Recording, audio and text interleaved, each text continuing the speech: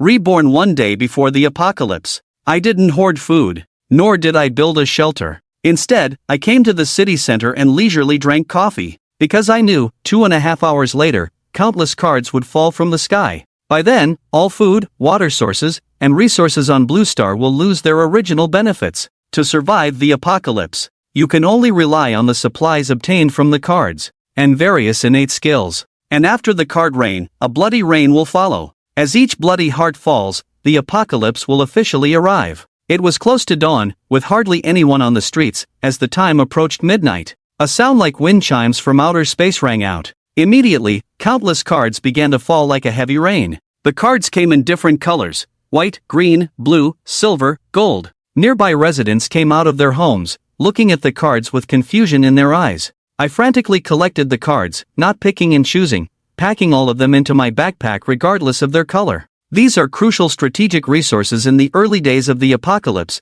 maximizing survival rates in the end times. Suddenly, my pupils constricted. In the sky filled with falling cards, 2 cards are shimmering with colorful lights, drifting slowly towards the front. I hurriedly rushed forward. With a leap, I firmly grasped the colorful cards in my palm. Legendary colored cards. I hit the jackpot this time. An hour later, the card rain finally stopped. I successfully collected the 13th generation cards, almost single-handedly covering the cards on several nearby streets, roughly estimating over 10,000. At this time, more and more people started going out to pick up cards. To avoid attracting attention, I drove away from the pedestrian street and headed to the hotel I had booked early. In the room, I took out 2 colored cards, silently hoping for talents or skills, then reversed one of them. The talent card is Super Recovery Body, which can heal wounds in a very short time. A crazy smile spread across my lips. It really is a talent card, and it's this talent. In my previous life, the community I was in, once encountered the attacks of the Super Recovery Body talent holder, almost wiped out. Only after paying a painful price of hundreds of lives, was the Super Recovery Body holder finally eliminated. I directly tore up the colored card. Suddenly, a surge of heat spread throughout my body, filling me with strength. Then I turned over the second card, and after reading the text clearly, I was speechless. The item safety cabin covers an area of 200 square meters, equipped with an absolute defensive barrier, capable of withstanding nuclear missile attacks. Although the safety cabin has extremely strong defensive capabilities, it has a huge drawback, which is its inability to move. At the moment, I have no intention of settling in one place, so I don't need it for now. After putting away the cabin card, I took out 10 gold cards. I have to say, the quality of these gold cards is very high. Whether it's superhuman strength or a heavy punch fighter, they all belong to the gold card substitute spirit talent, which plays a huge role in the early stages of the apocalypse. The strategic significance of the black blade slashing gold and the consideration of the small caravan, needless to say, one enhances attack power, and the other is mobility, which can be described as perfect. After learning the golden talent of 4, I slowly fell asleep. At 8 o'clock in the morning, the originally azure sky suddenly turned black, and thousands of bloody objects fell from the sky. Countless bloody humanoid creatures rushed out from the blood, pouncing on the nearest people and starting to bite frantically. Instantly, a series of screams echoed throughout the city. At this moment, I stood by the window with an extremely indifferent expression. The scene outside the window, for someone like me who has survived for 5 years in the apocalypse, is not even considered an appetizer. Just as I was about to organize the cards, the room door suddenly burst open, and a young woman stumbled in. Behind her followed 3 blood corpses. The young woman screamed in agony, reaching out her hand to save me. I, being strong, rushed out directly. 3 punches took down the blood corpse. The young woman was frightened, watching as the blood corpse fell to the ground. I looked at the woman in front of me, slightly stunned. Lin Waner was taken aback. "Do you know me?" I smiled. "Of course, I know a big star like you." Lin Waner blushed, feeling a bit guilty. "What big star? I'm not even a third-rate celebrity." In my past life, half a month after the apocalypse began, I met Lin Waner. It was with this woman's help that I barely survived. Later, our community was overrun by a horde of corpses, and I never saw her again. Strictly speaking, Lin Waner once saved my life, making her one of the few good people in this harsh environment. Looking at Lin Waner, I realized I needed an extra hand. "Would you like to team up with me?" Lin Waner hardly hesitated. The outside environment is complicated now, with monsters. The man in front of her seemed very strong. It was clearly safe to be with him, so she nodded decisively and agreed. As noon approached, a quiet street suddenly saw a group of humans armed with weapons. The surrounding blood corpses, upon sensing human activity, roared and rushed towards them. However, the combat effectiveness of this team was not to be underestimated. Dozens of blood corpses were chopped into pieces before they could even get close. Wow, Ling Waner is watching the excitement by the window and couldn't help but shout, "We're here. Help!" My brows furrowed, at this moment thinking of doing something. It's too late, because the team's eyes have all turned towards us. In the hotel lobby, Joan looked at Ling Waner with an unusually passionate gaze. "Ling Waner, I'm your fan, didn't expect you're on a business trip in Shinshur." Ling Waner politely asked, "Hello, where are you planning to go?" "Of course, we're hunting blood corpses. Miss Lin, do you want to join us? We're very strong." Ling Waner was puzzled. Shouldn't we find a safe place to hide at the moment? Why provoke those monsters? Joan smiled. Those blood contain cards in their bodies. If you're lucky enough to get a blue skill card, your survival rate will be much higher. I directly refused. Killing them will help us protect ourselves. Let's go back. Joan raised an eyebrow at the young man. Wait, how many cards did you get last night? Any blue or silver ones? I turned around. I do have a few cards, and took out a dozen silver cards. Instantly, everyone's eyes were filled with greed. Joan swallowed, then signaled to the people behind him with his eyes. Then his expression changed. "It's useless for you to hold so many cards alone. Why not give them to us? We'll keep them for you." Ling Waner finally reacted. "Hurry, let us keep them safe. Miss Lin, you better hand it over obediently, don't force us to use guns." If I smirk, would you like to guess why I have these silver cards on me and not using them myself? Zhou Wenjiang straightened up. "What do you mean?" Clutching his fist, "It means you're going to die." "Ha, you kid, have you lost your mind? There are so many of us." Before Zhou Wen finished speaking, he felt a darkness in front of him, then completely lost consciousness. Everyone was stunned. This young man in front of them just used one punch to smash Zhou Wen's head. Zhou Wen had a silver talent, yet he died just like that, without any chance to fight back. What they don't know is that I lived in the apocalypse for a full 5 years. My combat skills are at a master level. Even if I didn't have several top-tier talents, it wouldn't be difficult to kill them instantly. I took out a gold card. "It's your turn now. Let's see if the blade is sharp enough." The next moment, a sinister black sword appeared in my hand, a weapon from the gold card. The black sword cuts gold. The crowd was in a bit of a panic, speaking one after another. "Wait, let's leave here immediately." I ignored them, swinging the black sword that cuts gold, diving into the crowd. 2 minutes later, all the team members were dead. Looking at the ground full of corpses, Lin Waner couldn't hold back and knelt down, vomiting heavily. She never dreamt that this man, who seemed gentle and refined, would be so ruthless and merciless in action. After vomiting, "Don't forget to search the bodies and bring me the cards." After speaking, I sheathed my knife and turned to go upstairs without looking back, leaving Lin Waner alone in the hall, crying and vomiting. After more than 10 minutes, Lin Waner came to me with dozens of cards and said, "I'm sorry, I won't be talkative in the future." I waved my hand, not blaming Lin Waner, as the apocalypse had just arrived and not many could adapt so quickly.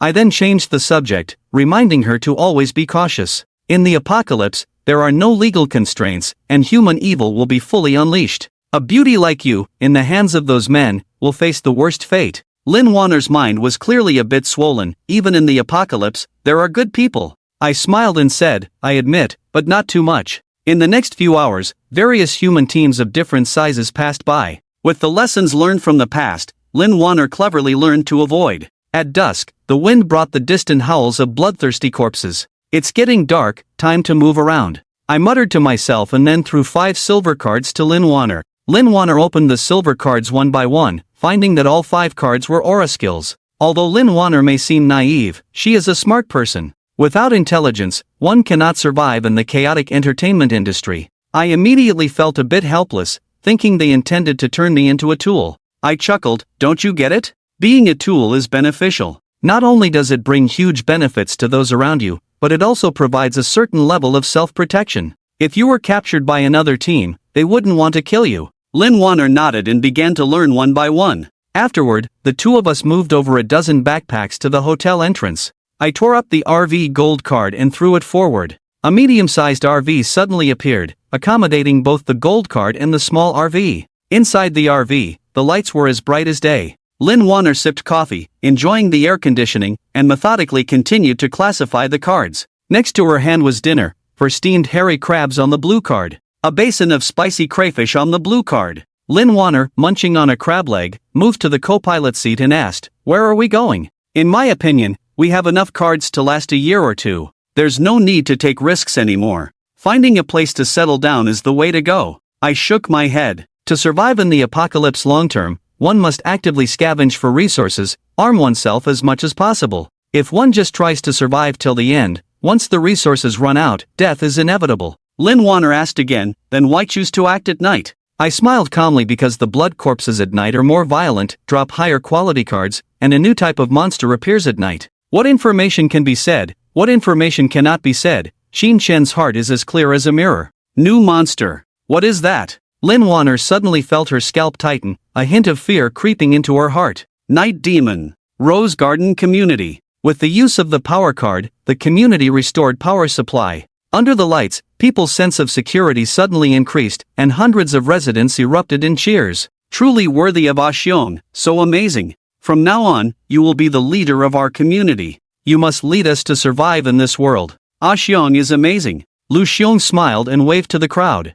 It's nothing, rest assured, as long as I, Lu Xiong, am here, those blood corpses won't harm you. Our Xiong is a person with a golden talent. Killing blood corpses is as simple as eating and drinking. Lu Xiong's followers agreed. Li Niao, did you ever dream that the man you always looked down upon could have a soaring moment? Lu Xiong's gaze fell on a well-proportioned young woman. He smirked. I'll give you another chance to choose. Do you want to marry me now? Li Niao's face turned cold. Lu Xiong, quickly put away your despicable face. You just got lucky picking up a gold card. We can find one too in the future. What's there to be proud of? Calling me despicable? Lu Xiong's face darkened. He rushed over and grabbed Li Niao's collar. Damn it. If it weren't for me, all of you would have been eaten by blood corpses. How dare you speak to me like that? Let go of my daughter. Lu Xiong, what are you trying to do? Do you think there's no law anymore? When order is restored, I'll report you to the police station. Li Niao's parents hurriedly stepped in to stop the situation. Report me? Lu Xiong narrowed his eyes, a chilling intent in his heart, and he swung an axe towards Li Niao's mother's head. With a crack, the woman's head was split in half. She didn't even have a chance to scream before dying on the spot. Ah, Lu Xiong, you! The residents were shocked. Li Niao and her father were dumbfounded. They didn't expect Lu Xiong to be so ruthless, killing without hesitation. Mom! Wife! Li Niao's father and daughter cried out in pain. Lu Xiong licked his lips, grabbed Li Niao's hair, and dragged her away from the corpse. Look down on me, insult me behind my back. Today I'll show you how upright I am. Someone, strip the stinky woman's clothes off for me. Watch how I'll make her suffer in public. Xiong. You can't do this. We're all from the same community, this isn't right. Someone couldn't bear it and spoke up softly, but their voice was weak. Not right? Lu Xiong laughed. Without me, you would all be dead by now. In this community, I call the shots. Anyone who dares to object, I'll chop them down. Lu Xiong, you beast. Let go of Miao Miao. Let her go. Get lost. Another axe came down, smashing Li Miao's father's head to pieces.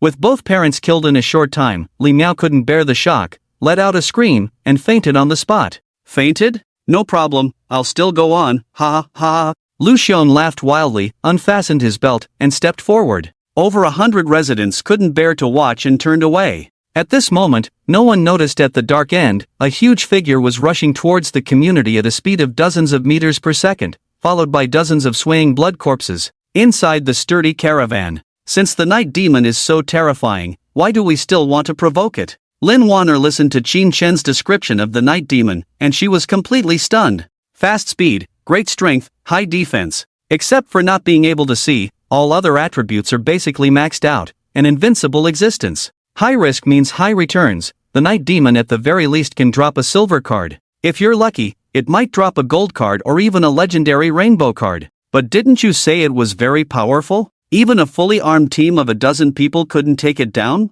The night demon is indeed powerful, but I am not weak either. We are almost there. You just hide in the car and activate the halo later. The RV turned into the parking lot of the Rose Garden community. The lights were flickering inside the community, and on the vast open space, dozens of blood zombies were crazily gnawing on bodies. Among the group of corpses, there lay a huge creature, estimated to be 2 to 3 meters tall, weighing over 500 pounds, with a body composed of pure muscle lines. That's the night demon. Lin Waner covered her mouth, her eyes whiter than copper bells. She couldn't imagine how humans could defeat such a monster. Qin Shen quietly turned off the car lights, removed the car keys, and walked down with a black knife in hand. Dealing with the night demon, he had many methods, the simplest of course being to use a sniper rifle to headshot from a distance. But he wanted to test his own combat power and, most importantly, the rewards for close combat kills were much better than ranged ones, a result rigorously tested in his past life. 50 meters, 40 meters, 30 meters. When the two sides were only 20 meters apart,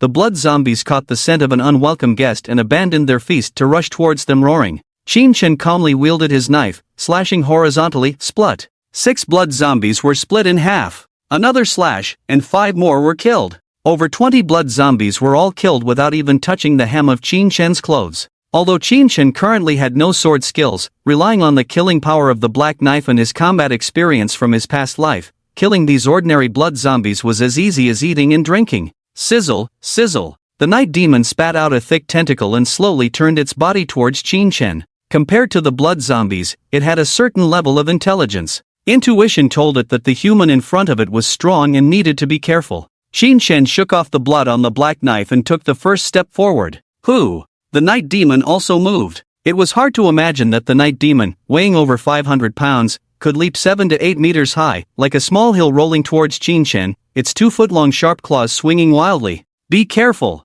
Lin Waner covered her mouth, silently praying in her heart. Swish! Qin Shen slid under the night demon, stabbing upwards with the black knife. Splut! Without any suspense, the night demon's body was pierced, blood splattering everywhere as it fell to the ground. But it didn't die. Instead, it struggled madly on the ground, trying to get up and fight again. Qin Shen didn't give it a chance, rushing forward and landing heavy right punches on its twisted face. 1 punch, 2 punches, 3 punches, 10 punches, 20 punches. Finally, the night demon's head was smashed to pieces. Who? Qin Shen exhaled heavily, waving to Lin Waner, come over. Lin Waner nervously got out of the car and ran over, suppressing the urge to vomit as she began searching for loot among the bodies. Soon, the spoils of this small-scale battle were revealed: 9 white cards, 4 green cards, 2 blue cards, and 3 silver cards, all from the night demon. It's a bit disappointing. Qin Shen was very dissatisfied, but it was only 7 o'clock, and the night was still long.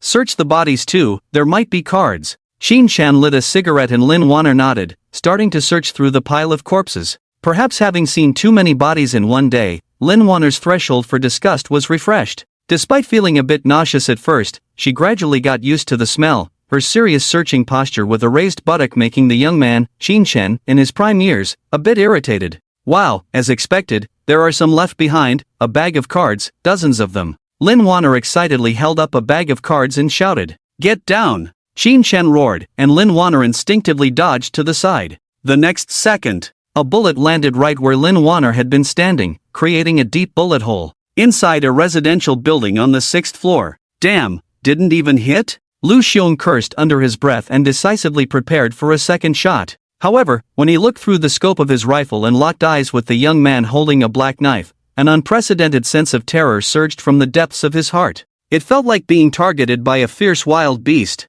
This guy was a bit terrifying. But, having struck first and knowing that the other party had the strength to take down big monsters, there was no point in showing weakness. Bang! In the instant the bullet was fired, Qin Shen made a dash to hide in the blind spot of the shooting. Lu Xiong's eyes darkened as he ordered sternly, guard the corridor well. Whoever dares to come up, kill them on sight. Yes, boss. Several henchmen immediately went out with their weapons. On the other side, Qin Shen arrived at the blind spot for shooting under Building A2, his face terrifyingly grim. If it weren't for his night vision ability and his habit of observing the battlefield environment, he wouldn't have noticed Lu Xiong hidden on the 6th floor, and Lin Waner would have been dead from that earlier attack. Exhaling smoke, Qin Shen stomped out the cigarette but heavily. The apocalypse had just begun, yet there were already those who could ruthlessly attack their own kind without hesitation. Such antisocial behavior would have probably ensured survival in the apocalypse if not for encountering him, as this person perfectly embodied the survival rules of the apocalypse.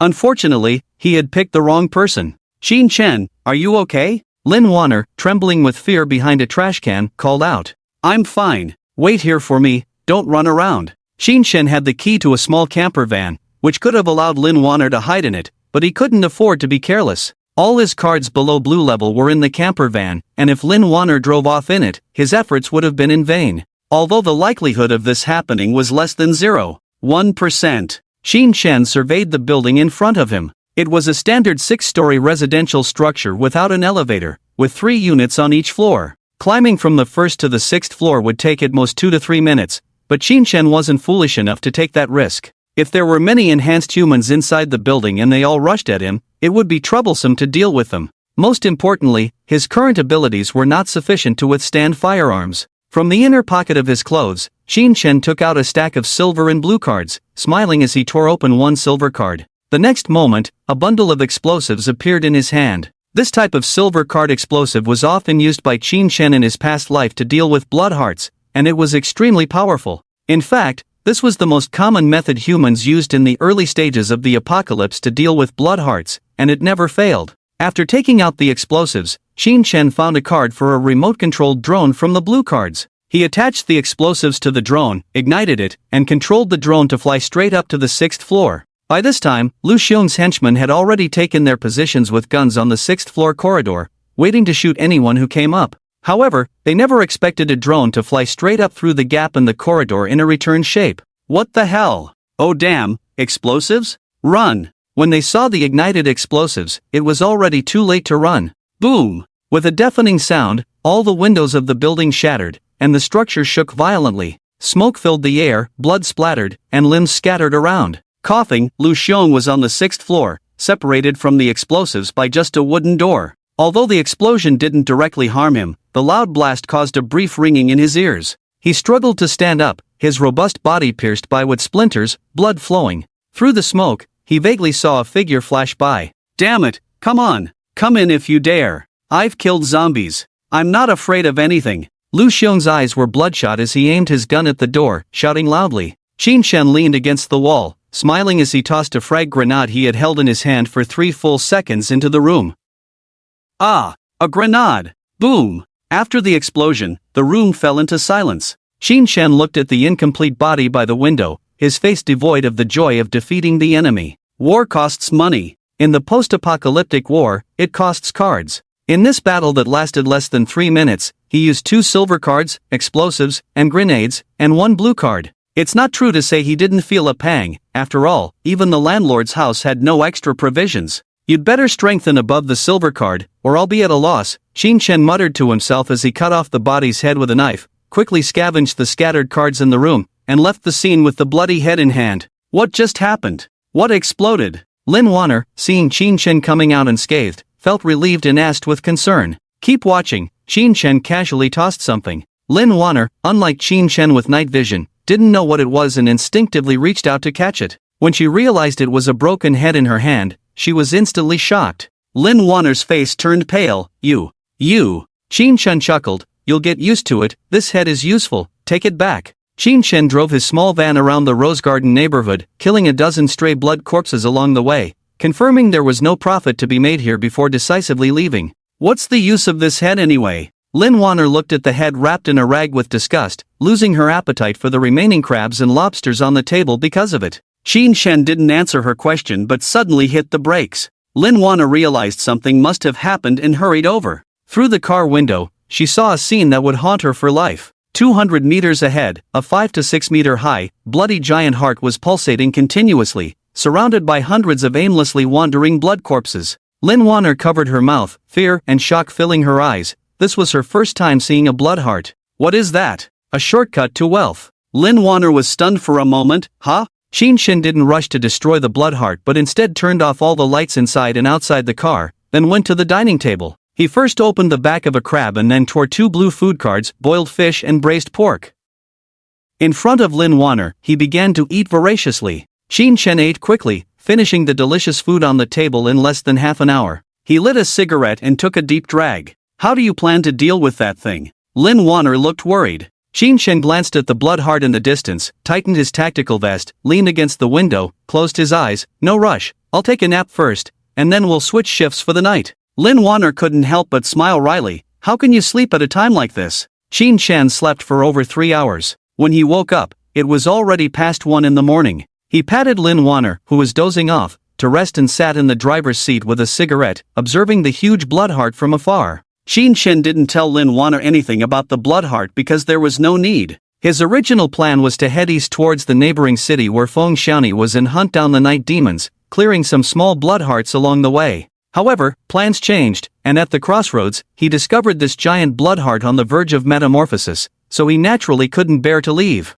After all, the drop rate of cards from a metamorphosed bloodheart is more than 10 times higher than that of ordinary bloodhearts or night demons, so there's no reason to ignore such an opportunity. The only problem now is that he doesn't know how long he'll have to wait for the bloodheart to metamorphose. If the blood corpses of this bloodheart faction don't hunt enough humans, not only will it not metamorphose, but there's also a risk of degradation. I should have known and brought all the bodies here to feed it. Of course, that's just what Qin Shen thought. Although the interior space of the RV was not large, it couldn't hold many corpses. Besides, he had to consider Lin Wanner's SAN value and not scare this little starlet into a breakdown. It's okay, we have plenty of time. We'll just wait slowly. Qin Shen casually flicked the cigarette butt out the window, holding the black knife, squinting slightly. Time passed slowly, and in a blink of an eye, several hours had gone by, and it was getting light outside. Lin Wanner rubbed her sleepy eyes and came to Qin Shen's side, staring blankly. Qin Shen glanced at her but said nothing. Lin Wanner moved her lips as if wanting to ask something,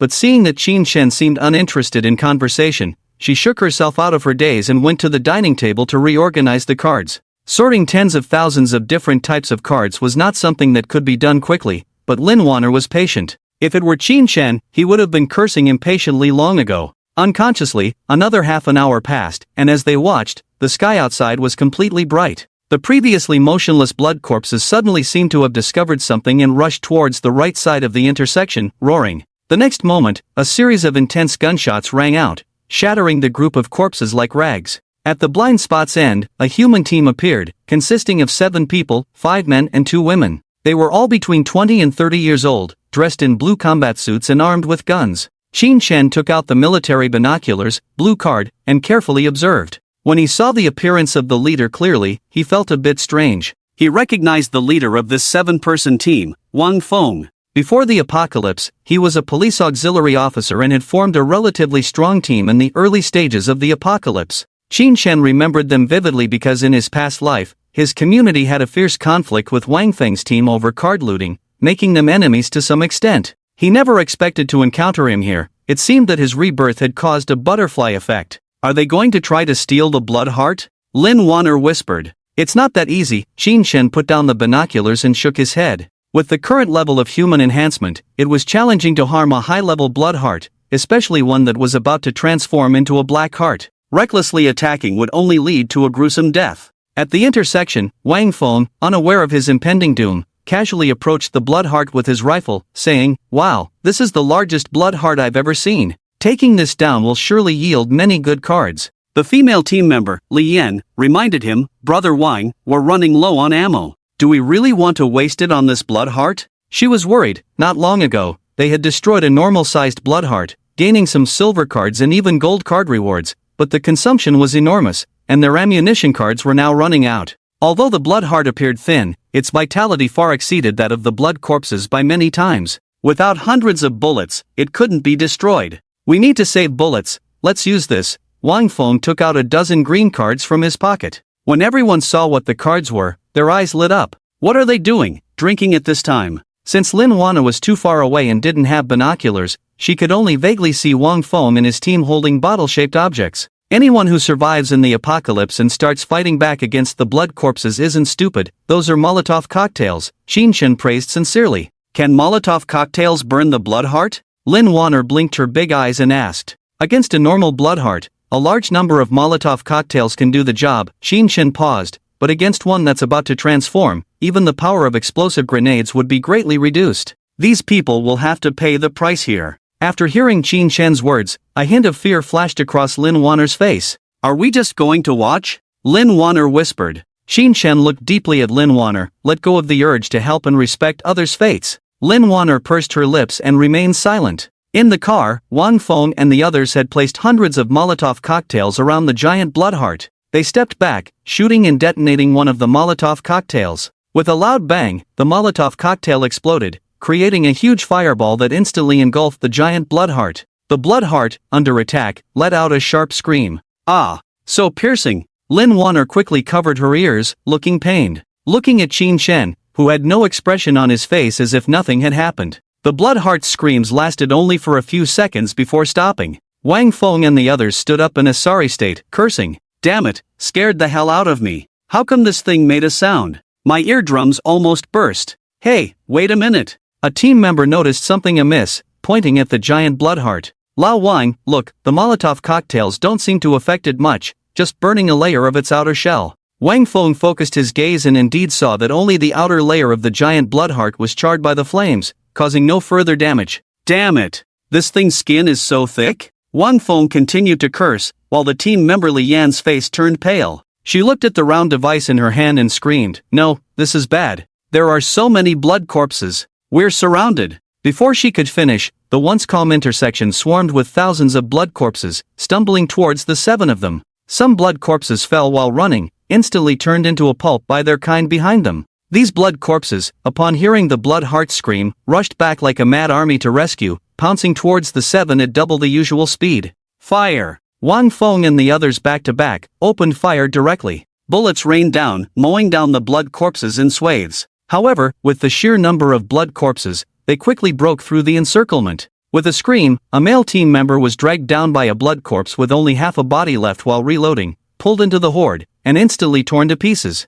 The remaining 6 people's faces turned pale. Dealing with dozens, even hundreds of blood corpses, they were confident in wiping them out. But now, facing over 1,000 blood corpses, bullets were simply not enough. Staying here meant certain death. Follow me, break through. Wang Fong didn't become the captain for no reason. He had the direction, decisively tore open a silver card, brandishing a silver-class warrior sword and fiercely slashed at the horde. The frenzied blood corpses only increased their running speed, their defense no different from normal blood corpses, unable to withstand the sharpness of the warrior sword. Immediately, 7 or 8 blood corpses were cut to pieces. The second in command, Zhou Weiman, a strong man with enhanced strength and stamina, ran out of bullets. He casually threw away his rifle, tore open a card, choosing a meteor hammer as his cold weapon, smashing the heads of several blood corpses as he swung it. In this way, the 6-person team, with Wang Fong and Zhou Weiman at the core, forcibly fought their way out of the horde. Meanwhile, Qin Shan, who witnessed everything, couldn't help but feel a mix of amusement and exasperation. For roads at the intersection, why did you choose to break through towards me? No matter how sturdy the small caravan was, it couldn't withstand the onslaught of the corpses. It seems like they've noticed us, Lin Waner said anxiously. Hide the cards and get ready to welcome our guests, Qin Shan calmly instructed. During the breakout, Wang Fong and the others naturally noticed the sturdy small caravan, an exaggerated vehicle that only existed after the apocalypse. Their eyes lit up with excitement. Quick, open the door. Help us, Wang Fong shouted. Get in quickly. Qin Shan had Lin Waner open the door, and as the 6 gasping individuals climbed into the caravan, he stepped on the gas pedal. The small caravan plowed through, sending a dozen or so blood corpses flying, creating a path, and drove off in the opposite direction. In the apocalypse, the importance of vehicles was evident. Ha ha, when you reach the end of the mountain and the water, and you think there's no way out, suddenly a new village appears. I knew it, my fate was not meant to end. Wang Fong laughed heartily, celebrating his survival after the disaster. But when he thought of his comrade Shaoli's death, he couldn't help but sigh. As he looked around the car's interior and at Lin Waner, who seemed a bit lost, his eyes suddenly lit up in surprise. Are you Lin Waner? Lin Waner hesitated. Yes. I never expected to meet a living star. The others exchanged glances and greeted Lin Waner one after another, leaving her pleasantly surprised as she was just a 4th-tier actress. Friend, you're lucky to have gotten a camper card, the lowest being a gold card, right? Zhou Weiman took the initiative to sit in the passenger seat and strike up a conversation with Qin Shan. Despite his friendly demeanor, his eyes were filled with disdain and greed. Qin Shan nodded, found it last night. Impressive. Zhou Weiman's eyes wandered around as he noticed the cigarettes in the storage compartment, his face lighting up with joy as he lit one. Damn, feels good, Lao Wang, pass me one. Zhou Weiman, a smoker for over a decade, had been without cigarettes for 2 days since the apocalypse struck, almost suffocating. Several men in the group lit up and started smoking. Seeing that they had left the horde of zombies behind, Qin Shan parked the car by the roadside. Well, we're safe now. Wang Fong exhaled a puff of smoke, a hint of fierceness flashing in his eyes. He signaled to Zhou Weiman, who understood instantly. He suddenly pulled out a gun and pressed it against Qin Shan's temple. Kid, thanks for saving us. It's better to give us this camper too, it's a waste in your hands. Lin Waner exclaimed, how can you repay kindness with enmity? Wang Fong sneered, it's the end of the world, what kindness and enmity are you talking about, childish? Shuiyu, a young man with fair skin and a gentle demeanor, spoke slyly, boss, let's kill this guy and keep this girl.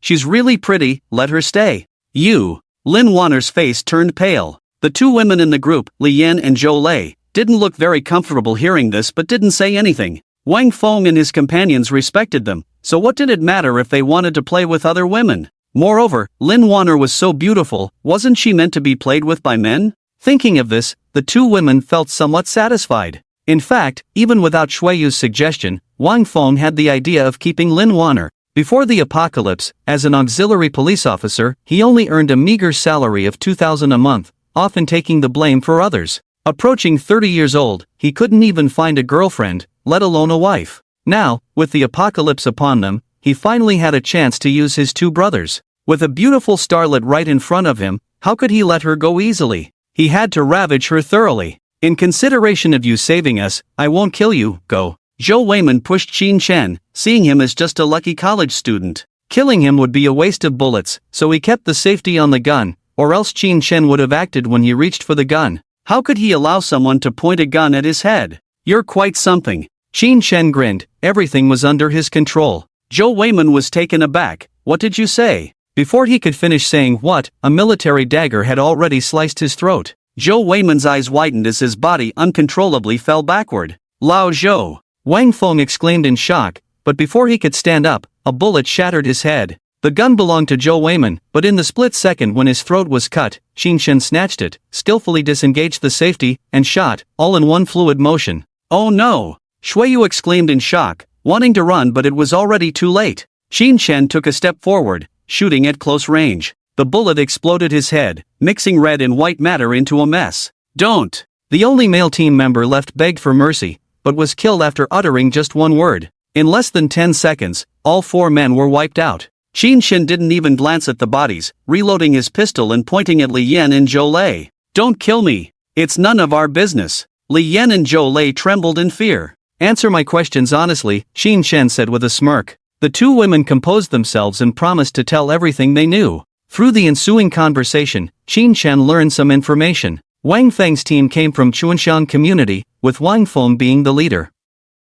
They were out to scavenge supplies with a combat-ready group. The community did have some cards stockpiled, but only a few hundred green and white cards. The blue and silver cards were carried on them and not kept in the community. That's all, Qin Chen said disappointedly, finding the information of no value to him. Green and white cards held no appeal. I only know this much. Please don't kill me. I'll do anything. Even sleep with you. Li Yan's cheeks flushed. Seeing this, Zhou Lei hurriedly interjected, Li Yan, you have no shame. Don't listen to her, she was promiscuous even before the apocalypse, riddled with diseases. If you sleep with her, you'll get infected sooner or later. Zhou Lei, how can you say that about me? Li Yan's expression turned angry, betrayed by her best friend at this critical moment. Isn't what I said the truth? You seduced the leader at work before the apocalypse, causing him and his wife to get sick. Everyone at work knows about it. You're talking nonsense. Bang! Bang! After 2 gunshots, the car fell silent. Everyone has changed. Lin Waner sat pale-faced on a chair, not blaming Qin Chen for the killings but struggling to accept the situation. Why did people become so vile as soon as the apocalypse arrived? Was human nature inherently evil? Sensing Lin Waner's inner turmoil, Qin Chen lit a cigarette and took a drag. Human nature is evil. In peacetime, most people restrain themselves due to laws. Nowadays, Qin Chen shook his head, not continuing. Such incidents would become more common, and Lin Waner had to come to terms with it herself. His priority now was to quickly figure out how to deal with the Blood Heart's transformation. Qin Chen soon drove the car back to its original position. The sight of thousands of blood zombies greeted him, confirming that all blood zombies within a 3-kilometer radius were gathered there. More bloodshed ahead, Qin Chen sighed in relief, grateful for his solid foundation in card accumulation before the apocalypse. With plenty of explosives, grenades, and Molotov cocktails, he could handle the Blood Heart's transformation. For others, even if they knew about the transformation, dealing with so many blood zombies was impossible without a team of dozens. Qin Chen first used a drone to pour gasoline on the blood zombies, then remotely airlifted Molotov cocktails into the horde. As the Molotov cocktails exploded, a sea of fire engulfed the blood zombies, disposing of over 1,000 of them in an instant. The entire process took 2 hours from preparation to execution. Most blood zombies were eliminated, and the scattered ones posed no threat. A press on the accelerator crushed them all under the small RV. It stinks, Lin Waner covered her nose. The huge blood heart a few meters away emitted a strong foul odor, overpowering the burnt smell of the battlefield. Xin Shen ignored it, moving the bodies from the RV and tossing them next to the blood heart. After everything was done, he returned to the car to observe. After about 5 minutes, thick tentacle-like roots emerged from the ground, piercing the 6 bodies and a head. Those are the roots of the blood heart, absorbing human flesh and blood for transformation or spawning. Xin Shen explained. After absorbing 6 bodies and a human head, the huge blood heart suddenly trembled, emitting an indescribable eerie aura. It's going to metamorphose. Xin Shen's heart was excited, but his face remained calm. Wouldn't it be stronger after the metamorphosis? Lin Waner asked curiously. Xin Shen shook his head. After the metamorphosis, the blood heart would indeed become abnormally strong. Currently, no individual possessed the ability to challenge the black heart alone. However, during the metamorphosis process, the blood heart would draw all its energy to the core to facilitate the transformation. In other words, at this moment, it was at its most vulnerable state, with defense capabilities not much higher than an ordinary blood heart, making it the best time to kill. It's like a bug in the system. Clang! Under the sunlight, the black blade reflected a sharp light as Xin Shen walked straight towards the blood heart. Xin Shen knew so much because in his previous life, he had spent a long time as a heart harvester, specifically extracting heart cores for the organization. Swish! The black blade effortlessly sliced open the shell, and with a large amount of viscous, foul-smelling liquid flowing out, the inside of the blood heart was revealed. From top to bottom, there were irregularly arranged hundreds of cocoon-like objects, with the majority of them empty. Only a few were incubating blood corpses, night demons, and monsters with long wings, but none were complete. Xin Shen entered the interior of the blood heart and quickly found the fist-sized heart suspended in mid-air, gradually changing color. The moment the heart turned completely black, Xin Shen swiftly chopped off the black heart core, then without looking back, ran back to the RV. Plop! Gurgle! Behind him, a strange sound rang out as the black blood heart, now devoid of its core, disintegrated into a puddle of blood in an instant, as if it had never existed. Inside the RV, is this the black heart core? Lin Waner's face was full of curiosity. Xin Shen nodded, placing the black heart core on the dining table, taking a deep breath. This was the black heart core, one of the most precious resources in the early days of the apocalypse, without a doubt. In his previous life, Xin Shen had indeed collected many black heart cores, but that was for community work, no different from a bank teller.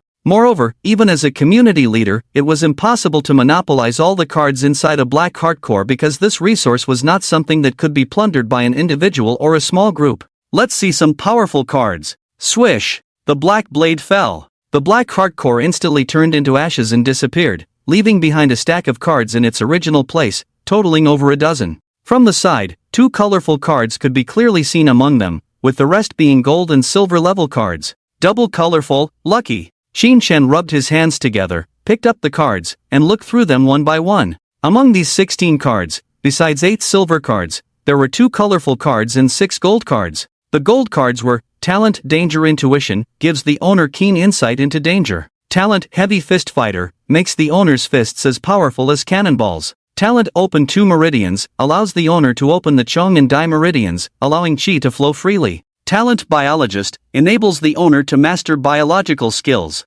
Skill Sharpshooter, consumes a certain amount of stamina, locking onto vital points of enemies within a 200-meter range. Food Seafood Feast, a table of seafood feast that boosts morale. Among the 6 gold cards, except for the food card and biologist, which were temporarily useless, the other 4 cards were considered top-notch, T0 level talents, especially Danger Intuition, which could further ensure survival and reduce the probability of being ambushed.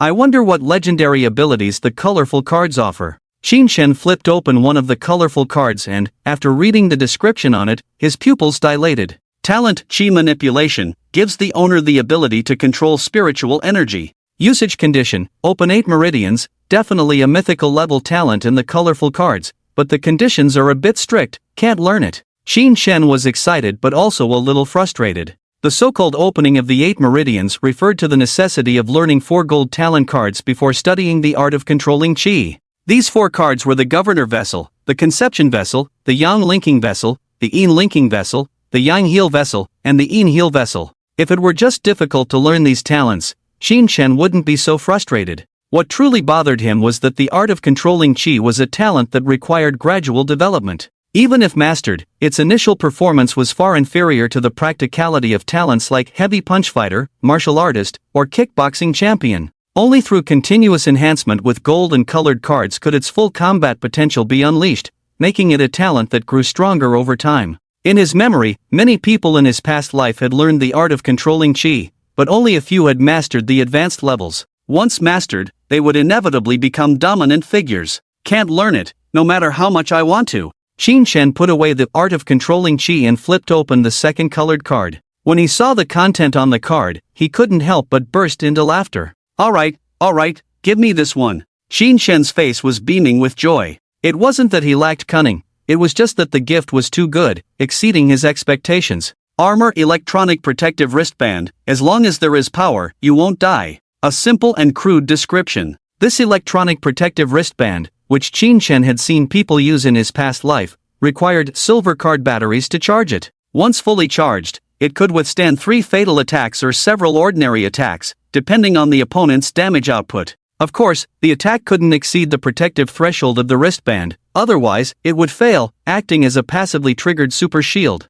Qin Shen immediately took the wristband out of the card and wore it on his wrist, then retrieved 3 silver battery cards from his tactical vest. Qin Shen had casually sorted the cards above blue in his spare time, so finding them wasn't troublesome at all. With the 3 green energy bars on the wristband fully charged, Qin Shen felt a surge of security. After some thought, he handed the pistol to Lin Waner. Lin Waner was taken aback. I don't know how to use it. Being born in a peaceful era in the Hualong Kingdom, few people had ever handled a real gun. I'll teach you. Like this, and then like this. Lin Waner had a strong learning ability. She could use it after Qin Shen taught her once. But what Qin Shen said next left her dumbfounded. Shoot me. Qin Shen pointed to his forehead. Lin Waner looked puzzled. Huh? Qin Shen said, don't worry, I just want to test the protective ability. I won't joke about risking my life. Go ahead, shoot. Seeing Qin Shen insist, Lin Waner gritted her teeth and fired. Bang! The bullet was devoured by a protective film the moment it approached Qin Shen's forehead, disappearing without a trace. Looking at the energy bar on the wristband, indeed, 1 bar had decreased. I don't know how much energy it consumes when hit, but I don't have many silver card batteries, only about 10. I can't waste them like this. Qin Shen muttered to himself, then looked at Lin Waner, who wore a look of shock and pain. Upon learning the reason, Qin Shen couldn't help but laugh. It turned out that the recoil of the pistol was too strong, dislocating her wrist. You're quite delicate. Qin Shen helped Lin Waner to the dining area and fixed her wrist. It seems that this type of firearm isn't suitable for you. You should stick to using a crossbow. Before obtaining the protective wristband, Qin Shen had no intention of letting Lin Waner fight, mainly out of concern that giving her a weapon would make him vulnerable to betrayal. But now, with the wristband, he had no worries. Having Lin Waner shoot at him wasn't just for testing or showing off, it was a form of deterrence. In fact, Qin Shen had misjudged Lin Waner with a petty mindset, thinking she would betray him. Lin Waner had never once considered betraying him. She knew she was just a powerless actress in this post-apocalyptic world, unable to survive on her own.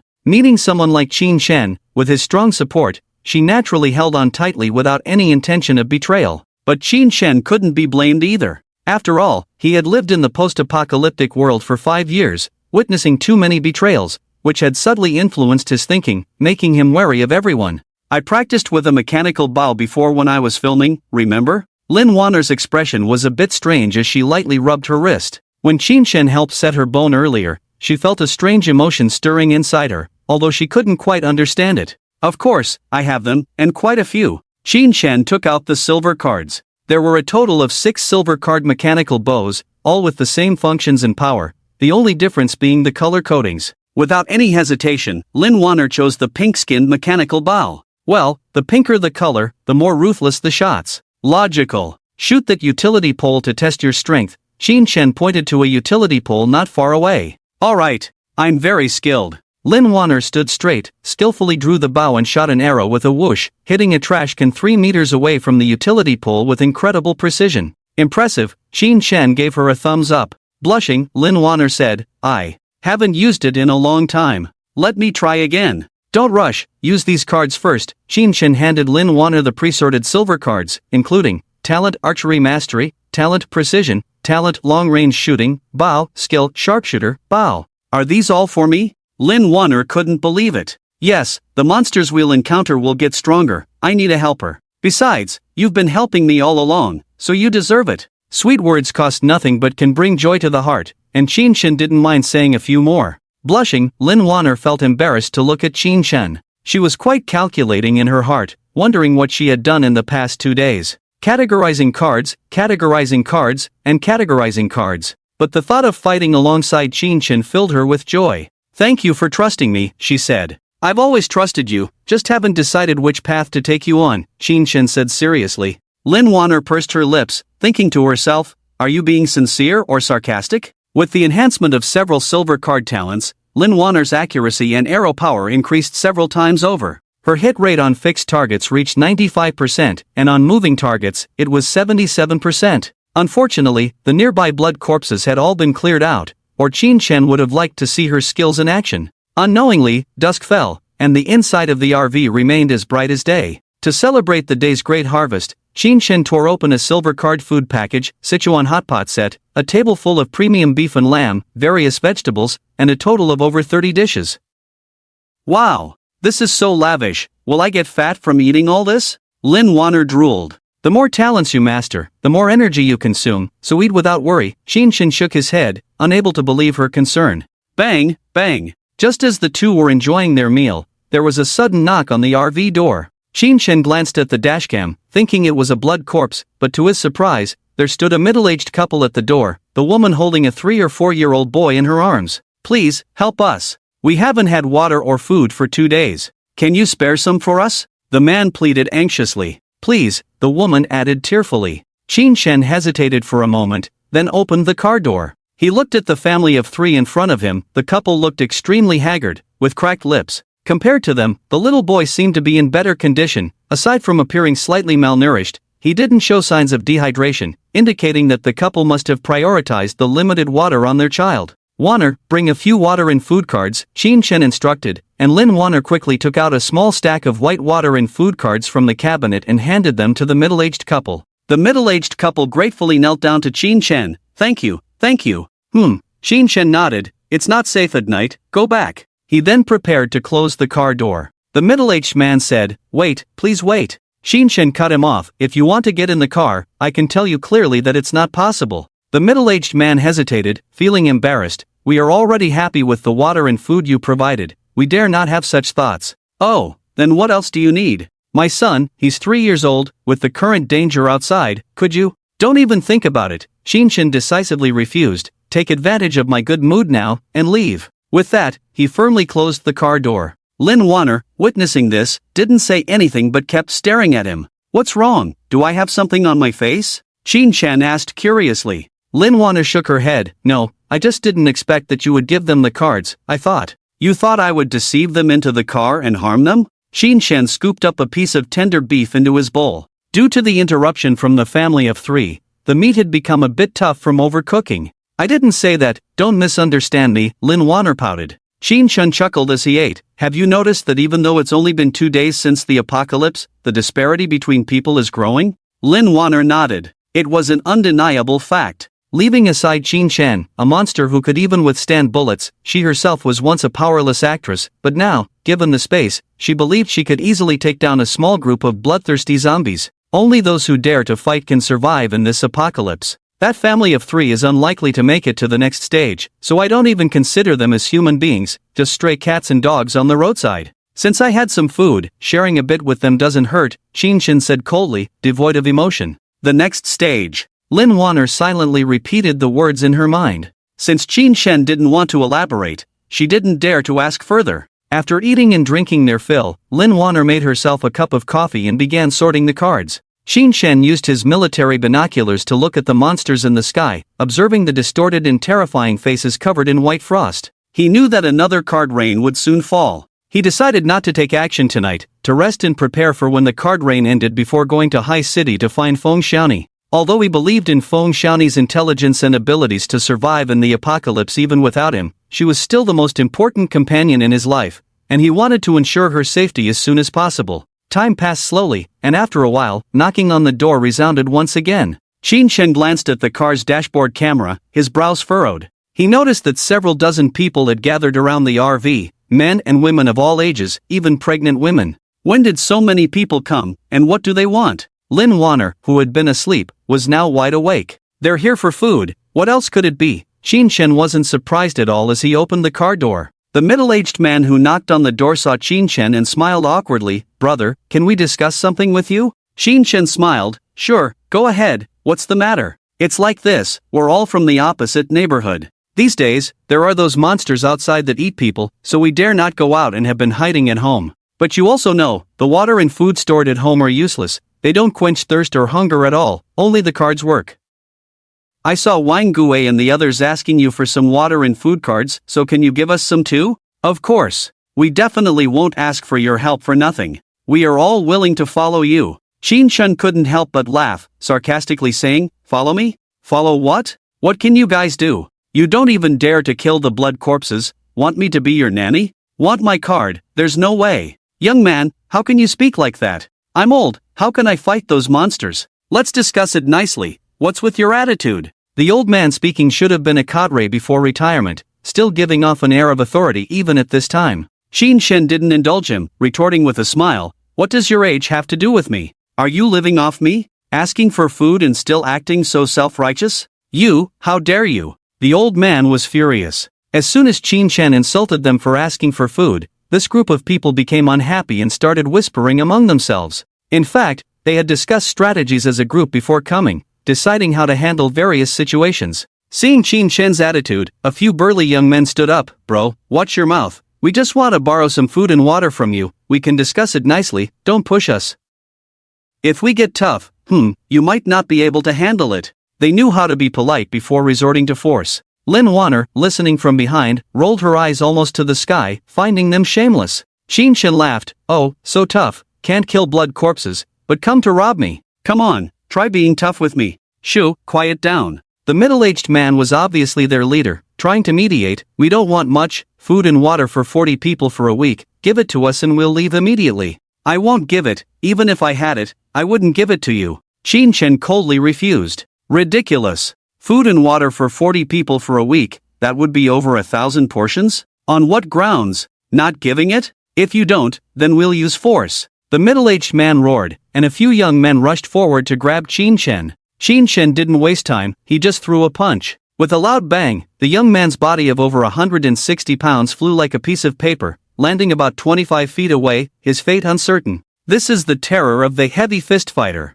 He sent him flying? How is that possible? The group was instantly stunned, subconsciously backing away several meters. I'm in a good mood today, too lazy to argue with you. If you provoke me again, I'll kill all of you, get lost. Qin Chen sneered, slammed the car door shut, leaving a group of community residents looking at each other in shock. Brother Nyo, what do we do now? He's really strong. What's the rush? Nyo Yutian pondered for a moment, then his mouth curved up, pulling out a military knife from his waist. I have a way to make him come out. You, go puncture his car tires. Inside the car. Qin Chen. Lin Waner. Are these people crazy? Lin Waner was furious, refusing to give food and then puncturing the tires. How is this any different from bandits? Qin Chen's eyes turned cold. He had been in a good mood today and didn't want to lower himself to their level, but given the current situation, if he didn't slaughter a few chickens, he might not be able to intimidate this group of monkeys. Although the tires of the sturdy camper van were also reinforced, they definitely couldn't withstand an attack from a military knife.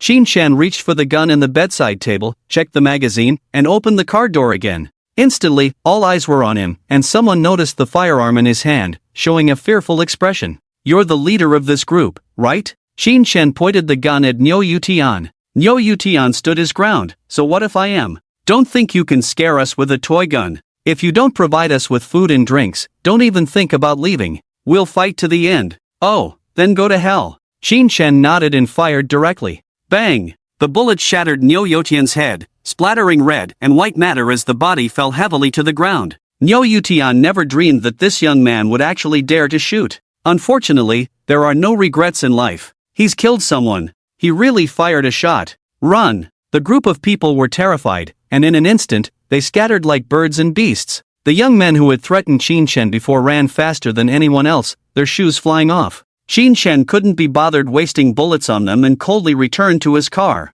With Nyo Yutian as a cautionary tale, the residents of the neighborhood dared not harass Qin Chen anymore, keeping their distance, and the night passed like this. The eastern sky began to lighten. At 7:30 in the morning, just as Qin Chen had expected, a shower of cards fell. Although much smaller in scale than the first day, it brought hope of survival to the survivors. Many residents nearby were cheering and picking up the cards. Stay in the car, don't open the door for anyone. I won't go too far, call me if anything happens, and I'll be back within 5 minutes. Shin Chen was a bit worried and instructed Lin Waner. Lin Waner nodded heavily, be careful.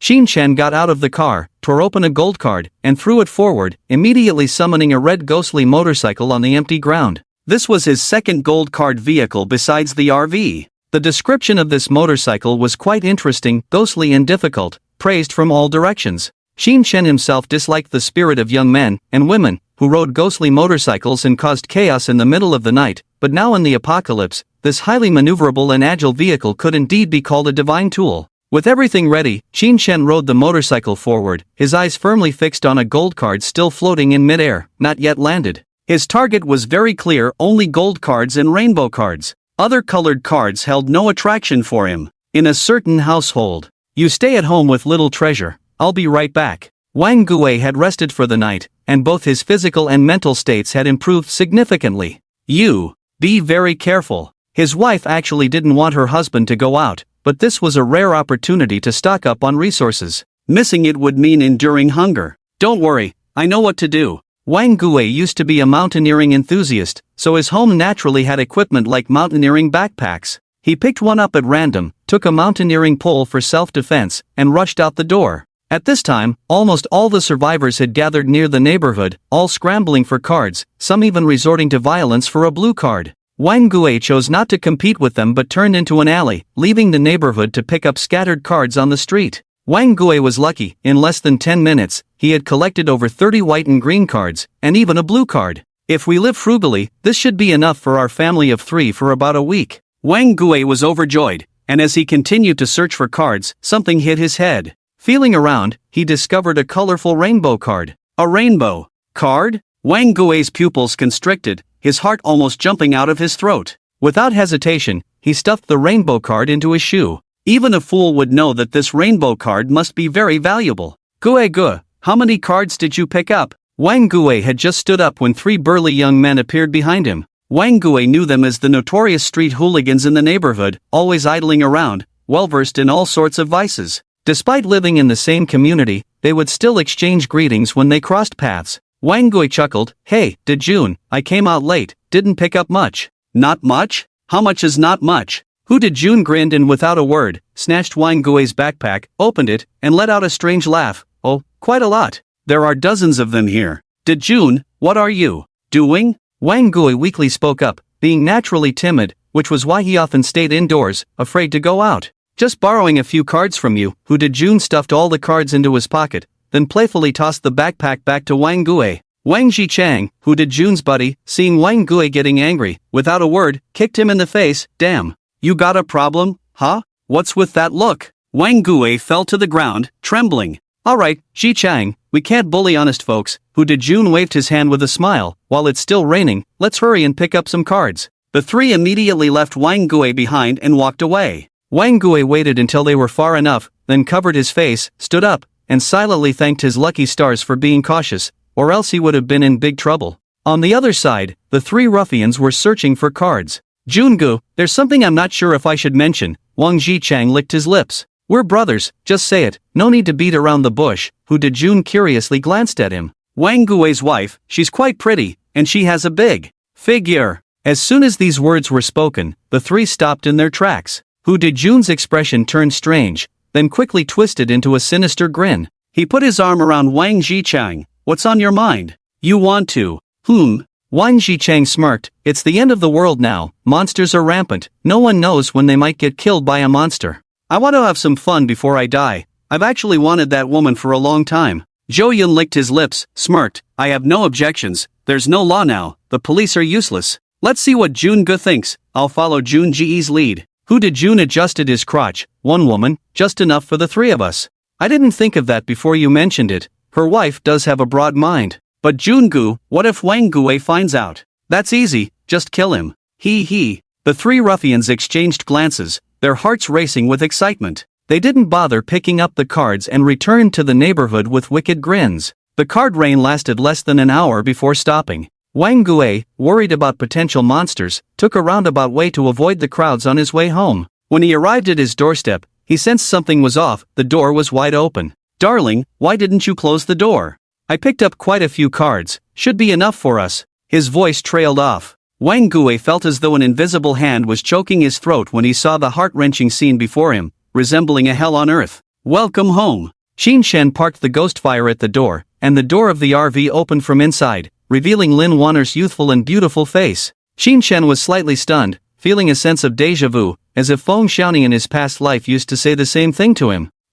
I'm back." Xin Shen smiled, took the ghost fire key and walked into the RV. Seeing the 3 dishes and a soup on the table, Xin Shen couldn't help but quip, "Waiting specifically for me?" "Yes." Lin Waner blushed. Xin Shen was no longer a naive young man fresh out of school. How could he not understand Lin Waner's thoughts? However, at the moment, he had no intention of getting involved in any romantic affairs. The early stages of the apocalypse were crucial for stocking up resources, directly impacting how long he could survive in the apocalypse. In the face of life and death, romance could only take a back seat as a mere distraction. Finishing his lunch hastily, Xin Shen observed the strange face in the sky, and based on his past experiences, he predicted that there would be blood rain in the next 3 to 4 hours, judging by the current changes in the face. Before that, he had an important task to attend to. "I'm going out for a bit, keep an eye on the house," Xin Shen said as he slung a backpack filled with food and water over his shoulder, then swiftly rode his ghost fire towards the opposite residential area. He intended to make a trade. His previous scavenging for cards outside had been somewhat unsuccessful. Apart from a few resource-type gold cards, the rest were all silver, blue, and green cards. So, he decided to try his luck in the residential area, hoping to exchange for some higher quality cards. For these residents, food and drink were of utmost importance. When Xin Shen arrived at the residential area's garden, it was deserted, not a soul in sight. However, he knew that the residents were all hiding in their homes, watching him with dozens of eyes. "I mean no harm to you. I'm here to trade. I have plenty of food and water cards to exchange for green and blue cards, excluding food. If you have silver or gold cards, I'm willing to offer a higher ratio," Xin Shen declared, opening his backpack to reveal a stack of white cards. "A missed opportunity may not come again. I'll only stay for a short while." At this moment, Xin Shen's demeanor was no different from a street vendor at the entrance of a university town, very approachable and down-to-earth. After a while of calling out, a cautious couple emerged from the building's corridor, appearing to be in their mid-20s. "What kind of cards do you have?" Xin Shen got straight to the point. "1 blue, 5 green, and some white," the man timidly replied. Not surprising that he was afraid, although he hadn't personally participated in the scavenging activity last night, he had heard from his neighbor about Xin Shen, merciless. "I don't want the white ones. Let me see the blue and green cards." Xin Shen took the cards and inspected them, then with a disdainful look, he said, "These are not very useful. I can give you at most 20 white cards. You can choose whatever food or drink you want. Deal or no deal?" The man eagerly agreed at the mention of choosing food and drink freely. "Deal, deal. We want 5 meals and 15 bottles of water." "All right, take them." Xin Shen handed over the cards without hesitation. The first transaction went smoothly. As the saying goes, one thing leads to another. Seeing that Xin Shen was genuinely there for trading, others no longer hesitated and came down to exchange cards with him. Soon, Xin Shen had exchanged over 1,000 resource white cards for more than 300 not very useful blue and green cards. It seemed like Xin Shen was at a loss, but in reality, he was making a killing. The normal card exchange ratio was 10 to 1. 10 white cards for 1 green card, 100 white cards for 1 blue card, and so on. If he were to trade through the trading terminal, he would have needed 100 white cards for 1 green card, a definite benefit for the closed beta players. When the card exchanges were almost done, Xin Shen prepared to leave. At that moment, a familiar voice came from behind. "Color cards. How do we trade them?" Xin Shen was completely stunned, looking at Wang Gui, the man who had begged for food from him last night. After regaining his composure, Xin Shen lowered his voice and asked, "You have color cards? What kind of cards?" He needed to confirm if the man was trying to deceive him. "Space ring, 10 cubic," Wang Gui whispered. Xin Shen gasped in shock. Space ring, an absolute strategic equipment. In his past life, 1 space ring could be exchanged for about 2 sets, 20 cards, of gold-tier talents, one of the few color cards that had a premium value exceeding twice its original worth. "Do you want to talk in my car?" Xin Shen expected Wang Gui to refuse, but to his surprise, the man simply nodded and got onto his ghost fire.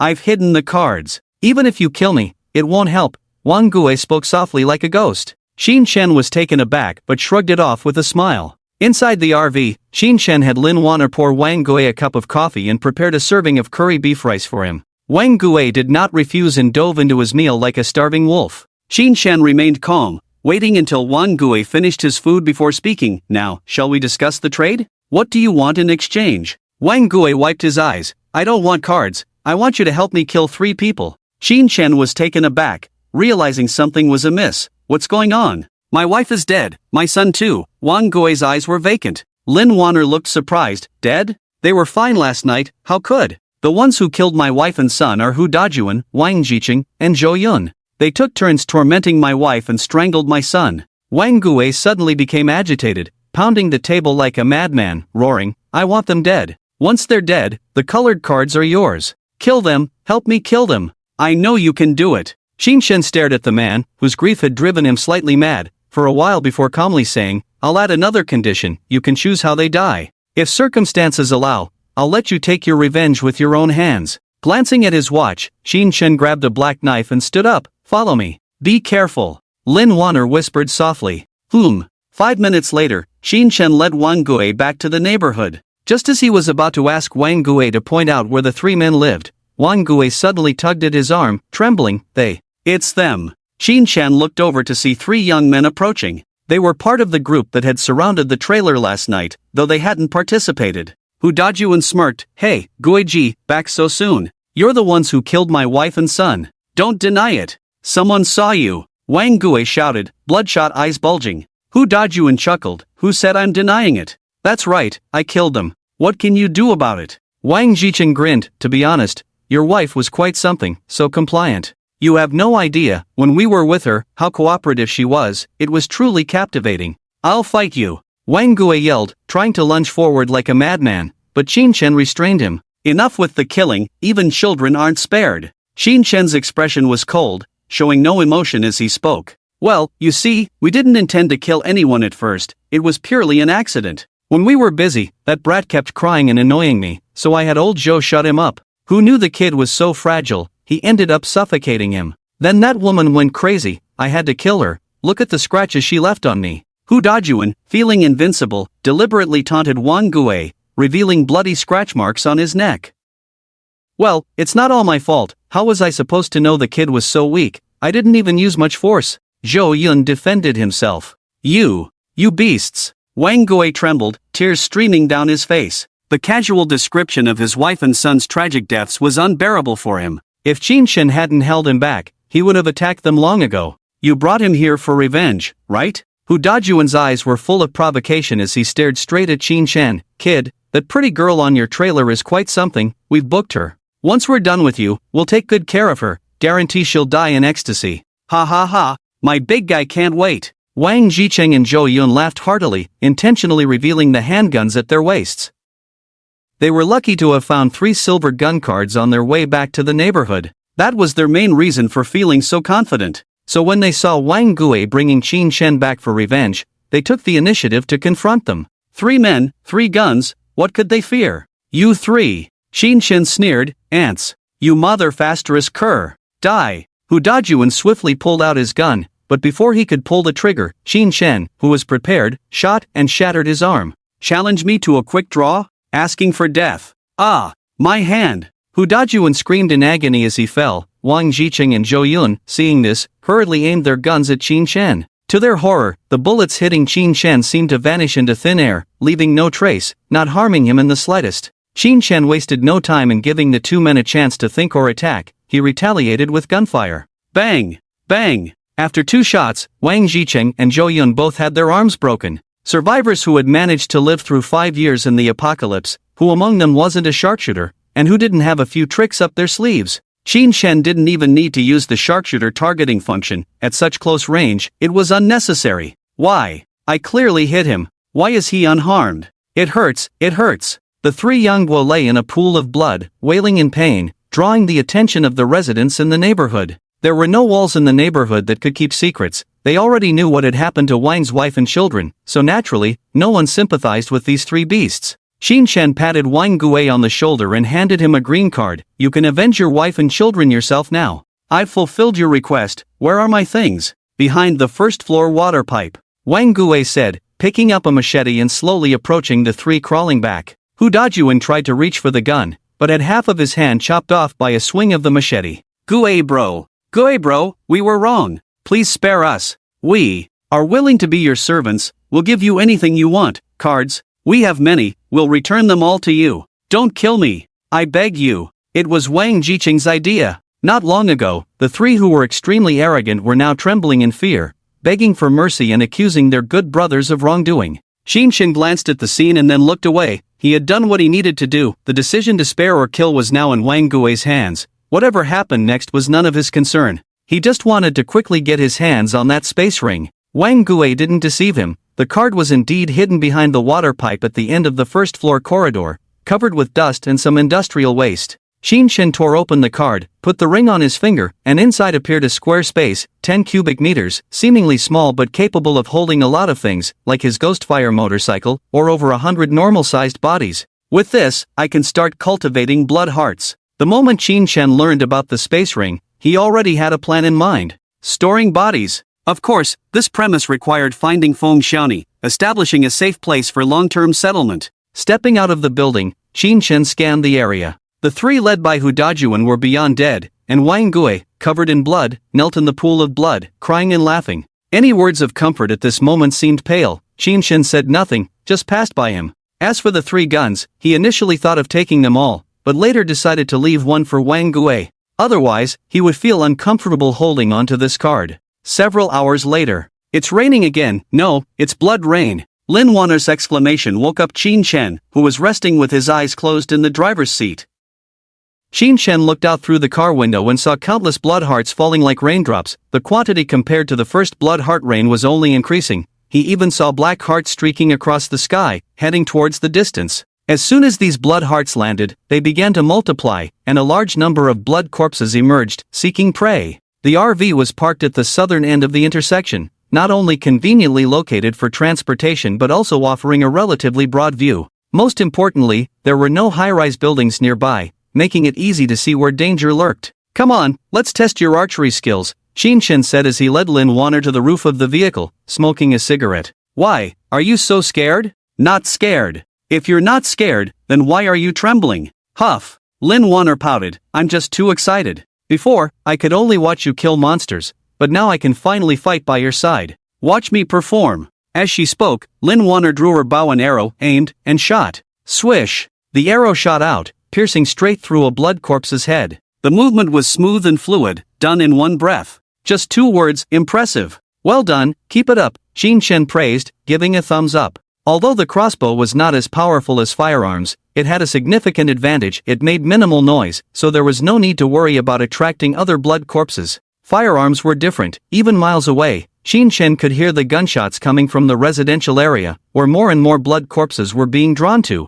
I wonder how many people will be left in the neighborhood after this bloodbath. Oh well, what does it matter to me? Xinshin said as he unsheathed his black sword and charged towards a small group of blood corpses not far away. Earlier, just a few miles away in the residential area, Wang Gui sat blankly in his living room. The bloodstains on the floor had been cleaned up, and in the bedroom lay 2 bodies covered with sheets. It's my fault, I couldn't protect you. You should have walked slower. I'll come find you now, Wang Gui said as he picked up the handgun from the table and pressed it against his temple. But just as he was about to pull the trigger to reunite with his wife and child in the afterlife, cries of alarm came from the neighborhood. Wang Gui looked out the window and was shocked to see several bright red blood hearts and sticky, foul-smelling blood corpses struggling to climb out, some of them spotting targets and howling as they chased after residents exchanging cards in the open space, tearing them apart on the spot. Daddy! I'm scared! A 3 or 4-year-old boy stood in the garden, crying loudly, with a blood corpse charging towards him and his father, already bitten on the neck by a blood corpse. Be careful! Be careful! Wang Gui, a cowardly man by nature, usually timid and finding solace only in mountain climbing, suddenly found courage he didn't know he had. Without thinking, he jumped from the 3rd floor, landing heavily in the green belt below. Ignoring his scratched arm, he scooped up the boy and rushed into the building. The blood corpse missed its target and, enraged, turned to chase them, pouncing and biting the boy's leg, causing him to faint from the pain. I'll fight you to the end, Wang Gui roared, pulling the trigger and blowing the blood corpse's head to pieces. The gunshot alerted other blood corpses, and these monsters, with exceptionally keen hearing and smell, all turned their heads in unison. In the evening, inside the RV at the intersection. Come down and rest for a while. There shouldn't be any more blood corpses nearby, Qin Shen called for Lin Waner to come down from the roof of the vehicle. In just 2 hours, he had discovered that Lin Waner possessed exceptional combat talent and learning ability. From being nervous at the start to continuously headshotting blood corpses, her rapid improvement amazed him.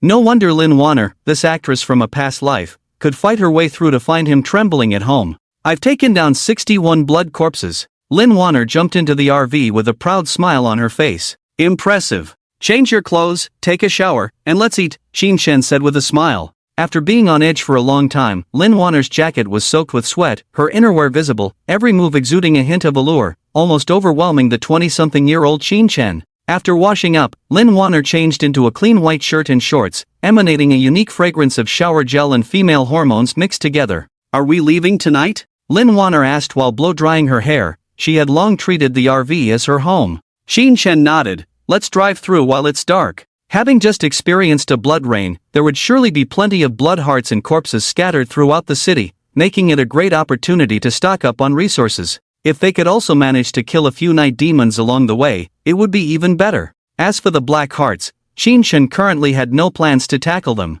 Without a strategy, mature black hearts were impossible to defeat by a team without extensive combat experience. Qin Shen, are you there? Wang Gui's voice came from outside the door, surprising Qin Shen that this man had actually survived, holding a barely conscious boy in his arms. He opened the door to let Wang Gui in. Who is this boy? His mother was on a business trip out of town before the apocalypse, couldn't reach her. His father was bitten to death by a monster not long ago. Wang Gui's face was filled with sorrow. He was bitten by a blood corpse. Can you save him? Qin Shen furrowed his brows slightly. Wang Gui seemed to have regained some spirit compared to a few hours ago, apparently finding a new source of strength in this young boy. However, the silver card blood serum was quite precious, and he only had a dozen or so. I have cards, I can trade with you. Wang Gui randomly pulled out a bunch of blue-green cards from his pocket. If it's not enough, I'll get you more, just give me some time. Save the boy first. After some thought, Qin Shen took Wang Gui's cards, pulled out a silver card blood serum from his pocket, a special antidote for those bitten by blood corpses.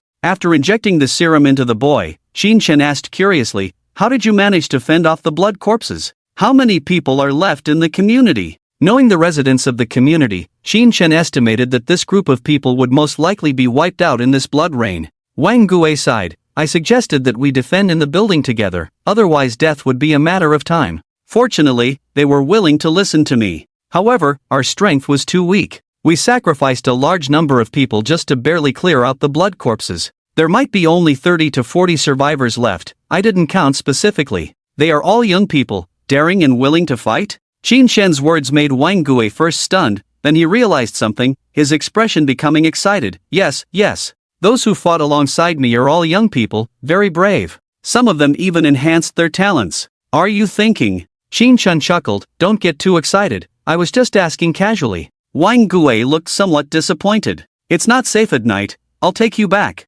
Waner, make a cup of cappuccino for Wang Gui. Okay. Lin Waner hurried to find the food card. Qin Shen started the RV and drove Wang Gui and the boy back to the community. The community they were in was semi-open, with the fence being virtually useless. However, the large iron gate that was open during the day was now closed, secured with several thick chains. There were security guards on duty in the guard booth. I'll go in with Wang Gui first, you watch the house, Qin Shen informed, then got out of the car and walked inside with Wang Gui. The young people in the guard booth showed excitement upon seeing Wang Gui bringing Qin Shen back. They were not sure how strong Qin Shen was, but they had witnessed him single-handedly defeat 3 thugs in the afternoon, showcasing his formidable combat skills. Big brother, are you here to help us? The young man who spoke was familiar to Qin Shen, the first couple who exchanged cards with him in the afternoon. His girlfriend shivered beside him, both covered in dirt and bloodstains, emitting a strong odor. It was understandable, in a situation where resource cards were so scarce, anyone with a water card would keep it for drinking,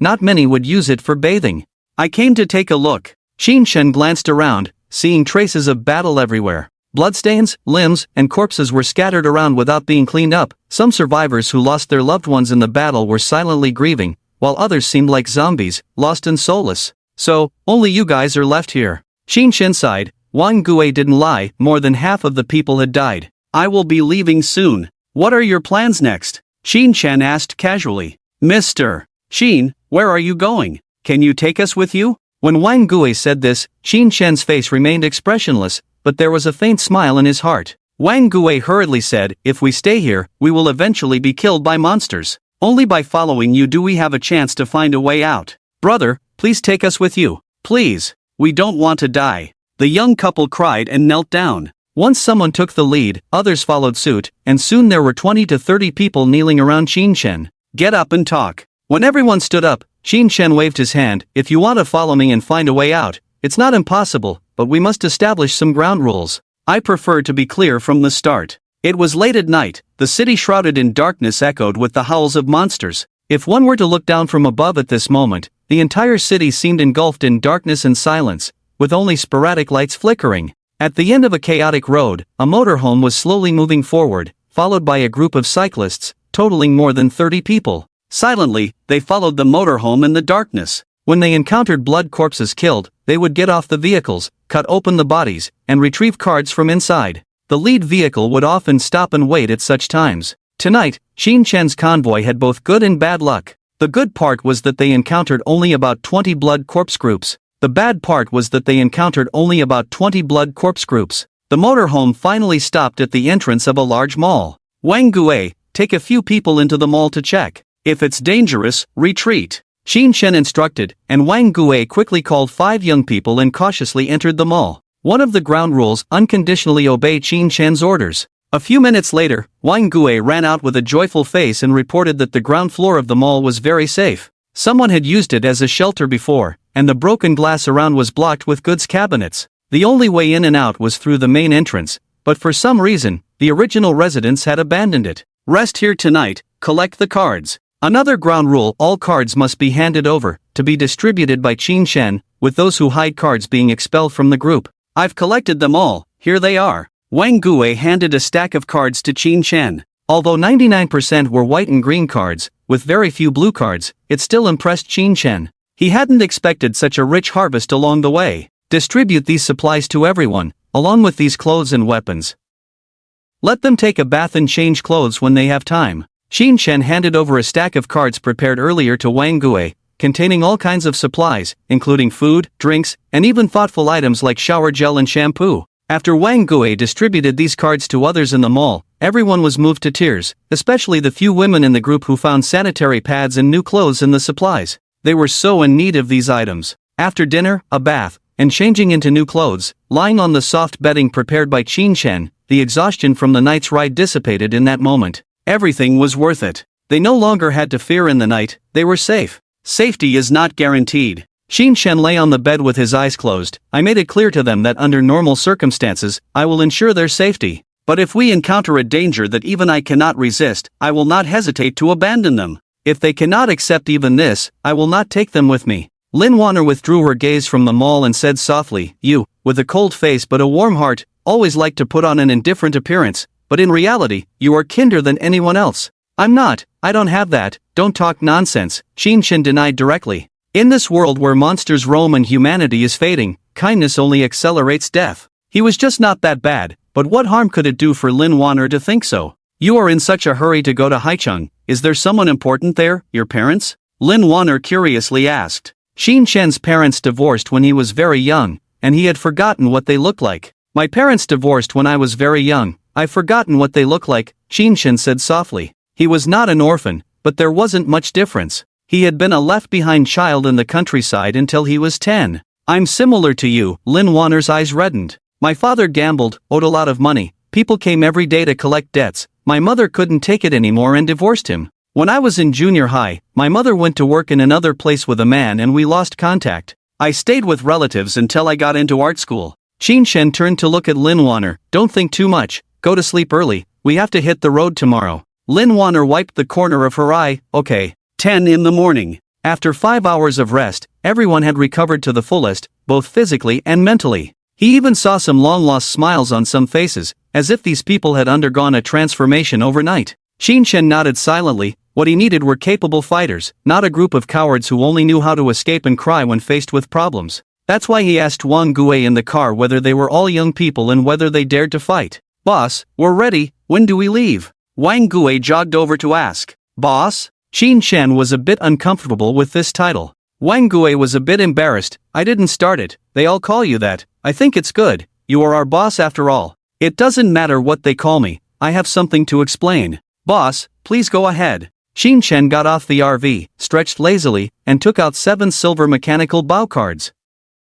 He originally had 6 mechanical bows, Lin Waner used 1, leaving 5, but he picked up 2 more cards during the card rain yesterday. Distribute these 7 cards to the women in the team and let them train well. Women are naturally physically weaker, so it's unrealistic for them to charge into battle. Mechanical bows and crossbows are the most cost-effective weapons, providing maximum long-range support. Wow! Wang Gui took a deep breath, his eyes burning. So many silver cards. Boss, you're really investing heavily this time. No investment, no return. Shin Chen smiled and then took out another stack of silver and blue cards to hand to Wang Gui. Here are explosion-proof shields, police-grade electric batons, and swords. Give them to the men in the team who have strong physical and body qualities. Tell them, if they want to survive, they have to fight hard. Whoever dares to slack off with my things, don't blame me for being rude to them. Wang Gui nodded repeatedly. Boss, rest assured, whoever slacks off, I won't let them off. How is Xiaobao's health? Shin Chen finished his instructions and changed the subject.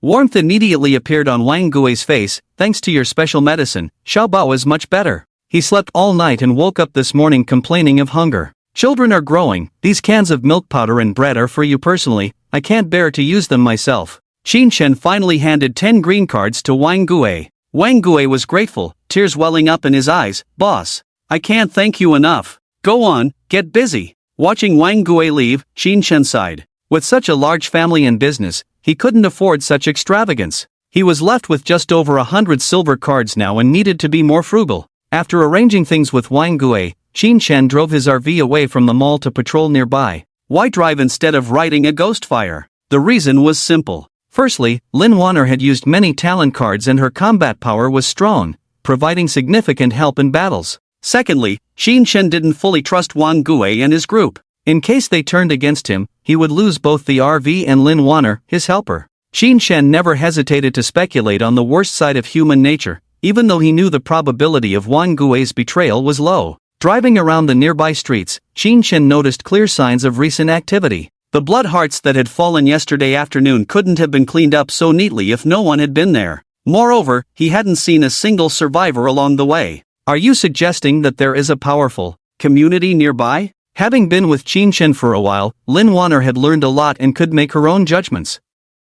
I don't know if they are powerful, but there are definitely a lot of them. Shin Chen withdrew his gaze from the blood and body parts scattered ahead. Let's try to avoid encountering them and head back. If that community is indeed large and strong, wouldn't our chances of survival increase if we stick together? Lin Waner asked innocently, knowing that Shin Chen wouldn't stay there as he had to go to High City to find someone. Shin Chen shook his head at her suggestion. The more people, the greater the consumption. The 30 or so people Wang Gui brought with him would need 100 white cards each day just for basic needs. High consumption means they would have to keep killing blood corpses for resources, which is not a sustainable strategy. Currently, it's most reasonable to keep the community or team size below 10 people. I see. Lin Waner blinked, wondering if she had understood correctly. With such a powerful community nearby and no blood corpses or blood hearts to kill, Shin Chen had nothing to do all day and decided to take a long nap. In the evening, as the sky darkened, Shin Chen called Wang Gui and the others to set off. After the experience of the previous night, the residents of the community were less afraid of the dark. They encountered blood corpses along the way, and many times they could handle them without Lin Waner's help, thanks to Wang Gui. He had divided the 30 or so people into different teams, ensuring each team had both close combat and ranged attack capabilities. In addition, there was a mobile team of 10 young men dedicated to protecting the front and rear of the convoy.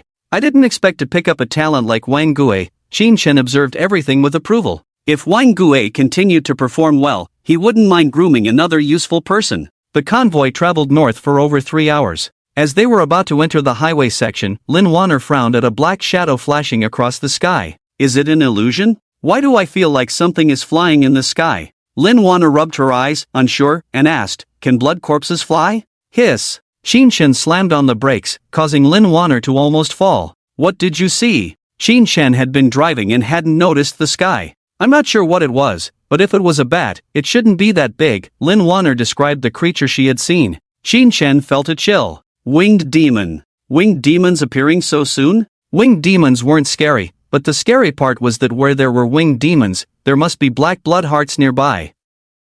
Winged demons were the sentinels of black blood hearts. "We have a situation, turn back." Qin Shen grabbed the walkie-talkie to inform Wang Gui. Wang Gui didn't take any chances and quickly signaled for everyone to turn around. In the distance, a piercing scream could be heard. That was clearly the sound of a heart pumping blood, the welcome song of hell. "They've been discovered." Qin Shen took out the rifle card and stood on the roof. With his night vision talent, he was unaffected by the dim environment. With a glance, he saw 7 or 8 winged demons flying across the sky. These winged demons were only half the size of a blood corpse, extremely ugly, resembling large bats. Their greatest advantage was their extremely fast flying speed, with average defense and attack capabilities. Seeking death. Qin Shen directly activated sharpshooter and fired in bursts. De. Several single shots in a row, all 7 winged demons were shot in the head and fell into the nearby wheat field. "Boss, what's happening?" Wang Gui looked nervous, unable to see anything. People are always filled with fear of the unknown. "Everyone, get ready, we're going to war." Qin Shen handed the rifle, bullets, and Molotov cocktail cards to Wang Gui, tearing another rifle card for himself. "Protect your people." "Got it, boss." Wang Gui patted little Bao's head, the young boy trembling in fear. "Uncle, I'm scared." Wang Gui's face softened. "Don't be afraid, Uncle is here, Uncle will protect you." Before the storm, there was a deathly silence. Lin Waner's body trembled with nervousness until a warm hand gently patted her back, calming her slightly. "You should go back to the car, it's not safe here." Qin Shen smiled. "No, I want to fight with you." Lin Waner shook her head firmly. "If things get too dangerous, I'll go back." Lin Waner had learned several silver card level aura support skills. As long as she was within 10 meters, all allies could benefit from the aura boost. "Don't force yourself. They're here." Qin Shen's pupils constricted as a large group of blood corpses appeared at the end of the road, countless in number, howling incessantly.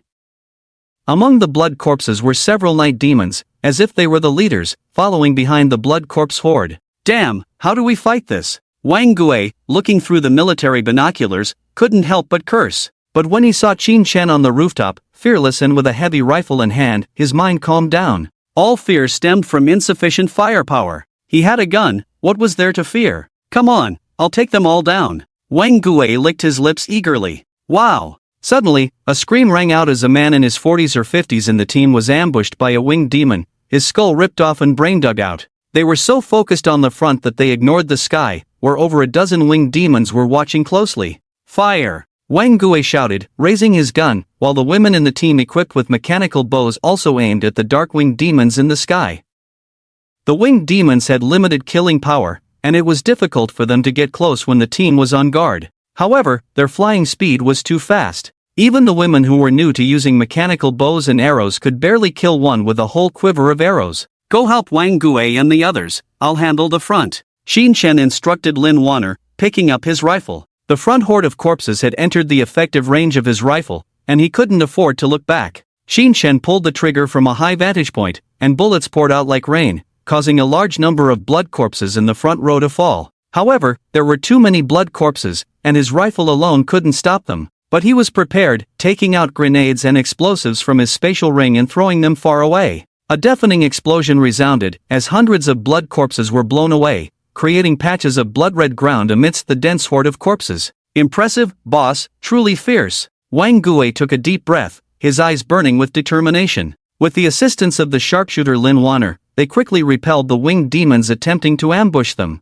Turning their weapons towards the front, 2 rifles, 8 mechanical bows, combined with occasional grenades, explosives, and incendiary bombs thrown by Qin Shen, the horde of corpses was blocked 50 meters away, unable to advance an inch. Roar! Suddenly, 2 night demons from the horde charged forward, braving bullets and arrows, aiming for Qin Shen on the roof of the car. They moved at incredible speed, like 2 speeding cars. "Be careful!" Lin Waner exclaimed. "Come on!" Qin Shen remained fearless, drawing his black blade. Slash! Puff! A flash of light passed, splitting the nearly half-ton night demon in 2, gushing out a large amount of blood from its severed body. Its limbs twitched a few times before falling still. Succeeding with one move, Qin Shen did not pause, taking a step forward and slashing horizontally. The night demon sensed danger and tried to dodge, but it was too late. Qin Shen's sword swung too fast, sending half of the night demon's head flying. Qin Shen, expressionless, picked up his rifle again, skillfully reloading and firing at the horde. The 2 sides stood off for 7 to 8 minutes.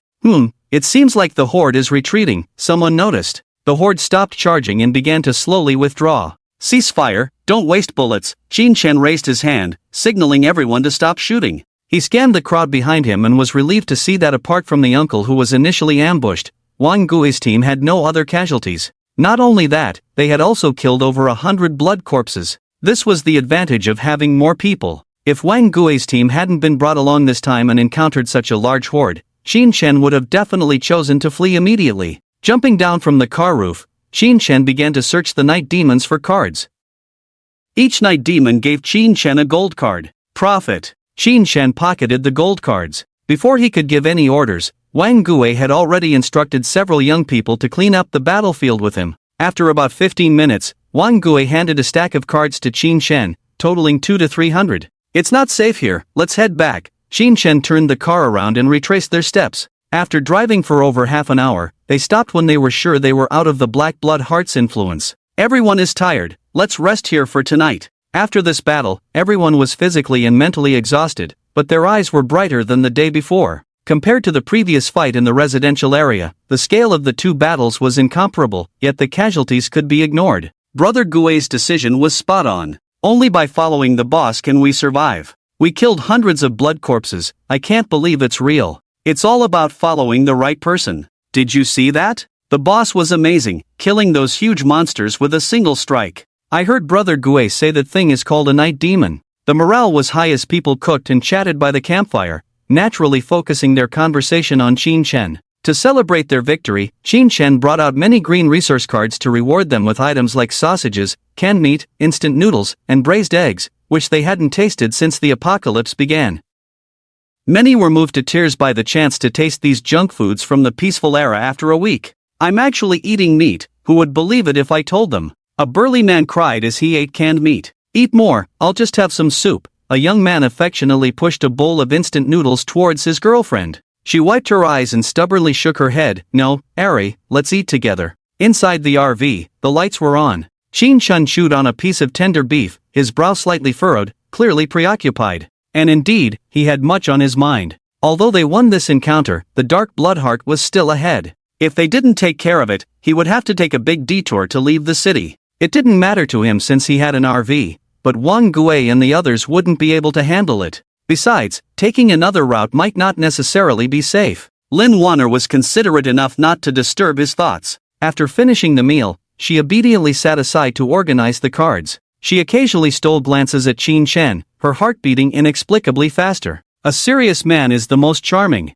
What's wrong? Qin Chen just came back to his senses and found Lin Waner looking at him. Nothing. Oh, I wanted to tell you that we confiscated a total of 317 cards tonight, 33 green cards, 5 blue cards, 1 silver card, all here. Not bad. Qin Chen nodded. They made a profit, but not much. By the way, what are those 2 gold cards? Qin Chen remembered that there were still 2 gold cards he had looted from Night Demon in the spatial ring, so he took them out to look. One was Weapon Bloodline Spear, and the other was Talent Keen Smell. The Bloodline Spear, a cold weapon, was only useful if one had learned the corresponding skill talent. For now, he didn't need it. What interested him was this Keen Smell. Essentially, it was similar to Danger Intuition, both being passive talents that could detect danger in advance. However, since he already had Danger Intuition, there was no need to learn this talent with significant side effects. What are the side effects? Lin Waner asked with a curious baby-like expression. Qin Chen smiled and said, having a sensitive nose is never a good thing for people, especially in the apocalypse.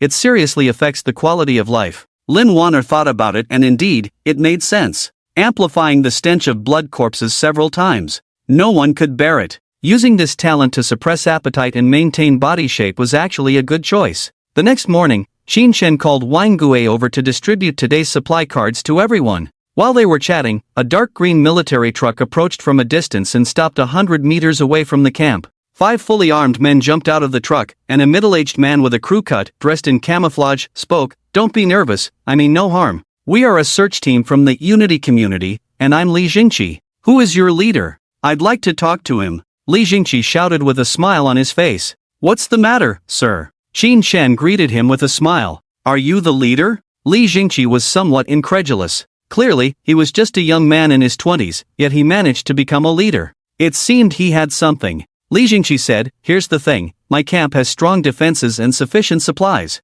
You know the current environment outside, it's full of monstrous creatures. Only by sticking together can we survive. Are you willing to bring your people back to my camp and cooperate to fight against those monsters? Of course, if you're not satisfied when you get there, you can leave at any time. I won't force you, but I believe the more people there are, the greater the hope of survival. Li Jingqi's words were sincere and reasonable. Faced with the sudden appearance of monsters, any normal person would choose to stick together. Sir, where is your camp located? Qin Chen asked. Behind the splendid garden, at the Four Seas restaurant. Oh, I see. Qin Chen nodded. As expected, Li Jingqi's camp was not far from the mall where they had stayed before, only a 20-minute drive away. Sir, let me discuss with my friends first. At this moment, Qin Chen appeared quite naive, lacking a firm opinion. Li Jingqi naturally smiled and said it was okay, letting him go and discuss. In his mind, Li Jingqi completely categorized Qin Chen as one of those lucky, cheerful young men. Boss, are you really planning to go back to their camp? Wang Gui asked. There's no harm in checking it out. Let everyone pack up, we'll leave in 10 minutes. Qin Chen had lived in the post-apocalyptic world for many years, observing countless people. He could judge whether someone was good or evil based on intuition. Li Jingyi was obviously not a bad person. The cheerful energy and demeanor he exuded were genuine. All right. Wang Gui had no objections and unconditionally obeyed Qin Chen's orders, immediately instructing everyone to pack up and prepare to depart. With Qin Chen's approval, Li Jingyi was visibly pleased. A military truck, a camper, and several dozen bicycles slowly made their way towards the city center. Boss, I observed their equipment just now, it's quite impressive. The worst is a blue card weapon, and the women are equipped with silver card mechanical bows. Their combat strength is not to be underestimated. A man wearing glasses in the co-driver's seat suddenly spoke. His name was Chen Qi, Li Jingyi's deputy. Li Jingyi chuckled. What's so strange about that? It's the end of the world now, with monsters rampant and survival of the fittest. Only the strong can survive, the weak have long been eliminated. I'm a bit worried, could they covet the resources in our camp? Li Jingyi chuckled. You're good at everything, except being overly cautious. Always overthinking things for no reason. Is this a decoration? Li Jingyi patted the rifle hanging on his chest. Besides, their standard of living is not low. Have you noticed that their clothes are all new, and each person is very clean? Just this alone makes them better than our camp. With Li Jingyi's reminder, Chen Qi nodded. It was true, this group of over 30 people was much cleaner and more spirited than the survivors they had encountered before. Approaching noon, the convoy returned to the entrance of the Four Seas restaurant. The restaurant was surrounded by electric fences, wooden stakes, and walls to block the advance of bloodthirsty corpses. Qin Chen made no comment on the defensive capabilities of these structures. Having something was better than nothing, at least providing some sense of security. Inside these walls were some tents where several rough-looking survivors lived like refugees. Compared to them, the people Qin Chen brought were like a regular army. The appearance of Qin Chen and his group inevitably attracted envious glances from the survivors. Boss, you're finally back. Seeing Li Jingyi return with people, a young man with a gun hurried over to greet him. What's wrong? Why the rush? Li Jingyi furrowed his brow. Shangu had an accident, he was bitten and seriously injured, but managed to run back alone. What? Where is he? In the medical department. Take me to see him. Li Jingyi exclaimed, hastily following the young man into the hotel, leaving Qin Chen and the others behind. Chen Qi felt a bit helpless. Sorry, everyone, there's a family emergency. Please rest here for a while, let me know if you need anything. It's okay, you go ahead. Qin Chen waved his hand, indicating Chen Qi to attend to his matters first. After Chen Qi left, Qin Chen carefully surveyed the 9-story building. In the early days of the apocalypse, occupying such a high-rise building could effectively defend against attacks from bloodthirsty corpses, but if the attackers were humans, it would be disastrous. Just throw a dozen bundles of explosives at the load-bearing walls, and the whole building would collapse. Of course, in the early days of the apocalypse when attack cards were so scarce, apart from deep hatred, no human group would engage in such a foolish act of self-harm. A few minutes later, when Li Jingyi returned, his face dark with apology, he said to Qin Chen, sorry for neglecting everyone. Another search team from our community was attacked by a group of corpses, and the captain was injured. I had to deal with his situation. Is he severely injured? Qin Chen followed Li Jingyi inside. Li Jingyi sighed, looking troubled. Yes, very severe. 8 people went out, but only Lao Huang returned. The problem is, we're out of serum, and if we leave it unattended. He paused, then tentatively asked, Brother, do you happen to have any serum with you? Qin Shen looked directly at Li Jingqi's hopeful eyes and smiled. I do have the silver card serum on me, but I need to keep it for emergencies. You've seen that my team has over 30 people. If someone gets bitten, what will we do if we can't produce the serum in time? Li Jingqi nodded. You're right, that makes sense. But saving lives is crucial. I'll be honest with you, Huangshan is the second strongest fighter in our camp. If something happens to him, it would be a loss the camp can't bear. So, what conditions would make you willing to give me the serum? Qin Shen shrugged. Since you like being direct, let's make a deal. Do you happen to have a talent gold card? A talent gold card? Li Jingqi was taken aback. Exchanging a silver card for a gold card, and a talent one at that. Are you taking advantage of the situation? Qin Shen said seriously, the silver card serum is a special item. Its value is actually similar to a gold card. Well, Li Jingqi hesitated. Boss, something's wrong, Shange is in bad shape. A young man on the stairs exclaimed. Alright, let's make the exchange. I do have a talent gold card. Li Jingqi gritted his teeth and took out a gold card from his pocket. Talent Young Qiaoyin Qiao 2 meridians, damn. Qin Shen's pupils dilated. This was a crucial card for opening the 8 meridians. With this, as long as he found the Yang Wei Yin Wei 2 meridians, he could learn Qi control technique. Being able to open 8 meridians and learn Qi control technique in the early stages of the apocalypse, how powerful would that be? He didn't dare to imagine. This talent seems useless, but Qin Shen still looked troubled. However, saving lives comes first. Wait here, I'll get the card. Qin Shen pretended to search in the car for a few minutes before handing the silver card serum to Li Jingqi, amusing Lin Waner. Li Jingqi hurried upstairs to inject Huangshan. When he came out a while later, Li Jingqi's emotions visibly relaxed. Thank goodness, Lao Huang's life is saved. Thank you, young man. No need to thank me, it's an equal exchange. If you have any cards you don't need temporarily, I can trade with you using other cards. Thank you. No need. Li Jingqi's mouth twitched. Since the apocalypse, his team had only obtained 5 gold cards in total. Among them, 2 were for a vehicle, military truck, and food. In other words, they only had 3 usable cards left, and now Qin Shen had taken one. It was definitely a bit painful, but knowing that they saved Huangshan made it all worth it. In the following time, Qin Shen followed Li Jingqi around the camp inside and out. Even in the command center, Li Jingqi didn't hide anything, clearly not seeing Qin Shen as a threat. After touring the entire camp, Li Jingqi suddenly asked, young man, what do you think of my camp? Not great. He thought so in his heart, but he couldn't say that out loud. Qin Shen wasn't lacking in emotional intelligence. He smiled faintly, it's okay. Right. Li Jingqi's eyes lit up. I chose to build the camp here for a reason. The view is broad, easily accessible, and defensible. As long as you're willing to join the camp, we can definitely take down those monsters together and hold on until the rescue team arrives. Boss, do you think there will be a rescue team? Qin Shen's expression was strange. It shouldn't be the case. They were all in their 40s, how could they still be so naive? Li Jingqi's face changed, muttering, I know deep down that the possibility of a rescue team is slim, but a person needs to have hope, right? Qin Shen chuckled, sorry, I need to go to Haicheng to find someone, so I won't stay here for long. There's something I'm not sure if I should mention. Feel free to say it. Li Jingqi heard that Qin Shen was leaving, looking somewhat disappointed. However, they had agreed before coming that they could leave if they felt it wasn't right, so he quickly composed himself.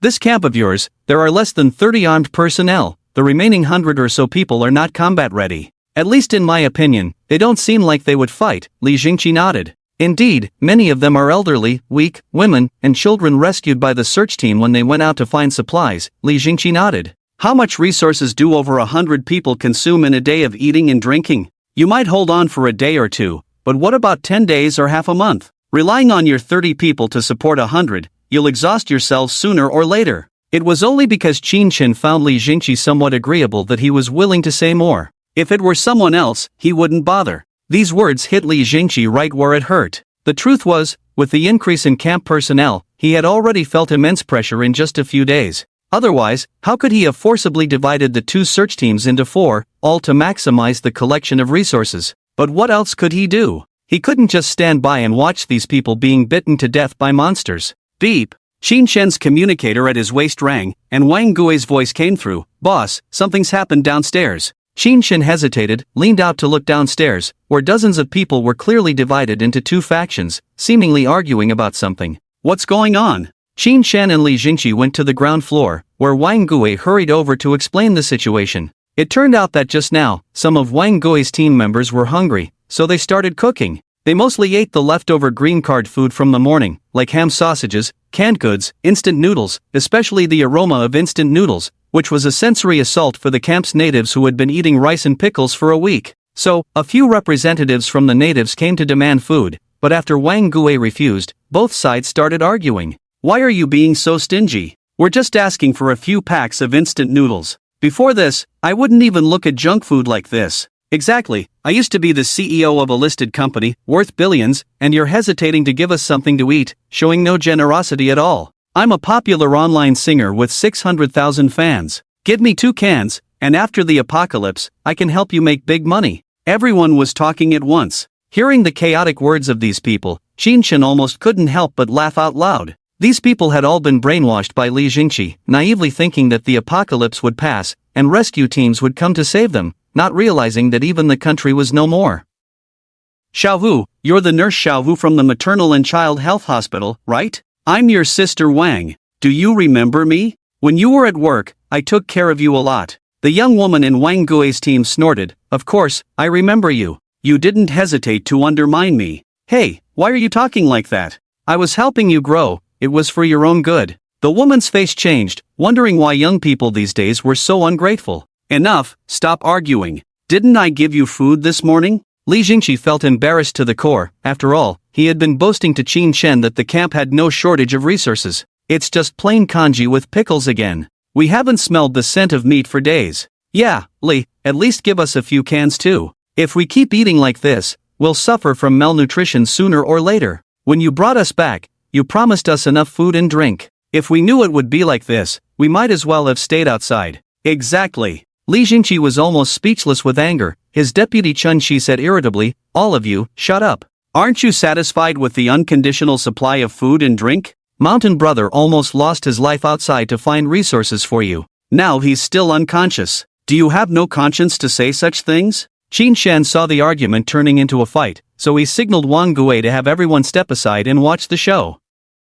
Don't worry, I'll take care of the food situation. I just need some time, Li Zhang said, feeling exhausted both physically and mentally, regretting bringing all these burdens along for no good reason. Stop stalling, Li. They have ready-to-eat food, a woman pointed at Wang Gui and his group. Let's improve our meals first. Yes, let's improve our meals first, someone chimed in. Nonsense, what does their cards have to do with me? Li Zhang stopped everyone. Xin Chun chuckled, if you want better food, it's simple. Go out and kill some blood corpses. Which one of them doesn't have a card inside? My people can eat meat because they fought alongside me. What about you? Begging for food and still complaining? Wang Gui and his group straightened their backs upon hearing this. It was true, they had fought alongside Qin Shen against the corpse horde last night, and they deserved better. You, watch your mouth. Who are you calling beggars? When I was choosing concubines in heaven and earth, you were probably nowhere to be found. A middle-aged man in tattered suit stood up in the crowd, speaking fiercely. Today, you will give us those cards,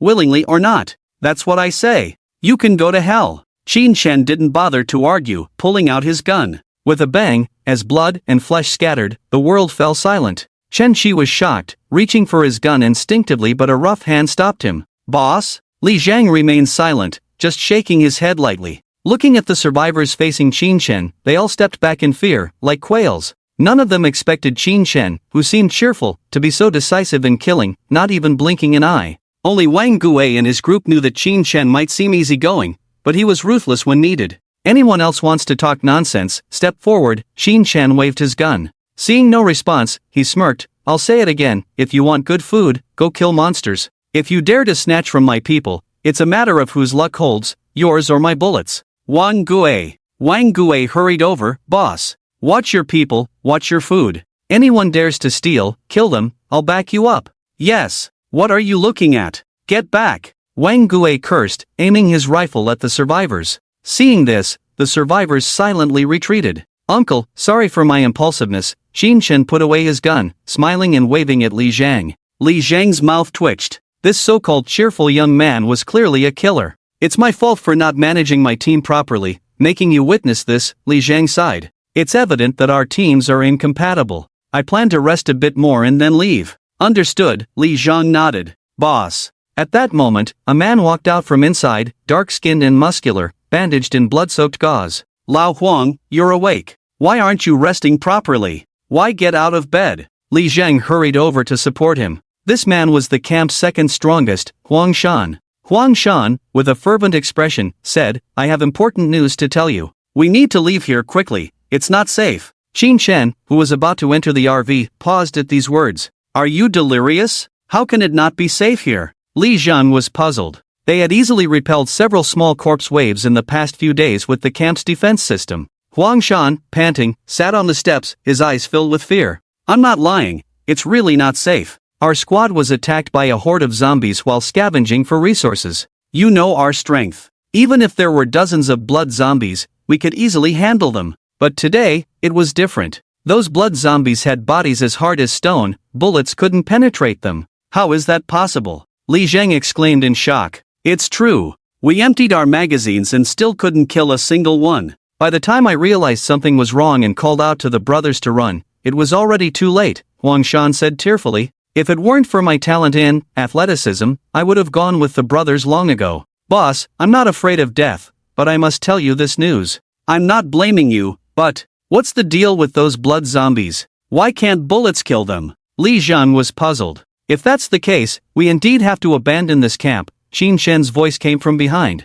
Young man, do you know what's going on? Li Zheng turned his face. Qin Shen nodded and explained. People can enhance their abilities through cards, that's common knowledge. But if someone learns an aura like stone skin or bullet resistance and gets eaten by a blood zombie, then the blood zombie has a chance to acquire that talent. From Huang Shan's description, I speculate it's bullet resistance aura, making conventional firearms almost ineffective against them. Li Zheng started sweating on his forehead. How do we deal with these blood zombies then? It's simple, use cold weapons or crossbows. Qin Shen asked Huang Shan. Where did you encounter that group of blood zombies? To the west, about 10 kilometers away. Huang Shan was severely injured, gasping for breath after a few words, and was escorted back to rest by Chen Qi. Uncle, I need to discuss something with you. Qin Shen called Li Zheng aside. I want to borrow your truck. Li Zheng looked puzzled. You know those blood zombies have talents, and you still want to take the risk? Fortune favors the bold. Besides, 10 kilometers, not too far, not too close.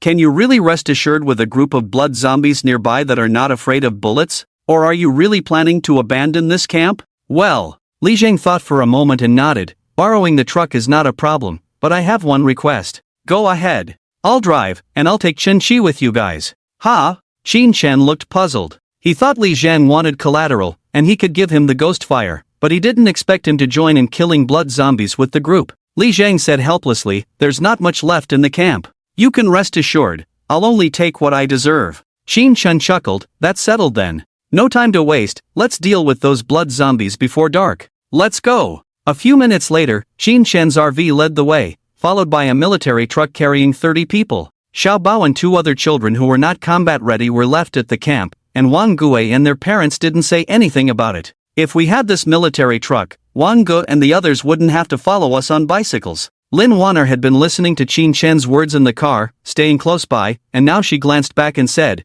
are you suggesting we take the opportunity to get rid of Li Zheng and take this truck? Qin Shen casually replied, I'm not. Lin Waner panicked, screaming, that's not what I meant. Qin Shen smiled it off, I was just teasing you, I'm not a killer, at least not for just a gold card level vehicle. If he were to kill, it would be for a rainbow card or higher. But there were no dark gold cards in the first stage of the apocalypse. Qin Shen thought to himself. Soon, the two vehicles arrived at the scene. Qin Shen looked through the military binoculars and couldn't help but smirk. Why is Lao Wang exaggerating so much? He didn't say all this. Li Jingqi, also equipped with military binoculars, jumped out of the car and came to Qin Shen's side to complain. Hundreds of meters away were groups of blood zombies, densely packed, numbering no less than 300. Use Molotov cocktails or explosives. It's best not to use them if we can help it. Qin Shen shook his head. Molotov cocktails, explosives, hand grenades, these large-scale weapons of mass destruction could indeed effectively kill blood zombies, but they would also destroy the cards inside the blood zombies to the greatest extent, affecting the drop rate of cards in simpler terms. Qin Shen took the initiative this time to aim at the Halo Blood Zombie, hoping to explode the bullet resistance Halo card. This was a legendary colored card. With this in hand, he would no longer fear being attacked with firearms. No need for explosives. It's going to be tough to kill so many blood zombies, Li Jingqi muttered, encountering such a large group of corpses for the first time. In comparison, the Wang Gue team, who had fought against the zombie tide just last night, seemed much calmer. The women were holding mechanical bows, while the men were armed with shields, electric batons, and knives, ready for combat at any moment. That's the difference, Li Jingqi sincerely praised, acknowledging that Qin Shen was a much more competent leader than himself. Do you see that bridge? We can lure the blood zombies onto the bridge to kill them. Qin Shen pointed to a bridge not far away that spanned the lake. The bridge was over 10 meters wide and over 100 meters long, with many bodies piled up on it, both human and blood zombies, along with several post-apocalyptic private cars that had lost their mobility, abandoned on both sides of the bridge. After relocating to the bridge, Qin Shen pushed the ghostly motorcycle out of the RV. Only Lin Waner and Wang Gue knew about his spatial ring. He naturally wouldn't expose it in front of outsiders. Who's going to ride this thing to lure the blood zombies over? Qin Shen looked at everyone. Wang Gue stepped forward. Boss, I'll go. I've ridden one before. Let me do it. Li Jingqi waved his hand. You guys will need to exert a lot of effort later, at least let me contribute a little. Chen Shi stepped forward to stop him. Boss, your talent is only suitable for close combat. If you get surrounded, it'll be disastrous. Let me go instead. If I fail, at least I have a way to escape. Li Jingqi frowned. That's true, but are you sure? It's very dangerous. No problem, Chen Shi smiled as he handed the gun to Li Jingqi. You know, my survival skills are even better than Mountain Brothers. After saying that, Chen Shi mounted the ghostly motorcycle. After Qin Shen gave him a few instructions, he dashed towards the opposite side of the bridge in a flash of smoke. Everyone, be prepared for battle. Whether we can have an extra meal tonight depends on this battle, Qin Shen shouted, drawing his black sword. The distance between the two sides was not far, and the ghostly motorcycle was not only fast but also loud. It was difficult not to attract the attention of the zombie horde. They let out terrifying roars as they charged towards Chen Shi. With Qin Shen's permission, Chen Shi deliberately slowed down, always maintaining a safe distance of about 20 meters from the blood zombies behind him. In this unhurried manner, he led the horde onto the bridge, and the whole process went smoothly. Just as everyone breathed a sigh of relief for him, an accident occurred. Because Chen Shi had been focusing on the blood zombies behind him, he neglected the bones and wreckage of vehicles on the bridge. The motorcycles will accidentally hit a protruding piece of iron, causing the ghostly motorcycle to go out of control, with the front of the vehicle swaying wildly. Although Chen Shi had experience riding motorcycles, he couldn't control this terrifying death wobble. After enduring for 5 or 6 seconds, he had no choice but to abandon the motorcycle. Chen Shi tumbled on the ground, then got up and ran forward without looking back. It was visible to the naked eye that his 2 legs were entwined with a transparent whirlwind. Whirlwind kick? Qin Shen immediately recognized this as a gold card skill that could increase speed and running ability in a short period of time, with excellent survival capabilities. Li Jingqi nodded. Yeah, when this kid runs, not even a dog can catch up. Qin Shen smiled. He owes me a ghostly motorcycle. Li Jingqi pulled out the machete from his waist. It's not appropriate to talk about this now. Let's deal with these monsters first, then we can discuss other matters. Prepare to face the enemy. Qin Shen communicated with Lin Waner, who was on the roof. Through the intercom, the Halo blood corpse must have something different from other blood corpses. Your task is to find it and tell me the location. Okay. Activate the powerful Halo. Got it. While speaking, Chen Shi ran back quickly, and the group of corpses officially entered the range of the mechanical bow. The women standing on the military truck shot arrows one after another from above, shooting down the front row of blood corpses. After several rounds of shooting, dozens of blood corpses were eliminated. Qin Shen shouted, Wang Gue. Understood, boss. Brothers, follow me and charge. Wang Gue responded loudly, leading the way with a blast shield in front, while the other men in the team followed suit, more than 20 people holding shields to form a wall, firmly blocking the corpses. It's my turn. Li Jingqi rubbed his short knife on his clothes, jumped in place, and leaped over the shield wall, diving into the midst of the corpses. What the hell, where did he go? Wang Gue was stunned. Qin Shen was a bit puzzled, not understanding why Li Jingqi was acting recklessly. The next moment, he saw limbs flying everywhere from where Li Jingqi was, like a human meat grinder, single-handedly cutting a path through the corpses with just a machete. This is my boss's talent, barbarian, impressive, right? Chen Shi showed a proud expression. Qin Shen smiled and thought that the killing power of the gold card talent couldn't be so exaggerated. Li Jingqi was obviously holding back. He must have learned some talent that increased his damage ability. I see it. Lin Waner's voice came through the earpiece. At the back of the group of corpses, there was a white-haired blood corpse. Got it. Qin Shen waved his black knife and also plunged into the group of corpses. As the saying goes, practice makes perfect. In close combat, Xin Shen was indeed much weaker than Li Jingqi, and his speed in killing corpses was far behind. However, his target was not these ordinary blood corpses but the halo blood corpse in the rear. With Lin Waner's precise guidance, Xin Shen quickly arrived in front of the white-haired blood corpse. Apart from the white hair on its head, its body was no different from a normal blood corpse. Die! Xin Shen swung his knife, and the head of the white-haired blood corpse flew high, only to be firmly caught by Xin Shen in the next moment and stuffed into the spatial ring. Ayo, ayo, ayo, ayo. Suddenly, Li Jingqi's strange roar came from beside him. He grabbed the car wreckage with both hands and spun it around, instantly knocking down a dozen blood corpses that had gathered around. Then he threw the car wreckage far away, crushing another dozen blood corpses into pieces. Is it Overlord or monstrous strength? Xin Shen envied fiercely. This was obviously a rare card ability. He wished he had it. Without the enhancement of the Halo blood corpse, Wang Gui and Chen Shi began to shoot the corpses with rifles.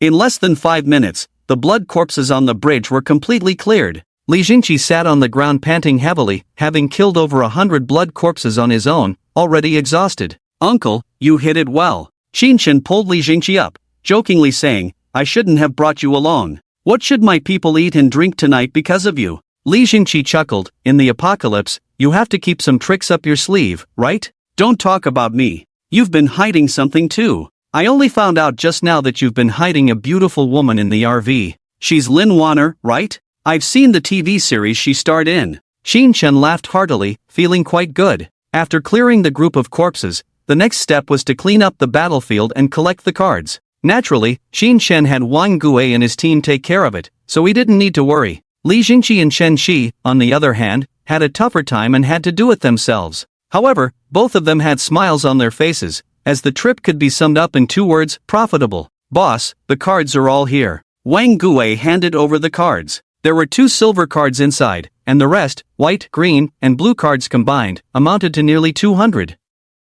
Xin Shen took the cards, glanced at Li Jingqi and the others who were still busy, and said, help them. Okay. Soon, the battlefield was cleaned up. Li Jingqi and Chen Shi chatted and walked towards the military truck. Xin Shen smirked, Uncle, you made quite a profit. Indeed, quite a lot, over 200 cards, feels great. There are over 100 people in the camp, how long will these last? Xin Shen smirked and got into the car. Li Jingqi's smile froze instantly, and Chen Shi's face fell. It hit hard. Inside the military truck, Chen Shi's face darkened. Boss, I know you mean well, can't bear to see them being eaten by monsters, but these cards were earned at the risk of your life. Do you really intend to give them away? Look at Xin Shen's men, each one skilled in battle. If those people in the camp can really help us, I'd willingly give the cards away, but they... Enough, stop muttering. Li Jingqi sighed, it's my fault, it's the end of the world, no place for saints. But now I'm in a dilemma, what can I do? Should I kill them? Li Jingqi felt quite frustrated. Due to a lack of team management experience, the foundation was not laid properly from the start, leading to this situation. It was necessary to learn from Xin Shen in team management and operation. Overall, it was a brilliant victory. When they learned that Li Jingqi and his team had wiped out an entire group of corpses and seized a large number of cards, the people in the camp were delighted. Li Jingqi was not stingy, immediately distributing most of the cards to everyone for extra rations. Xin Shen chose to watch coldly. Night fell. The restaurant with water and electricity had a bit of a homely atmosphere. At this moment, Li Jingqi was sitting on the rooftop drinking. When he saw Xin Shen coming, he waved with a smile. Young man, come, want a drink? Xin Shen smiled and sat down. Uncle, did you invite me here just to drink? Of course not. I just felt a bit choked up and wanted someone to talk to. Oh, you have cigarettes. Give me one quickly. Li Jingqi was in his 40s, but his mindset was no different from a young man in his 20s. Xin Shen lit a cigarette for Li Jingqi and stuffed the remaining half-pack into the tactical vest pocket. Smoke sparingly, I don't have much left.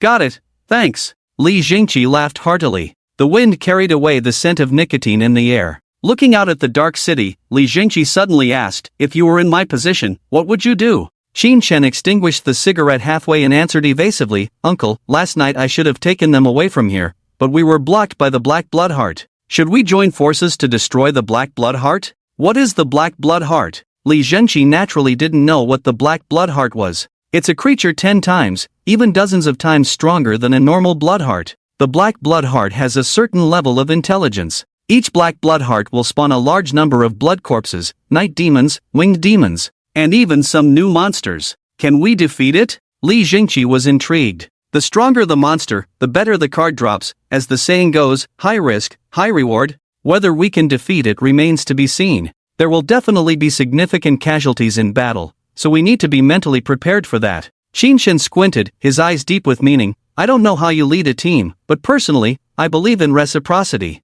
The team doesn't harbor idlers, you get what you give. Alright, uncle, it's getting late. I'll go rest first. Ponder on it, give me your answer tomorrow morning. After Qin Shen left, Li Jingqi's face was as calm as water. He wasn't a fool, he could sense the deeper meaning behind Qin Shen's words. But, would doing this be too cruel? He was somewhat indecisive. Shao Qi, where are you? Oh, you're with Lao Huang, don't move, I need to discuss something with you. Li Jingqi put down the walkie-talkie and headed downstairs. Inside the RV, Qin Shen took out the white blood corpse head from the spatial ring. Lin Waner was already accustomed to this, but her eyes showed some curiosity, wondering why Qin Shen valued this white-haired blood corpse so much. Qin Shen carefully cut open the blood corpse head with a military knife, silently chanting something. Lin Waner listened carefully and understood what he was saying. Color card come, color card come, color cards come from all directions. With a click, the head split in two, revealing the cards inside. It was the familiar colorful card. Yes. Qin Shen picked up the card and looked at it, confirming his guess. Bullet resistance aura greatly enhances resistance to ordinary bullets for friendly forces within a 50-meter range. The more people covered, the greater the stamina consumption. Without hesitation, Qin Shen tore the card and learned it himself. It wasn't that he didn't trust Lin Waner, but with her current stamina, she couldn't support the use of such a high-intensity skill card and would exhaust herself in minutes. Besides, he was not willing to entrust his life and fortune to others. It's better to rely on oneself. With this, Qin Shen had a triple insurance: super recovery body, protective bracelet, bullet resistance aura. So comfortable, how can I die? Unless Qin Shen went crazy and faced Black Blood Heart alone, these three legendary cards were enough for him to safely pass through the first stage of the apocalypse. By the way, Waner, you should use these two cards. Qin Shen handed two silver cards to Lin Waner. One was energetic, and the other was farsighted. They were silver cards that significantly enhanced stamina and vision, with great cost-effectiveness. Okay. Lin Waner joyfully used the cards. Don't organize the cards these days, rest early, must rest well and prepare for a big battle. You mean, Black Blood Heart? Lin Waner was puzzled. Yes, tomorrow, there is a high probability that Laoli will bring everyone from the camp to attack Black Blood Heart with us. Lin Waner hesitated, subconsciously thinking of the camp members outside like refugees. But, did they have any combat power? We have no combat power, we can't fight at all, you're clearly sending us to die. Early in the morning, when Li Jingqi announced the plan for the entire camp to attack Black Blood Heart today, there were immediate objections. Li Head, it has always been your people who go out to search for resources, why do you have to bring us this time? Exactly, we have never fought those monsters before, just the smell of them makes me sick, how can we fight them? Uncle Li, she's only 18, she can't fight. Li Jingqi remained expressionless, his sharp gaze sweeping over everyone. I think you misunderstand, this is an announcement, not a discussion with you. If you want to eat and drink, you have to work for it. What is hard work? It's actively fighting monsters. If anyone doesn't want to fight and just wants to live a life of ease, sorry, please leave. From today on, the camp will not support idlers. The camp refugees were not blind, they clearly felt that Li Jingqi's attitude today was different from before, and the voices of opposition diminished. But soon someone pointed out the key issue. Li Head, we are not unwilling to fight with you, but we really have no combat experience. I am a university professor, I have only dealt with books in my life. You suddenly want me to wield a sword and kill monsters, is that reasonable? You have to give us some time. Professor Wang is right, we have no combat experience. Facing those monsters is a certain death for us. Yes, let us fight, but at least let us practice for 10 days or half a month. Li Jingqi had long anticipated that this group of troublemakers would use such rhetoric. He sneered, practice for 10 days or half a month. Don't you find it ridiculous to say that? Has it been 10 days or half a month since those monsters appeared until today? Anyway, I have already informed everyone. We will set off shortly. Those willing to follow me, go find Chen Qi to register and collect weapons. I won't force anyone who is unwilling. Shao Qi, I leave this side to you. Chen Qi licked his lips, got it, boss. After arranging things on his end, Li Jingqi waved to Qin Shen from a distance. Do you have time for a chat? Qin Shen nodded and sat on the portable bench in front of the RV door. Lin Waner sensibly brought 2 cups of coffee and then entered the RV. How many people do you think will be willing to follow you? Qin Shen took a sip of coffee and handed a cigarette to Li Jingqi. Li Jingqi hurriedly took it, lit it, took a deep drag, and a happy smile appeared on his face. That's not important. What matters is, how confident are you in taking down the Black Blood Heart? Give me the inside scoop. I dare not speak carelessly about that, Qin Shen smiled and said. The only thing I can guarantee you is that the Black Blood Heart yields high returns. If we are lucky, we can crush it, and the cards we seize will be enough for at least 30 people for 10 days or half a month. That lucrative? Li Jingqi widened his eyes, sat up straight. Young man, how do you know so much? Could it be that you? Well, otherwise, where do you think this RV behind me came from? Qin Shen anticipated that Li Jingqi would ask this question and had already thought about how to respond. Alright, it's easier with successful cases. When do you plan to act? Li Jingqi appeared quite excited. Qin Shen observed all this and sighed inwardly. Ignorance is bliss. The Black Blood Heart is not so easy to deal with. My plan is to set off this afternoon, rest for half a day at the gas station where we first met, and officially start tomorrow morning. The reason for resting half a day is that the distance between the two sides is a bit far, requiring several hours of travel. People need to be well rested. Secondly, Qin Shen only knows the approximate location of the Black Blood Heart and not the exact place, so finding it will take some time. The third and most important point is that attacking the Black Blood Heart during the day, the defensive and offensive capabilities of blood corpses, night demons, and other monsters are not enhanced at all.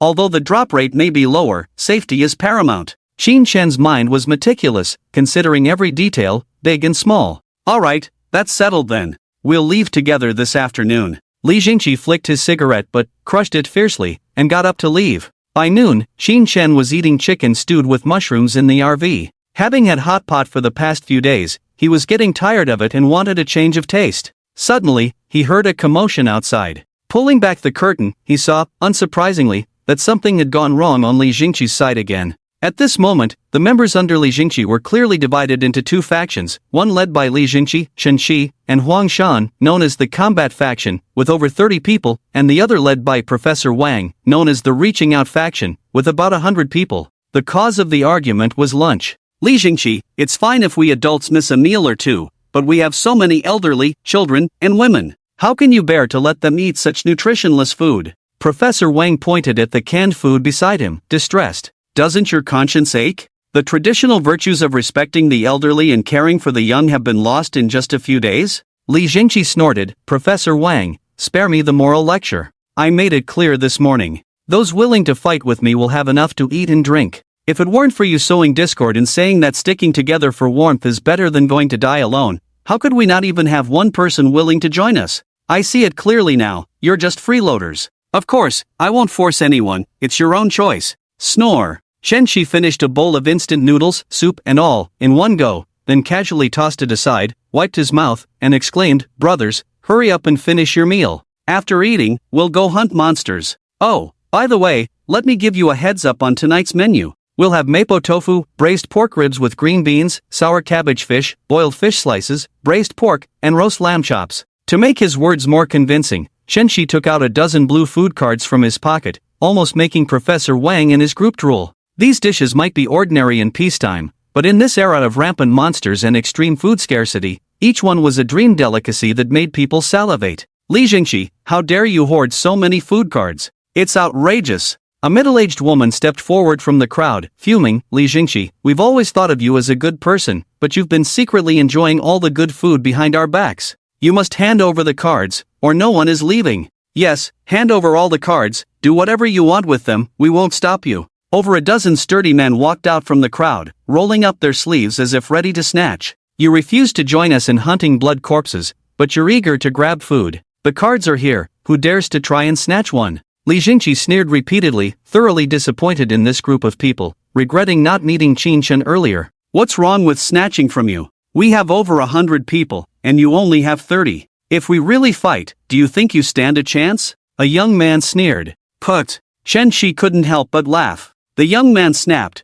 What are you laughing at? Shen Shi suppressed his smile and shook his head. I'm laughing at you all being a bunch of idiots. With that, Shen Shi raised his pistol. With a loud bang, a bullet pierced through the man's left eye socket and exited the back of his head, the body falling to the ground in a gush of blood. In the eerie silence, Shen Shi's laughter sounded particularly harsh. He shook his pistol at Li Jingqi and said, Boss, I told you this thing works better than reasoning, didn't I? Anyone else wants to snatch, step forward and let me see if your fists are harder or my bullets are. Chen Shi taunted with a smirk, pointing his gun around, causing everyone to avert their gaze, afraid to meet his eyes. Professor Wang, do you have something to say? If you do, speak up, don't hold back. I have nothing to say. Professor Wang showed a fearful expression and retreated into the crowd. He had intended to negotiate with Li Jingqi's group using his silver tongue, but he never expected them to play by their own rules, resorting to murder directly. What more could he say? Boss, let's go. Dealing with this pack of wolves is a waste even if we arm them.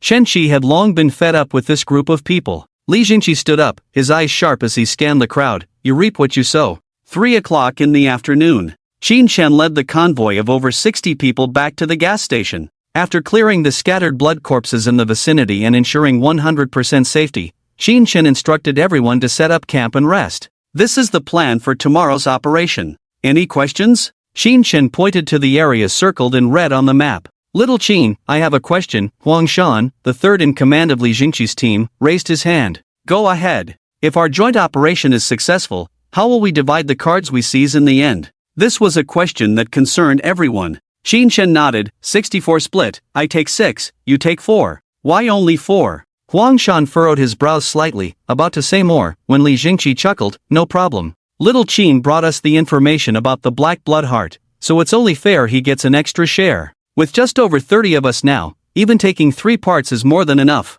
Oh, uncle, are you being so generous? Just taking 30%? Qin Shen squinted, and Li Jingqi hurriedly smiled. Hey, I was just saying, don't take it seriously. Ha ha, the two of them harmonized, easing the atmosphere. Qin Shen then resumed with a serious tone. Now, there is a very important issue. Although I can determine the approximate location of the Black Blood Heart, I do not know the exact location. So, after the battle begins, I need someone with reconnaissance abilities to infiltrate and find the specific location of the Black Blood Heart. There is currently no one in my team with these skills. Huang Shan's mouth twitched slightly. If I weren't injured, I could be the scout. If not, I'll go, Chen Shi volunteered. His talent lies in the whirlwind kick, making it hard for ordinary blood corpses to catch up with him. No, this is different from fighting the corpse group on the bridge. Little Qin just said that the Black Blood Heart usually breeds strange blood corpses. Just running fast is not enough, you must have a certain level of attack and defense capabilities. If necessary, I will be the scout.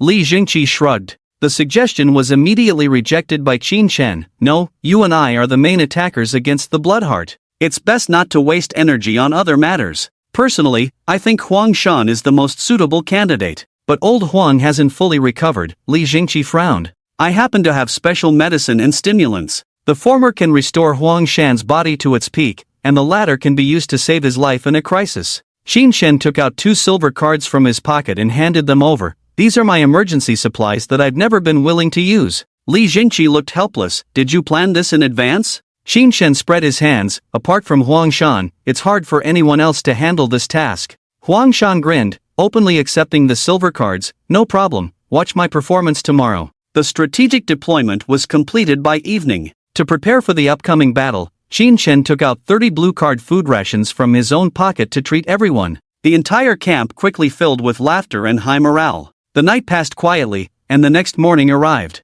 Just as dawn broke, the convoy began to advance towards the highway. At 6:20 a.m., they arrived at the place where they encountered the corpse group for the first time. After days of exposure to the sun, those bodies had almost dehydrated, emitting a foul stench. Li Jingqi's pupils contracted, unable to help but take a sharp breath. He had heard more than once about Qin Shen and their encounters with the corpse group, but hearing about it and seeing it with his own eyes were two different things, especially when among these bodies were night demons and winged demons he had never seen before. What a powerful team! Li Jingqi exclaimed, when suddenly a dull gunshot rang in his ears. Looking up, he saw a winged demon falling from the sky with a headshot. Looking further back, he saw Qin Shen standing on top of a car, holding a dark green painted giant sniper rifle, with a puff of smoke rising from the barrel. We've been spotted, stay alert and prepare to face the enemy, Qin Shen reminded before sitting cross-legged, closing his eyes to rest. The sniper rifle in his arms was named the Forest Wolf Sniper Rifle, a gold card-level firearm.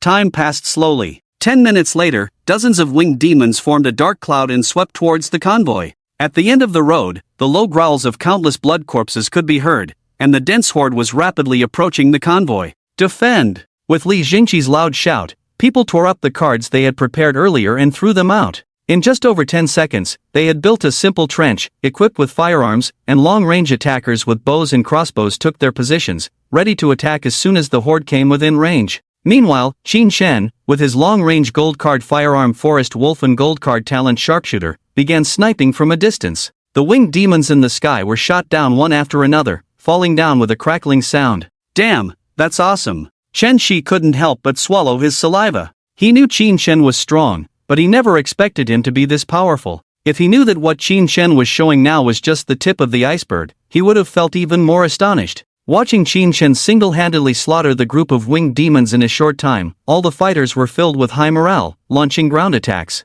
Bullets and arrows rained down like a storm, mowing down the bloodied corpses like cutting wheat. It's not that scary, just looks intimidating. Chen Shi licked his lips and joined the fight. Li Jing'ai glanced back at Qin Shen, who was sitting on the roof with his eyes closed, and whispered, "Don't underestimate the enemy." Humans and the undead unknowingly battled fiercely for more than 10 minutes. The humans completely dominated the situation, as the undead, despite their large numbers, couldn't break through the line of bullets and arrows. But at that moment, a sudden change occurred. Dozens of giant night demons leaped high from behind the undead, landing in the field. With their thick muscles, they withstood the bullets and arrows, charging towards the crowd. "Block them, don't let them come through," Wang Gui shouted, leading a dozen men with riot shields to confront the night demons head-on. This was their first direct confrontation with the night demons, and although they were scared, they had to endure for survival. "What are you standing there for? Hurry up and help." Li Jing'ai saw Wang Gui leading the charge and quickly urged the members to assist. Soon, dozens of fully armed young men formed a human wall. Despite the immense strength of the night demons, landing exposed them to attacks,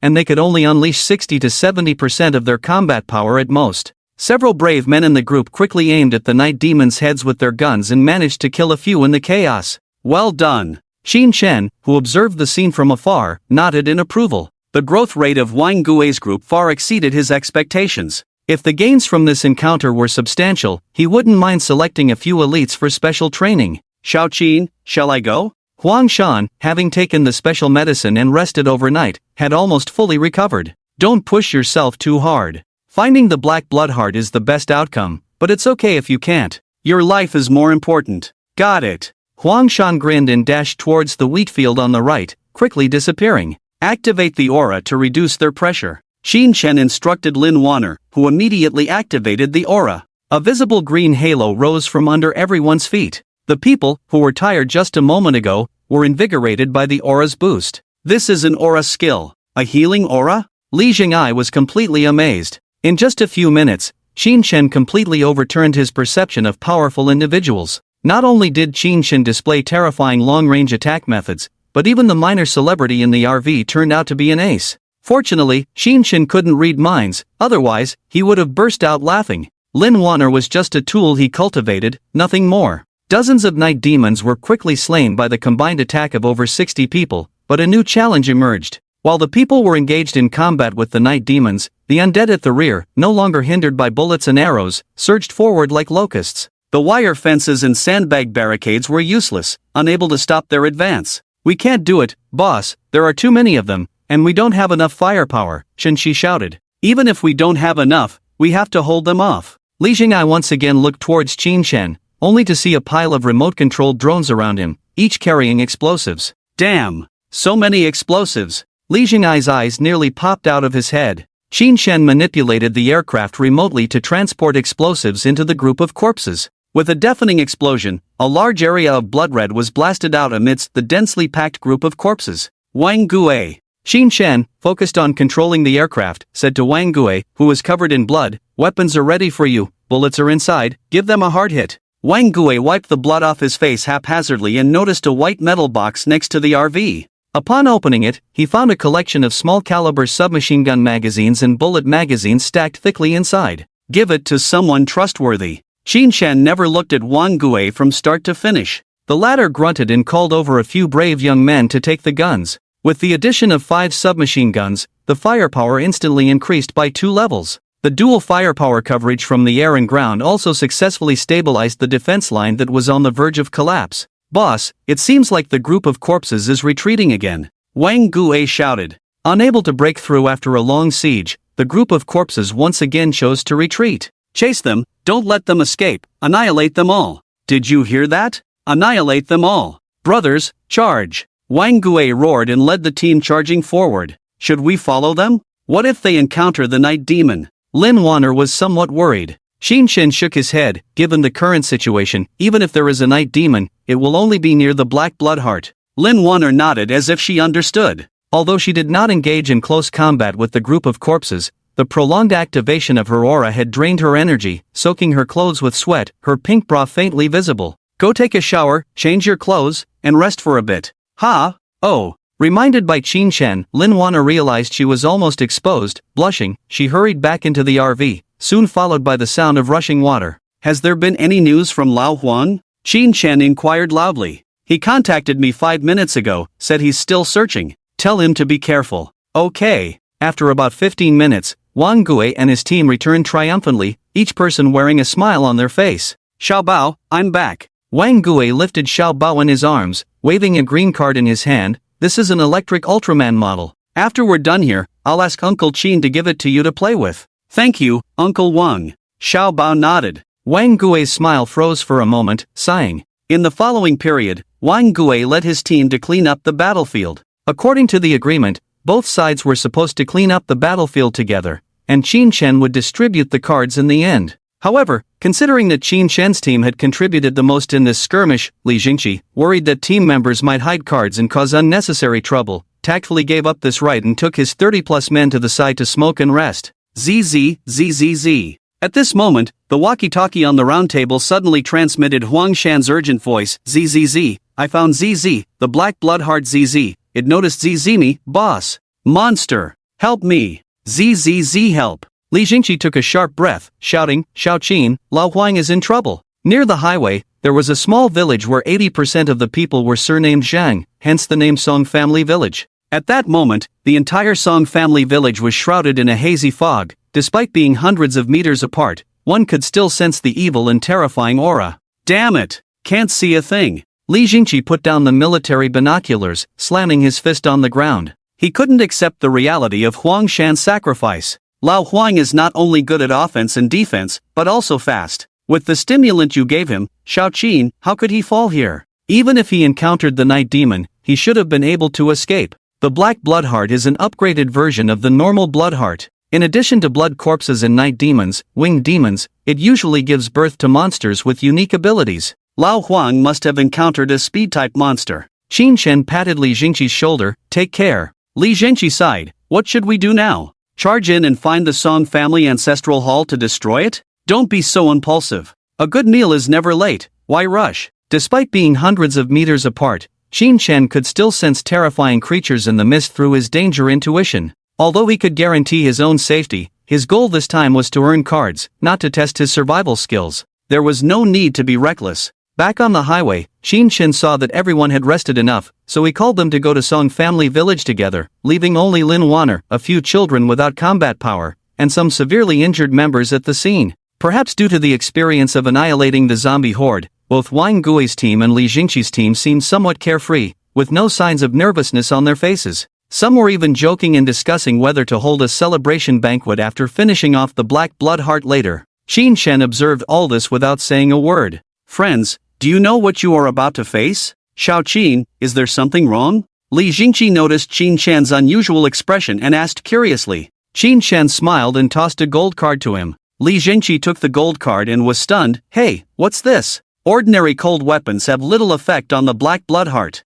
Use this weapon for now and return it to me when you're done. The gold card weapon Qinshen handed out was the blood mark spear that was obtained from the first encounter with the zombie horde a few days ago. Since he had the black blade, he didn't need it for the moment. Li Jingqi accepted it without hesitation, tore open the gold card, and in the next moment, a blood-red metallic long spear appeared in his hand, with a sharp and icy tip. Follow my command later, no matter what you see, don't act rashly, and don't panic. After reminding them, Qinshen took a step forward into the mist-covered Song Family Village. Although it was only a step away, it felt like entering another world. In this dim space where sunlight couldn't penetrate, the vast Song Family Village was eerily silent. Boss, I have something to tell you. Wang Gui ran over, followed by a young woman in her 20s. What's the matter? Qinshen glanced at him. Hu Chuanli is from Song Family Village. She knows the location of the ancestral hall. Qin Chun chuckled, why didn't you say so earlier? Hu Chuanli was a bit nervous. She bowed to Qin Chen first and then pointed in a direction. The ancestral hall is at the end of this road, turn left, and you'll reach it in about 10 minutes. Qin Chen nodded, good, having a location is better than aimlessly wandering around. Hu Chuanli, I'll remember your contribution. The group then slowly headed towards the ancestral hall. It's so quiet, it's making me a bit anxious. Li Jingqi muttered softly. Boss, have you noticed that although we've seen a lot of blood along the way, we haven't even seen a single corpse? Chen Qi whispered. Qin Chen squinted his eyes and stopped in his tracks. If Chen Qi hadn't pointed it out, he would have almost overlooked this most obvious clue. From the apocalypse until today, just over 10 days had passed. Even if all the people in Song family village were killed by the blood zombies, there should at least be some corpses. Whether blood zombies or black hearts, they only consumed human flesh and blood, not like capitalists who eat people without leaving bones. Something was very wrong. Could it be hitting the jackpot? Qin Chen's mouth twitched slightly as he thought of a possibility. The only possibility. Whoosh, whoosh, whoosh. Suddenly, the ground trembled, followed by the sound of heavy objects rolling over the ground. Prepare to face the enemy, Wang Gui shouted lowly, and the members immediately huddled together. The sound is coming from the direction of the ancestral hall, hiss, that is. Li Jingqi's voice abruptly stopped. A huge and monstrous creature raised its round head 100 meters away. When everyone saw what the creature was, they all turned pale, with some even crying on the spot and wetting their pants in fear. It was a huge centipede-like monster, its body comparable to a high-speed train, but what made people physically uncomfortable was that this centipede was entirely made up of human limbs stitched together, a bizarre and terrifying sight. Lao Huang. Li Jingqi's eyes turned red, as he clearly saw Huang Shan's lifeless face on the left side of the centipede's head. I'm scared. Oh my god. Run. A burly man lost his wits from fear, dropped his weapon, and ran for his life. Li Jingqi wanted to chase after him but was stopped by Qin Chen, who extended his hand. Let him go. There's no way he can fight in this state. What the hell is this thing? Li Jingqi gasped in shock. It's a black blood heart with special characteristics, Qin Chen sighed, unsure whether to be happy or frustrated. It was well known that a black blood heart was an upgraded version of a blood heart, and after upgrading to a black blood heart, there was a chance for it to develop special characteristics, often referred to as variant black hearts, which were even more formidable than regular black blood hearts. If Qin Chen had known that the black blood heart in the Song family ancestral hall was a variant, he would never have come looking for trouble. But since he was here, there was no way to escape. Damn it! Whoosh, whoosh. The centipede clearly noticed the presence of the human group, wriggling its body rapidly towards them. The human limbs haphazardly attached to its robust body moved vividly, some of them clearly belonging to infants and young children, making crawling motions even though they didn't touch the ground. Fire, fire! Wang Gui, with some courage, couldn't bear the extreme horror of the monster, so he opened fire without waiting for Qin Chen's command, bullets hitting the centipede and splattering blood. But it was just blood splatter, unable to stop the centipede's advance. Even Qin Chen's sniper rifle could only create a bloody hole, which was no different from scratching an itch for a human-sized centipede hundreds of meters long. Lolly, buy me some time. Qin Chen retracted the sniper rifle into his spatial ring and took out the Ghostfire motorcycle. Li Jingqi knew what Qin Chen intended to do, gritted his teeth. Go quickly and come back quickly, I can't hold on for long against this damn thing. 5 minutes. Qin Chen rode out on the Ghostfire without hesitation. Catch the thief first, catch the king. Taking advantage of the distraction caused by the others, he aimed to sneak in and eliminate the variant black heart. Everyone heard that. 5 minutes. Just hold on for 5 minutes. Don't be afraid, I'll shield you even if the sky falls. Roar! Li Jingqi roared madly, leaping up and thrusting the blood-rune spear fiercely into the centipede's head. Puff! The spear plunged half a meter into the centipede's head. But it was futile. With a forceful shake, Li Jingqi and the spear were flung away. Boss! Chen Qi exclaimed, his legs entwined with a whirlwind as he chased after. Bang! Bang! Bang! Bang! A series of rapid gunshots suddenly rang out. Chen Qi looked down, staring blankly at his body pierced by bullets, falling stiffly into a pool of blood. Chen Qi never understood why this monster was using guns even as he died. The one who shot Chen Qi was the centipede. In the middle section of the centipede's body, many human arms held pistols and submachine guns, mechanically pulling the triggers and firing indiscriminately. Evidently, these arms had engaged in fierce battles with the black blood heart before their owners perished. Shao Qi. Ah! Li Jingqi got up from the rubble, witnessing his little brother, Chen-Chi, being shot by a stray bullet. Uncontrollable rage surged within him. He roared to the sky, disregarding everything, and charged at the centipede once more with the blood rune spear, putting all his strength into the attack. The centipede, unfazed by Li Jingqi's assault, slammed the round head made up of countless human heads heavily onto the crowd, like Mount Tai crashing down. This is an attack that cannot be defended against. On the other side, Qinshan smoothly arrived at the Song family ancestral hall, looking at the towering black blood heart in front of him, swiftly pulling out the black knife and slashing it. Swish! Suddenly, a piercing sound came from his ear. Two night demon gods appeared out of nowhere, launching a surprise attack from behind. Qinshan raised his hand and the knife fell, instantly cutting the night demon into two pieces. Then he walked into the ancestral hall without looking back. At that moment, there were no monsters around the black blood heart, completely exposed in Qinshan's eyes. Qinshan's mouth curled up slightly as he fiercely chopped at the black blood heart with both hands holding the knife. Puff! The black knife cut through the shell without any hindrance, and the next moment, a large amount of sticky, foul-smelling black blood spurted out, drenching him. Fortunately, the defensive ability of the mature black blood heart is not high. Qinshan continued to wield his knife, cutting through the thick shell. At the same time, the attacked black blood heart emitted a sharp explosion. Whether it was an advanced blood heart, about to transform, or a black blood heart, they would immediately emit an explosion to call for monsters within their influence range to come to the rescue after being injured. In the current situation, the corpse group had already been wiped out, and the only one who could come to the rescue was the giant human centipede. As expected, the centipede, which was fighting with the human team in the rear, heard the explosion and went mad, twisting its body towards the direction of the Song family ancestral hall. I won't let you escape.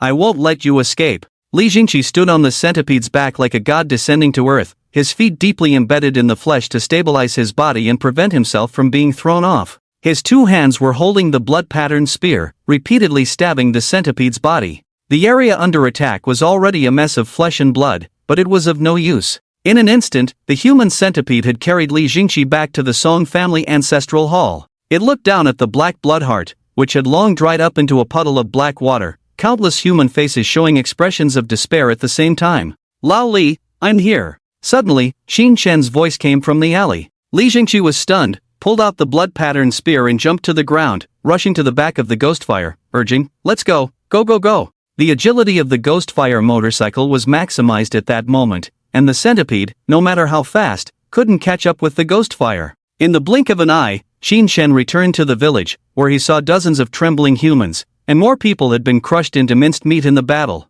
Go! Qinshan shouted. Hurry, run! Wang Gui forcefully smashed his trembling legs due to fear, struggling to organize everyone to escape. Crash! Just as the people in front had escaped the scene, the centipede chased after them, its bulky body raised high, hundreds of human faces showing extreme anger. Can we beat it? Li Jingqi, as the leader of the camp, had his reasons for not being afraid at this point. I don't know, let's see how powerful the new skill I learned is. Qinshan swung the black knife. Roar! The next moment, the enormous head of the centipede, like a mountain, came crashing down with a roaring wave of air.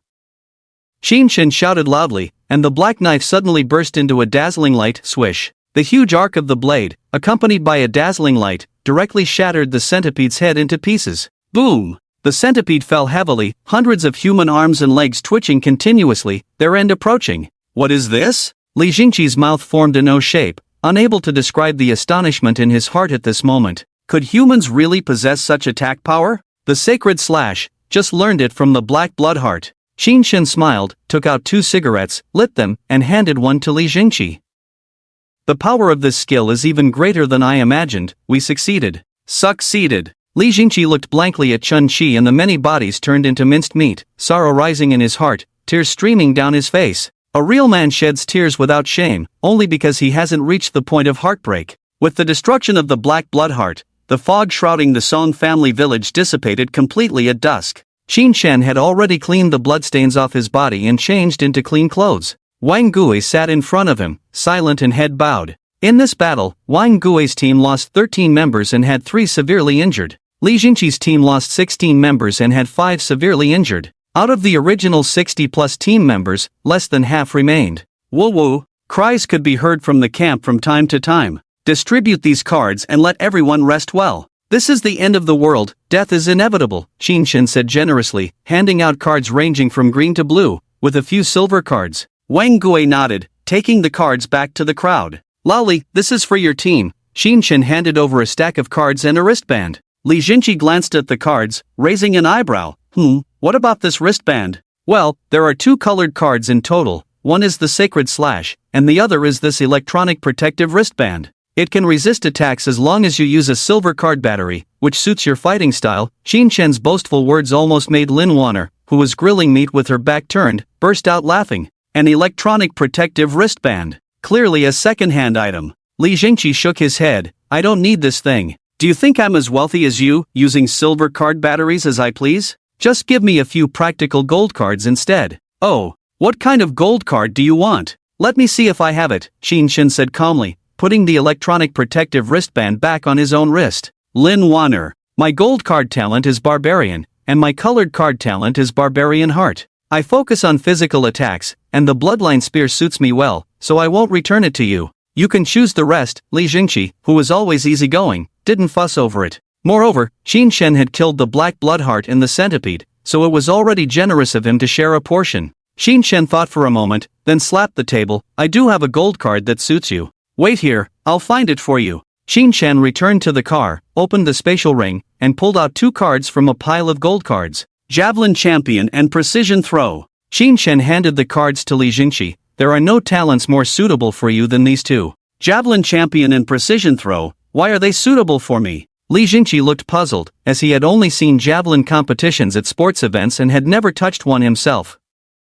The Barbarian's characteristics are strength, arm strength, and endurance. The Barbarian Heart enhances these attributes significantly. The Javelin Champion gold card's effectiveness depends on the user's strength and arm strength. The stronger these abilities are, the greater the power it can unleash. As for Precision Throw, as the name suggests, it is a passive talent that increases accuracy. When combined, these talents can bring about a qualitative change, Xinshen explained. Li Jinqi was at a loss, but since these were cards strongly recommended by Xinshen, he used them without hesitation. Nothing special. Li Jinqi didn't feel any different despite gaining 2 gold card talents. Do you see that load-bearing pillar over there? Use all your strength to throw the Bloodline Spear at it. Xinshen pointed to a thick load-bearing stone pillar 30 meters away. I'll give it a try, Li Jinqi said, picking up the Bloodline Spear and attempting to throw it. Swish! A sharp sound cut through the air. He didn't even aim carefully, but the Bloodline Spear seemed to have eyes and turned into a streak of light, clicking as it embedded half of its shaft into the pillar. This throw not only startled Wang Gui and his resting companions, but also surprised Li Jinqi himself. He rubbed his eyes vigorously, hardly believing what had just happened. The Barbarian and the Heart of the Barbarian had undoubtedly provided him with a lot of support for his body, but it was impossible to cause such terrifying damage. The 2 cards given by Xinshen. So powerful? This is too fierce, isn't it? Li Zhang gasped. Is this still me? Now do you believe it? Xinshen patted Li Zhang's shoulder. Practice more when you have time. Okay, thanks, little Qin Gu. Li Zhang ran over excitedly and pulled out the blood-marked spear amidst the envious eyes of the crowd. Why does the blood-marked spear he threw have such great power? Lin Waner's eyes were full of envy. Compared to Li Zhang, her mechanical bow was no different from a toy. That's because all his current talents are perfectly matched, creating a positive chainlock effect between them. Perfectly matched? Positive chainlock? Lin Waner looked curious. These 2 terms were too unfamiliar.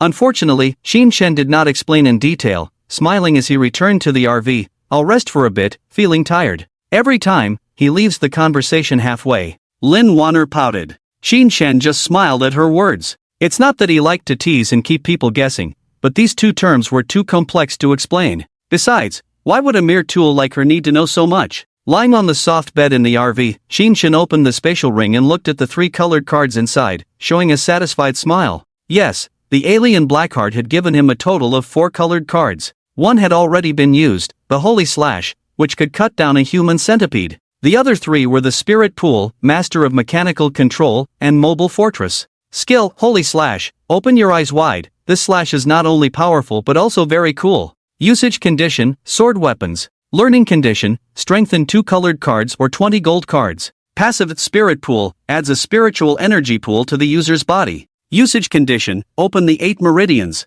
Talent, Master of Mechanical Control. Mom doesn't have to worry about me failing the second part of the exam anymore. Vehicle, Mobile Fortress, fortress level RV with strong defense capabilities and spacious internal activity space. The value of these 4 legendary colored cards is extremely high, all of them being T0 level without exception. The Holy Slash speaks for itself, largely compensating for his skill deficiencies and greatly enhancing his instant burst ability. Although the Spirit Pool does not have any attack or defense capabilities, it can double the mana, significantly improving endurance. This made Qin Shen, who had originally planned to follow the path of a chi refiner, more determined, waiting only to obtain the last gold card, the Yang Wei Yin Wei Second Meridian. By then his combat power would undergo a qualitative change. Don't forget, there is also a legendary colored card, the Aura Technique, lying in his spatial ring. As for the Master of Mechanical Control and Mobile Fortress, these 2 cards are currently of little use. The former is useless to learn because there are no dark gold or higher mechanical devices available for operation at the moment.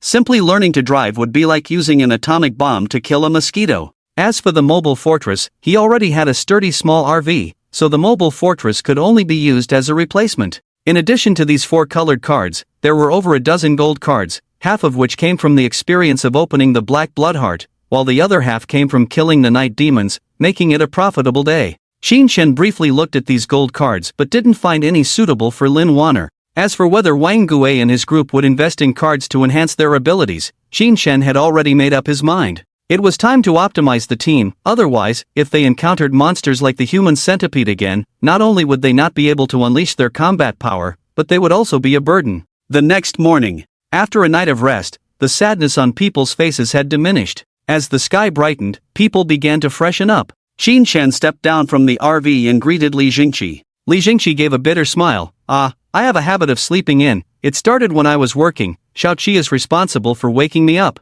Condolences, no one hopes for this outcome. Qin Shen handed him a cigarette. What are your plans for the future? Are you going back to the tavern? Li Jingqi shook his head repeatedly. Why go back to the tavern? Just seeing those wolves makes me angry. I thought about it all night yesterday. Xiao Qin, if you don't mind, I plan to join you with my brothers. It's probably best not to, Qin Shen politely declined with a smile. I'm used to being alone. Alone, huh? Li Jingqi's expression was strange, as if questioning the people around Qin Shen. My relationship with them is not as close as you think. I have rules with them. In the face of great danger, I will abandon them at any time. Also, any cards we acquire must be handed to me first for distribution. Qin Shen smirked. I am quite authoritarian. Li Jingqi didn't get angry but sighed. If only I could see through the essence of the apocalypse early like you, I wouldn't have taken so many detours. In a post-apocalyptic world with vast differences in individual strength, advocating democracy instead of dictatorship would be foolish like me. Qin Shen remained expressionless, inwardly amazed by his enlightenment. So, you're willing to join me? Qin Shen probed. Of course, Li Jingqi nodded firmly. Lao Li, welcome aboard. I'll call you that from now on, Qin Shen beamed, shaking Li Jingqi's hand enthusiastically. He was genuinely happy. Lao Li's value as a barbarian thrower was definitely higher than 2 rare cards, with profound strategic significance. Please take care of me a lot from now on, Boss Qin. No, Big Boss. Lao Li chuckled, feeling a weight lifted from his heart. Of course. After breakfast, Qin Shen gathered everyone and shared his thoughts. Yesterday's battle was extremely dangerous, you all witnessed it firsthand. The monsters we face will only get stronger, and more people will die. I'm giving you a choice now. You can stay, and I'll provide you with a certain amount of supply cards to last at least a month. Of course, you can choose to continue with me, but I can't guarantee your survival. Stay or leave, give me your answer by 2 o'clock this afternoon. With that, Qin Shen retired to the RV. Outside the camp, people exchanged glances and began whispering. Why are you looking at me like that? Do you want to stay? Qin Shen glanced at Lin Waner. Lin Waner was a bit angry. I don't want to stay, it's too dangerous outside. If you leave, I won't survive alone. Qin Shen remained silent as Lin Waner continued. I just don't understand why you suddenly want them to stay. I need to form an elite team. I don't expect every team member to be as effective as you and Lao Li, but at least they shouldn't drag us down when facing monsters. Many people wet their pants and some deserted during the centipede battle yesterday. Lin Waner, though not part of the final battle, had heard about the unexpected events on the battlefield from others. I wonder how many will choose to stay. Lin Waner murmured, watching the people outside the window conversing. By 2 o'clock in the afternoon, the results were in. 25 people chose to stay, while only 3 men and 3 women decided to continue with Qin Shen, excluding Wang Gui. The outcome was both expected and unexpected. Qin Shen kept his word and had Lin Waner give Wang Gui 500 white and green cards. Boss, Wang Gui was torn. He wanted to go with Qin Shen, but he couldn't leave Xiao Bao behind. Who would take care of Xiao Bo if he died in battle? I understand you. Qin Shen patted Wang Gui on the shoulder. I'll leave the gun to you for self-defense. You guys have combat experience. As long as you don't act recklessly and have clear division of labor, I believe you can live well. Of course, don't be too timid either. Act when necessary, idling around will lead to no good results. Thank you, boss. Wang Gui's eyes were a bit moist, his voice choked up. Farewell, everyone on this Jianghu path, we may meet again. Qin Shen bid a simple farewell, driving the small RV onto the highway, followed by an old truck driven by Lao Li. Among the 6 people in the truck, 3 were Lao Li's team members, the Wu brothers, Wu Fei, Wu Tian, and the college student Lin Mo. The remaining 3 were from Wang Gui's team, the couple Li Lei, Han Mei, and nurse Hu Chunli. The scenery on the highway resembled a post-apocalyptic wasteland, with abandoned private cars and corpses scattered around. They even encountered a small group of about 50 to 60 blood zombies, which Lao Li single-handedly took care of before Qin Shen could even make a move. Lao Li seems to have the ability to take on the night demons alone, right? Lin Waner admired. You underestimate Lao Li. If it's a matter of life and death, he can handle 4 or 5 night demons easily. That strong? Lin Waner's eyes sparkled. He enhanced his talent with the color card, especially with all the front chain lock enhancements. His combat power is top-notch, Qin Shen explained casually. It was no exaggeration to say that Lao Li's combat power could rival that of a small unit armed with cold weapons. In the evening, the small RV entered Haicheng. This once bustling tourist city had now turned into a dead city, filled with a heavy and oppressive atmosphere. Lao Li, we'll camp here tonight. Qin Shen parked the car in front of an abandoned nightclub and spoke into the intercom. Roger. Lao Li parked the car, jumped down, and said, Count Dracula nightclub. Hey, I've been here before. Aren't you a security guard? How come you have money to hang out in nightclubs? Qin Shen glanced at him. You're thinking too much. I would have starved to death on that meager security salary. Occasionally, I do some designated driving. That time, I waited from 9 p.m. until 4 a.m. for the boss who had brought 5 girls. It left a deep impression on me. Lao Li answered while carefully pushing open the door with the bloodline gun in hand. As soon as the door opened, a rotten smell hit them, almost making him gag. Ugh, what's this smell? Qin Shen glanced inside, seeing hundreds of decaying bodies, most infested with maggots, indicating they had been dead for a while. Apart from these human bodies, there were also many blood zombies and several night demon corpses. This place was supposed to be a camp but was attacked by a group of monsters. Check the bodies for any cards, I'll go upstairs to take a look. Qin Shen went to the 2nd floor of the nightclub. The scene here was no different from the 1st floor, with dried blood and bodies everywhere. After confirming no monsters were present in the nightclub, Qin Shen returned to the 1st floor. Lao Li excitedly handed him a dozen cards. Not only are there cards, but quite a few.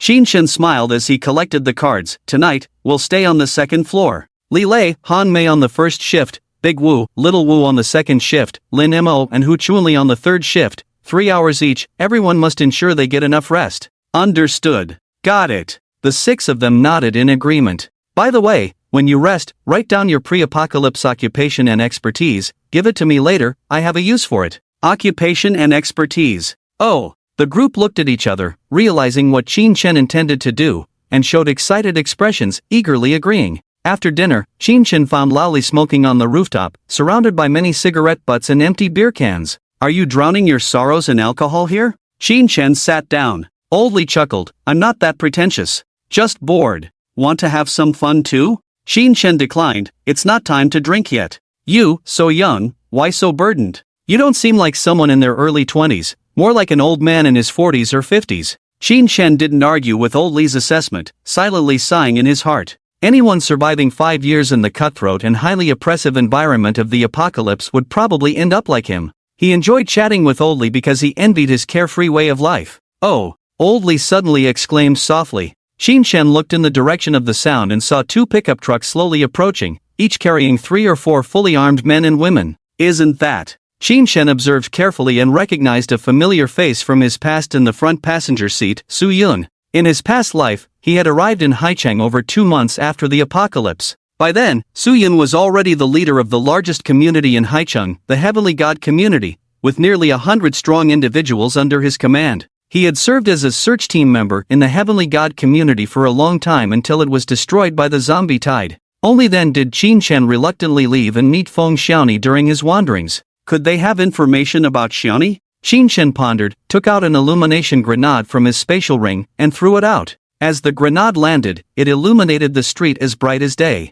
The two pickup trucks instinctively stopped. "Boss?" The driver looked at Su Yun. Su Yun, in his 30s, a graduate of a certain military school, had a handsome face, but the muscles on his arms under his short sleeves were intimidating. He raised an eyebrow and spoke into the walkie-talkie. "Second in command, go check the situation. Is it a real rescue or a trap? Act accordingly." "Got it, boss." A man in a dark green tactical vest emerged from the back of the truck, holding a pistol in each hand, cautiously approaching the illumination grenade. "I mean no harm," a voice came from the opposite building. After saying this, Qin Shen jumped directly from the third floor, landing with his hands raised to show his intentions. Huang Lauer furrowed his brow and holstered his gun. "Who are you? Why are you stopping us?" "I'm looking for someone, a woman named Feng Xiaoni." "Have you seen her?" "Second in command, give him the walkie-talkie," Su Yun said calmly. "Continue, our boss wants to talk to you." Huang Lauer tossed the walkie-talkie to Qin Shen. "Our shelter is in the south of the city, with several hundred people.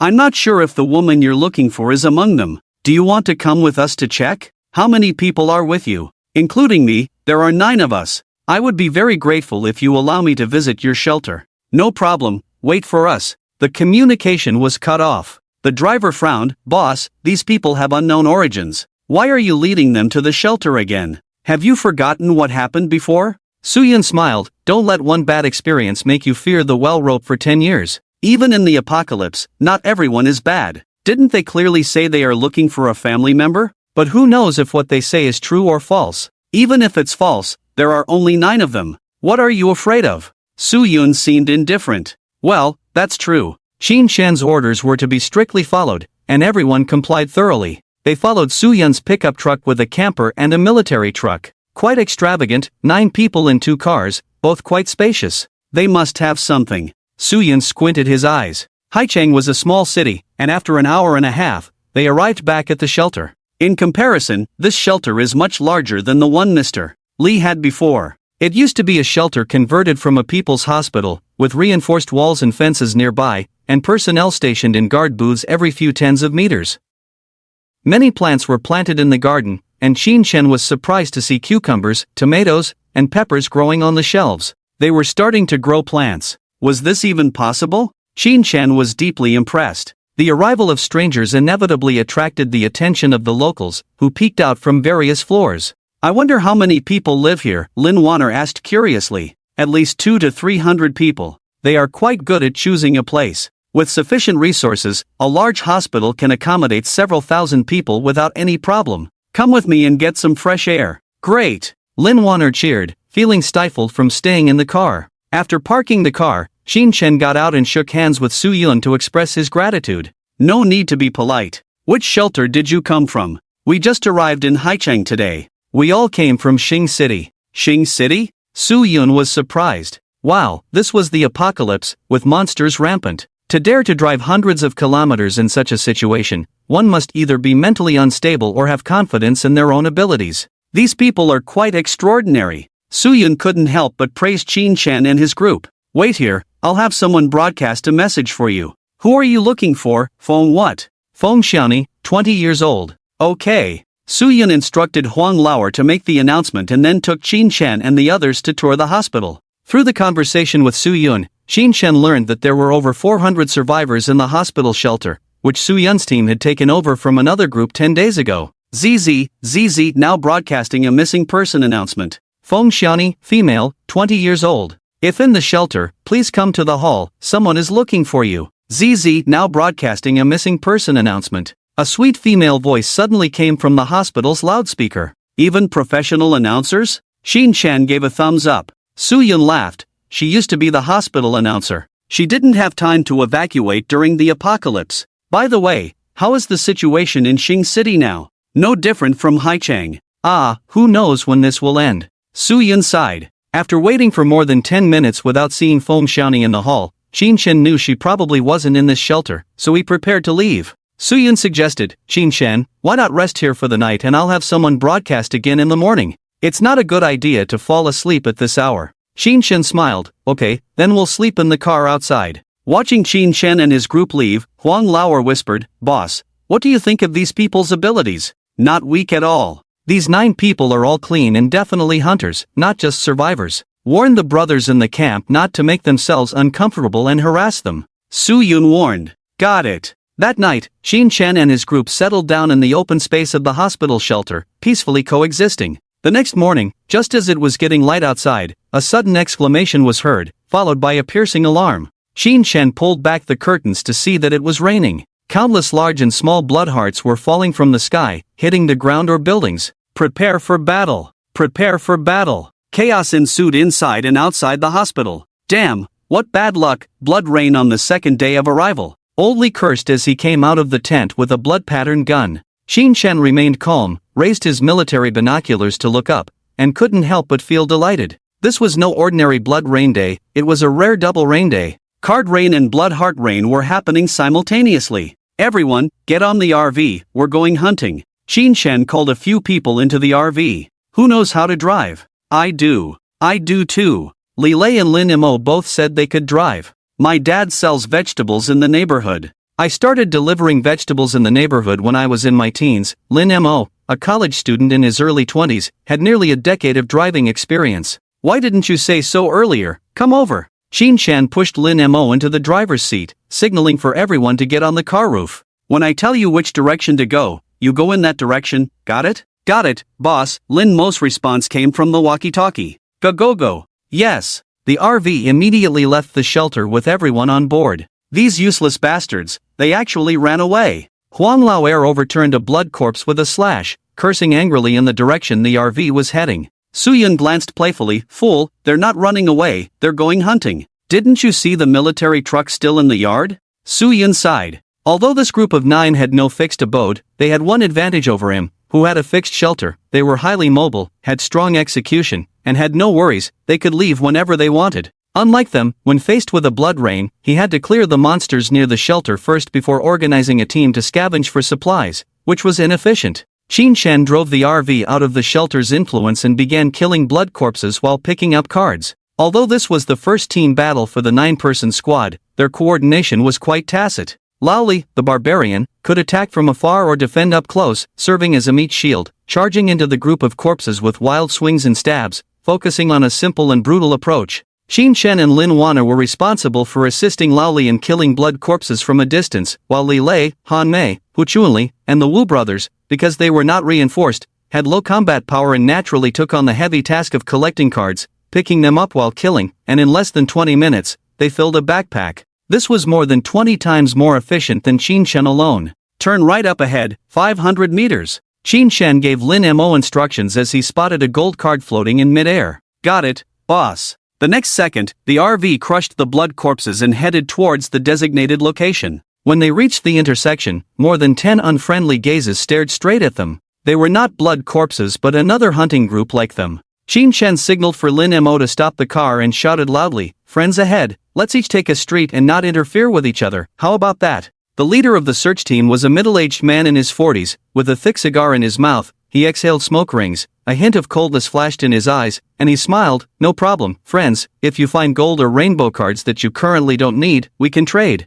"Oh, do you have the gold card for the Yangwei and Yinwei meridians?" Xin Chen asked. "Yes, we do. What do you plan to exchange it for?" The middle-aged man responded, "We are short on ammunition, 30 silver card ammunitions for 1 gold card, do you agree?" Xin Chen almost laughed out loud. He thought he was already shady enough, but he didn't expect the other party to be even shadier. With a 30-to-1 exchange rate, how is that any different from robbery? "I don't have that many silver cards, only 15, I can add 10 blue cards, let's trade." Xin Chen appeared quite naive, giving off a harmless vibe in his words. The middle-aged man hesitated for a moment and reluctantly said, "Fine, I'll take a loss, come over for the trade." "Oh, okay, I'm coming." Xin Chen jumped out of the RV and walked over. Lao Li whispered, "Hey, are you sure about this? Be careful." Xin Chen waved his hand, signaling everyone to relax. The two sides were only 100 meters apart, and Xin Chen quickly arrived in front of the other team's convoy, waving the cards in his hand. "I brought the cards."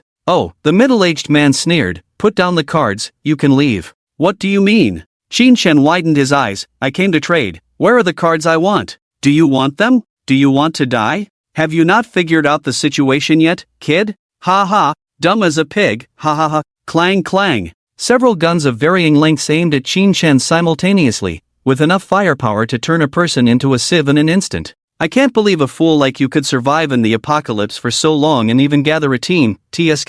The middle-aged man exhaled a puff of smoke, sneering, I'll count to 3, leave the card, and then you better run as far as you can. I find it a waste of bullets to kill you. Well, since you put it that way, then, you hit the road. Qin Shen sighed, suddenly drew his black sword, raised his hand, and unleashed a strike of the holy slash. In the next moment, a terrifying arc of light split the middle-aged man and his vehicle into two. The others reacted, shouting and pulling the triggers. However, facing the hail of bullets, Qin Shen neither dodged nor avoided, most of the bullets only causing minor scratches on him. The most terrifying part was that those wounds visibly healed at a rapid pace. This was the combined power of the super recovery body and the bullet resistance aura, a double legendary prowess. You can increase the firepower a bit, I can take it. Qin Shen smiled brightly. Monster! Monster! Seeing that their magazines were empty and the young man in front of them was unharmed, the remaining dozen or so people in the convoy turned and ran in fear. Qin Shen didn't give them a chance to escape. He took out a sniper rifle from his spatial ring and kept pulling the trigger. With the blessing of the sharpshooter talent, the whole street soon fell silent, leaving behind 12 bodies with shattered heads. To save time and not miss any cards, Qin Shen stuffed all these bodies into his spatial ring. The top priority now was to scavenge for resources. Searching the bodies could wait until the rain stopped. This bloody scene frightened Old Li and the other 6 people. Qin Shen wasn't even afraid of bullets. Where exactly was his limit? The downpour lasted for an hour and a half before stopping. Qin Shen's team of 9 didn't return to the hospital shelter until 2:30 in the afternoon, having spent a full 6 hours outside. Looks like little Qin made quite a haul. Su Yun's eyes were full of envy, and he now called Qin Shen Little Qin. Not bad, made a little profit. Qin Shen changed the subject. Su, have you been staying in the shelter all this time? Su Yun shook his head. Not really, just went out for a bit earlier, but unfortunately didn't find any good cards. They were all snatched up by others. By the way, there are quite a few search teams in Haicheng. Did you guys encounter any? Of course they did, but they had all turned into corpses. Qin Shen remained non-committal and instead asked, Su, do you have any extra cards for trade? What kind do you need? Su Yun asked casually. Yang Wei Yin Wei Second Meridian, I can exchange it for an equivalent gold card or 10 silver cards. Wait a moment, let me ask if anyone else has it. Also, I need some auxiliary gold and silver level cards. I'll write a list later, could you help me find them? No problem. After Su Yun left, Qin Shen returned to the campsite and took the bodies out of the spatial ring to search for loot. Initially, Qin Shen thought this hunting trip would yield at most 1,000 cards, but to his surprise, the final haul amounted to a staggering 2,470 cards, with over 10 gold cards and over 60 silver cards. After handing over the cards below blue rarity to Lin Waner for sorting, Qin Shen spent an hour sifting through hundreds of silver cards to find 60 talent cards, which he distributed to Li Lei, Han Mei, Lin Imo, Wu Fei, Wu Tian, and Hu Chuanli. Nurse Hu Chuanli, formerly a nurse at the city hospital, received cards prepared by Qin Shen, Remote Healing X3 plus Swift Surgery X3 plus Physical Recovery plus Agile Hands plus Quick Shooter. Among them, except for the sharpshooter being an attack talent, the rest are all pure support talents, skills. Within a range of 50 meters, she can perform long-range healing. As long as the wound is not fatal, she can save them. After this set of talents is formed, the available paths to choose from include field medic, priest, doctor, and so on. University student Lin Mo, Qin Shen prepared for him cards such as Driving Technique X7, Physical Recovery X3. A discerning person can tell at a glance that Qin Shen intends to train him as a driver, as evidenced by the 7 driving technique cards given to him, directly raising his driving skills to level 3. Physical Recovery LV2 ensures that he will never drive fatigued under normal circumstances. After formation, available paths to choose from include Giant Mechanical Operator, Master Operator, and so on. Li Lei and Han Mei, this couple, were each prepared by Qin Shen with a set of Close Combat Talent Shield Bearer and Long-Range Sharpshooter, Bao. This maximizes both their close combat defense and long-range capabilities, making it the most cost-effective choice, without a doubt. There are numerous paths to choose from later on, but we won't go into detail for now. Wu Fei and Wu Tian, the brothers, were prepared by Qin Shen with the talents of Sentinel and Scavenger.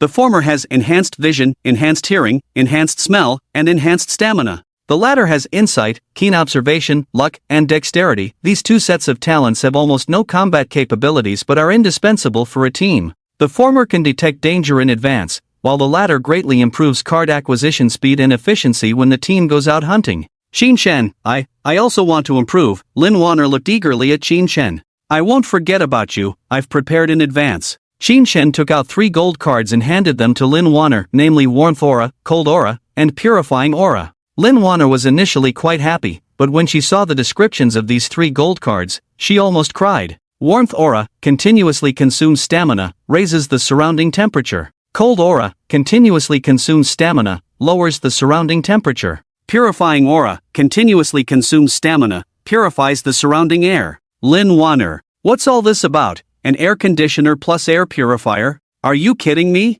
I know you must be wondering what these 3 auras are for. My answer is, be prepared, you will soon find out the answer. Also, since they are gold cards, they must have their reasons, don't you think? With that one sentence, Lin Waner's mouth was firmly shut. Although Lin Waner didn't say anything, she was very dissatisfied with these 3 aura skills. Otherwise, Qin Shen wouldn't be shivering cold one moment and sweating profusely the next while sleeping. This must be the little fairy's silent protest against him. When all the support personnel's cards were fully constructed, Qin Shen took out 2 gold cards and over 20 silver cards, handing them to Old Li. The 2 gold cards were Street Brawler Enthusiast and Fanatic. The former boosts close combat attack power, while the latter is a skill that enhances explosiveness. The over 20 silver cards included Physical Recovery X7, Arm Strength Enhancement X7, Skin Hardening X7. The consumption of cards for upgrading skills and talents from colored cards and below is 2481632641282565512, up to level 10. In the evening, Suyin brought Huang Laoer and a few others to find Qin Shen, informing him of the disappointing news that they had asked everyone in the shelter but couldn't find the Yangwei Yinwei second meridian that Qin Shen needed, although there were some miscellaneous cards.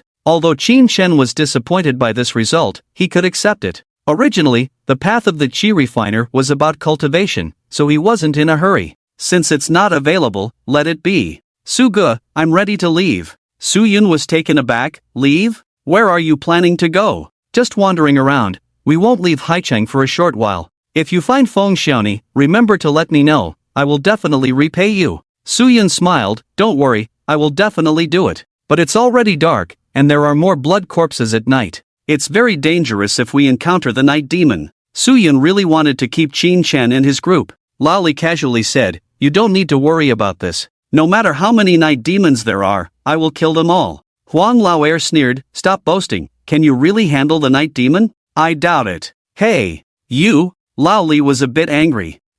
Shut up. Su Yun stopped Huang Laoer and nodded to Qin Shen, since you have made up your mind to go, I won't insist. Whether you find the person or the card, I will contact you. Thank you, goodbye. Qin Shen immediately signaled everyone to get on the car and left the hospital shelter. Boss, are you just letting them go like this? Huang Laoer was unhappy, they must have a lot of cards on them. Even if they have many cards, what does it have to do with us? Do you want to rob them? Su Yun glared at Huang Laoer, who shrugged, if I want to rob them, so what? Are you afraid they will report me to the police? Boss, you are good in everything. But you are too indecisive. It's the end of the world now, survival of the fittest. Su Yun shook his head, even in the end of the world, we can't act recklessly. Stop overthinking, get ready to hunt, the resources in the shelter are running out. Alright, I got it. Huang Laoer sighed. When Su Yun walked away, 2 men beside him said, Ergo, I'll tell you the truth even if you don't like it. Su Laode is a good person, but he is not suitable to be the leader.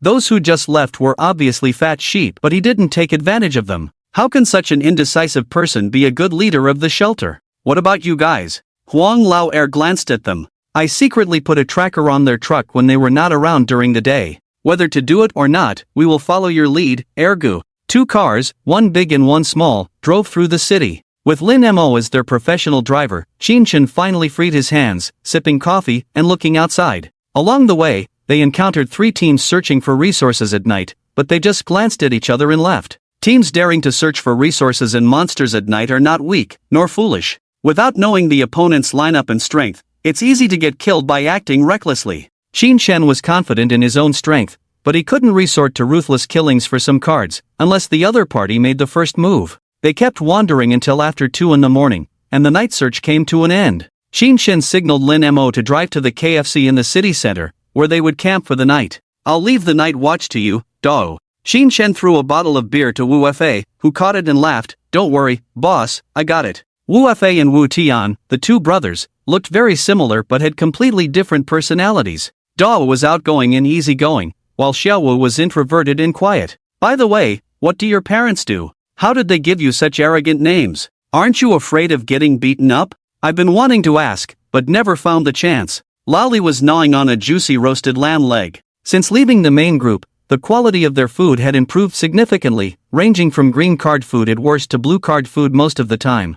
Wu Fei chuckled, our original names were not like this. I changed them after the apocalypse, lawless and cool, right? Oldly rolled his eyes, love is such a thing. I knew it, no normal parent would give their child such an outrageous name. Elder brother, Li Head, I'll go on guard duty first. Wu Fei, carrying beer, cheerfully greeted his younger brother to go upstairs for duty. Qin Shen glanced at the nearby lovey-dovey couple and teased, hey, do you guys need to borrow my RV? Han Mei blushed and shyly buried her head in Li Lei's arms, while Li Lei quickly waved his hand, indicating to consider contributing to human reproduction after settling down. On the right, Lin Waner was chatting with Hu Chunli and Lin Mo, laughter occasionally heard, not knowing what they were talking about. Seeing all this, Qin Shen nodded silently. Although the team consisted of only 9 people, it had a strong sense of a big family, with no barriers between them. Rest early, we have to hunt tomorrow. Qin Shen got into the RV and closed his eyes to rest. Soon after, Lin Waner came up, made a funny face at the sleeping Qin Shen, and slipped into the adjacent blanket.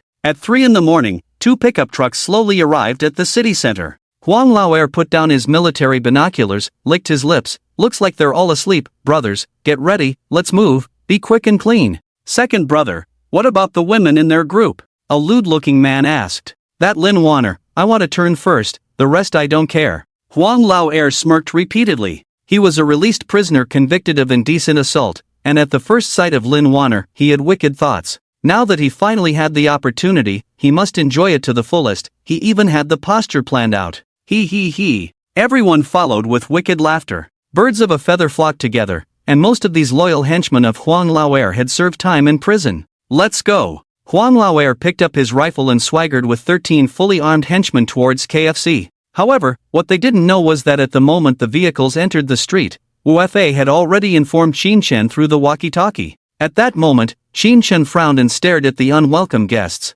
Based on his understanding of Su Yun in his past life, Su Yun was not the kind to resort to violence and treachery. In other words, these people were acting on their own. Strike first? Old Li raised his bloodline gun. No rush, find out first before taking action, just a bunch of ants.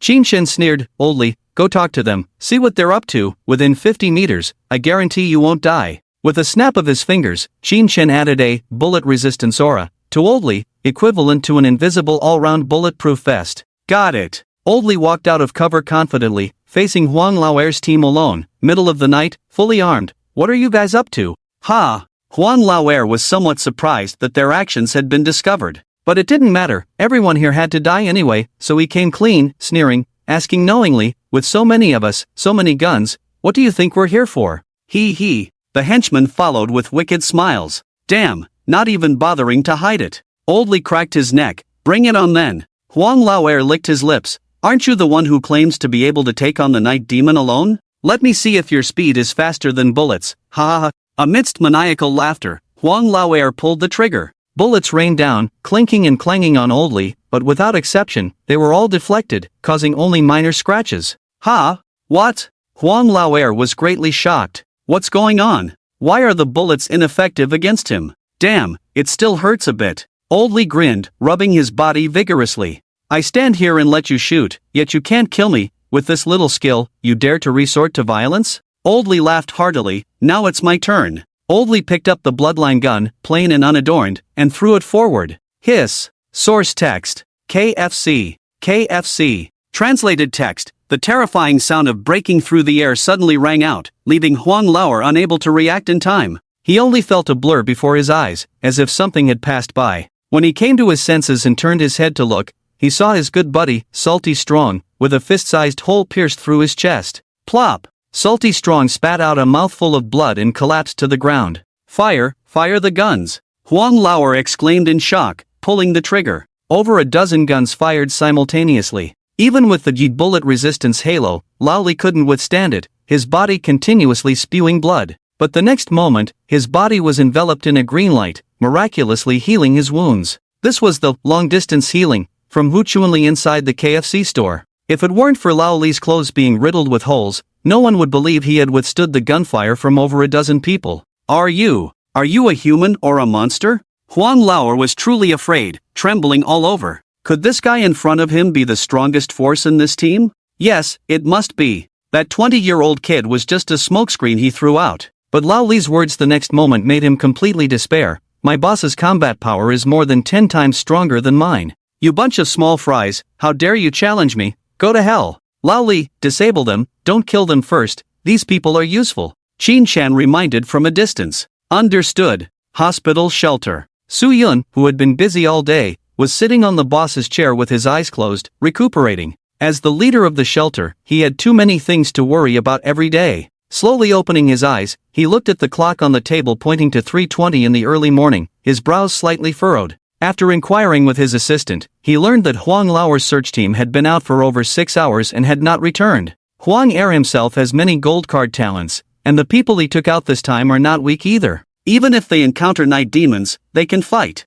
There shouldn't be any problems. Brother Su, you should rest early. You haven't had a full night's sleep for many days. The assistant named Ding Yuan was a 25 or 26-year-old woman, not only extremely beautiful but also quite voluptuous. Her dress with black-rimmed glasses was fatally attractive to men of any age. However, Su Yun's gaze never lingered on her for more than 3 seconds, just tiredly rubbing his temples. It's okay, I've strengthened my stamina recovery, just need to rest a bit. How much longer can the food cart in our shelter last? I just counted, 3 to 5 days should be fine. Only 3 to 5 days worth left? Su Yun sighed heavily. The shelter had too many people to support, even at the lowest standard, they would consume over 1,000 cards a day. Let me massage your shoulders, you're putting too much pressure on yourself. Ding Yuan came up behind Su Yun and gently pressed his shoulders. At that moment, the phone on the table suddenly rang, showing a call from Qin Chen. Su Yun answered with a surprised expression. Little Qin, what's the matter so late? Huang Lao led people to ambush me, was it your idea?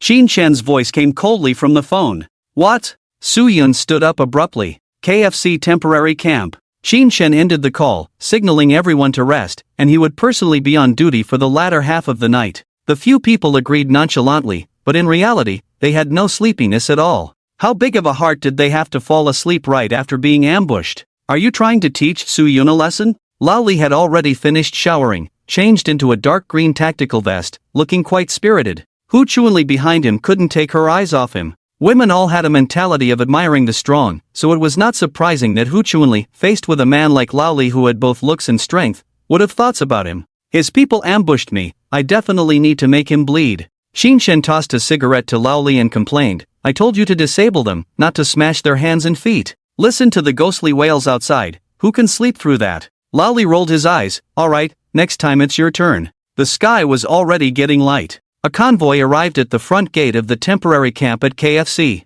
Su Yun, escorted by a group of subordinates, arrived at the entrance, staring at the barely conscious Huang Lao and his dozen or so henchmen. Their hands and feet had been smashed with blunt objects, not fatal but almost impossible to fully recover from, meaning these people were now useless. Su Gu, you have to explain this to me, what exactly is going on here? Qin Chen said as he walked out with Lao Li. Su Yun took a deep breath and gestured for everyone to lower their guns. Huang Lao acted on his own. Although it's not related to me, I still have some responsibility. I apologize to you for my subordinate's incompetence. I accept your apology, Qin Chen shrugged, but besides that, you have to compensate me. Anticipating Qin Chen's response, Su Yun smiled bitterly, resources at the shelter are limited. These 10 silver cards are the best I can offer at the moment. Just 10 silver cards, are you trying to beg for alms? Lao Li narrowed his eyes. Hey, don't be impulsive. Qin Chen patted Lao Li's shoulder and said to Su Yun, I understand the difficulties of the shelter. Let's consider this as making a friend. Grasshoppers have meat on their legs too.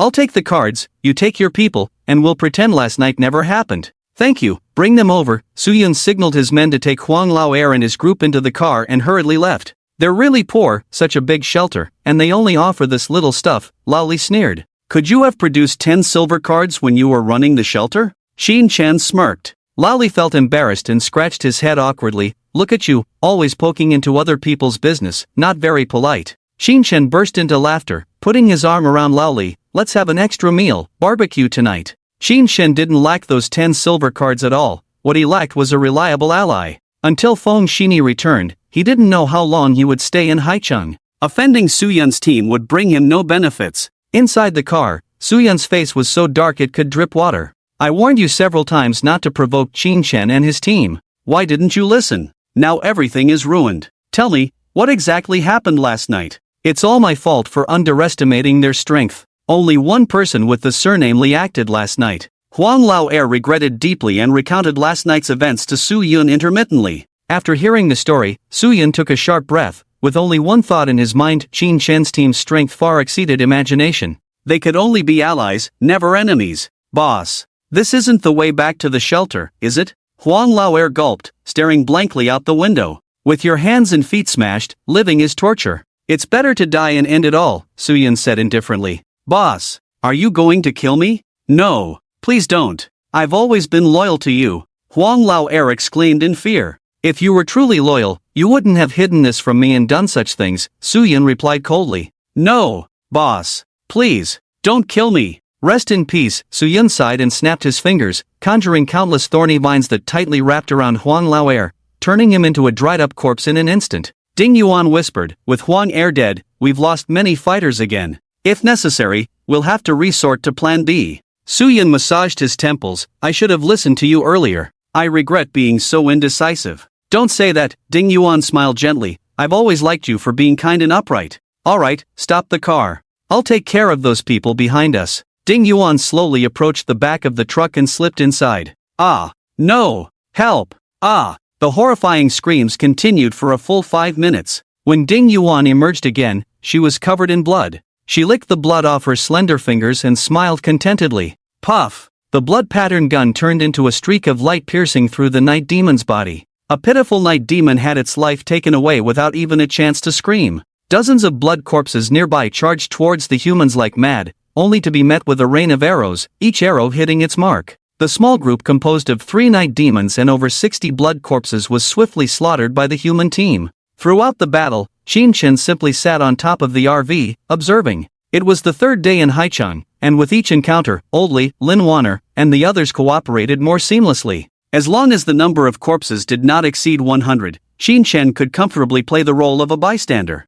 Damn, not easy. We've killed nearly 20 night demons, and we got a rare card for the first time. Old Li's cheer made Qin Chen turn his head and inquire. What card? Trading terminal. What's this? Old Li looked puzzled. Trading terminal? Qin Chen was momentarily stunned, then chuckled, to think this came out. What's it for? Old Li tossed the card to Qin Chen. Qin Chen caught it and explained, simply put, it's a machine for remote trading. Its main function is to trade cards with others who also have a trading terminal. You can also exchange unused cards for survival points and purchase cards from the terminal. Qin Chen gestured for everyone to get on the car, tore the card, and placed it in a corner of the RV designated for the trading terminal. With a flash of golden light, a machine half the height of a person appeared. Isn't this like the twin brother of a slot machine? Old Li chuckled. It was understandable why Old Li would say that. The trading terminal did resemble a slot machine, with a simple and convenient operation. It used a silver card battery for charging, and to trade, one simply had to input the card to the left.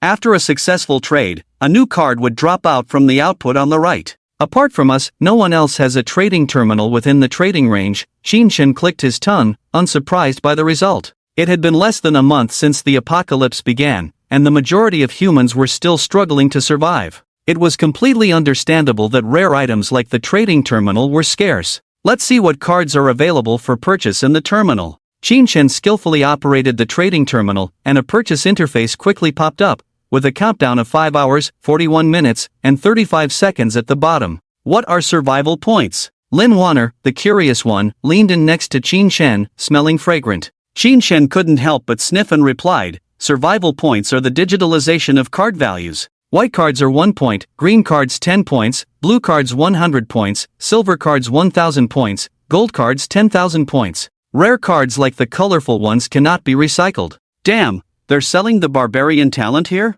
How much? 30,000 survival points? Old Li exclaimed, why doesn't it go rob someone? The trading terminal is mainly for fair trades with others. Even if there's a markup, it won't be too high. 99% of the cards that refresh every 24 hours are at a loss. Currently, this thing is a bit of a white elephant. Qin Chen casually closed the trading terminal to save power. The silver card battery was a valuable commodity that needed to be conserved. Even though he had resources, he had no intention of buying cards from the terminal. The prices were too high, with the fixed redemption value for a silver card at 1,000 points, while the purchase price fluctuated between 2,000 to 3,000. Unless necessary, not many would buy cards from the terminal. Of course, there are also 1% of hard currency cards that can be bought to make a small profit, but Qinshen currently does not need this kind of grasshopper legs. It's more cost-effective to explode cards by fighting monsters. Qinshen glanced at the time. It was almost 5 in the morning, so he ordered everyone to rest. Everyone was already accustomed to this day-to-night schedule.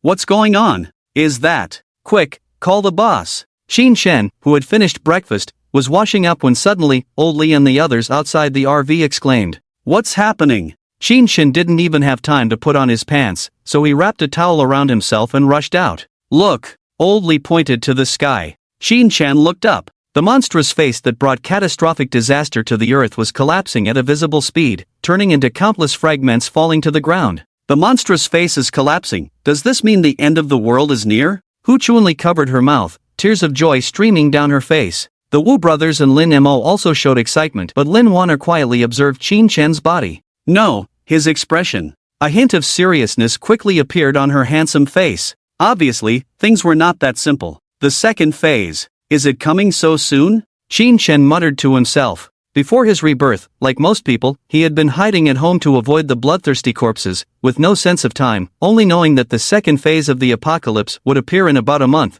never expecting it to start so early. The second phase? What does that mean? Old Li asked. Qinshen turned expressionless and walked back into the RV. The difficulty of survival has increased. 5 minutes later, Qinshen came out of the RV again, holding a military telescope to observe the monstrous face disintegrating in mid-air, signaling everyone to get on the car. Soon after, boom, boom, boom. Explosions rang out one after another. Countless monstrous face fragments rained down like shells on the ground, destroying one building after another, the once quiet city now filled with screams. It turned out that many survivors were taking shelter at home, barely sustaining their lives with the supplies from a few card rains. What kind of monster is that? Old Li saw a family of 3 being bitten to death by a monstrous dog while trying to escape. These monstrous dogs were larger than the bloodthirsty corpses, covered in blood, with no skin, only muscles and bones, their sharp teeth and claws intimidating. They were creatures bred from the fragments of those monstrous faces. Blood dogs. Qinshen raised a sniper rifle, and from a distance of a kilometer, he shattered the monstrous dog's head with a shot. Woof! Woof! Woof! Many nearby monstrous dogs heard the gunshot and started moving towards the small RV, accompanied by another type of creature never seen before, tall and robust humanoid beings weaker than the night demons. First stage bloodthirsty corpses. Qinshen explained as he continued to shoot without missing a beat, each bullet shattering the bloodthirsty dogs and enhanced bloodthirsty corpses. The others quickly snapped out of their shock, forming a defensive formation spontaneously and launching a massacre against the monstrous dog pack.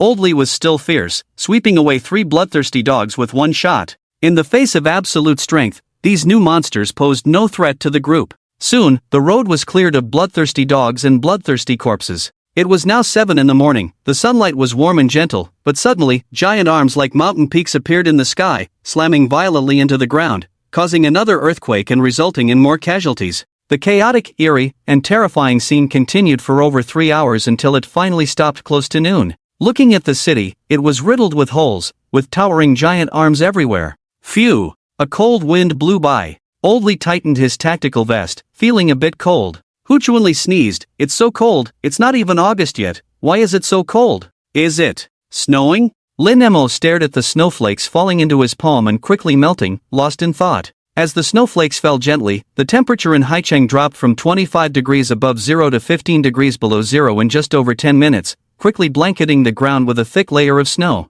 After entering the RV, Old Li and his group were surprised to find that the temperature inside was unexpectedly high, almost like the floor heating was on, maintaining a steady temperature of around 23 degrees. Strange, is there air conditioning in this car? Why didn't I see it? Old Li looked around in confusion. Approaching Lin Waner, he discovered that she was like a large fireplace, continuously emitting powerful heat. Ha! Old Li was amazed. Lin Waner smiled and said, Qinshen anticipated the temperature drop early this morning and had me learn the warmth aura. Warmth aura? The boss is truly foresight. Old Li gave a thumbs up, laying it on thick. Qinshen chuckled, it's just blind luck. Don't get too excited yet. The RV is only so big, it can't accommodate so many people. You'll have to move back to the house at night. Here, take these warming cards, if you need anything, just let me know. That's for sure. Old Lee and the others nodded in understanding. Chinshin distributed prepared heating devices, insulated tents, and sleeping bags to everyone. With a sudden drop in temperature of tens of degrees, those who didn't prepare warming equipment in advance will suffer. How long do you think this extreme weather will last? Old Lee looked out the window. I'm not a god, how would I know? Chinshin shrugged. In fact, he did know. This snow would last for about 3 months, with temperatures getting lower and lower. In the last half month, the temperature would drop to minus 50 degrees, and many people wouldn't survive the extreme cold. Outside, snowflakes drifted down, the cold wind biting. However, with the dual support of 3 heaters and Lin Waner's warmth aura, the small shelter, an 80 square meter house, was warm as spring inside. People enjoyed hot pot and beer, with Old Lee sweating profusely and even taking off his down jacket, blue card. Just as they were enjoying themselves, Qin Shen's phone, which had been hanging at his waist, suddenly rang. It was Su Yun calling. Xiao Qin, are you still in Haichang? Su Yun's voice trembled. I am. What's up, Su? Qin Shen picked up a slice of fatty beef dipped in sauce and put it in his mouth. Do you have any warming cards over there? This weather is too cold, the warming cards I have are far from enough. Warming cards, I do have some, but definitely not enough for 400 people. Who said anything about 400 people? I left the hospital shelter 2 days ago. I only have around 30 brothers with me now. Su Yun wasn't lying. 3 days ago, after dealing with Huang Laoer's group, Su Yun called all the cadres together at the hospital shelter and decided to leave. They left some supply cards for the people at the shelter, but whether they could survive in the end depended on their own luck. I see. But you know, supply cards are hard to come by. If you want warming supplies, you'll have to trade something. Qin Shen spoke while quickly eating, and Lin Waner kindly loaded his bowl with lots of meat. A silver card for a set of warming cards, including clothes, shoes, and socks. Deal, come pick it up. Qin Shen gave Su Yun the address. Boss, are you sure about giving them our address? Aren't you afraid? Lin Mo, the college student, lacked a sense of security.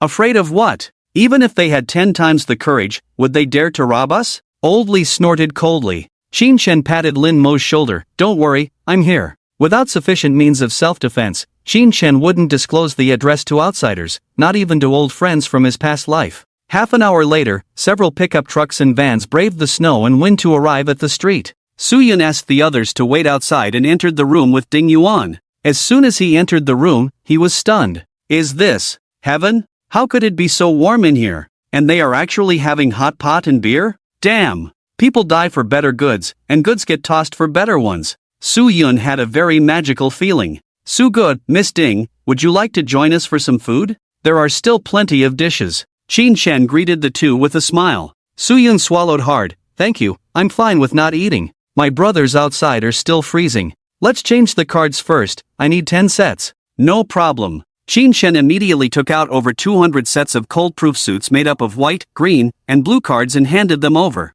Although Su Yun felt the pain of giving away his 10 silver cards, he had no choice but to grit his teeth and make the exchange with Qin Shen. Su Ge, if you don't mind, take this hot pot to your brothers to keep warm. Su Yun looked at the thick oil and rich ingredients in the pot. Not hesitating, he clasped his hands together. Thank you, little Qin Gu. You're welcome. Across the street from the shelter under Qin Shen's protection was a supermarket, but the owner had long disappeared. After much thought, Su Yun decided to stay here temporarily. Although 10 sets of cold-proof supplies were not enough for 30 people, having something was better than nothing. At least with these equipments, the group wouldn't be at risk of frostbite. Damn, it's finally a bit warmer. A young brother sighed with relief after finishing a bowl of hot pot soup. We don't know how long this snow will last. After dinner, Ding Yuan and I will take a few brothers hunting. You guys patch up here, don't let the cold air in. Su Yun was not a fool who would sit idly by. He knew that in harsh environments, it was crucial to scavenge for resources outside,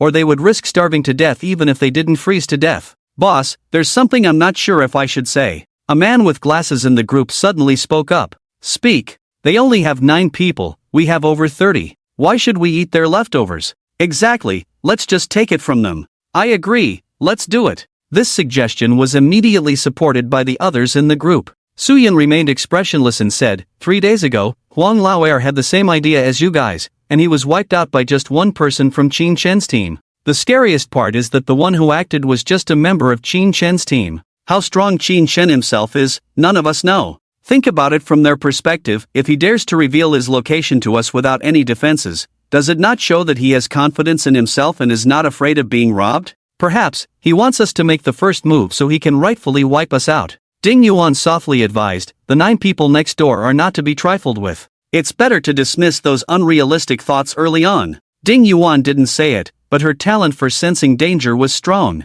Just now, in close contact, Qin Shen gave her a feeling that could be summed up in 4 words: unbeatable. After lunch and a brief rest, Qin Shen decided to go hunting. Laoli wanted to go with him, but Qin Shen firmly refused. Laoli was one of the 2 high-level combatants in the team and had to be responsible for guarding the shelter. As for Lin Waner, her warm aura skill would be greatly diminished when used in an open environment, and the other support auras didn't provide significant boosts for Qin Shen at the moment, so he decided to leave Lin Waner with Laoli and the others. I won't go far, just around the area. Call me if anything happens. Qin Shen instructed Lin Waner, and Laoli tightened his down jacket and walked out. It was a coincidence that as soon as he turned the corner, he saw Su Yun, Ding Yuan, and 5 men coming out of a store, apparently preparing to go hunting like him. Little Qin Ge, thank you for the hot pot. Su Yun waved with a smile. Qin Shen rode up to Su Yun on his Ghostfire, his face full of smiles. Su Ge, are you going hunting too? Yeah, we're really short on supplies.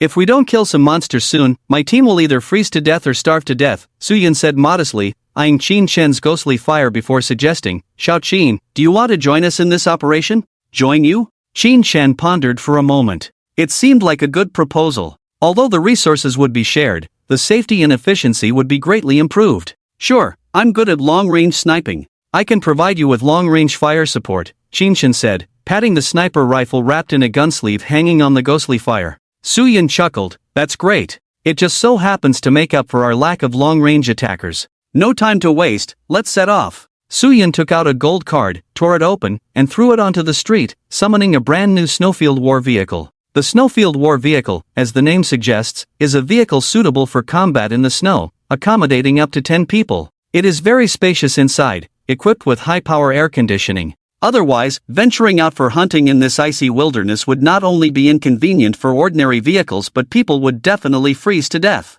Qin Shen got into the vehicle, and Su Yun's team slowly drove along the road. The terrifying post-apocalyptic scenes along the way left everyone in silence. After about 20 minutes of driving, Su Yun stopped the vehicle by the roadside upon his teammate's reminder.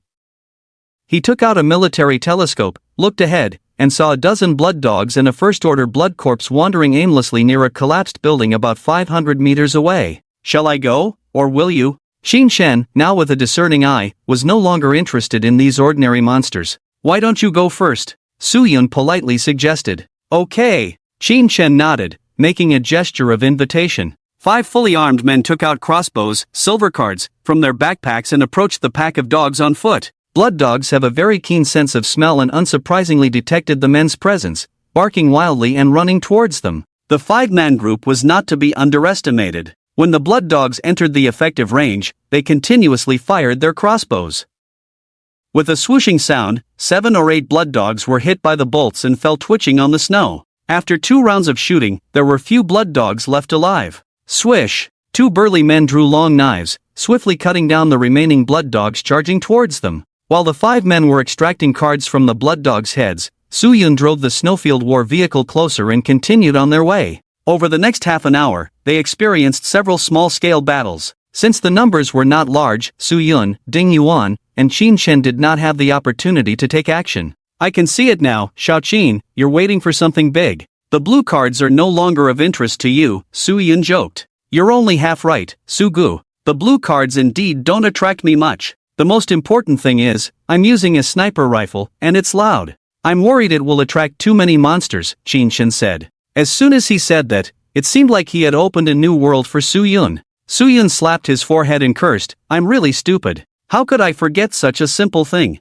Why waste fuel when we can just make some noise to lure the monsters over and kill them? We have plenty of ammunition, with me and Ding Yuan for close combat, and Xiao Qin here, the sharpshooter, for long-range support. We're not afraid even when encountering a horde of corpses. Qin Shen smiled without saying a word, thinking to himself that Su Yun had finally come to his senses. Su Yun drove the Snowfield War vehicle to the entrance of a mall and honked the horn. Honk! The piercing sound of the horn echoed through the empty street. A minute later, one of the members of the five-man team suddenly turned serious. "Boss, they're here, and there are a lot of them. They're gathering towards us. Get ready for battle," Suyun said, picking up his rifle and heading to the top of the war vehicle. Qin Shen also took out his Forest Wolf sniper rifle. Oh woo. At the end of the field of vision on both sides, dozens or even hundreds of blood wolves appeared, followed by a large group of first-order blood corpses. "Seems like quite a lot." Suyun smirked, "but the more, the merrier in the killing. Tonight, we're having an extra feast.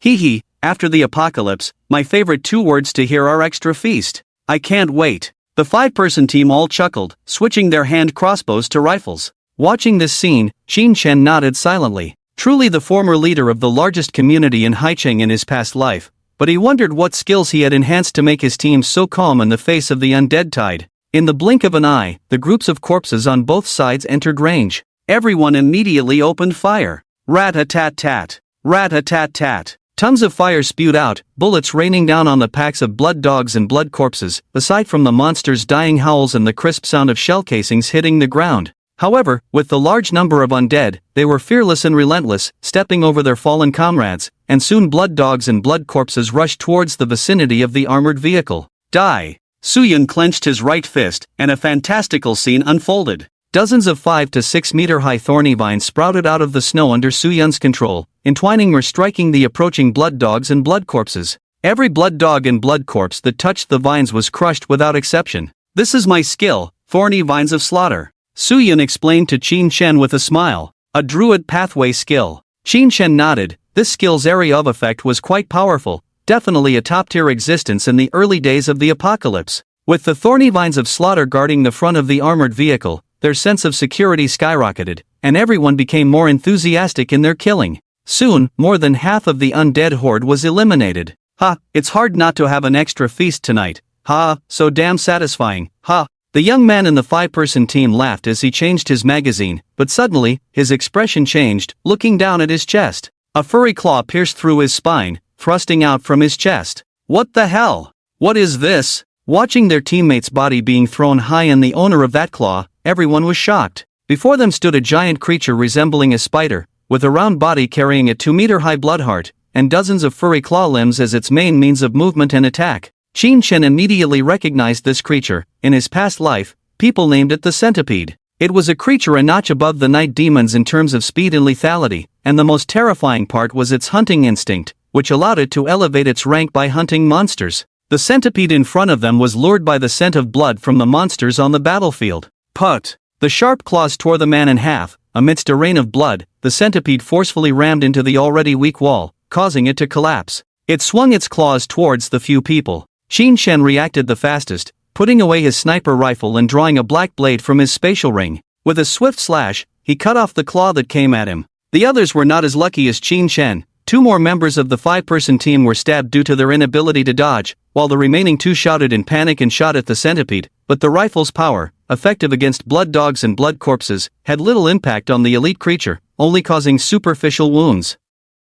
"Leader, help!" "Ah!" The man closest to Qin Shen had his head cut off by the claw, while the other was knocked away and fell into the horde of corpses, where a pack of blood dogs quickly tore him to pieces. "Damn it!" Suyun roared in anger, sending half of his vines to attack the centipede, but the creature's claws were so sharp that they easily cut through all the vines. "Deal with the undead, this one's mine." Qin Shen twirled his blade, leaped down, and with a swift motion, unleashed the sacred slash. The centipede seemed to sense the power of this move and didn't dare to confront it head-on. It dodged to the side, but unfortunately, its speed was a beat too slow, and the next second, half of its body vanished in a terrifying light. "So strong. Truly terrifying." Suyun and Ding Yuan both gasped in shock. They knew Qin Shen was powerful, but they didn't realize he had reached such a level, being able to kill even such a large monster in seconds. Qin Shen succeeded with one move, his body not stopping at all, catching up to the heavily injured centipede and delivering another blow of the holy slash directly into its massive blood heart, ending its life completely. With Qin Shen's current physical condition, he could use the holy slash 3 times in a short period, enough to slay 99% of powerful individuals. 1 rainbow, 1 silver. Not bad luck. Qin Shen decisively put away the 2 cards and returned to the ice and snow war vehicle. The 5-person team had been wiped out, leaving only Qin Shen, Suyun, and Ding Yuan in the vehicle. Lacking firepower suppression, Suyun's vines alone couldn't clear out so many blood corpses and bloodhounds, with the vines on the verge of being torn apart. At this moment, Ding Yuan let out a low growl, her down jacket expanding, and many green scale-like things suddenly appeared on her smooth skin. Her outstanding face became strange and terrifying as her talent unfolded, transforming her into a green-skinned half-lizard person in just 2 minutes.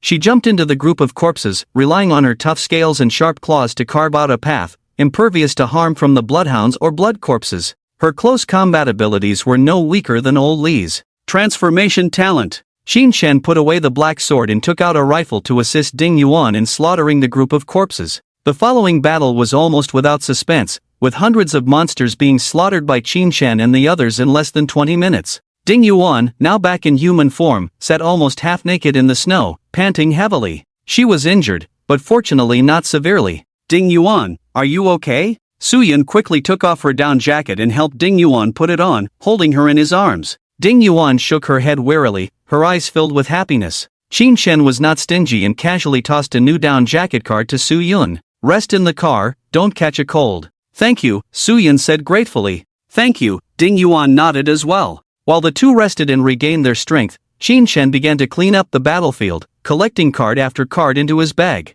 Unfortunately, most of them were white or green cards, with very few blue cards and occasionally a silver card. But every little bit counted. I'm feeling better now, let's go pick up some cards. Ding Yuan's face was pale, having overused her strength by transforming into a lizard person for a long time, leaving her body feeling weak. You rest here, I'll go. Suyun opened the door and got out of the car to search for cards among the bodies. You can have what's left, I've got enough. Qin Shen stretched lazily. Winning a rainbow card in this battle was already a big gain for him, so there was no need to compete with Suyun for those white and green cards, which would make him seem petty. While Suyun cleaned up the battlefield, a dozen figures appeared unsteadily in the opposite residential area. Upon closer inspection, they were survivors, many of them thin and wrapped in sheets, like walking corpses, coming to the battlefield piled with bodies. They looked at Qin Shen and his companions with a mix of reverence and fear. In their eyes, Qin Shen and the others were undoubtedly like war gods. How else could they have taken down hundreds of monsters?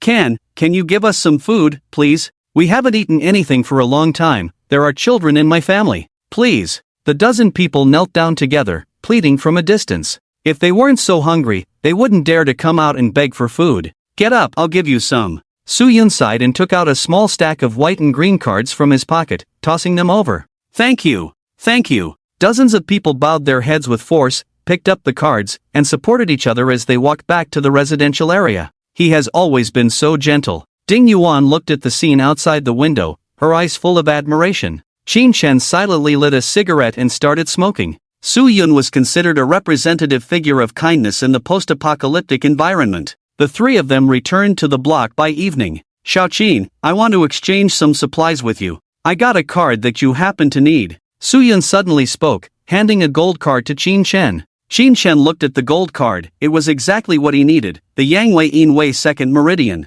What supplies do you want to exchange? Medicine, food, and cold weather gear. Okay, come to the shelter later to get them, I'll go back and prepare. Qin Shen nodded, it was not an unreasonable request. Thanks. Suyun handed the card to Qin Shen, led Ding Yuan into the store shelter, while Qin Shen rode the ghost fire back to the residential shelter. Finally back, buddy, you've been out for 4 hours, are you hurt? Shuunli. Old Li shouted, and Shuunli raised her hand to cast a long-distance healing spell. Qin Shen smiled, I'm not injured. 5 people were injured on Su's side. Qin Shen recounted the afternoon's events to everyone, and when Suyun came to collect supplies, Qin Shen generously gave him 2 silver card batteries and several sets of cold weather gear. After Suyun expressed his gratitude, he happily walked away with the cards, making plans to go hunting together again. Whether Suyun or Ding Yuan, their combat abilities were outstanding, making them very suitable allies.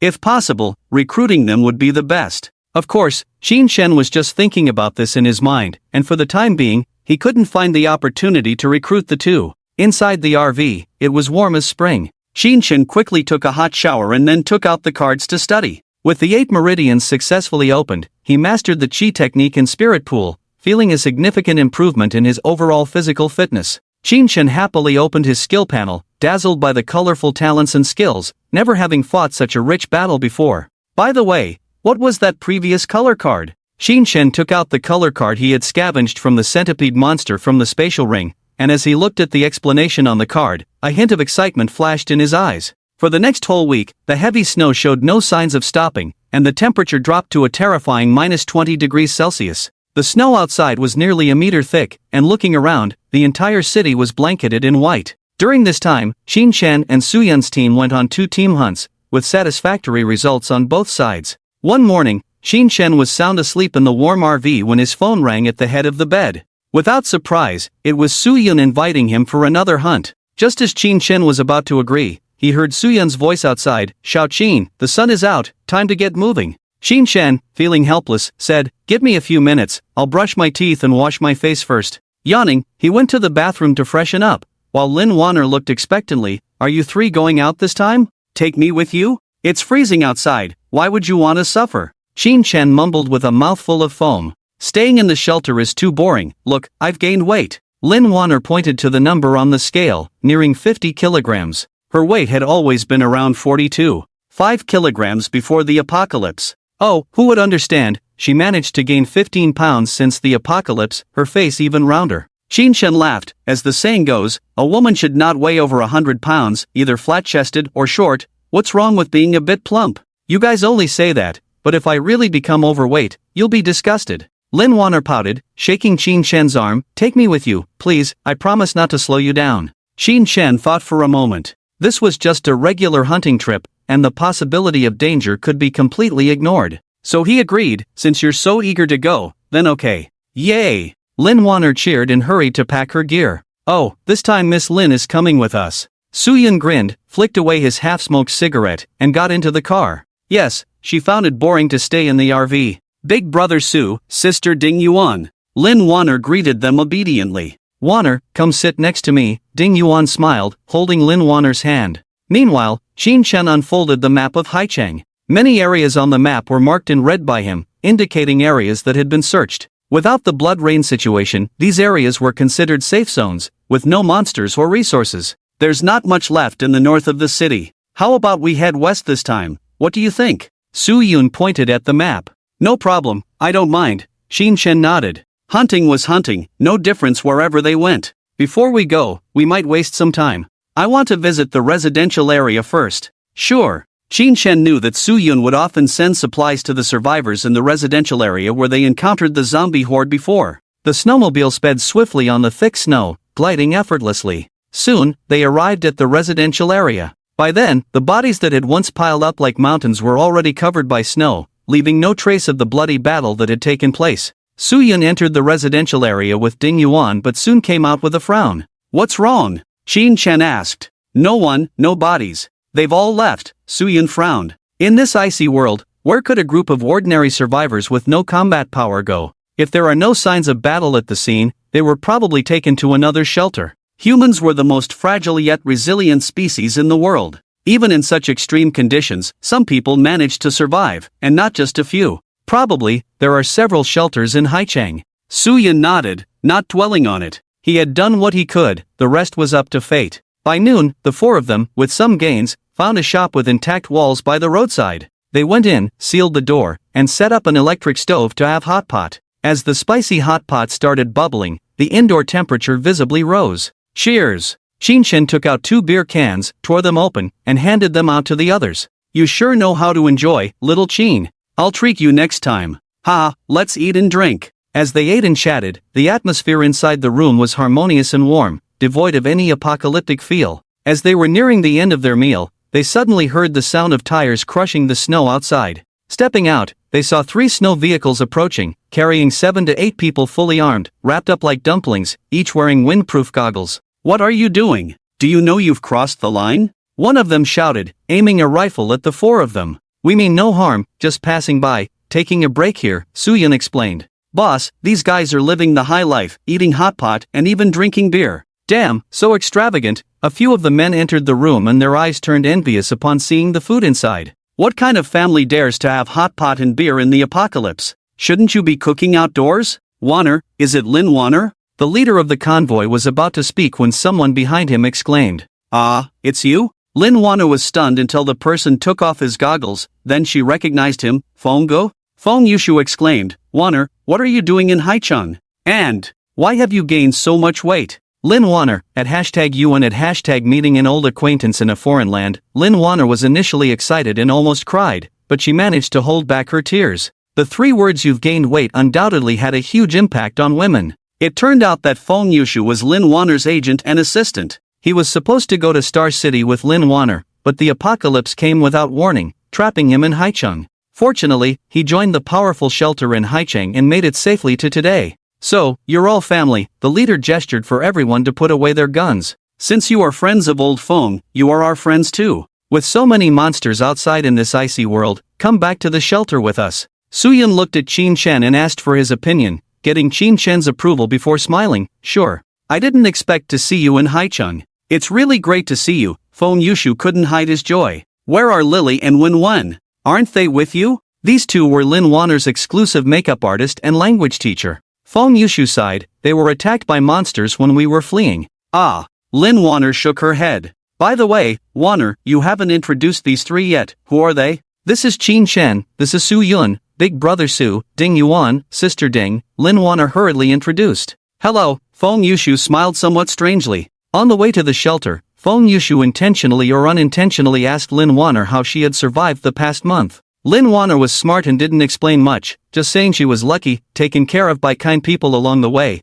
and managed to make it here by paddling. When asked what talents she had learned, Lin Waner performed the human air conditioning heating principle on the spot for Feng Yushu, amusing everyone in the car. It seems this girl is indeed lucky, hasn't suffered much. It's just a pity she met us, her good luck is about to end. The leader of the convoy, Zhao Gang, said softly after listening to Lin Waner's story through the bug. Let's take advantage of this Feng Yushu guy. Hopefully, when it's our turn, this girl hasn't been ruined yet. Why are you always staring at that little star? I think Ding Yuan is more interesting. He. Gratitude is truly divine. Gratitude is truly divine. Half an hour later, the convoy returned to the shelter. Su Yun smiled, the pedestrian street has turned into a shelter. Have you been living here all this time? Yes, when the apocalypse came, we settled here in a few days and have been here ever since. Feng Yushu nodded. You mentioned that your shelter has over 200 people. How do you sustain daily consumption? Su Yun, as a former leader of a large shelter, was sensitive to this issue.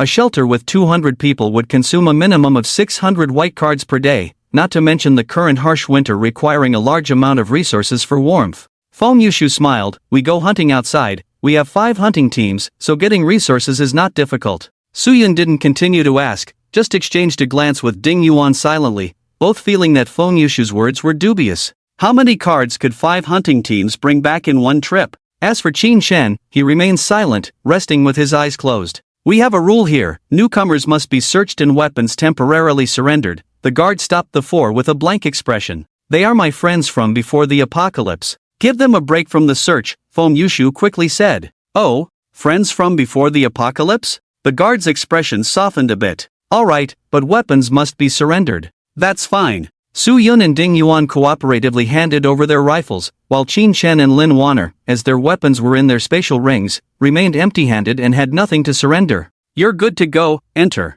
As the 4 entered the shelter, the heavy iron gate closed behind them. Come, let me take you to see the boss first. Feng Yushu rubbed his hands, leading the way with excitement in his eyes. Qin Chen and the others followed Feng Yushu, looking around as they walked. Through the glass windows, Qin Chen keenly caught a pair of eyes filled with fear. Those eyes belonged to a young man, who was soon dragged away by the middle-aged woman in the room and hung up on the curtain. This place feels a bit sinister, Qin Chen whispered. I noticed that too. It's so gloomy and oppressive here. I'm curious to see what they are up to, Su Yun said fearlessly. As they spoke, they arrived at the entrance of a church. After informing the guard, Feng Yushu cautiously walked in and bowed to a bald man in a golden robe. Boss, these are my friends from before the apocalypse. We found them during our hunt. The bald man was obese, standing at only 1.7 meters tall but weighing 120 kilograms, resembling a ball. He smiled as he looked at the 4 of them, his excitement palpable. Lin Waner and Ding Yuan possessed top-tier beauty, a rarity in the shelter for quite some time. Hello, I'm Tang Ao, a believer of the true God, temporarily managing the shelter. Welcome to the sanctuary of the true God, where the true God will surely bless you, Tang Ao said, intertwining his fingers and closing his eyes devoutly. Great true God, thank you. Following your holy light, we have found 4 lost siblings, Feng Yushu shouted devoutly. Thank the true God. Feng Yushu exclaimed. Alright, take them to rest first. It's almost time for the holy meal, Tang Ao gestured, and the group exited. Feng, what is the true God? I remember you were an atheist. Lin Waner felt uncomfortable, still scratching herself. Feng Yushu explained calmly, if it weren't for the protection of the true God, we wouldn't have survived until now. Don't underestimate the boss, his power is boundless. He once single-handedly destroyed hundreds of blood corpses. That's impressive. Lin Waner expressed her astonishment, while Qin Chen and the others remained indifferent. None of them had the ability to wipe out a small group of corpses yet, and Tang Ao probably enhanced his talent like them. The place Feng Yushu led them to rest was a 4-person room, relatively clean and tidy, with a hint of disinfectant in the air. Rest for a while, don't wander around. I'll call you when it's time for the holy meal, Feng Yushu said before leaving. What do you think of that Tang guy's strength? Su Yun asked Ding Yuan. It was a bit far just now, so I couldn't tell, but no matter what, he can't be stronger than little Qin, Ding Yuan replied. That's not necessarily true, Qin Chen shook his head, never underestimating anyone.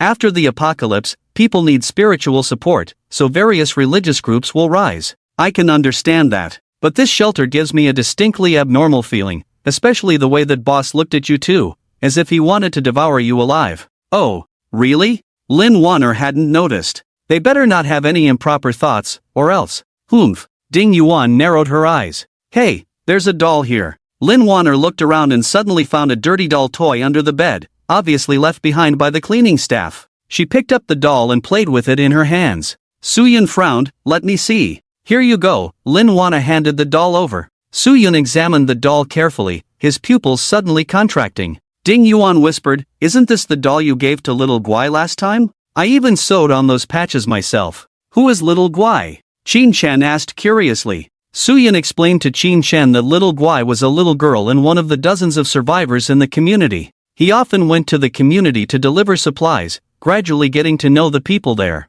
The doll was a toy Su Yun gave to little Guai. So, the people from the community were taken in by the shelter, and they are here now? But, Qin Chen pointed to the doll, little girls usually wouldn't abandon their toys. Su Yun's eyes glared fiercely as he got up from the ground. He wanted to go out, but found the door locked from the outside. Why is the door locked? Open it! Su Yun roared in anger. After smashing it a dozen times, the door finally creaked open from the outside. As the door opened, a cold gun barrel pressed firmly against Su Yun's temple. Do you want to die, mother asterisk cur? Ha! Zhao Gang, who was polite and courteous just moments ago, now had a fierce expression on his face. Do you believe I'll kill you right now? Su Yun's eyes blazed with anger. Are we prisoners? Why are we being locked up? Zhao Gang used the butt of the gun to knock Su Yun down, grinning wickedly. Fool! Whether you're a prisoner or not, you'll find out soon enough. If you cause trouble again, believe me, I'll end you. You! Su Yun was about to retaliate when Qin Chen intervened. Old Su, don't act impulsively.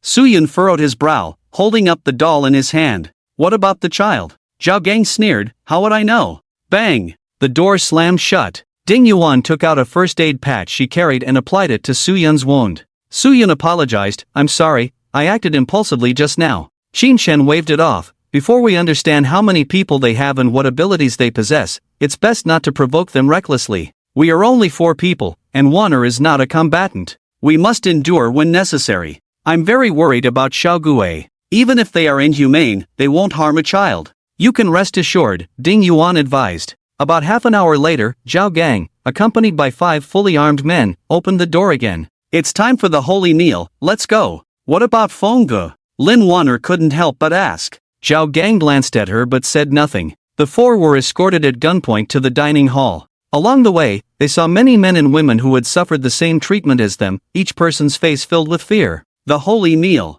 Wasn't it supposed to be a kind of food? Why were they so afraid? The group was puzzled. Soon, over 100 people arrived at the dining hall. Tang Ao, surrounded by a dozen armed men, spread his arms. Sisters, brothers, the holy meal has been bestowed upon us, please take your seats. In front of everyone were nearly 100 covered plates, the contents of which were unknown. Are you deaf? What are you standing there for? Find a seat. Zhao Gang harshly pressed the gun barrel against Qin Chen's waist. A hint of killing intent flashed in Qin Chen's eyes, but he quickly concealed it, and the 4 found seats at random. Once everyone was seated, Tang Ao clasped his hands devoutly. Thank you, Almighty True God, for bestowing the holy meal upon us. Let us wait and see who is fortunate enough to receive your summons. Let's eat. With a wave of Tang Ao's hand, the gunmen around them raised their rifles. Uncover. Clatter. The round covers were lifted, revealing the food on the plates, just a portion of plain porridge, 2 steamed buns, and a small serving of pickled vegetables. Xinshen glanced around and saw that Lin Waner and the others had the same food as him. No, no, please don't. Suddenly, a woman cried out, he's only 13. Please, spare my son. Adult, let me go. I don't want to die. I really don't want to die. A skinny man wailed for mercy. The sudden change made Xinshen frown slightly. He looked over and immediately noticed the clue. Not everyone had porridge and steamed buns in their plates. There were over a dozen empty plates. Those with food can eat, those without will die? Xinshen instantly understood. No wonder the atmosphere in this shelter was so oppressive, suffocating. Tang Ao said devoutly, why are you afraid? Being summoned by the true God is what many people dream of. Stop talking nonsense. None of those summoned have ever come back alive. Another man stood up to refute. Brothers, let's get him. Kill him. Otherwise, it will be our turn sooner or later. In the crowd, someone suddenly shouted, and a dozen men wielding daggers rushed towards Tang Ao. Tang Ao sighed lightly, those who betray the true God will be punished by the holy light. Die, fatty, die. The man grimly stabbed Tang Ao with the dagger, but the next moment, the golden robe on Tang Ao's body suddenly burst into light, sending the man flying out. Everyone was dumbfounded. Ignorant fools, I am the messenger of the gods. Tang Ao lowered his arms and commanded, these traitors, kill them all. They are not worthy to see the true God. Bang! Bang! Bang! Several gunmen opened fire simultaneously, instantly shooting down the dozen rebels. Thank the true God, you can now enjoy the holy meal. As for you, Tang Ao looked at the dozen unfortunate men and women chosen by the true God. Follow me, I will take you to see the true God. With that, Tang Ao tightened his robe and slowly walked away. Is that golden robe a rare card? Su Yun asked uncertainly. Xinshen nodded, he had already recognized what the golden robe was. The rare card level armor, the Holy Light robe, possessed a passive triggered Holy Light barrier, similar to a protective wristband, with the only difference being that the protective wristband consumed silver card batteries, while the Holy Light robe consumed Holy Source. What do we do now? Su Yun whispered. With so many people watching, what else can we do but endure? Xinshen sat down. If he were alone, he could have taken the risk. With the bullet-resistant aura and protective wristband, he was not afraid of those gunmen at all. The problem now was that he had 3 burdens by his side, and if he were to act, he could ensure the safety of himself and Lin Waner, but the same couldn't be said for the other 2. The stamina consumed by using the bullet-resistance aura alone and using it with 4 people was incomparable, even he couldn't last too long. I'm curious now, what exactly is the true God? Xinshen rubbed his nose and smiled, Waner, your brother Fong has really dug a big pit for you to jump into. Lin Waner's face darkened, he wasn't like this before, I can't believe I trusted him so much. The time for the holy meal quickly ended, and the people were gradually escorted back to their rooms. Waner! Fong Yushu suddenly appeared, his smug face making people want to punch him. Lin Waner screamed, Fong Yushu, I treated you like a big brother, and you betrayed me. You knew it was dangerous here, so why did you bring us here? Fong Yushu spread his hands, looking aggrieved, Waner, you're misunderstanding me. In that situation, if you didn't come with me, you and your friends would have been executed for sure. I was helping you. Pa! Lin Waner spat fiercely, no longer willing to believe anything Fong Yushu said. Fong Yushu was persistent, his face sincere, I just had a long talk with the boss, and out of consideration for me, he's willing to give you a chance to serve him. If you agree, not only will you never have to eat the holy meal again, but you can also have the same freedom to move around the sanctuary as me and the others. Serve him? Suyin squinted. What kind of service are you talking about? Fong Yushu smiled, we're all adults here, I won't beat around the bush. The only way women can serve the boss is naturally through their bodies. As long as you 2 do your best to satisfy the boss, he will naturally protect you. Fong Yushu, you have no shame. Lin Waner was furious, slapping Fong Yushu across the face. Fong Yushu's face quickly swelled up, but he wasn't angry. Instead, he touched his hot and sore face, somewhat intoxicated. Waner, I'll be honest with you. I've liked you for a long time, I've dreamed of being hit by you. Could you hit me a few more times, please, I'm begging you? You're such a pervert. Lin Waner's face turned pale with anger. As she raised her hand to strike, Xinshen stopped her. Dealing with this kind of pervert, hitting him is like rewarding him. Fong Yushu seemed disappointed not to receive a reward. He composed himself and said, join us. Only true gods can protect us and help us survive in the apocalypse. What if we refuse? Ding Yuan crossed her arms, her eyes could kill. Feng Yushu would have been dead thousands of times over. I can't think of a reason for you to refuse, Feng Yushu said seriously. Here, we have food, shelter, perfect refuge, and the protection of true gods. It's much better than wandering in the city. Don't forget, it's the apocalypse now. The shackles of civilized society should have been thrown away long ago. Come, join us, and let me open the door to a new world for you. We refuse, Qin Shen said calmly. Feng Yushu shook his head. Pitiful, lamentable, regrettable. You haven't figured out the situation yet. It's not something you can refuse just because you say so. I'm just giving you a chance to join us out of friendship with Waner. Since you are so stubborn, we'll have to use force and take you away. As Feng Yushu finished speaking, 5 men beside him immediately raised their rifles. Wait. Qin Shen raised his hand. Ha? Scared? Feng Yushu smirked. I want to have a few words with Tang Ao, the great believer of the true god, Qin Shen said. I don't think that's necessary, Feng Yushu chuckled. Lao Feng, what are you waiting for? The boss is getting impatient, Zhao Gang urged as he entered with a few others. I'm coming. Feng Yushu had just spoken when Sun Yun, under Qin Shen's instruction, snapped his fingers. The next moment, dozens of thorny vines appeared out of nowhere and lashed towards Feng Yushu and his group. With almost no time to react, Feng Yushu and the other 5 men turned into corpses. Ah! Zhao Gang was shocked, but before he could order to fire, a lizard man rushed out of the room and tackled him. Its venomous shark-toothed jaws bit into his face, tearing off half of it, revealing the pulsating brain matter. The lizard man spat out bone fragments, licked its crimson tongue over its eyeball. Ah! Ah! The other gunmen had never seen such a scene and were almost scared to death, turning to run. However, Sun Yun, with the intent to kill, didn't give them a chance, swiftly binding them with the vines. The group attack capability of the killer vines was unparalleled. Tell me, where are the people who stayed in this room last? Is there a little girl among them? Sun Yun interrogated. I'll talk.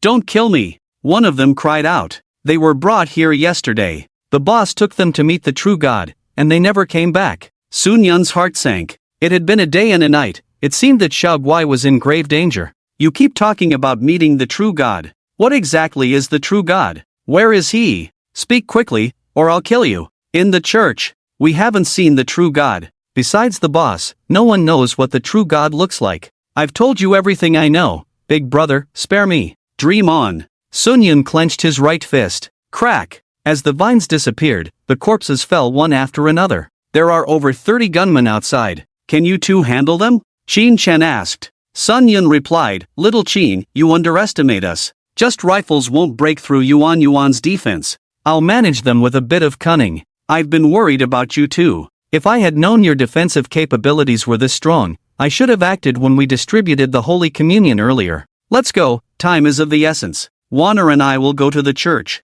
After you two clean up the gunmen outside, meet us at the church. Okay. Qin Shen cast a protective bullet shield around Lin Waner, drew his black sword, and left. Sun Yun and the lizard man followed closely behind. Ah, there are monsters. Lizard? Ah. The guards on duty outside the door noticed the 4 individuals and were startled by the lizard-like creatures. They were just ordinary people armed with rifles, without any enhanced abilities. How could they be a match for Ding Yuan and Su Yun? The 2 of them charged forward, like slaughtering chickens and dogs. Sister Ding Yuan. Her abilities are terrifying. Lin Waner marveled, never dreaming that the gentle, sensual, and intellectual sister Ding Yuan would fight in such a manner. There has to be a trade-off between strength and beauty. Qin Shen walked towards the church, and some guards nearby noticed the 2 of them and pulled the trigger forcefully. Bullets hit Qin Shen, but without exception, they were all deflected. He's not afraid of guns. He's a monster. Wow! A guard was shot in the head by an arrow and fell from the rooftop. Lin Waner was the one who shot. It was her first time killing someone, but she felt no psychological burden because she knew these people were all bad and deserved to die. Lin Waner calmly took arrows from the quiver and successively began shooting, quickly eliminating the gunman on the rooftop. The 2 arrived in front of the church. The heavy doors were tightly closed. Click! Qin Shan raised his sword and slashed. A cross-shaped light arc flashed, and the wooden door shattered. A chilling wind rushed into the church, causing the previously warm atmosphere to plummet. You! Lin Waner bit her lip hard, unable to bear the scene before her eyes, which greatly shocked her soul. Inside the church, there were more than 30 naked men and women engaging in debauchery, including Tang Ao himself. Tang Ao looked grimly at the unexpected guests, realizing what was happening. But he showed no fear, kicking a terrified woman to death and sneering, I thought Lao Zhao brought back 4 lambs, but it turns out to be 4 tigers. That's even better. I haven't had a real fight in a long time. Come, let me see your strength, see if you're worthy of being true believers. You're dead. Lin Waner shot an arrow from afar. Just as the arrow was about to hit Tang Ao's forehead, he raised his hand, casually caught the arrow, and threw it to the ground, shaking his head with a smile. Do you really think you can do whatever you want with a few abilities you've learned? Ignorant people, I am a true believer of the god and immortal existence. Xin Shen couldn't be bothered to argue with him, raising his hand for a sacred slash to test his strength. Blinding light enveloped Tang Ao, disappearing in an instant. Not bad. You're stronger than the previous card user I killed. Is this a legendary skill? What's it called? Tang Ao stood unscathed in place, not even his seemingly fragile golden robe damaged in the slightest. Strange, no damage absorption, no deflection of damage. It feels like I'm cutting through air. What kind of ability does he have? Xin Shen's brain raced, but unfortunately, in his past life, he was just a survivor at the bottom of the food chain, with little experience in fighting strong opponents, mostly dealing with monsters and extreme weather, making his experience in this area somewhat lacking. Come again. Tang Ao grinned at the two. By then, the guards had also regained their senses, picking up rifles and attacking Xin Shen and Lin Waner. With their bullet-resistance aura, they naturally had no fear of such attacks. You kill these guards, I'll deal with him, Xin Shen said in a low voice. Okay. Lin Waner nodded heavily, bravely facing the gunfire and systematically shooting down the guards, leaving them powerless to fight back, completely overwhelmed. I don't believe it. Xin Shen took a step forward and struck again. However, the situation with the second sacred slash was identical to the first, disappearing without a trace. I told you, I am a true believer of the god, protected by the true god and immortal existence. No matter how you attack, you can't hurt me in the slightest. In the midst of the conversation, Tang Ao slowly spread his arms, enveloped in a golden light. It's worth mentioning that if he had been wearing pants and not boldly exposing himself, this pose would have been quite intimidating. You're not bad, quite powerful. Now kneel down, acknowledge me as your master, and I will overlook the past. There is no one in this world who is immortal. Stop pretending with me. Xin Shen snorted coldly, swinging his black blade towards Tang Ao's head. Stubborn thing. Tang Ao's expression turned fierce. Instead of defending against the black blade, he raised his palm surrounded by golden light and fiercely struck Xin Shen's chest. Blade fell. Palm struck. They passed each other, both enduring the other's attack. Ha! Tang Ao looked strange.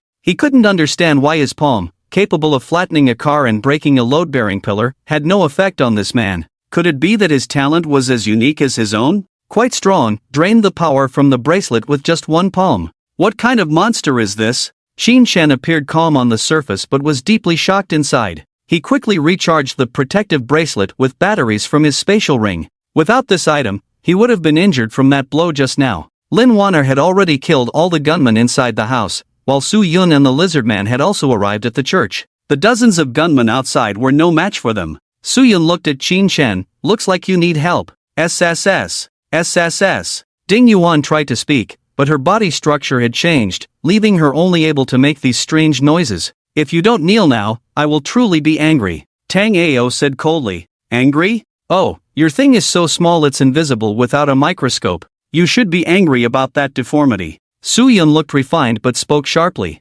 SSS. The lizard man grinned, clearly amused. Courting death. Tang Ao hated it when people made fun of his physical defect. It was the same before the apocalypse and even more so now. He raised his palm and slapped towards Su Yun. Furious, just as I thought. Su Yun dodged to the side, and in the process, 2 vines appeared out of thin air and entwined around Tang Ao. Ha! Tang Ao furrowed his brow, feeling the strength of the vines. They were extraordinary. Could this be another card talent user? Seizing the opportunity, the lizard man lunged forward and bit at his face. Monster! Get lost! The next moment, Tang Ao roared, breaking free from the vines and punched the lizard man. The punch landed solidly on the lizardman's abdomen, despite the thick scales protecting him. The lizard man was left half dead, falling 7 to 8 meters away, coughing up a mouthful of blood. Ding Yuan! Su Yun was shocked. I'm fine. Don't worry about me. Ding Yuan returned to human form, ignoring the blood at the corner of her mouth. Be careful, his punches are powerful. Put. Another mouthful of blood, indicating internal injuries. Take care of Ding Yuan. Xin Shen handed 2 silver cards, healing potion, to Lin Waner, then pointed his blade at Tang Ao. I don't believe I can't break through your defense. Lao Su, entangle him for me. Alright. Suyun raised his finger, and two thicker vines appeared, whistling as they wrapped around Tang Ao. I've always hated thick things the most. If you want a fight, come down and fight. Tang Ao snorted and leaped into the basement behind the podium. Qin Shen wouldn't let Tang Ao go so easily and chased after him with Suyun. The basement was dark, with no visibility. Qin Shen had night vision capabilities, so the darkness posed no threat to him. Suyun had a powerful flashlight ready. Soon, the two reached the bottom of the basement, where the air was filled with a putrid smell. It was hard to imagine such a large space beneath the church, almost the size of a parking lot. That is, the beam of a bright flashlight fell on a pile of human bones. Suyun's mouth twitched. He had seen dead bodies before, but there were just too many human bones here. Thousands of them, piled up into a mountain of bones. Not to mention Suyun, even Qin Shen's heart was pounding. What exactly had Tang Ao hidden in the basement? Were all these people killed by him? As the two walked past the mountain of bones, the answer was revealed. Tang Ao was sitting in front of a black blood heart about a meter high. The tentacles of the black blood heart pierced the throats of a dozen men and women who were about to turn into jerky, just in time for lunch, with the empty plates in front of them. You actually have a black blood heart in the basement. Qin Shen's pupils constricted. Black blood heart? No, it's my treasure. Tang Ao finally put on his pants, now holding a magnificent crescent scepter in his hand, his face filled with devotion. If it weren't for its power, I would have died long ago. You better show some respect. Hiss. Qin Shen was about to swing his sword when suddenly his brain throbbed, a mysterious force invading his mind. Almost at the same time, the qi in his body boiled like water on fire, actively resisting the attack of this mysterious force. Soon, this mysterious force was crushed under the repeated washing of qi. Qin Shen returned to normal, his mind clear. This. Tang Ao looked at Qin Shen in disbelief. He could even resist his mental attacks? What kind of freak was he? I understand now. Qin Shen exhaled heavily. This is a different kind of black blood heart. It can bewitch the heart. Tang Ao chuckled. No, you're wrong. Bewitching hearts is my ability. Its ability is transformation. Just as Tang Ao finished speaking, the soft outer shell of the black blood heart slowly expelled a dozen cards, some white, some green, and some blue. This. Qin Shen widened his eyes. As a heart harvester, he had never seen such a different black heart that could produce cards while still alive. Tang Ao was very pleased with the shocked expressions of Qin Shen and Suyun, smiling. You all have great strength, especially you. I really like you. Do you want to cooperate with me? As long as you feed survivors to it, it can continuously produce cards. Don't think it can only transform these low-level cards. Through my research during this period, I found that the younger the person transformed, the higher the chance of producing high-level cards, especially babies just born and children under 10 years old. By the way, there was a 6 or 7-year-old girl yesterday who successfully transformed a gold card. I have a very bold idea. We can work together to expand and strengthen the shelter, have the women in the shelter get pregnant, then when they give birth, use them for transformation. Although this process may be lengthy, it can steadily increase our strength. What do you think? Is my idea good? Tang Ao became more and more excited as he spoke, his eyes shining. Unaware, when he mentioned the little girl being transformed, Suyun's eyes almost shot out fire, trembling all over, obviously trying hard to control his emotions. I have to say, your proposal is very attractive. Qin Shen said calmly. But sorry, I have my principles. Principles? Tang Ao laughed. Don't be ridiculous, it's the apocalypse now. All we have to do is survive by any means necessary. Morality, laws, ethics. Those are just rules set by the strong to bind the weak. As the saying goes, the strong make the rules, the weak follow the rules. And we, my friend, we are the kings of the apocalypse, we will write the rules. As Tang Ao spoke these words, the scepter was still secretly releasing mental attacks to bewitch. If Qin Shen hadn't activated the 8 meridians before and become a true qi refiner, he might have been truly susceptible to being bewitched. No wonder you're so strong, you must have enhanced many legendary talents. Qin Shen didn't rush to attack, the consecutive 3 holy slashes drained his stamina greatly, so he needed a moment to recover. It's not as many as you think, just 9 legendary cards, the rest are all gold cards. You know, it's hard for adults to survive in this apocalypse, let alone children. 9 legendary cards. Qin Shen's mouth twitched slightly. Although he didn't know if Tang Ao's words were true or not, judging from the methods he had shown so far, it was highly likely. Versatile in both offense and defense, with a variety of attack methods. Tricky. By the way, what were you two doing before the apocalypse? Tang Ao suddenly started chatting. I was responsible for cleaning this pedestrian street. I have a wife and 4 children in the countryside. To support my family, I worked in Haichang all year round.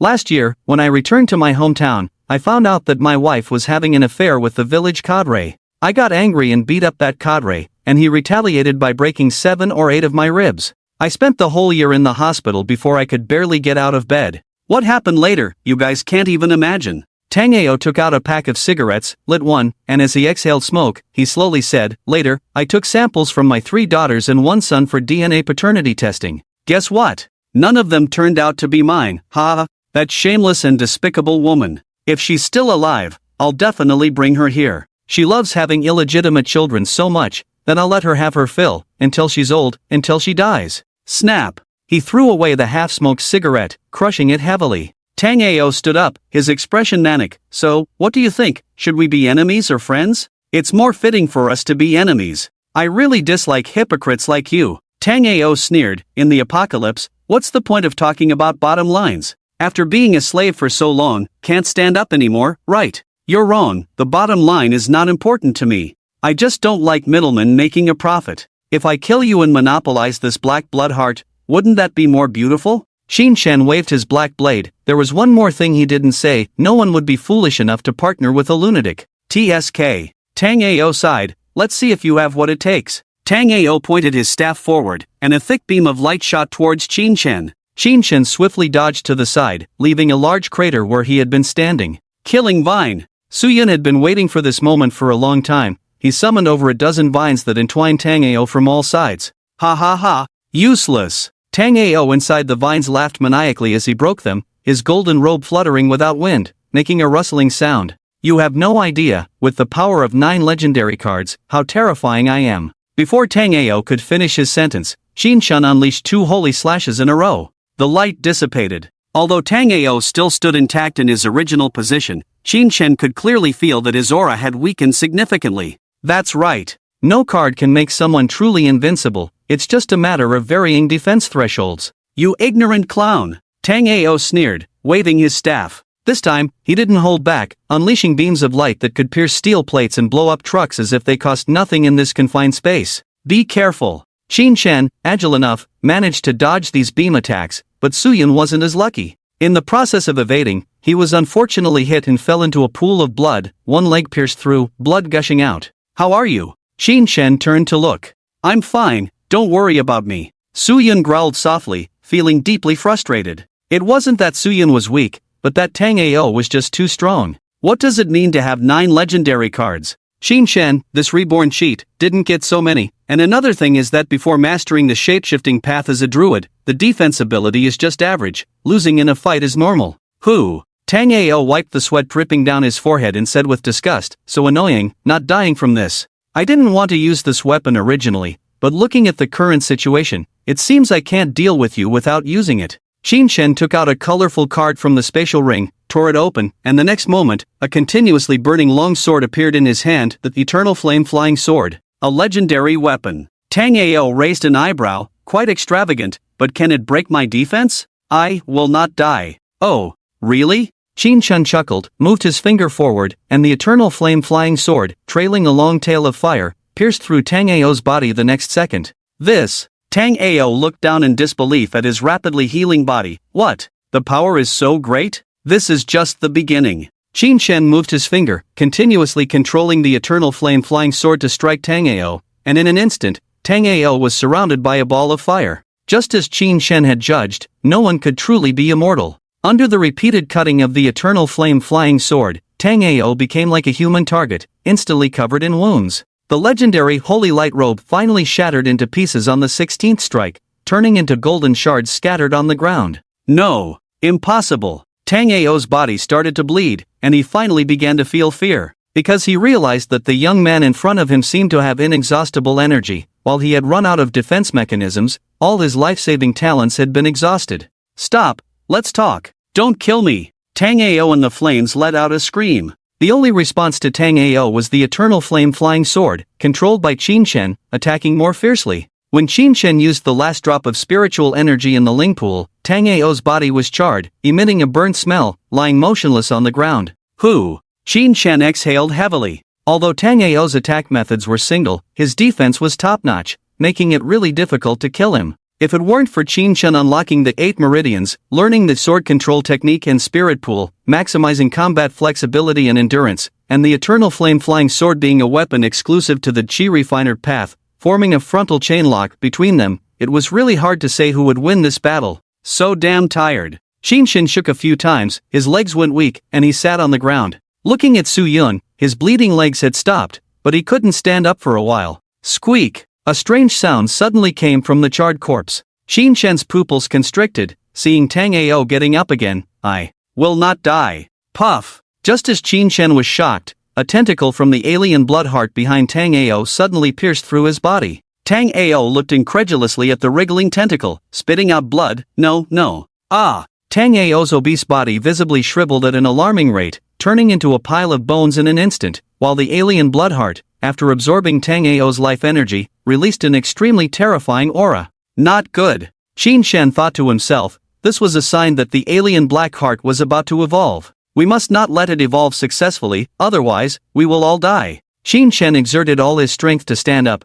limping towards the alien black heart as it, sensing the danger, jumped wildly like a human heart. Puff! The eternal flame-flying sword cut through the surface of the black heart in an instant, and the alien black heart emitted a sharp and ear-piercing explosion, causing Qin Shen to stagger back, almost falling, blood flowing from his eardrums. Ah! Qin Shen disregarded everything, forcefully cutting through the surface layer. What came into view was an egg-sized object, a different kind of black heart core, identical to the one he had previously picked in Song Family Village, but the energy contained in this one was several times stronger than the one in Song Family Village. Qin Shen swung his sword to cut it, but at that moment, a sudden change occurred. A sticky claw suddenly extended from the wriggling flesh and blood, firmly grabbing Qin Shen's arm, preventing him from harming the black heart core. Looking at this claw, a flash of memories from his past life suddenly crossed Qin Shen's mind. In his previous life, there was a monster called the Monarch, possessing intelligence and terrifying combat power comparable to humans. Human powerhouses who had strengthened themselves with 5 or 6 legendary cards were as fragile as paper in front of it,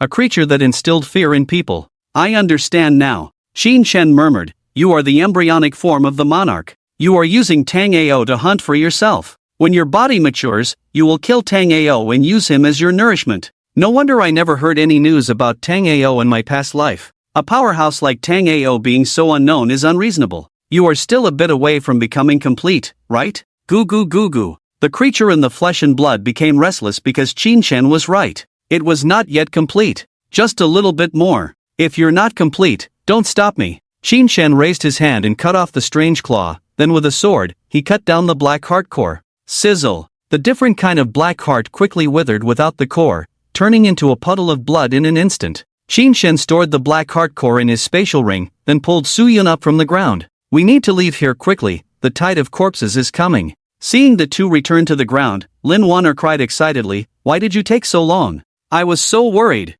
I'm back now. Ding Yuan, how are you? Can you walk? Not very well, but I should be able to walk. Ding Yuan was severely injured internally, but she managed to stand up with great effort. So Qin Shen supported Su Yun, Lin Waner supported Ding Yuan, and the 4 of them walked out. In the midst of the snowstorm, countless pairs of eyes stared at them intently. Is Tang Ao dead? Someone asked boldly. Yes, you are free now, Qin Shen nodded. That's great. Tang Ao is dead. He's finally dead. We are free, ha ha ha. We don't have to eat that damn holy meal anymore, ha ha ha. People were overjoyed, crying and laughing. Qin Shen shouted loudly, now is not the time to celebrate, the tide of corpses is about to come. Quickly gather firearms and prepare to defend. What tide of corpses? People looked at each other in confusion. Boom! Boom! The ground shook as if thousands of troops were advancing towards them. What's that sound? Are the monsters coming? Fear was evident on everyone's faces.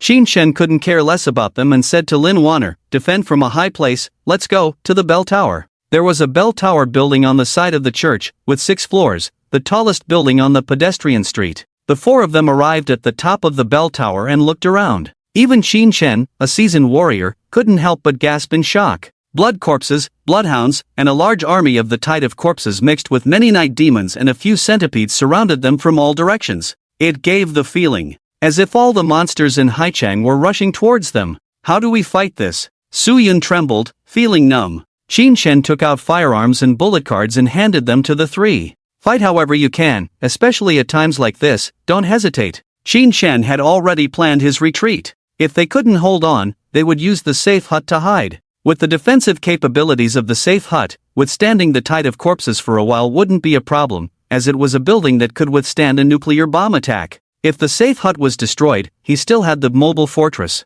It's truly spectacular. Ding Yuan stared blankly at the sea of corpses. Whoosh! Boom! Boom! The defenses set up around the pedestrian street were easily destroyed in an instant, and a tide of corpses flooded in. The scene before their eyes was even more apocalyptic than the apocalypse itself. The blood zombies, bloodhounds, and night demons summoned by the abnormal black hearts were all in a frenzy, like locusts passing through, leaving no grass behind. The defensive structures around were instantly toppled, and the vast majority of survivors were overwhelmed by the tide of corpses without even a chance to react, leaving no trace of their bones. Some were slow to react, while others were quick. Dozens of men and women stumbled and followed Qin Shan and the others to the bell tower. Their expressions were highly unified, filled with horror and despair, until Qin Shan handed them rifles and ammunition. If you don't want to die, then fight fiercely for me. Qin Shan held a rifle in each hand and launched the attack below, bullets raining down like ink. In this environment, there was no need to consider accuracy, even a blind person wouldn't miss. Seeing Qin Shan's bravery, the others joined the fight, firing at the horde of zombies. With dozens of people shooting simultaneously, the firepower network they formed was not to be underestimated, quickly killing hundreds of blood zombies and bloodhounds. Boom! Boom! Several night demons leaped onto the bell tower, howling to the sky. With a swing of their arms, several men and women were knocked off the tower and devoured on the spot, without even a chance to scream. Don't get distracted, focus on the ground, I'll handle those above. Qin Shan shouted, then raised his arm and a flying sword, accompanied by a sharp whistling sound, effortlessly cut through the night demons' bodies, hovering in midair before landing at Qin Shan's feet. So powerful! A glimmer of hope ignited in the hearts of the desperate people. Huff! Huff! At that moment, a large dark cloud moved rapidly towards them. Qin Shan looked up and couldn't help but feel a jolt in his heart. It was a flying unit composed of hundreds of winged demons, including a dozen or so upgraded versions with silver wings, something Qin Shan had never encountered before. The group of winged demons hovered over the crowd for a moment before diving down. Boom! In the next second, a dazzling light swept through, annihilating dozens of winged demons in its radiance, leaving no trace of their bones. Sweat trickled down Qin Shan's cheeks as he smirked. The power of the sacred slash was self-evident. It was currently his only area of effect skill, but its drawback was the massive stamina consumption. After 2 consecutive tough battles, he was indeed running on fumes and couldn't hold on much longer. Both spiritual energy and stamina recovery are too slow. It seems I can't afford to be stingy with my cards anymore. Qin Shan raised an eyebrow. Shao Qin, I'll find a way to clear a path for you. Take Ding Yuan and break through. Su Yun's face was resolute. He could see that continuing to defend would only lead to death for all of them. Breaking through was their only chance at survival. I'm not leaving, Ding Yuan screamed. If we live together. If we die together. Don't be stubborn. Now is not the time for impulsiveness, Su Yun said as he reloaded his magazine. My biggest regret is not accepting you earlier. Yuan, please don't blame me. Now is not the time for these words. Ding Yuan clenched her lips tightly. I said we live together or die together. Qin Shan, are we all going to die? Lin Waner's face was pale. I can't accept this. Qin Shan tossed aside his jammed rifle, replaced it with a new one, and without a word, opened fire on the horde of zombies. The safe cabin was his last resort. He didn't want to resort to it, but there was no other choice now. Bang! Bang! Bang! Just as Qin Shan reached into his spatial ring to grab a card, a horn suddenly sounded behind him.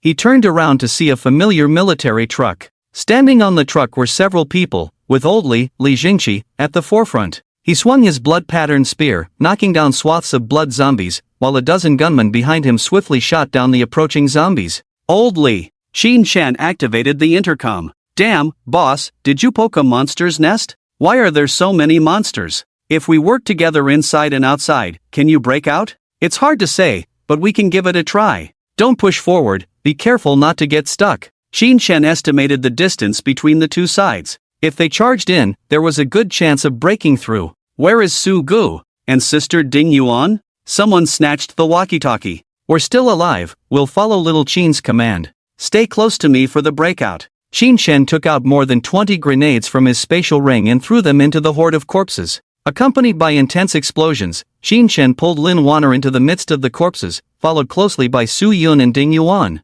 These two were not lightly injured, but they had been enhanced with colored cards, making their physical fitness much stronger than ordinary people. Kill the vine. Soo-yun clenched his fist fiercely, and more than a dozen vines appeared behind him, blocking the blood corpses attacking the survivors. At this critical moment, he was still trying hard to rescue others. Crack! Crack! 2 centipedes appeared in front. Shin-chan remained expressionless, directly exerting his last holy slash with all his strength. After severely injuring the 2 centipedes, the ever-burning flying sword shot out, cutting a bloody path through. Don't panic, I'm here, Lao Li shouted, plunging into the horde of corpses like a humanoid bulldozer. He charged left and right within the monster group, unstoppable, and in an instant, he arrived in front of the group. Hurry, go! I'll cover the rear. Don't be reckless, come and join us quickly, Shin-chan reminded, signaling everyone to follow. Before Shin-chan and more than 10 people could return to the truck, a gentle green light flashed over their bodies. Hu Chuanli was sweating profusely as she cast a long-range healing spell for everyone, while the others did their best to provide cover. Get on the truck! Shin-chan called everyone to get on the truck, then shouted to Lao Li, come back. Coming! Lao Li ran over panting and jumped into the car. Shin-chan hung himself on the driver's footrest and slammed the door hard. Go! With a bang, the military truck, designed to carry 30 people, now carried 67 people, hastily fleeing the shelter of the pedestrian street. Temporary shelter. Lao Li, accompanied by Wu Fei, Wu Tian, and several subordinates of Su Yun, distributed various supplies to the survivors, mainly warm-down jackets and food. They were dressed in thick down jackets, eating hot instant noodles, moved to tears. Eat slowly, we may lack other things, but food and drink are sufficient. Lao Li asked, hands on his hips, where's the boss? I don't know, ever since he came back. The boss has been in the RV with his wife and hasn't come out. Wu Fei shrugged. Lao Li scratched his head, and Hu Chunli whispered softly, the boss wants you to go to the RV. Oh. Lao Li turned and walked away, not forgetting to give Hu Chunli a heavy pat on the buttocks before leaving. Hu Chunli blushed, scolding, annoying. Ahaha, ahaha. Lao Li looked smug. Boss, I'm here. Lao Li pushed the door and entered the RV, seeing Shin-chan, Lin Waner, and Su Yun and Ding Yuan, who had already been treated and were almost fully recovered. What's up? Lao Li casually sat down on a chair. Shin-chan smiled and said, alright, everyone is here. Now I have something to discuss with you all. With that, Shin-chan took out a card from his spatial ring. As soon as this card appeared, it immediately attracted everyone's attention. It was well known that there were only 6 colors of cards currently: white, green, blue, silver, gold, and colored. However, the card Shin-chan took out was a black card, to be precise, a dark gold card, with a circle of diamond patterns on the back, obviously much more precious than a colored card. What's this? Su-yun swallowed nervously. Is it from the Black Blood Heart? Shin-chan nodded. Yes, this is a dark gold card called Team Glory. Dark gold card. Team Glory? What does it mean? It sounds strange, not like an ability card.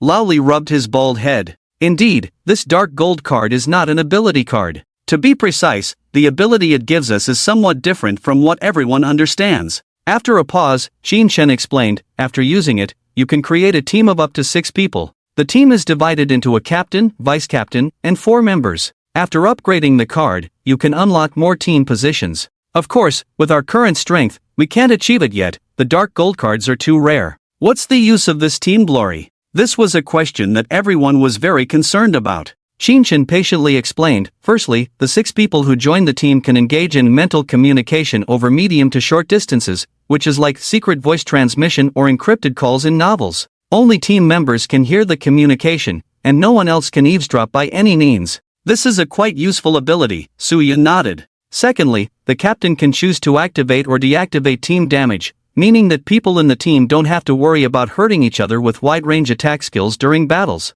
Lastly, you can get a personal storage space, with 10 cubic units for members, 15 for the vice-captain, and 30 for the captain. It's like having 6 space rings. Hearing this, everyone couldn't sit still, excitedly rubbing their hands. Leaving aside everything else, just this personal storage space was already incredible. In the future, it would be so convenient to grab equipment directly from the space during fights. 10 cubic units are really not small. Lao Li exclaimed, I was just worrying about where to put my bloodline spear. Boss, with such a good thing, why bother with a ceremony? Just let us use it directly. Shin-chan shook his head. I just mentioned the advantages of this card. Next, I will talk about the drawbacks. The captain has the highest authority in the team, such as kicking someone out of the team, checking the physical enhancement status of members, checking the usage of members' storage space, and even accessing the items in the members' storage space. Let me make it clear, I will definitely be the captain, and I won't give it to anyone else. I called you here to let you consider for yourselves.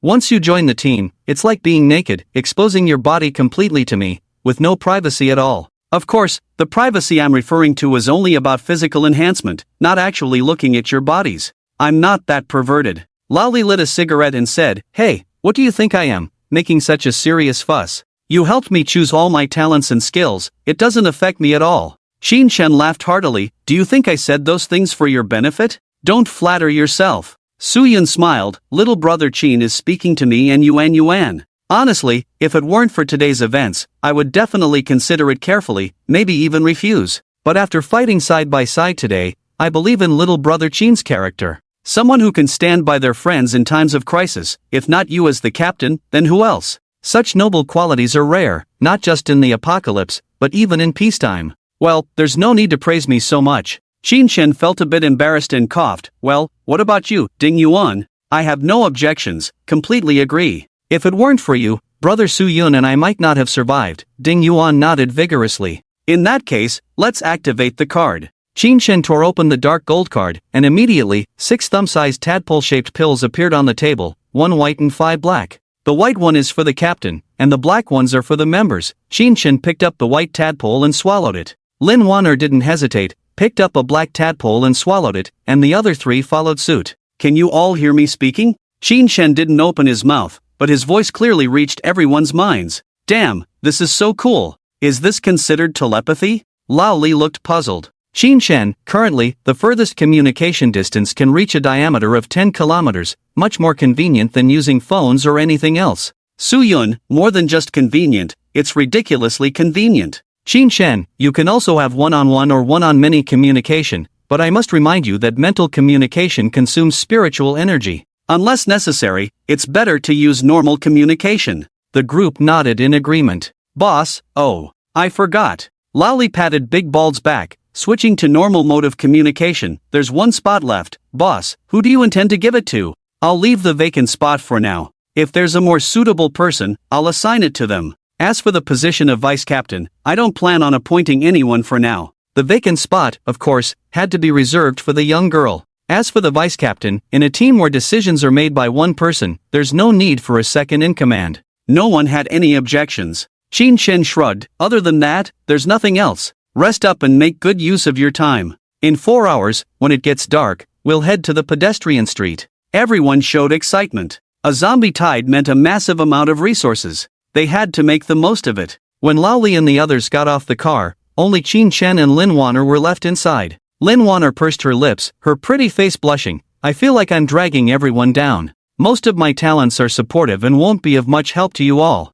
"Who said that? It's because you didn't have this." Shin Chen took out the holy light scepter from the spatial ring and handed it to Lin Waner. He picked it up after defeating Tang Ao, didn't even look at it, and directly threw it into the spatial ring. He had just checked, and the charm ability was quite powerful. "This, a legendary scepter, really for me to use?" Lin Waner's eyes sparkled with joy. "Yes, I'll get a few more cards to enhance your mental strength when I have the chance. In the future, your role will be the controller of our team." "Great!" Lin Waner held the scepter lovingly, then suddenly had an idea. She ran to Shin Chen, planted a kiss on his cheek, and said, "Thank you." "Woman, you're playing with fire," Shin Chen half-jokingly said. Lin Waner chuckled, "Just playing with fire." "Oh?" Shin Chen's lips curled up mischievously as he walked over. Unconsciously, evening arrived. The moon was dark, the wind was high, and the snow showed no signs of stopping. After 4 hours of rest and ample food supply, Su Yun, Ding Yuan, and the others were in peak condition. As the gate creaked open, Shin Chen walked in with Lin Waner by his side, her arm linked with his. "Boss!" Lao Li, Lin Mo, and the others quickly stood up to greet him. "Boss!" Su Yun and Ding Yuan also called out. Although a bit awkwardly, their respect for Shin Chen was genuine. "Sit down and talk." Shin Chen waved his hand. He had only rested for 2 hours, but his spirit was full. The tension and primal instincts deep within him had been released to the fullest extent, making him even stronger than at his peak. "Waner, what's wrong? Are you feeling unwell?" Ding Yuan noticed Lin Waner limping. Lin Waner blushed and hurriedly said, "I'm fine, really." "Shuanli, come and help Waner," Lao Li shouted, and Chunli immediately performed a remote healing. Ding Yuan scolded, "Boss, you should show some care and concern. Don't be so intense from the start." "Qin Chen. Sister Ding." Lin Waner blushed and dared not lift her head. "Stop teasing us and get to the point." Qin Chen sat down. "We'll set off in 10 minutes to the pedestrian street shelter to deal with the zombie tide. Who's willing to come with us?" The first half of the sentence was an announcement, and the second half was a question directed at the 20-something lucky survivors who had escaped from the pedestrian street shelter. Out of hundreds of people, only these 20-some remained. They looked at each other, all showing fearful expressions. It was human nature. They had just escaped from a desperate situation, and now they were being asked to go back. Anyone in their shoes would need some time to think it over. Fortunately, they were not foolish. They knew how formidable Qin Chen's team was as a whole. Each member was like a superhero, wielding flying swords and summoning vines. Even if they followed behind to scavenge, they could still eat their fill. "I'm willing to go. I'm also willing to go." Some people stepped forward to express their willingness, and others echoed in agreement. Soon, more than 20 people unanimously decided to join tonight's hunting team. Qin Chen had oldly explained the rules to them and distributed firearms and ammunition one by one. 10 minutes later, the team of 67 people returned aggressively to the shelter on the pedestrian street. The thing Qin Chen worried about did not happen. Through military binoculars, he could clearly see the densely packed monsters aimlessly wandering in the snow. It made sense. Besides their group, which other shelter's hunting team in Haicheng dared to have ideas about the tide of corpses? Qin Chen, Oldly, go lure them over. Oldly, roger that. Oldly rode his ghostly motorcycle, roaring as he charged towards the group of corpses, honking the horn loudly. This outrageous scene almost scared the group of survivors who had joined later to death. Those who didn't know thought he had gone insane. A few minutes later, Oldly successfully attracted hundreds and thousands of monsters and rushed back, howling. "What are you waiting for? Fire!" Dozens of rifles fired simultaneously. The power was astonishing. The blood zombies and bloodhounds fell in droves. Even the powerful night demons couldn't withstand such terrifying firepower and perished on the spot. Bang! Bang! Bang! In the sky, winged demons were continuously shot in the head. It was Qin Chen who made the shots. His combination of night vision, forest wolf, and sharpshooter skills were effective against airborne units. After a few minutes of exchange, the sound of gunfire attracted more and more monsters to join in. Several centipedes rushed towards the crowd, treading on a sea of corpses and bones, incredibly fast. "Charm light!" Lin Waner raised her scepter high and pointed it from a distance. One of the centipedes hesitated for a moment, then pounced on its companion, its pincers sharper than sickles piercing through it directly. This was the ability of the legendary weapon, the Charm Light Scepter, to temporarily control creatures with a certain level of intelligence using mental power, ineffective against those without intelligence. Qin Chen gave a thumbs up. "Lao Su, Ding Yuan, Oldly, you can make your move now. Take it easy. Don't let the monsters get too close and harm anyone." Su Yun, got it. Ding Yuan, understood. Oldly, awoo. Let's see who kills more. Charge. With Qin Chen's permission, the three of them rushed out together, cutting down monsters as easily as cutting vegetables. The blood zombies and bloodhounds were like paper in front of them. Even the night demons didn't dare to provoke them and were pierced through with a single shot. Are they human or monsters? The onlookers were dumbfounded. Previously at the clock tower, Qin Chen and his group were either injured or exhausted, with no chance to show their strength. Now, the three of them at their peak effortlessly wiped out hundreds of monsters with a single move. What shocked them the most was that they had long known that the leader of this team was Qin Chen, the young man standing on the car roof. Throughout, he only shot down the winged demons in the sky and never made a move. If even his subordinates were so terrifying, how strong was his true power? They couldn't imagine. "I killed 154. Oldly, covered in blood, laughed wildly. "Oldly, you're exaggerating too much. My Vine of Slaughter is an AoE skill, and I only killed over 100. Su Yun didn't believe it. "Ding Yuan, boss, can you see clearly who killed more?" Qin Chen, Oldly killed 134, Ding Yuan 77, Su Yun 141, "I have the records here." Oldly immediately put on a disappearing smile act. Su Yun burst into laughter. TSK, the smile didn't disappear, it just transferred to us, ha. Qin Chen, Oldly killed 6 night demons, you killed 2. Li Xiao Su fell silent. The following hours were spent in a completely relaxed state by everyone. Until the sky brightened, the battle between the 67 people and the tide of corpses was finally coming to an end. They successfully fought their way back to the shelter on the pedestrian street, which had been almost leveled by the monsters. The only intact building here was probably the sinful church. Xin Shen, Lao Li, Lao Su, arrange for people to search for loot, try not to miss anything. If anyone is found hoarding, kill the chicken to warn the monkey. Lao Li, Su Yun, understood. Let's go back to the room and warm up. Xin Shen held Lin Waner's hand and returned to the RV, and soon the RV began to shake violently. Once the door to the new world was opened, it could never be closed again. Xin Shen reappeared in front of everyone at noon. Dozens of people gathered in the church to keep warm, and they were having hot pot for their meal. There were 11 tables set up with hot pot for 6 people each, filled with various meat rolls, vegetables, and all kinds of alcohol, beer, white wine, spirits, red wine, everything you could think of. Xin Shen never hesitated to provide these basic supplies to those who had performed well. Xin Shen's team, including Su Yun, had grown tired of hot pot every day, but the 20 or so newcomers who had joined them were crying as they ate, as this was the first hot pot meal they had since the apocalypse began. Eat well, why cry? Look at you, so pathetic. Follow the boss well, and you can have hot pot and barbecue every meal. Lao Li had finished eating and was swaggering among the crowd, but let me make it clear, anyone who dares to steal or hide cards, like secretly keeping them instead of turning them in, don't blame me for being ruthless. After speaking, Lao Li grabbed the hair of a man who was eating voraciously, forcibly pulling him away from the table. The man looked confused. What did I do? Lao Li raised his hand. Hand them over yourself, or should I search you? After hesitating for a moment, the man tremblingly took off his shoes, revealing several silver cards hidden inside.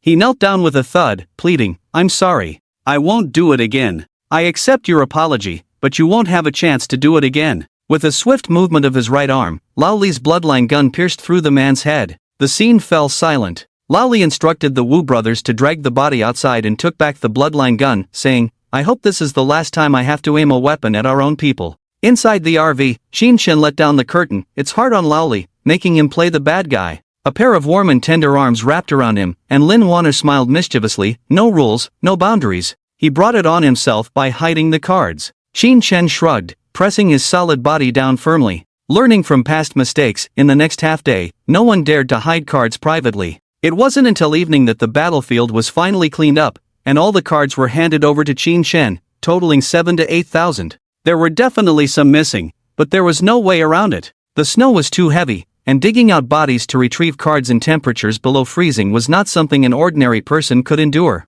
Although Xin Shen was not kind, he couldn't treat people like slaves. Xin Shen, I have distributed the cards suitable for you to your personal storage spaces. Use them early. As the captain, he had the power to access everyone's personal storage spaces and put things in them. Lao Li, wow, thanks boss. So many. Is this for real? Su Yun, so many cards. Thank you, boss. Ding Yuan, thank you, boss. Lin Waner, moi. After giving the main characters of the team their cards, Xin Shen personally went to find Lin Mo and the others, customizing a set of new upgrade cards for each of them to ensure that each card was reasonable and could have a positive chainlock effect. Boss, I have a question that I've been holding in my heart for a long time. I don't know if you can help me understand. Xin Shen suddenly received a telepathic message from Su Yun. Go ahead and tell me. We can enhance our combat power through cards. Does this mean that as long as we have strengthening cards, after enhancing ourselves with hundreds or even thousands of them, we can become superhumans? This question is crucial, and Xin Shen brought everyone into a soul communication meeting. It's not like that. As far as I know, everyone's physique and potential are different, and there is also a certain limit to the number of cards one can use. Currently, it is the early stages of the apocalypse, and we can't be picky. We can only use what we have. In the future, we must use cards strategically to avoid wasting card slots. Of course, this is not something we need to worry about right now. Lao Li, boss, you are truly knowledgeable. Thumbs up. Su Yun, now that you put it that way, I understand. It feels like building a character in a game. Xin Shen, what is a character build? Su Yun, build, abbreviated as BD. When I used to work, I enjoyed playing games in my free time. There were various character builds like Paladin BD, Thunder Mage BD, Barbarian BD, etc., where you create a powerful character with unlimited skills and talents. Xin Shen, that's pretty much the idea. Since everyone is here, let me explain your professions and team roles. Lao Li is the Throwing Barbarian, abbreviated as Throwing Savage, positioned in the front line for burst damage. Lao Su is the Druid, focused on crowd control and area attacks. Lin Waner is the Aura Priest, specializing in crowd control, damage enhancement, support, and healing. Ding Yuan is the Lizard Man, team role. To be honest, I haven't figured it out yet. Ding Yuan, boss, are you being polite? Xin Shen, I'm just being honest. Look, your attack power is not as high as Lao Li's, your crowd control and area attack abilities are 0, and although you have defense, it's not very high, so it's really hard to evaluate. Ding Yuan, after I transform into a lizard, my physical defense is definitely higher than Lao Li's. Being in the front line is no problem at all. Xin Shen, I don't think Lao Su would agree to you charging into battle. Of course, if you insist on going to the front line, I have no objections. You two can discuss it, and once you've reached an agreement, I'll help you create a new character build. After the soul communication meeting, Xin Shen hugged Lin Waner and went back to sleep. This was not laziness but rather because all the nearby monsters had been exterminated. If they were to hunt monsters, they would probably have to go near Giant Arm, where the danger level was definitely higher than the mutant Black Hearts, and Xin Shen had no intention of risking his life there. It was a warm single room. Ding Yuan rested her head on Su Yun's shoulder. I don't want to be a burden to the team. The post-apocalyptic environment will only get worse. The more you protect me, the more danger I will encounter. I hope you can respect my choices. Su Yun nodded. Okay, I promise not to interfere with your personal choices in the future. Ding Yuan blushed, then rolled over and pinned Su Yun down. Alright, it's settled then. Have you rested well? Su Yun cleared his throat. I have an idea, but I'm afraid you'll think it's weird if I say it. Go ahead, tell me. Luz. Lizard Man. I haven't tried it yet. Asterisk and $% asterisk at hashtag that night. Xin Shen clearly saw on the second floor of the shelter, under the orange light, a lizard man engaging in hand-to-hand combat with a human, and in the end, the human used minds to bind the lizard man. Xin Shen's evaluation of this scene was simply, damn, they're really going all out. The days without monsters were relaxing and comfortable. People's daily activities consisted of eating and drinking, then fattening up in the warm shelter. In just a few days, each member of the 66-person team had gained 3 to 5 pounds, looking rosy-cheeked. At noon that day, the temperature dropped again, reaching a terrifying minus 33 degrees Celsius, and looking around, the city was on the verge of being engulfed by snow. Over a dozen snow vehicles sped through the snow, each person on board armed to the teeth. It seems that Haicheng has also been completely destroyed. We've been out for so long, and we haven't seen any trace of even a monster, sighed the man wearing goggles, looking at the woman beside him whose eyes were the only visible part of her face. Sis, where should we go next? Should we go deal with the giant arm? We don't lack resources at the moment, there's no need to take that risk. Let's head to the Star City. The woman shook her head. Time passed swiftly, and 3 days went by in the blink of an eye. That morning, the heavy snowfall that had lasted for nearly a month finally stopped. If it keeps going like this, we'll have to build snow houses for shelter. Old Lee stepped out of the shelter, stretching lazily towards the sun. People started coming out of the shelter one after another, feeling the long-lost sunlight. Boss, sister-in-law. Hello, boss. Hello, sister-in-law. Seeing Xin Shen and Lin Waner coming down from the RV, everyone greeted them respectfully. The weather is finally nice. I was just thinking of taking you all out for some activity, and the snow stopped. How fortunate. Old Lee looked curious. Activity? Where to? Xin Shen pointed to the northwest, towards the towering giant arm. Is there any special significance to that place? That's the monster's nest. What? The monster's nest? Isn't that very dangerous? With these words, the people who had just gotten used to a comfortable life showed fearful expressions. Xin Shen chuckled. There's no need to be so nervous. We're just hunting nearby, not entering the giant arm. Theoretically, we shouldn't encounter any danger. Besides, always hiding in the shelter. Have you ever considered my feelings? How much resources are consumed daily? Even the landlord's family has no surplus. Xin boss is right, raising soldiers for 1,000 days to use them for a moment. We can't always be parasites. Boss, when do we set off? A man with a determined look pushed through the crowd, giving off a very shrewd and capable vibe. We'll set off in an hour, aiming to arrive there by evening. Let's all get ready. Xin Shen clapped his hands, and everyone immediately busied themselves, loading up a truck with various supplies such as sleeping bags, electric heaters, pots, pans, and more. Fortunately, Xin Shen had plenty of vehicle cards, or else all these supplies would have gone to waste. An hour later, the convoy was ready, heading towards the direction of the giant arm. Evening. Inside a high-rise building buried under a large amount of snow, a fat man curled up inside. Besides the howling wind, the only sound he heard was the monster's roar, like the sound of sharp nails scraping against glass, disturbing his mind.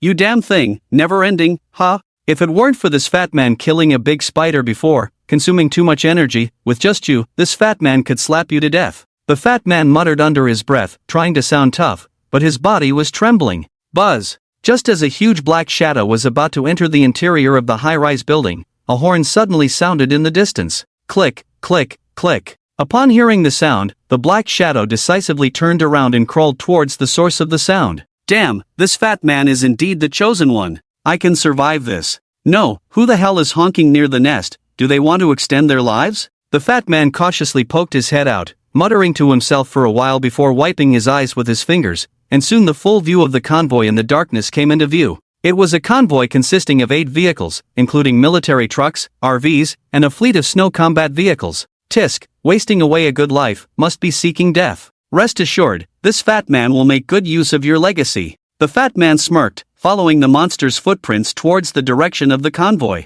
In the co-driver's seat of the military truck, Wu-Fa suddenly frowned and said, Sugu, there's something coming towards us up ahead. Su-Yun, boss, we have a situation. Qin Shen, stop the car, everyone prepare for battle. The convoy lined up in a row, and everyone got off the vehicles, raising their weapons. Qin Shen and Lin Waner also emerged from the RV. Qin Shen quickly walked to the military truck and took out a military telescope. In the distance of a kilometer, a huge creature was charging towards them. The monster resembled the centipede they encountered in Song Family Village, but the one in Song Family Village was created by the ability of splicing with black blood, while the one in front of them was the original Nest Guardian, over 20 meters long and 3 meters wide, truly a daunting creature. Spotting the winged demon meant they were close to high-level blood hearts, and encountering the Nest Guardian meant they had officially entered the territory of the nest. Lao Li marveled, what a huge centipede, looks like it won't be easy to kill. Qin Shen said, we can't let it get close, or our vehicles will be in trouble.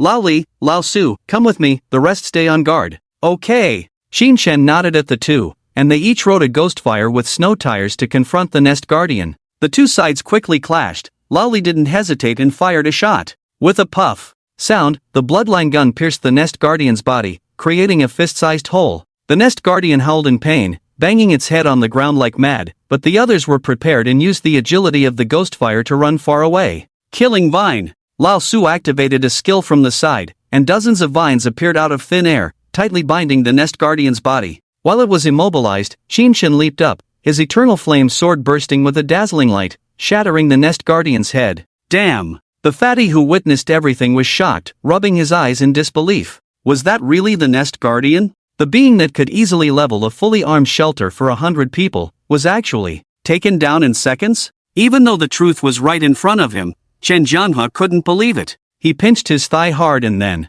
turned and ran. Unfortunately, he ran too late. Qin Shen had spotted Chen Jianhua while dealing with the Nest Guardian, and the Ghostfire motorcycle quickly caught up to him. Brother, spare me, I just heard the noise and came to see. I have no ill intentions towards you guys. Chen Jianhua knelt down without any dignity, arms raised high. Qin Shen observed the fatty and made a judgment. Anyone who could make themselves fat in the post-apocalyptic world of scarcity couldn't be a coward. They must have some extraordinary qualities and needed to be treated carefully. What's your name, and why are you here? Qin Shen asked. My name is Chen Jianghua, my home is here, I've never moved. Chen Jianghua replied honestly. Lao Li and Su Yun also approached. Lao Li exclaimed, this little fatty looks quite festive, all round and chubby. I'm not fat, I just have a big frame. Chen Jianghua retorted, then put on a pitiful look. Brother, I have no grudges with you, you won't kill me for no reason, right? I really have nothing on me, I swear. Get up, I didn't plan to do anything to you anyway.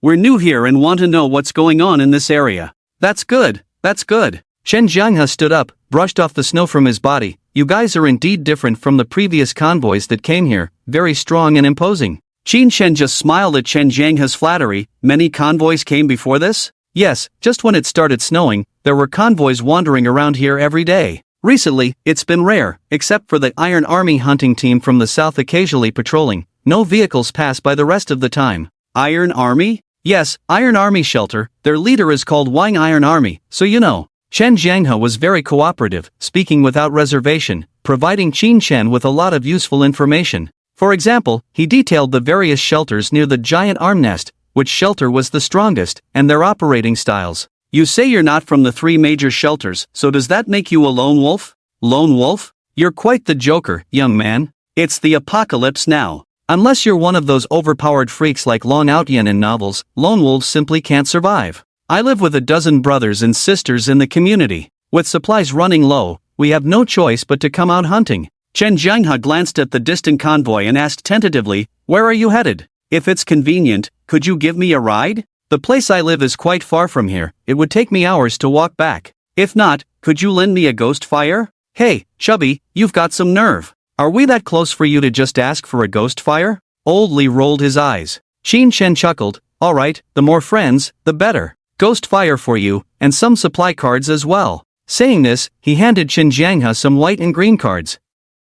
This bizarre scene not only left Chen Jianghe bewildered but also puzzled Old Li and Su Yun, who knew him well. Qin Shen was usually not one to give without reason, so why was he so generous today? "Well, I'm grateful for your kindness. If we meet again, I will repay you. Just be careful of the Iron Army shelter, those guys are ruthless. Bye." Chen Jianghe quickly disappeared into the distance on the Ghostfire motorcycle. Qin Shen stroked his chin, seeing Old Li and Su Yun's strange expressions, he smiled and said, "What, can't I do a good deed? You're the boss, your call." Old Li chuckled dryly, not dwelling on such minor issues. Qin Shen glanced back at the now vanished Chen Jianghe, a slight smile playing on his lips. The reason he gave the vehicle and cards was that he remembered a top-tier powerhouse named Chen Jianghe from his past life. Although the shelter had few members, no one dared to provoke them. His God of Law Legion was invincible, even in the late stages of the apocalypse filled with powerful beings, they remained at the top. Qin Shen wasn't sure if this chubby guy was that Chen Jianghe, but that didn't stop him from showing goodwill.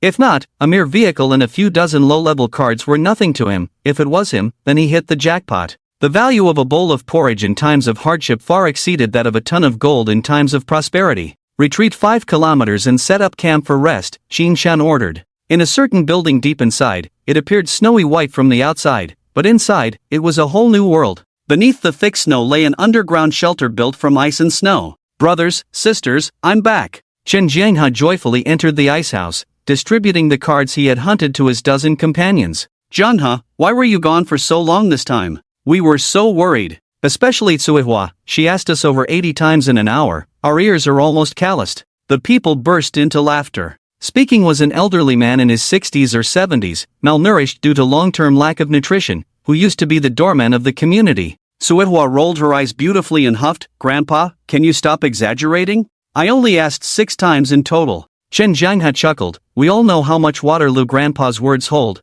we need to squeeze out the water to understand." More laughter followed. Tsuihua worriedly asked, "Jianghe, are you okay? Did you get hurt?" "Don't worry, not a single hair out of place. But today was quite dangerous, if it weren't for the new convoy being more honorable, I might have been in trouble outside." Chen Jianghe then proceeded to tell his companions about his encounter with Qin Shen and his group. "How do you feel about the strength of this team?" a bespectacled man asked. "To be honest, they are quite formidable. I saw them easily take down the giant centipede with my own eyes. I estimate their strength to be at least on par with the captain level of the Iron Army shelter." Pausing, Chen Jianghe tore open a packet of instant noodles, stuffed it into his mouth, and mumbled unclearly, "I just wonder who is stronger between them and the Iron Army shelter. I hope they clash, and our team wins. I've had enough of these days of hiding and sneaking around." Boom! As he spoke, a loud noise suddenly came from above, and chunks of ice and snow fell. Chen Jianghe was startled, jumping to his feet. "What's going on?"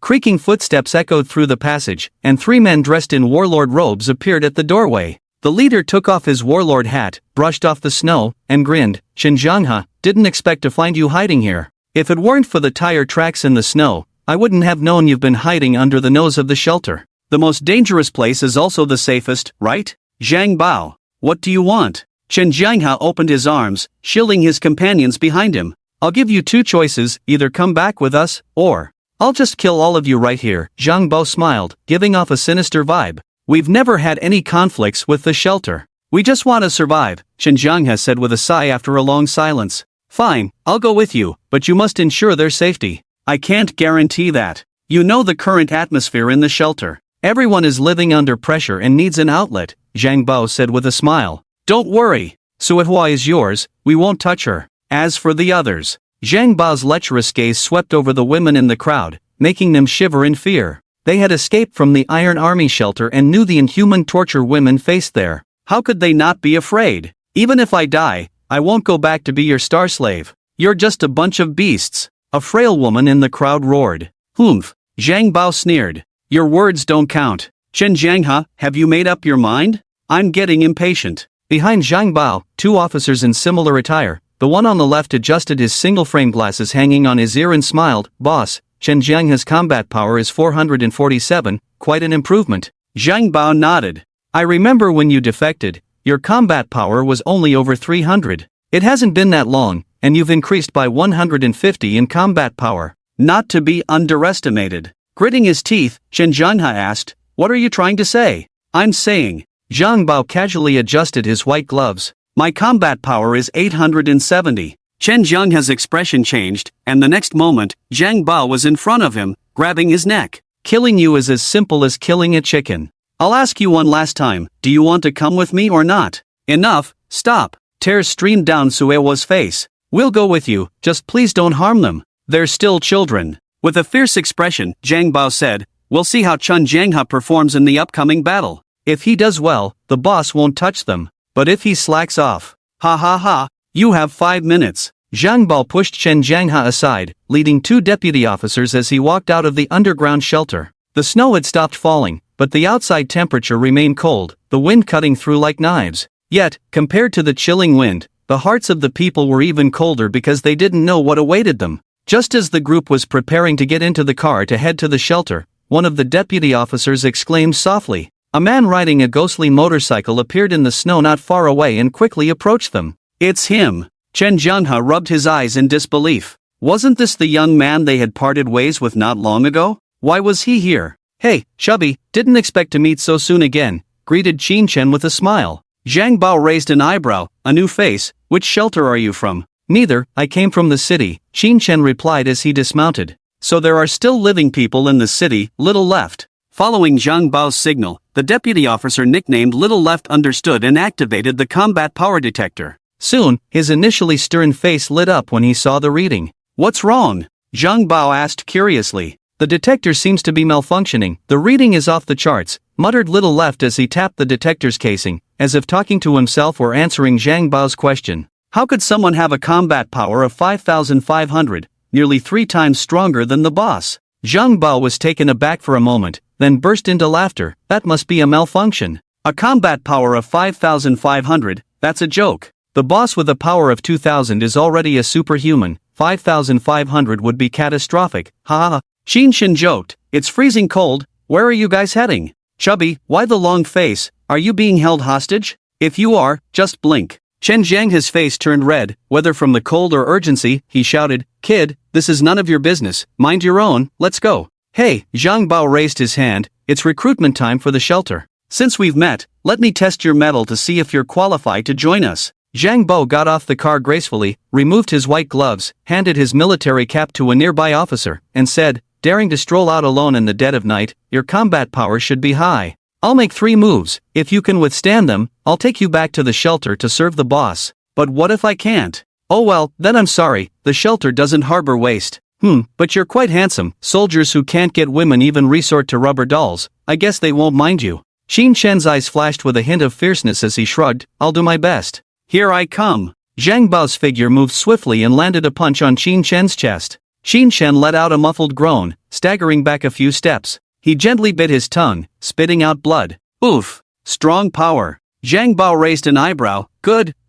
You blocked my first punch, now for the second. Buzz. Flames suddenly erupted from Zhang Bao's fist as he struck again. Poor Qin Chen was sent flying like a kite with a broken string, crashing several meters away and leaving a deep trench in the snow upon impact. Qin Chen struggled to stand up, spitting blood again. Too strong. Cough. Zhang Bao furrowed his brow. Face my third punch. Wait.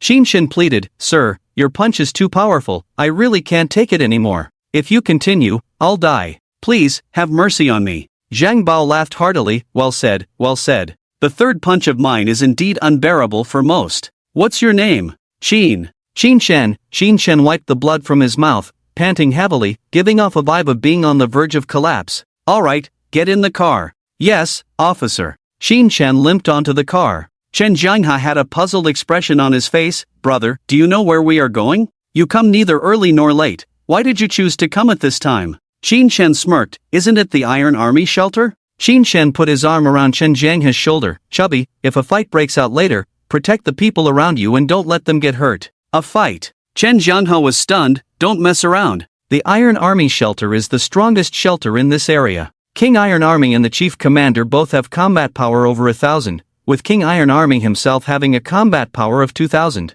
You struggled even to withstand a few punches from Zhang Bao. If you want to die, don't drag us down with you. Is a combat power of 2,000 strong? Qin Shen glanced at him sideways, flicked his finger, and said mysteriously, is there a possibility that the combat power detector is malfunctioning? Haha, hilarious. Are you saying you really have a combat power of 5,500? How is that possible? Chen Zheng has stopped mid-sentence because he remembered how Qin Shen and his two companions easily took down the giant centipede not long ago. As if seeing a light in the darkness, he got excited. Could it be that you really have a combat power of 5,500? Remember, protect your people, leave the rest to me, just tell me who the important figures are. Okay, I will definitely do that. Chen Jianghe nodded repeatedly, his excitement rising. By the way, brother, how did you end up here? It took Chen Jianghe a while to suppress his excitement before he asked. Qin Shen chuckled, would you believe me if I said it was a coincidence? Chen Jianghe smiled bitterly, just a coincidence, huh?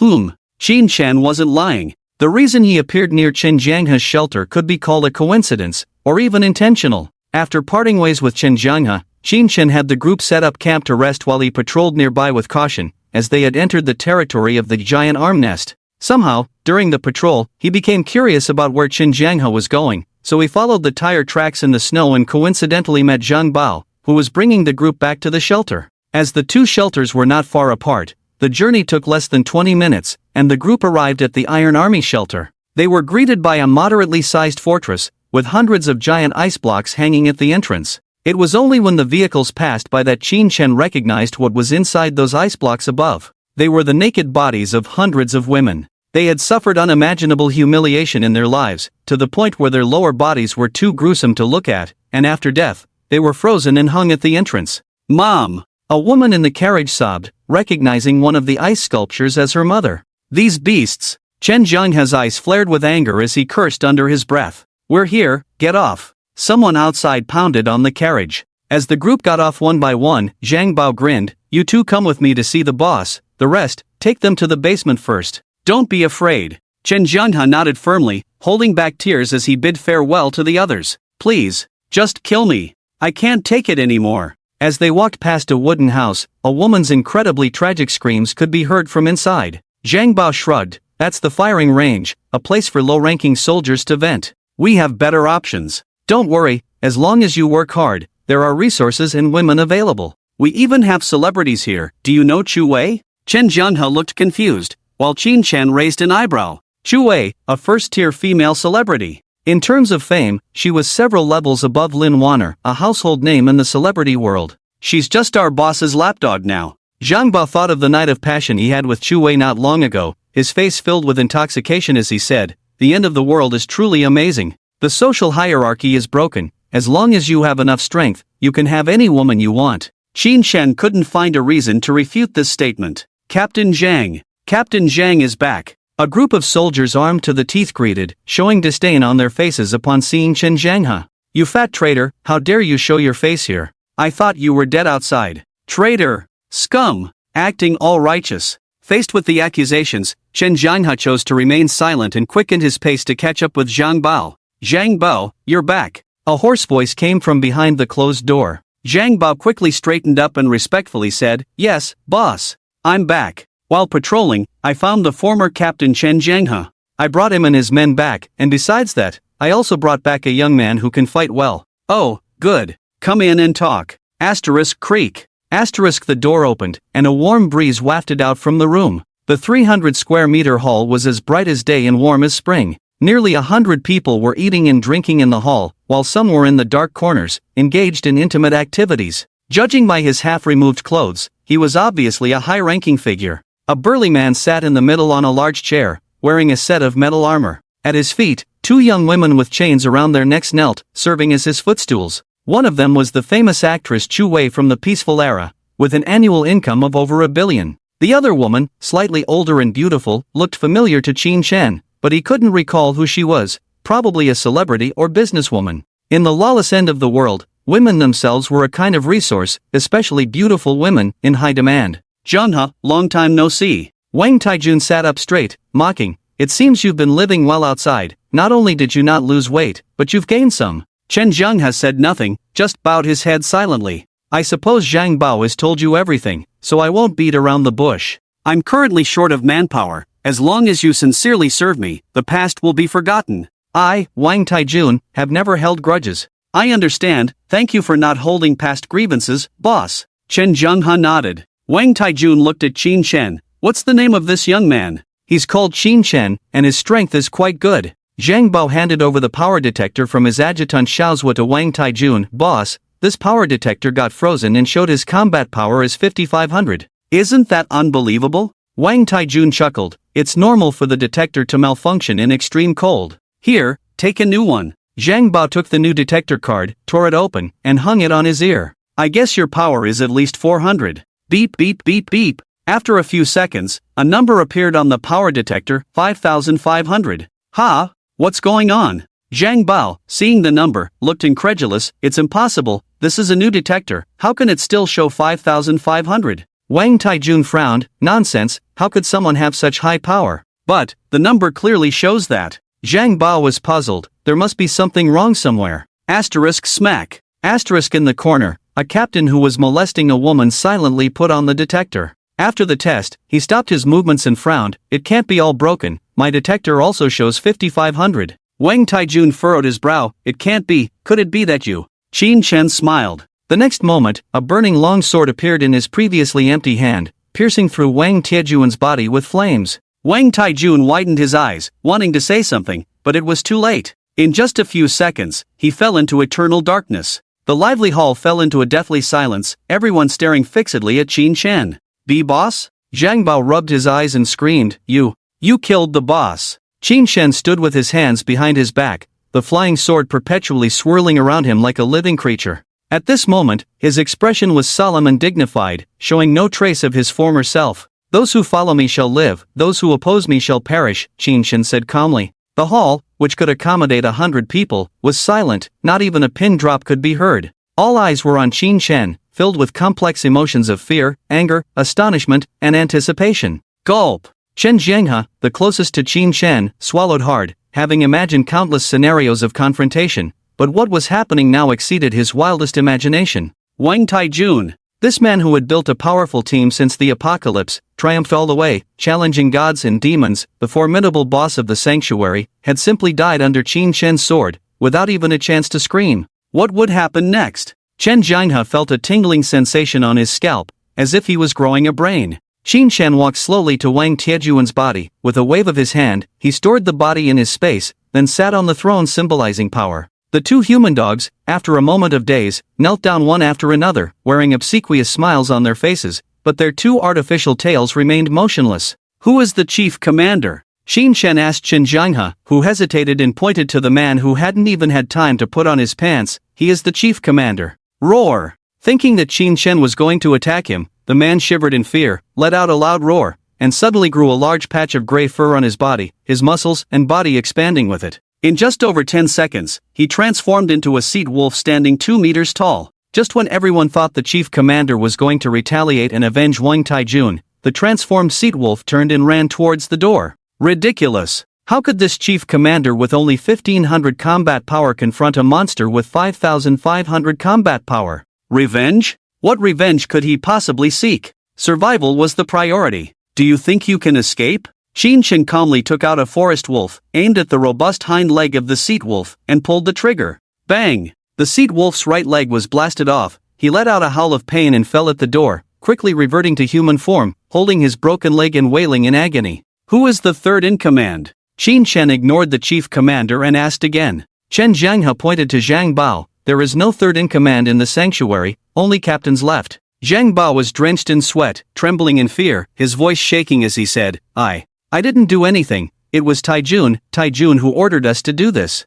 I'm willing to serve you. Please don't kill me. After speaking, Zhang Bao immediately knelt down, bowing his head repeatedly. In the face of life, dignity meant nothing. Besides, he had no dignity to speak of. Qin Chen nodded. Well said, a wise man knows the times. Since you are willing to join me, I will not kill you. Not only will I spare you, but I will also give you great rewards later. Get up. Thank you, boss. Zhang Bao was overjoyed at once, knocked his head a few more times, and obediently stood aside. The other 5 captain-level members, seeing this, hurriedly stepped forward and knelt down to pledge their loyalty to Qin Shen. There was no resistance mentality at all. The highest among them had only 600 to 700 combat power, not even one over 1,000, so they didn't dare to extend a hand to Qin Shen. In less than 10 minutes, Qin Shen effortlessly settled the sanctuary. In the end, he had underestimated himself and overestimated the sanctuary led by Taijun. Even if he didn't show weakness and infiltrated the interior, he could still easily penetrate the shelter by confronting it head-on, just a little more troublesome. Dog, do you want to live or die? Qin Shen looked at the captain, who was sweating profusely, and the captain was so scared that he kept begging, Boss, I want to live. Please give me another chance. No. Everyone here can live, except him. Chen Jianghe was anxious. Qin Shen curiously asked, Why? Chen Jianghe exclaimed, He has been an accomplice to the tiger. Although he was acting on Wang Tiejuan's orders, the evil deeds he committed are no less than Wang Tiejuan's. Such a person must be killed. The captain trembled, too scared to make a sound. Qin Shen narrowed his eyes and said, According to your logic, all captains should be killed, and even the existence of this shelter would be meaningless. Chen Jianghe was stunned, Isn't that so? This is the end of the world. You have to accept the law of the jungle. More importantly, Qin Shen flicked his finger, When I'm speaking, don't interrupt. Do you want to be my master? Chen Jianghe's face changed, his heart trembling. Yes. What qualifications did he have to influence Qin Shen's decisions? He was just a captain-level small fry. Take it. Qin Shen tossed a silver card to the captain, who was pleasantly surprised. Highly efficient healing medicine. Thank you for sparing my life, boss. The captain hastily took the highly efficient healing medicine and soon, his broken leg began to visibly regenerate at a rapid pace. Zhang Bao. Boss, here I am. Zhang Bao saluted eagerly, a big smile on his face. You and Chen Jianghe go bring the people from the basement and the arsenal. Yes, boss. But, boss. Speak up, don't beat around the bush. Most of the women in the arsenal have lost their ability to take care of themselves. I'm afraid bringing them here would offend your eyes. Zhang Bao said cautiously, Are you afraid of offending my eyes, or afraid that I might change my mind and slaughter all of you in a fit of anger? Qin Shen sneered, I won't hold you accountable for what you've done before, but remember your promises, I won't go back on mine. Zhang Bao wiped his sweat, Boss, you are magnanimous. I'll go handle it now. Zhang Bao led 2 lieutenants, Chen Jianghe, and some ordinary soldiers from the shelter to bring the people. Qin Shen looked at the group of captains below, Tell me, what abilities do you all have? Boss, my ability is wolf transformation. Although it's a gold card talent, I've leveled up and can handle several night demons on my own. The captain hurriedly said, From today, your code name is Wolf Seat. The captain, or rather Wolf Seat, nodded eagerly, Yes, boss. Wolf Seat is at your command. My ability is surgery and healing aura. I am responsible for treating all injuries in the shelter. Then your nickname will be Doctor. My ability is. The captains each described their abilities to Qin Shen, who gave them different nicknames based on their abilities, such as Wolf Seat, Doctor, Swordsman, Hawkeye, Warlord, Punisher, War Machine.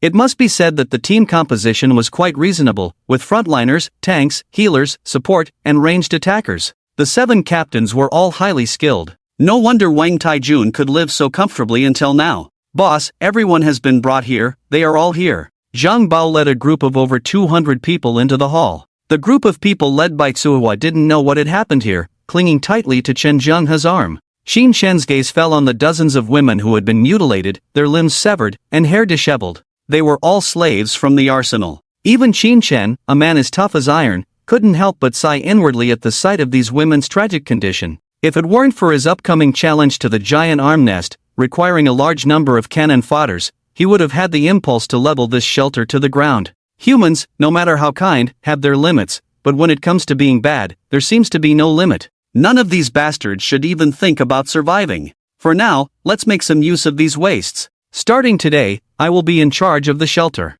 I don't know what rules Wang Taijun set for you before, but under my leadership, I won't allow any bullying of the weak. If you want a woman, you must seek her consent. If you dare to force yourself, don't blame me for being impolite. Yes, boss. The captains all lowered their heads, understanding that a new leader meant business. Xiao Peng. Here. Chen Jianghe quickly stepped forward. Later, you will lead a team to dismantle the artillery room, temporarily turning it into a rest area. Here are some resource cards for you to distribute to them first. As for the women, Qin Shen furrowed his brow. He indeed had gold cards that could help these women who had been abused to regrow their limbs, but he couldn't bring himself to use them on this group of women as the cost and reward were not proportional. "Boss, let me take care of them. I will help them," Chen Jianghe sighed. "As you wish. Take these two with you as well." Qin Chen handed the leash to Chen Jianghe. The female star and the woman with a good temperament had already been destroyed, making it difficult for them to recover as normal people. With everything arranged in the shelter, guided by the wolves, Qin Chen arrived at Wang Tiejun's treasure trove. Upon opening the boxes, his melancholy mood vanished as he discovered that Wang Taijun had hoarded many cards, including 3 rainbow cards, totaling over 100 gold and silver cards.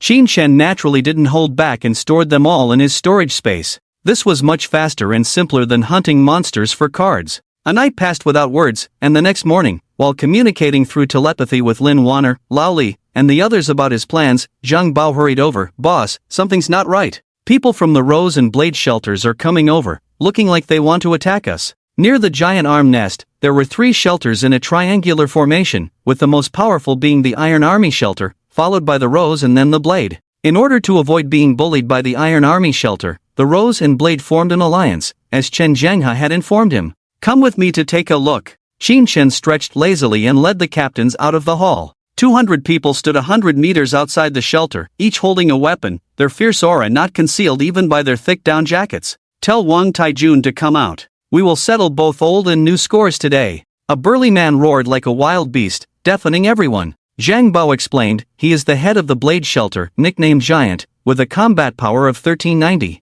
"Boss, I can easily handle this guy," the wolf eagerly tried to show off in front of Qin Chen. "If possible, negotiate and try not to resort to violence." Qin Chen waved his hand, leaving them in place as he walked out alone. His courage alone earned the admiration of everyone on both sides. "Who are you, and what do you want?" the giant asked. "I killed Wang Taijun last night. Here is his body." Qin Chen cut to the chase, pulling Wang Tiejun's body out of his storage space and throwing it on the ground. Everyone gasped in shock at the sight. "Boss, this is indeed Wang Tiejun's body. I would recognize him even if he turned to ashes," the giant said to the man in the car. Lan Fong furrowed his brow. "This young man is quite capable. He managed to take down Wang Taijun?" "Wang Taijun is a terrifying figure with a combat power of 2000. What's his combat power? Let me check." "Oh," the giant gasped. "Boss, is the detector broken? He actually has 5,500. This is impossible." "What? 5,500? Lan Fong couldn't sit still anymore. Grabbing the walkie-talkie, Chen Shui, our side detected a combat power of 5,500. "What about your side?" "Similarly, even if we join forces, we are no match for him." "No wonder he could kill Wang Taijun." A woman's voice came through the intercom, pleasant yet stern. "What should we do now? Go back?" Lan Fong appeared shrewd but lacked decisiveness. The alliance between the 2 shelters, fending off multiple attacks from Taijun's shelter, relied entirely on Chen Shui's maneuvering. "I'll talk to him and see what he has in mind." Ending the communication, Chen Shui stepped down from the snowmobile. "Boss! Boss!" The group of henchmen quickly made way for her. Chen Shui, standing at a height of 1.70 m, wore a thick white down jacket. Despite being wrapped in layers of clothing, her good figure was still evident. "Hello, I am the leader of Rose Shelter. My name is Chen Shui. May I ask how to address you, sir?" Chen Shui was very polite, not daring to offend the terrifying presence of 5,500 combat power. "Qin Chen. Mr. Qin, we are very pleased that you were able to kill that beast Wang Taijun. We just don't know what your plans are next. Come, sit down and have tea while we talk." Qin Chen tore open a few cards and tables, chairs, and 3 stools immediately appeared in the middle of the area. Qin Chen tore open a silver card with tea leaves and threw them into a teacup.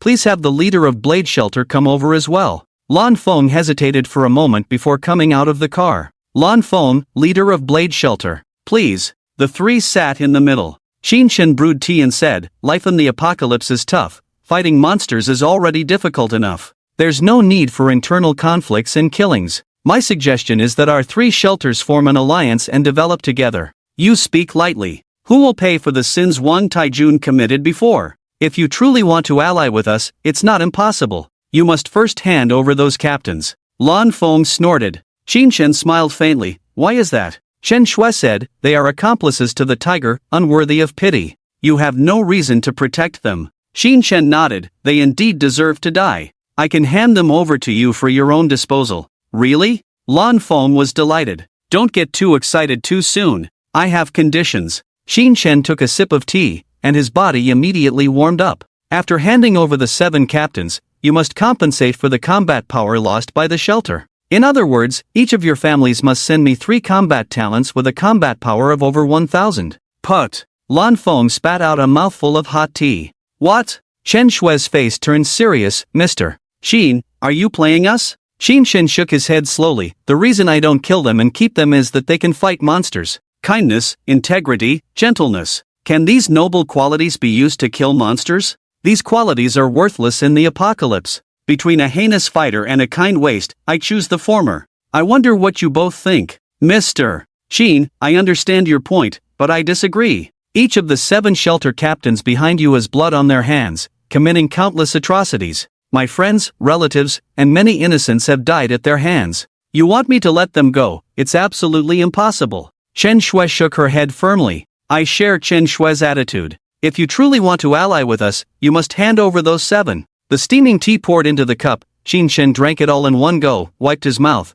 and suddenly looked towards the snowfield not far away. It was evident that there was a huge creature wriggling in the snow hundreds of meters away, its entire body hidden in the snow, stealthily moving through it. Seems like a giant centipede. That damn monster must have caught the scent and is coming this way. Everyone, be careful. Lan Fong and Chen Shui also noticed the anomaly and tensed up. Every time they encounter the centipede monster, their team suffers heavy losses, and even many hunting teams that go out to search for resources have unfortunately been wiped out by these giant centipedes. There's no way around it. The giant centipede monster is an absolute nightmare for these underpowered small shelters. Hold on a moment. Shin Chen smiled and got up, walking straight towards the giant centipede that was getting closer and closer to him. Mr. Shin, what are you doing? You're walking to your death. The giant centipede is not something one person can kill. Come back quickly. Lan Fong and Chen Shui were both startled. Yes, according to the power detector, the giant centipede indeed only had a power of 3,000,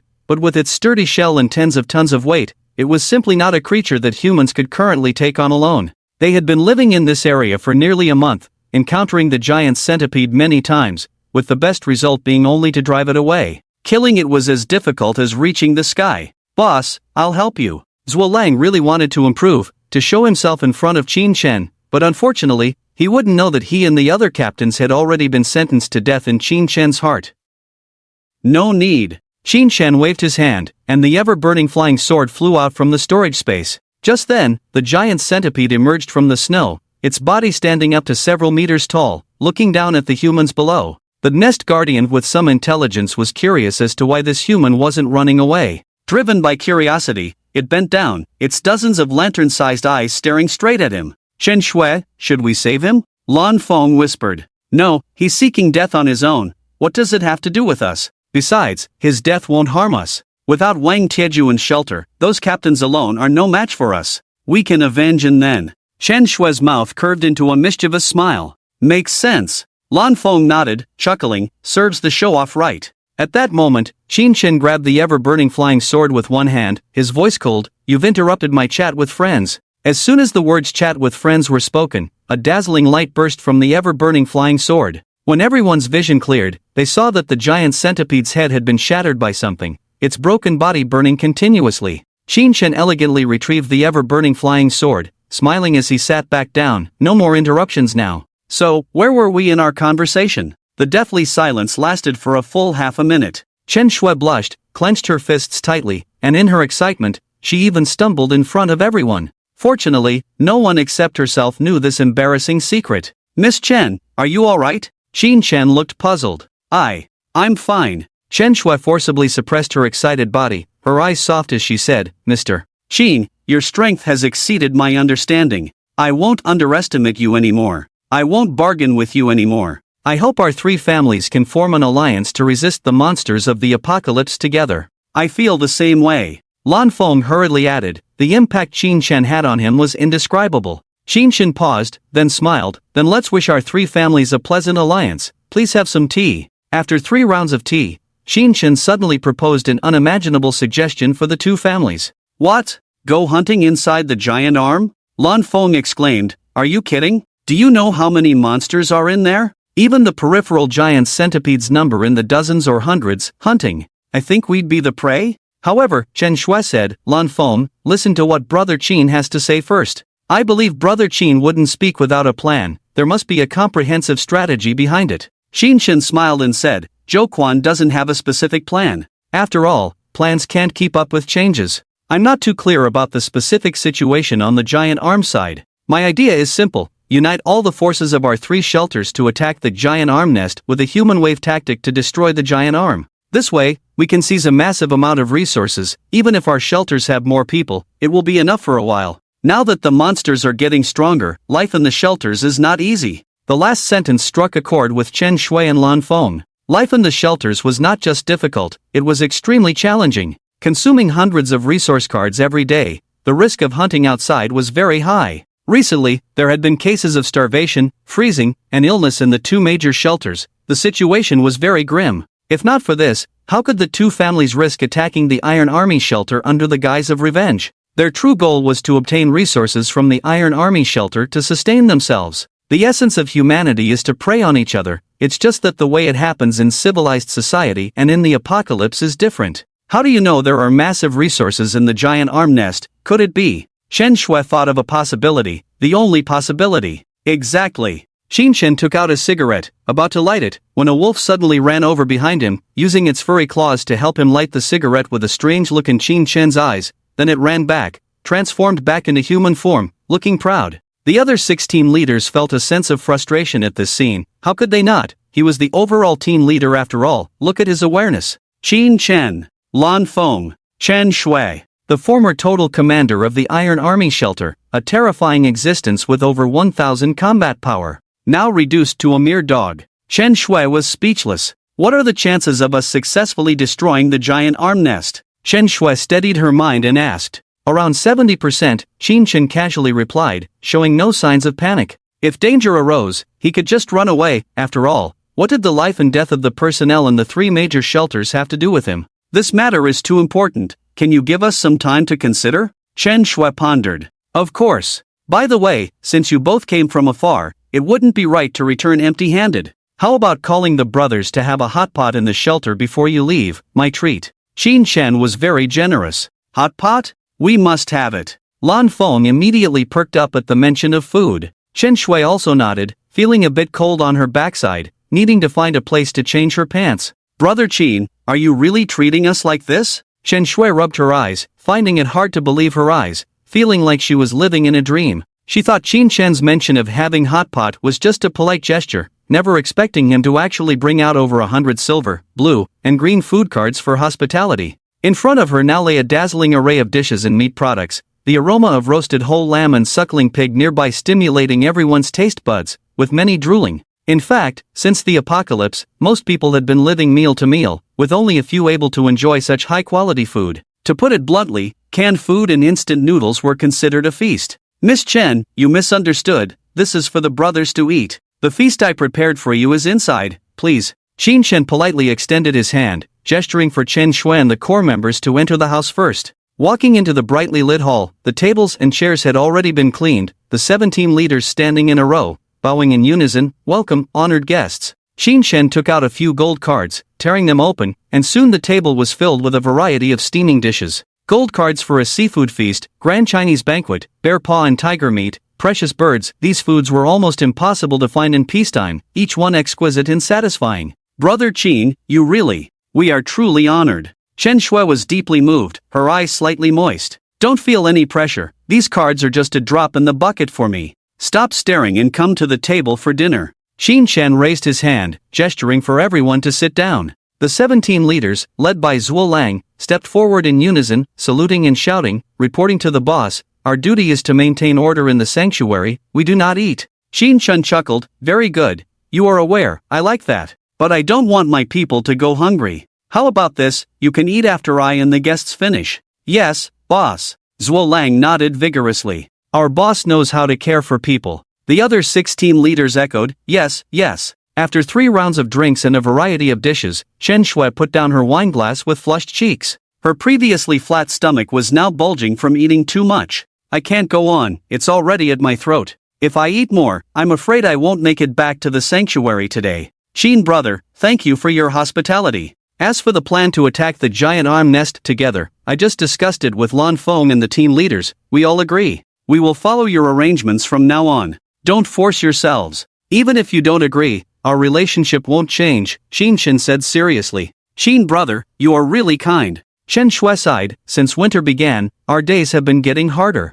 I'm not afraid to admit that we can't think of a way out. Sooner or later, we will all starve to death. Now that Xin brother is willing to take us in, we are more than happy. How could we possibly refuse? That's right, let's give it a try. It's better to take a chance, transform from a bicycle to a motorcycle, than to freeze or starve to death. Might as well have some fun before we die. Lan Fong, clearly tipsy, said with a strong smell of alcohol. Well then. Xin Shen nodded. You all rest in the sanctuary today, and we set off early tomorrow morning. Don't worry about cold weather gear, I will prepare everything for you. Sounds good. After some thought, Shen Shui agreed. The round trip would be too long, and if they encountered any monsters on the way, there would definitely be casualties. It was better to rest in the sanctuary. Xiao Pang, after you're done, take Miss Chen and Mr. Lan to rest. Xin Chen greeted Chen Jianghe. Okay. Chen Jianghe nodded and quietly packed up the leftover food. In the deepest room of the sanctuary, there were dozens of slaves who had lost their ability to take care of themselves due to inhuman torture.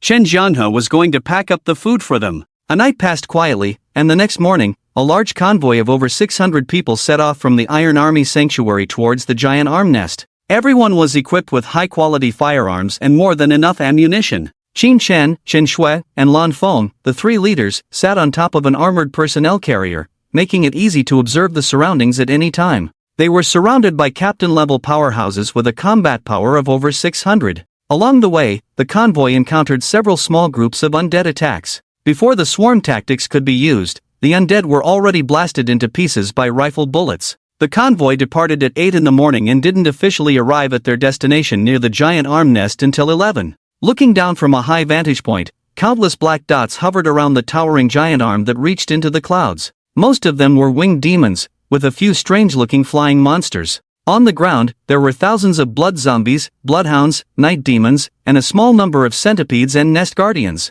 This is the first time I've seen the giant arm up close. I never knew there were so many holes on the giant arm nest. Chen Shui put down her military binoculars, feeling goosebumps all over her body as her intense fear kicked in. This location is good, let's set up a temporary base here. Xin Chen waved his hand, and the team leaders immediately sprang into action. In no time, a sizable base was set up, with dozens of heavy and light machine gun positions covering all angles without any blind spots, ensuring effective counterattacks from any direction the monsters might attack. Since everyone is ready, let's begin, Xin Shen said as he slung the forest wolf over his shoulder, his inner turmoil far from the calm facade he displayed. In his past life, he was a weak fighter, despite participating in many battles under the shelter, always in a logistical role. He had only a vague idea of the strength of the giant arm nest, and the success of this raid was uncertain. First team, move out. With Xin Shen's command, dozens of people led by the wolf riders on snowmobiles charged down from the high ground. When they were a kilometer away from the giant arm nest, the nearby monsters were alerted and began to roar and rush towards them like mad. Turn back! The wolf rider roared, and the motorcycle team swiftly turned around, heading back to the temporary base. Xin Shen chose the most traditional and safest strategy. When the wolf rider and his team reached the temporary base, the monsters were within range. Fire! Bullets rained down relentlessly. Countless Molotov cocktails, grenades, and explosives erupted among the monsters, creating a dazzling display of fire and blood. The horror of the human wave tactic was evident at that moment, as even powerful high-level monsters like night demons and centipedes could not withstand the attack of hundreds of rifles, shattering into pieces in the hail of bullets. Ah, I lost it again. Chen Shui inexplicably shouted, leaving Xin Shen puzzled. What did she lose? What was lost? In less than 10 minutes, the bodies of monsters within the maximum shooting range piled up like a small mountain. A few big ones are coming, captains, get ready, Xin Shen shouted, and a dozen nest guardians emerged from the thick snow, their huge heads braving the rain of bullets as they viciously smashed towards the base. For the survivors at this stage, the nest guardians posed the greatest threat. Not only did they have thick shells to withstand most bullet attacks, but their enormous size meant that a simple and brutal strike could easily crush a 6-story building into rubble. This was why a single nest guardian with a combat power of 3,000 could sometimes wipe out a human shelter with multiple individuals each having a combat power of over 1,000. As humans lacked effective means to defend against their attacks. However, today, the Nest Guardians miscalculated. Just as they were about to launch a coordinated attack to exterminate this group of human ants, the captains appeared on the battlefield with single-use rocket launchers. With a swooshing sound, a dozen rockets hit the Nest Guardians squarely on their heads, blasting them to pieces. These rocket launchers, all gold cards, were provided by Qin Chen at great expense to raid the giant arm nest. With the complete annihilation of the Nest Guardians, the Alliance achieved a zero-loss positional battle, and everyone rested on Qin Chen's signal. Chen Jianghe, responsible for logistics, led his team onto the battlefield to search for cards. If Qin Chen had to trust a few people among the captains, Chen Shui and Lan Feng, it would only be Chen Jianghe. And Chen Jianghe did not disappoint. Soon, 2 holographic cards and a stack of gold cards were handed over to Qin Chen. As for the silver and lower-tier cards, Qin Chen had discussed with Chen Jianghe before departure to temporarily keep them. The most important tasks were always entrusted to the most trusted individuals. Chen Shui and Lan Feng both coveted the cards in Qin Chen's hands but did not object. Firstly, this unit was formed by Qin Chen, and secondly, he was responsible for 70% of the weapons and ammunition on the field and 100% of the heavy assault weapons, all of which were real gold and silver card investments. It was like doing business, whoever invested the most money naturally reaped the biggest rewards. Lastly, Qin Chen himself possessed 5,500 combat power, representing absolute power. After resting for an hour, Qin Chen signaled the majority to leap over the sea of corpses and continue forward. The giant arm nest was now within reach. Strange, I scouted this area before and there were nearly 100 giant centipedes. How come we've only encountered a dozen or so? Could it be that I was mistaken? Blue Maple muttered. They should be inside the nest. When faced with a strong attack, the giant arm nest will go into defense mode. The ones we just defeated were just the vanguard testing our strength. The real feast is yet to come. Shinji is really something. I wouldn't dare to think about it if it were me, Blue Maple admired. Get ready with the strong flashlights, we're going in. Qin Chen waved his hand, and the convoy slowly entered the dark interior of the giant arm nest. The space in here is even larger than it looks from the outside, Chen Shui exclaimed. As a dozen illuminating flares were thrown, everything inside the nest was illuminated. On the outer wall emitting a foul smell, there were countless lumps of various sizes, resembling blood hearts, each incubating some kind of monster. Creak, creak. Just as everyone was looking around, a strange sound came from above. Someone shone a strong flashlight in that direction and saw a huge spherical object flash by, only to be shot down by Qin Chen the next second. What the hell is this? Blue Maple stared at the dead spherical monster on the ground. It's called an eye fiend, possessing a certain level of psychic attack ability, capable of enchanting those with weak minds. The appearance of an eye fiend often indicates that the main force is about to arrive, Qin Chen explained briefly. Boom, boom, boom. Unseen by the light above, there were rumbling sounds coming from the ceiling. The next moment, numerous blood corpses and bloodhounds fell down. Everyone reacted quickly and managed the situation, causing minimal casualties.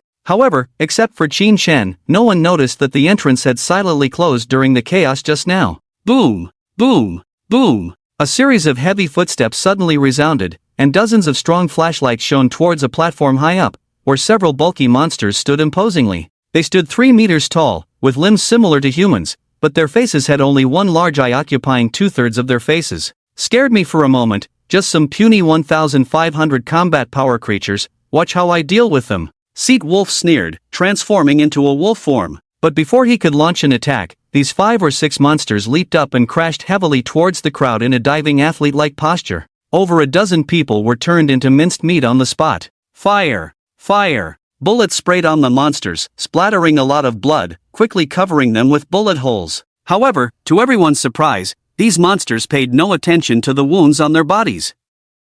After hitting themselves hard, they charged straight at the crowd, knocking down not only humans but also vehicles in their path. It wasn't a figurative knockdown but a physical one. When a military truck flew over the heads of the people, they finally realized something was wrong. These were not ordinary monsters, their strength was several times that of night demons. They're called giant behemoths. Qin Chen raised his gun, aiming at one of the giant behemoth's eyes, and shouted, "The weak spot is the eyes, don't shoot elsewhere, watch out for their charging routes." Bang! Bang! Bang! The forest wolves were powerful, and the giant behemoth targeted by Qin Chen had its head smashed soon, collapsing heavily. Seeing this, the others followed suit, shooting fiercely at the heads. However, the giant behemoths only appeared clumsy. In reality, their intelligence was higher than that of the Nest Guardians. Seeing their companions fall, The remaining few covered their eyes with one hand, closed their eyes, and charged recklessly, crushing humans. At the same time, numerous blood corpses, bloodhounds, and night demons fell from above, engaging in a fierce battle with the human main force.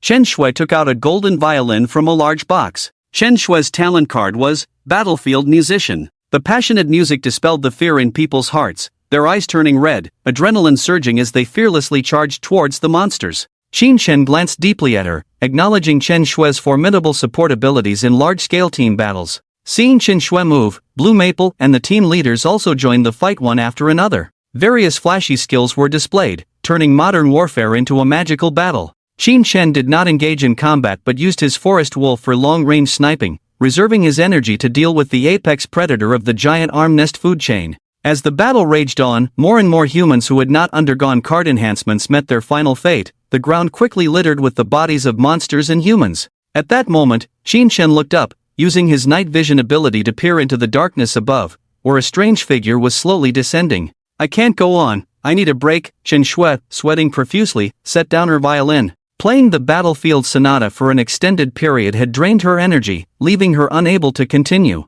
What's wrong? Chen Shui noticed Qin Shen staring upwards and followed his gaze, seeing a blurry figure drawing closer, soon entering the illumination range of a flare. When Chen Shui discerned the shape of the figure, she frowned. What kind of creature is that? Another day, another jackpot. Damn, it's the thousand-armed guanyin. Qin Shen's scalp tingled. Since his rebirth, his luck had been extraordinary. Encountering two different sinister beings was one thing, but on his first attempt to conquer the giant arm nest, he faced the T0 level monster with the highest mortality rate and difficulty, the thousand-armed guanyin. As the name suggested, this two-person-tall creature was covered in countless arm-like tentacles that swayed up and down like human hands, giving it a somewhat dull appearance. What the hell is this thing? The captain, nicknamed Palm Punisher, wielding a massive scythe, had just beheaded a giant behemoth. Seeing the thousand-armed guanyin, he thought it was just another small fry and rushed forward with a sharp swing of his scythe towards its body. Gurgle! The thousand-armed guanyin remained motionless, with one tentacle lifting to intercept the scythe.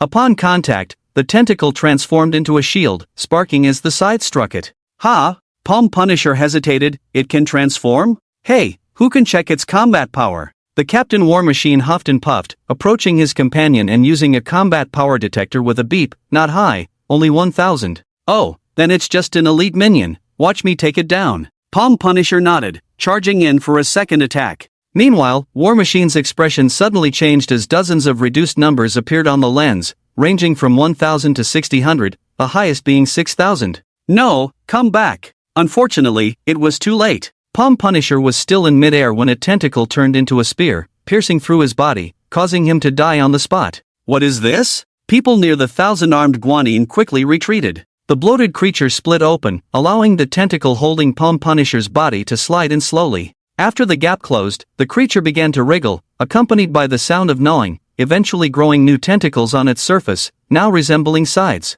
Can it evolve by devouring humans? Chen Shui's face turned pale. Even ordinary blood corpses can evolve, so why not it? Qin Shen silently put away his forest wolf, drew his ever-burning flying sword, and shouted, "Get back! This is not something you can handle." With a leap, Qin Shen swiftly approached the thousand-armed guanyin and, upon entering the range of his supreme slash, struck with a single sword. Blinding light flashed and disappeared in an instant. Looking back, there was no trace of the thousand-armed Avalokitesphera. Roar, roar, instant kill? The werewolf stood up, blood-drenched, and wiped his furry claws across his eyes. Truly worthy of being the boss. Zhang Bao hurried over to flatter, "Long live the boss. Don't come over. He's still alive." Qin Shen shouted. Zhang Bao's face turned pale, but before he could run, a large mass of liquid flesh enveloped him tightly. "Boss. Save. Me, gurgle.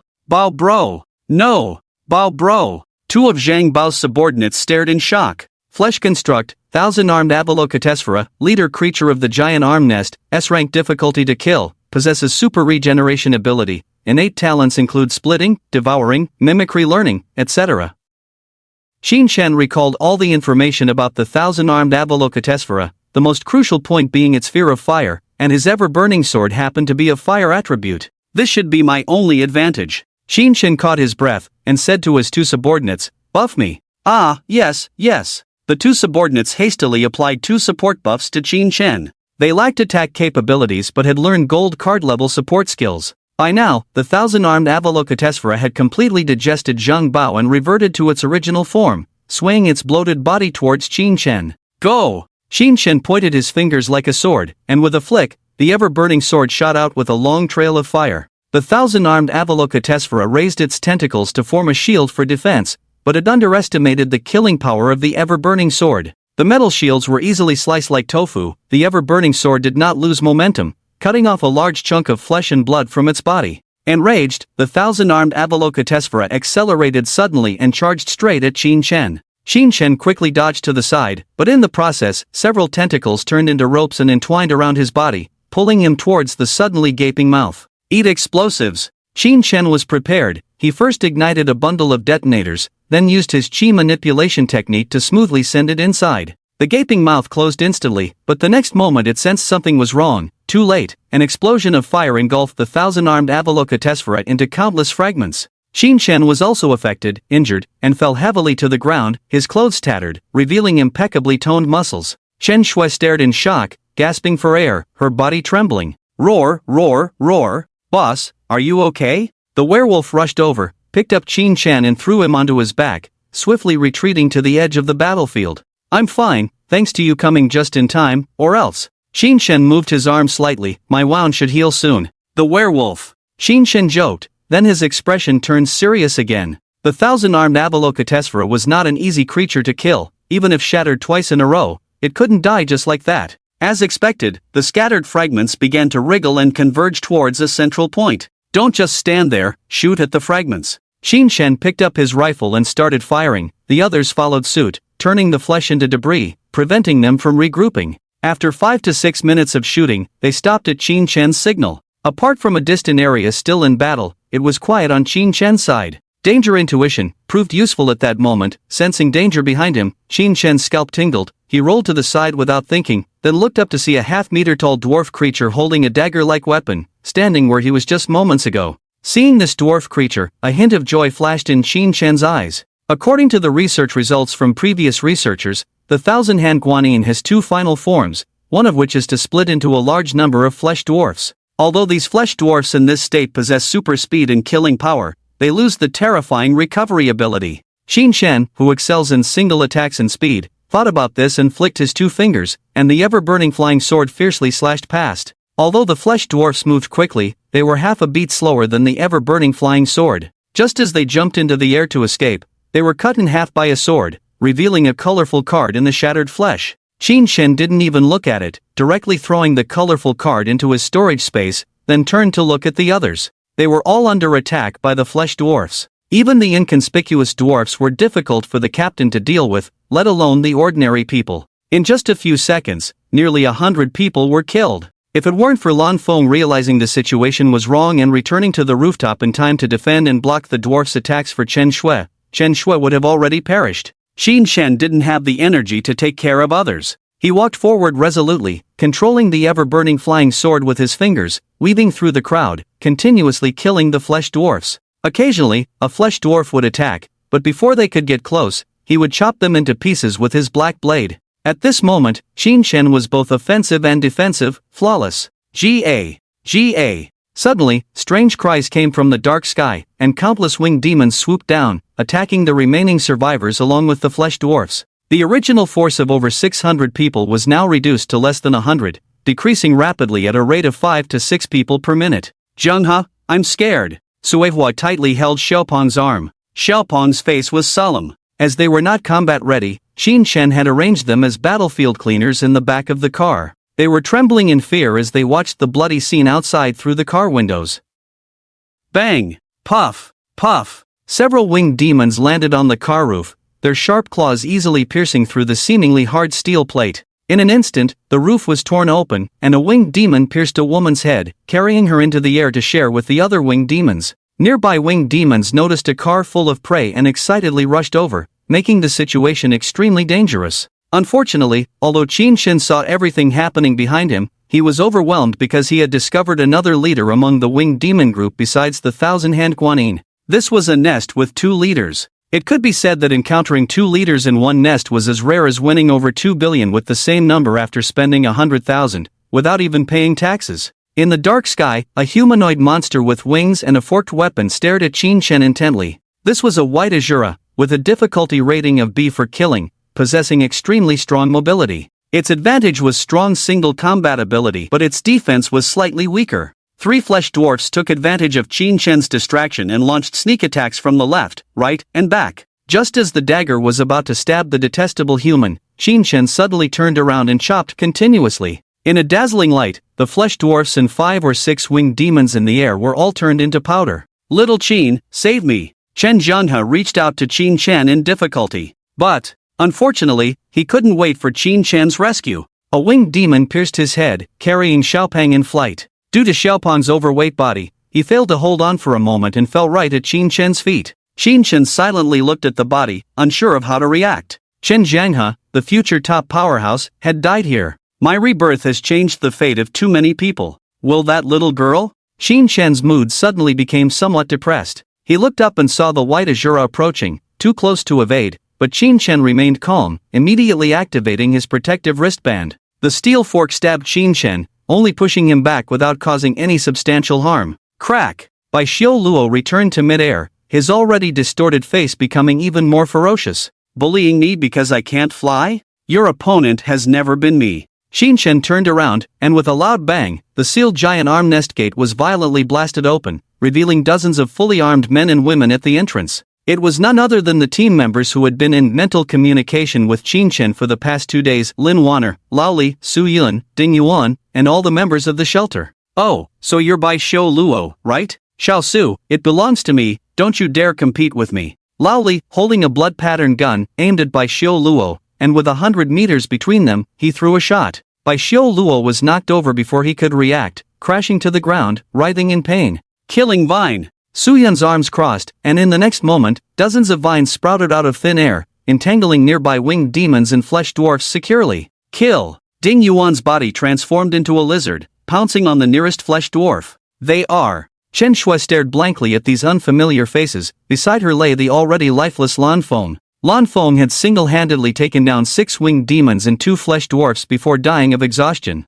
They are all on our side, we are saved. Qin Shen reached out, signaling for Chen Shui to come down. Chen Shui leaped down, but before she could steady herself, a dagger pierced through her waist in the darkness. Puff! Chen Shui spat out a mouthful of blood and passed out. The one who ambushed Chen Shui was a half-dead flesh dwarf that not even Qin Shen had noticed. Chuanli, save her. On it. Hu Chuanli hurried over to treat Chen Shui. On the other side, with Lao Li, Su Yun, and Ding Yuan, 3 peak-level experts leading the charge, the gunmen and archers behind them were outputting very comfortably. In no time, the winged demons were all wiped out, and Bai Xiu Luo eventually perished under the siege of the 3. So many people died. Lin Waner sighed lightly. Through mental communication, she had long known Qin Shen's plan to first deplete the shelter's people, let them take the lead, and then launch the attack to minimize casualties. However, she never expected the giant arm nest to be so terrifying, with only less than 50 out of the 600 people brought by the Alliance surviving,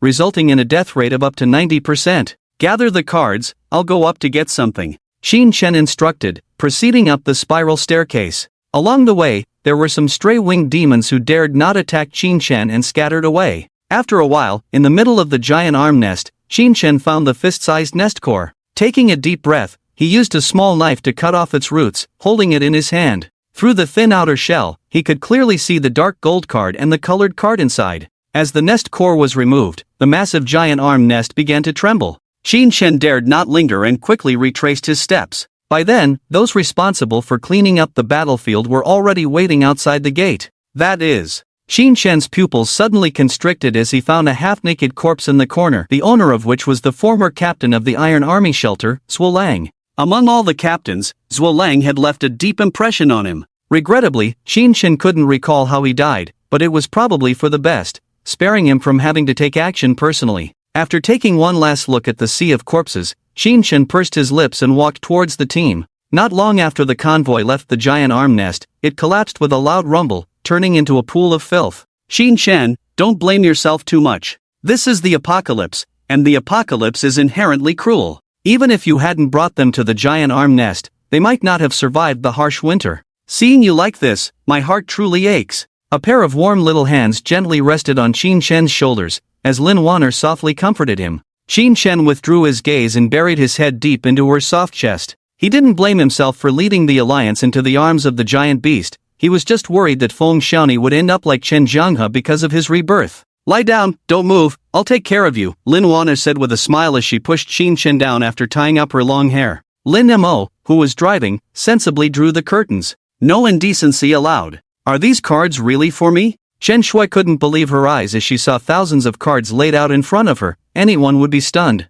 You deserve this. I didn't expect to lose so many people in the attack on the giant beast's lair. I feel unworthy of this. Chen Shui struggled to sit up, her injuries were severe, and if it weren't for Hu Chunli's timely rescue, she would have been long gone. She hadn't fully recovered yet, and moving was still painful. From now on, you will be in charge of the shelter. Feeding so many people is a huge expense. You should accept these cards, otherwise, how will you support so many mouths? Xin Shen paused and added, we will stay at the shelter for a while until we find a new place to settle. In a few days, I will help you build a suitable set of talents based on your abilities. Your current talent is purely supportive, and once someone gets close, you'll be in big trouble. Chen Shui was lost in thought. Xin Shen's words were kind, but she couldn't shake off a strange feeling. Suddenly, Chen Shui woke up. Wait a minute, Xin Gu, you want me to support hundreds of people with these cards? That's not enough at all. The shelter is full of the elderly, weak, sick, and disabled. Xin Shen shrugged. I can only offer this much.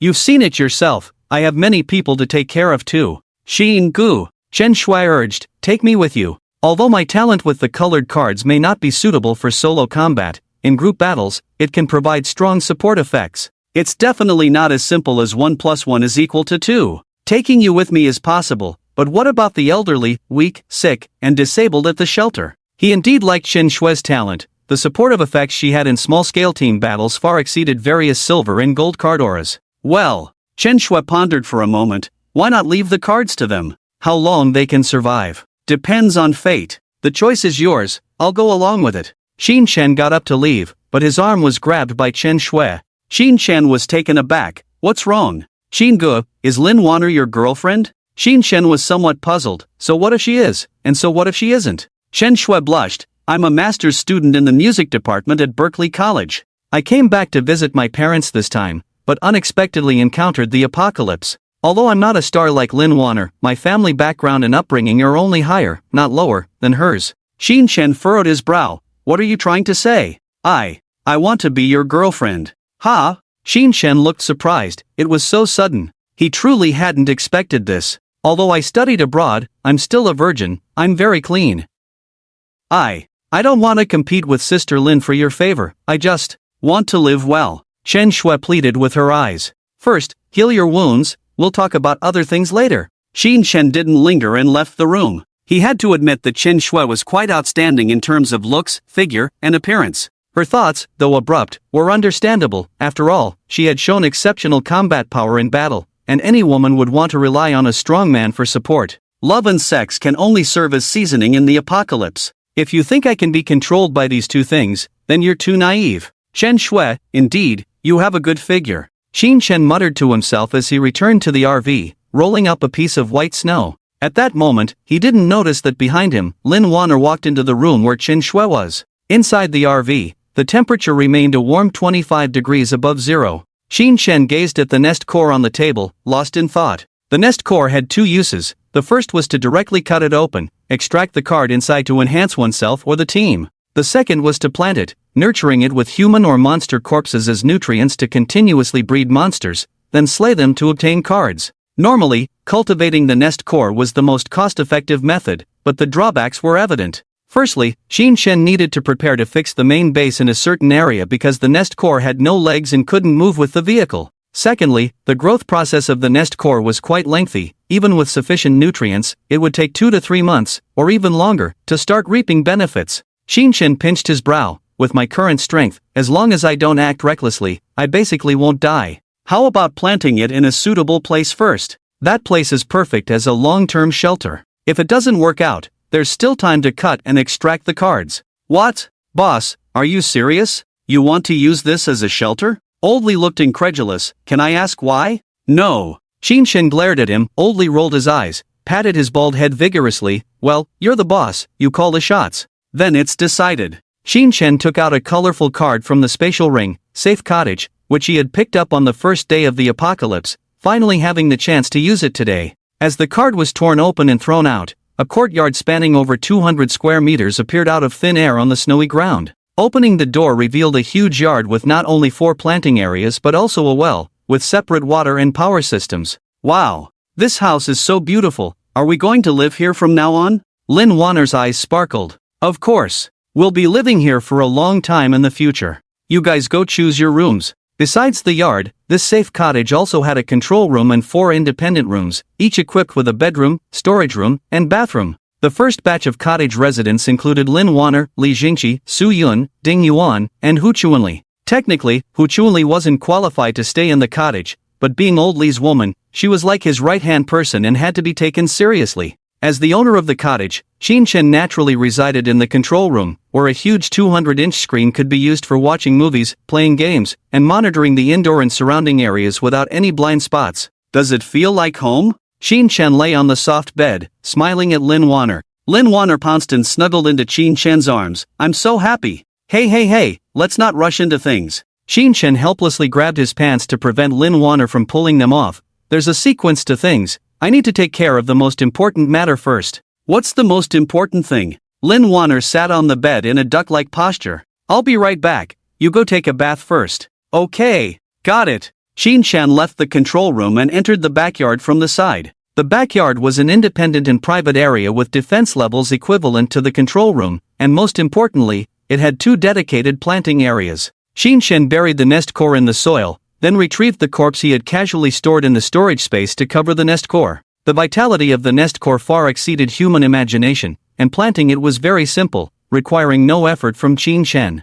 After effortlessly completing the planting, Xin Chen dusted off his hands and returned to the control room to applaud Lin Waner for love. The next morning, Xin Chen leisurely strolled into the backyard. The scene before him was quite astonishing. The body covering the core of the nest was now pierced by numerous black veins, continuously absorbing nutrients from within the body, causing it to visibly shrink. It seems like it takes about 2 to 3 days to consume a body at the moment. Xin Chen nodded, taking out a dozen bodies and laying them on top, all picked up from the nearby giant arm nest. This way, he wouldn't have to come every day to check, saving time and effort. Also working as farmers were 3 ladies, Ding Yuan, Lin Waner, and Hu Chuanli. They each planted tomatoes, potatoes, beans, winter melons, pumpkins, corn, and other plants in the front yard planting area. These seeds all came from cards, making planting very simple. The only thing to note was choosing the right season. For example, in the cold winter, you couldn't plant spring seeds, autumn seeds, or summer seeds, and vice versa. Over the next half-month, Xin Chen hardly left the house, spending his days playing games, watching movies, or enjoying private time with Lin Waner, living a life far more comfortable than before the apocalypse.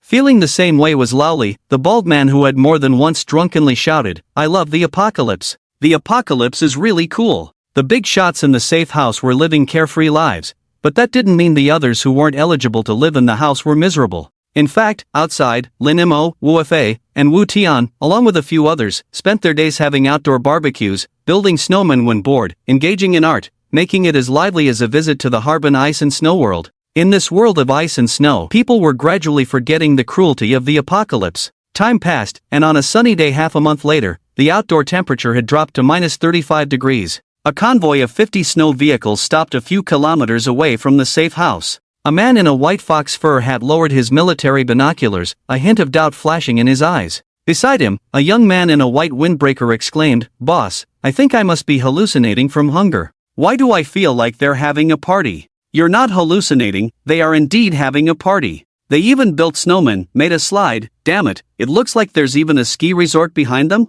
Damn, what's going on here? I'm confused." The man in the fox fur tightened his frozen scarf around him. To dare play like this in the apocalypse, there's only one possibility: their enhanced talents and skills are enough to counter the harsh weather and most monsters. They fear nothing. The young man pondered, "So, boss, are we going to take a detour? Our food cards are running low, we need to trade with them, let's see what their attitude is first." The man in the fox fur casually grabbed a handful of snow underfoot and threw it, the snow turning into a bird in midair, flapping its wings towards the shelter. At that moment, Lin Mo and his group were playing poker in the tent when they heard a bird outside, curiously stepping out. "What kind of bird is this? I've never seen one like it before," Chen Shui said curiously. "It's so beautiful." Cough, cough. The bird coughed a few times. "Hello. Damn. A bird spirit. Whoosh. Dozens of rifles were instantly aimed at the bird. The bird hurriedly said, wait. I'm not an enemy. We're a convoy from Wanghai City, facing a shortage of food, hoping to trade for some resource cards with you. You can look to the west, our convoy is there. Hearing this, everyone looked west and indeed saw some black dots on the high ground. What do you plan to trade for our food cards? Lin Mo asked. The bird replied, it depends on what you need, anything below a rare card is up for trade. Alright, wait here, I'll go inform the boss, Lin Mo said, patting his butt as he walked towards the safe house. Trading food cards, sure, let's go out and take a look. Xin Shen heard the news and put on his clothes before heading to the door. Little bird, hello, I'm Deng Haifeng from Wanghai City, hoping to trade with you. Sure, what do you need? List it out for me to see first. Xin Shen nodded. At this stage of the apocalypse, only the cunning survive, not many dare to start a war easily. He estimated that this trade was likely genuine. Here is what I need. Little bird spread its wings, and a snow tiger appeared, holding a gold card in its mouth. Little bird, the gold card is just to show our sincerity, not part of the trade. Asterisk crack. Asterisk the snow tiger shattered, revealing a thick list. Xin Shen picked it up and quickly glanced at it. Most of what they needed was food, with exchange ratios specified. However, what puzzled those around was that all the food items started with blue cards. This is the apocalypse, just having something to eat is good enough. Why be picky and insist on blue card food? Instant noodles and sausages not enough for you? Old Lee's sarcasm was spot on. Little bird covered its face with one wing, looking dejected. I have my reasons. This anthropomorphic scene amused everyone, and Xin Shen laughed heartily. Sitting down, he said, what reasons? It's just too many cards messing up the body, making it unable to cope in the end. Little bird was startled. How do you know? Not only do I know, I also know how to remedy this flaw. But, Xin Shen took out a cigarette and lit it. These are paid services. If you're willing to pay for consultation, I can teach you, but you must come in person. Little bird hesitated, then turned into a flurry of snowflakes, dispersing in the air. Boss, is he trying to deceive us? The young man in the windbreaker widened his eyes. The man in the fox fur pondered for a moment. No, if he's lying, he wouldn't know that we've enhanced all sorts of random cards. He truly has a way to fundamentally solve our problem. But face-to-face communication, isn't it very dangerous? Along the way here, we haven't encountered a shelter leader who's humane. The young man in the windbreaker was very worried. They had traveled a long way from Wanghai City and encountered at least 10 shelters. Most shelter leaders were brutal, perverse killers. The few exceptions were religious fanatics who labeled them as heretics if they didn't believe in their sect, leading to inexplicable fights. They had already lost all hope in humanity. Even if it's dangerous, we have to go. This is the only way to solve the problem fundamentally. You don't want them all to starve, do you? The man in the fox fur sighed. I'll go with you. No. The man in the fox fur firmly refused. If the other party has ill intentions, at least the team has you to lead. If both of us are killed, how can you face so many classmates who trust you? The young man in the windbreaker looked at the men and women in the car. Despite surviving in the apocalypse for nearly 2 months, everyone looked exhausted. It was evident they were all quite young, with the oldest being only 17 or 18. Boss, if they dare lay a hand on you, I'll fight to avenge you even if it costs me my life. The young man in the windbreaker's eyes welled up with tears. Silly child, if they manage to kill me, what use is it for you to fight desperately? The man in the fox fur adjusted the windbreaker's collar. To his surprise, he noticed that the young men and women in the snow vehicle had all stepped out, their rosy faces filled with worry. Go back, it's cold outside. But, boss, maybe we should forget about it. Yes, boss, we can go hungry for a few days. The young men and women spoke up. The man in the fox fur shook his head. I've made up my mind, it won't change. I just hope to hear you all call me teacher one more time. Wang Lao sure. Woo woo. We can't bear to see you go. Wang Lao sure oh, stop crying.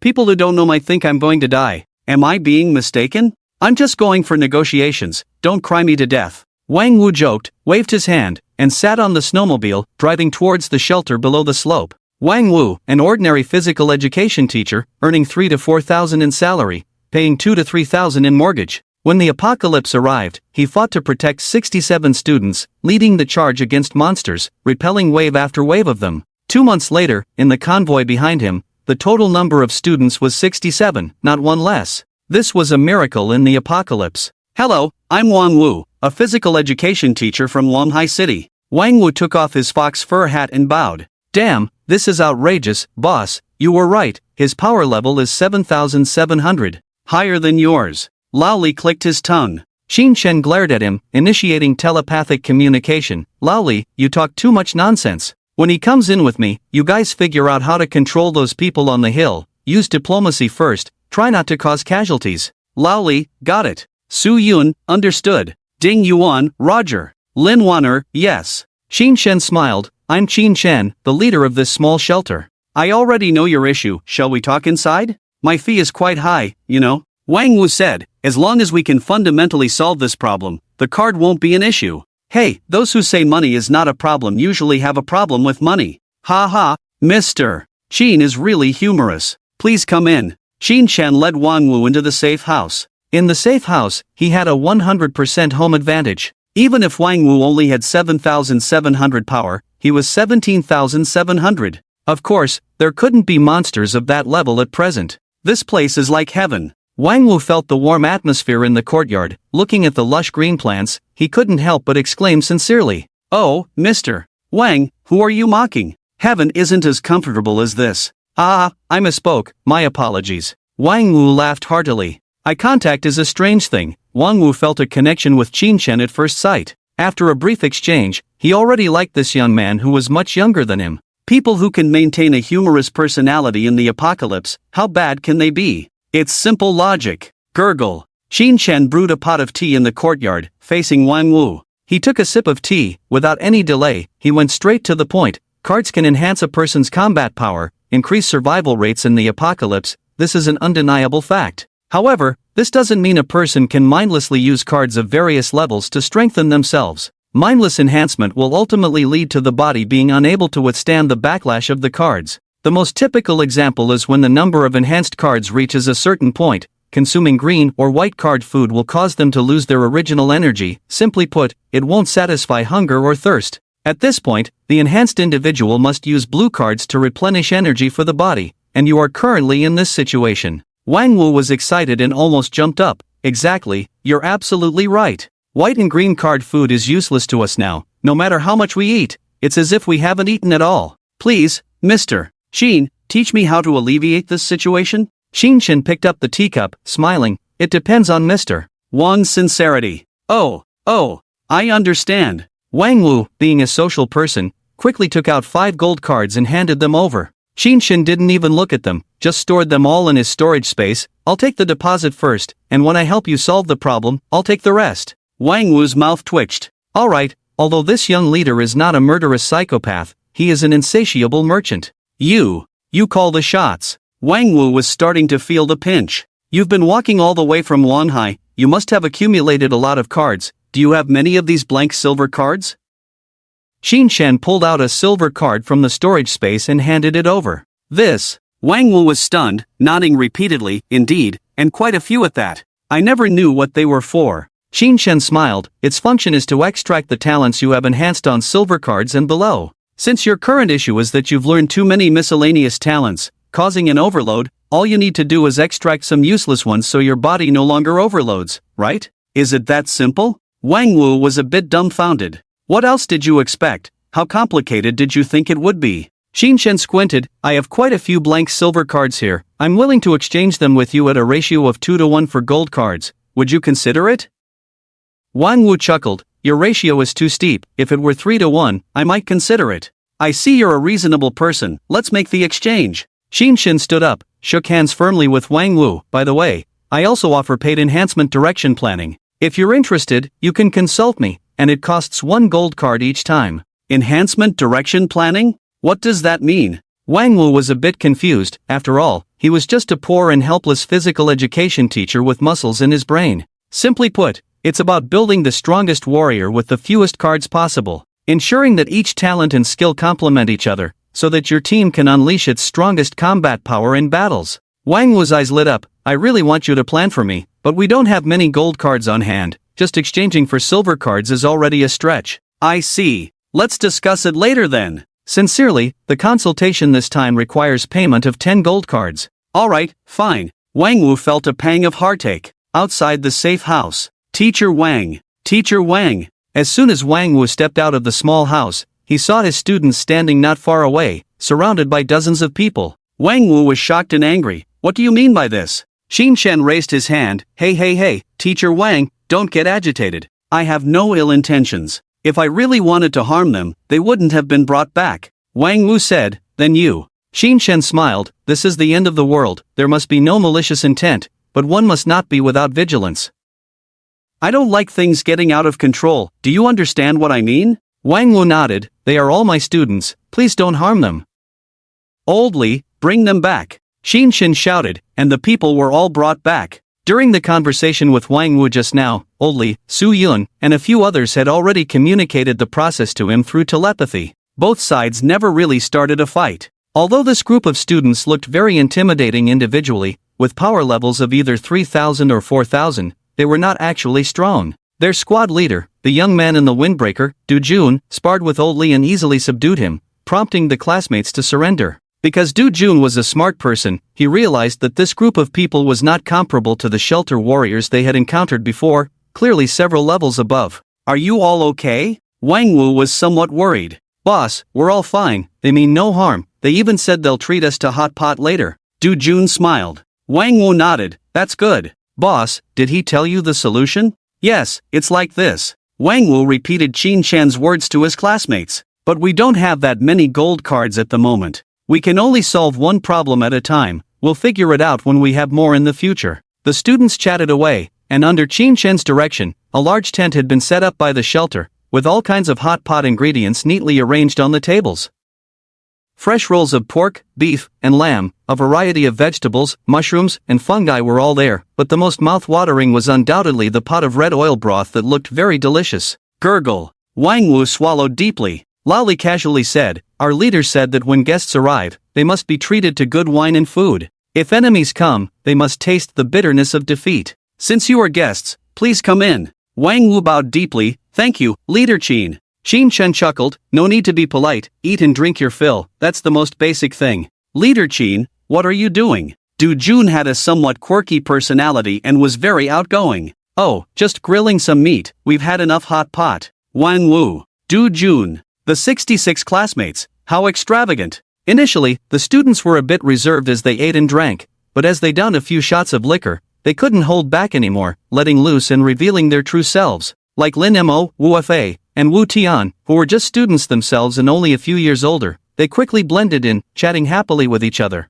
However, this was still the apocalypse, and many had lost their loved ones. After eating and drinking their fill, some began to cry. I once said, one should not eat too much. When hungry, there's only one worry, but after eating your fill, countless worries will arise. Xin Shen clicked his tongue and continued playing the electronic game on the big screen, titled Gate of Bod 10. Lin Waner chuckled, so you want them to go hungry? If they keep crying and ruin my mood, I'll make them go hungry. Xin Shen chuckled. There's something I haven't told you. Oh, what is it? Tonight, I'll sleep in the vacant room. Why? I plan to give Chen Shui a place to stay. Xin Shen furrowed his brows. Lin Waner teased, look at your expression. Chen Shui has been interested in you for quite some time. As a powerful man like you deserve her. Don't worry about me. No. Xin Shen shook his head, that's not what I meant. I just feel, you're so considerate, how can I bear to let you sleep in another room? Isn't our bed big enough? Lin Waner leaned in, you're so bad.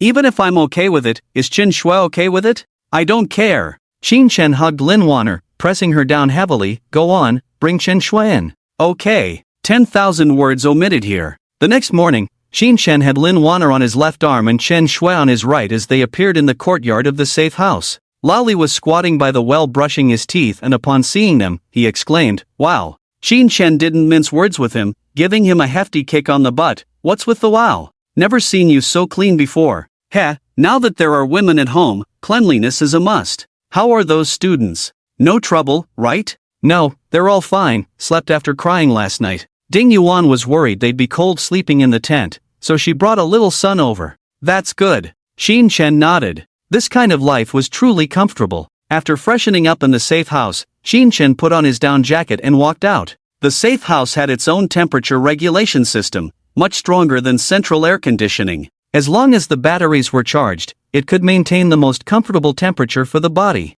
But once you opened the door, it was a different story, with a nearly 60-degree temperature difference between inside and outside. Did you rest well yesterday? Qin Shan waved to the group of students, immediately receiving a warm response from them, expressing their gratitude for Big Brother Qin's hospitality. Leader Qin, I have something to discuss with you. It may be a bit abrupt, and if I say something wrong, please don't take it to heart. Wang Wu hesitated a bit before speaking. You go ahead and tell me first. I must clarify that as long as it's not about borrowing cards, we can discuss anything else. In the apocalypse, cards were everything. Wang Wu smiled. That's not it. We've been driving all the way here, feeling a bit tired both physically and mentally. I want to let the kids rest here for a while before we continue. That's no problem, Qin Shen exclaimed. I thought it was something serious, all tense. As long as you're willing, you can stay as long as you want. I'll take care of the heating, but as for your food, Qin Shen could afford to provide them with food. In fact, the resources he obtained from the giant arm nest battle were enough for nearly 200 people for half a year, but why should he?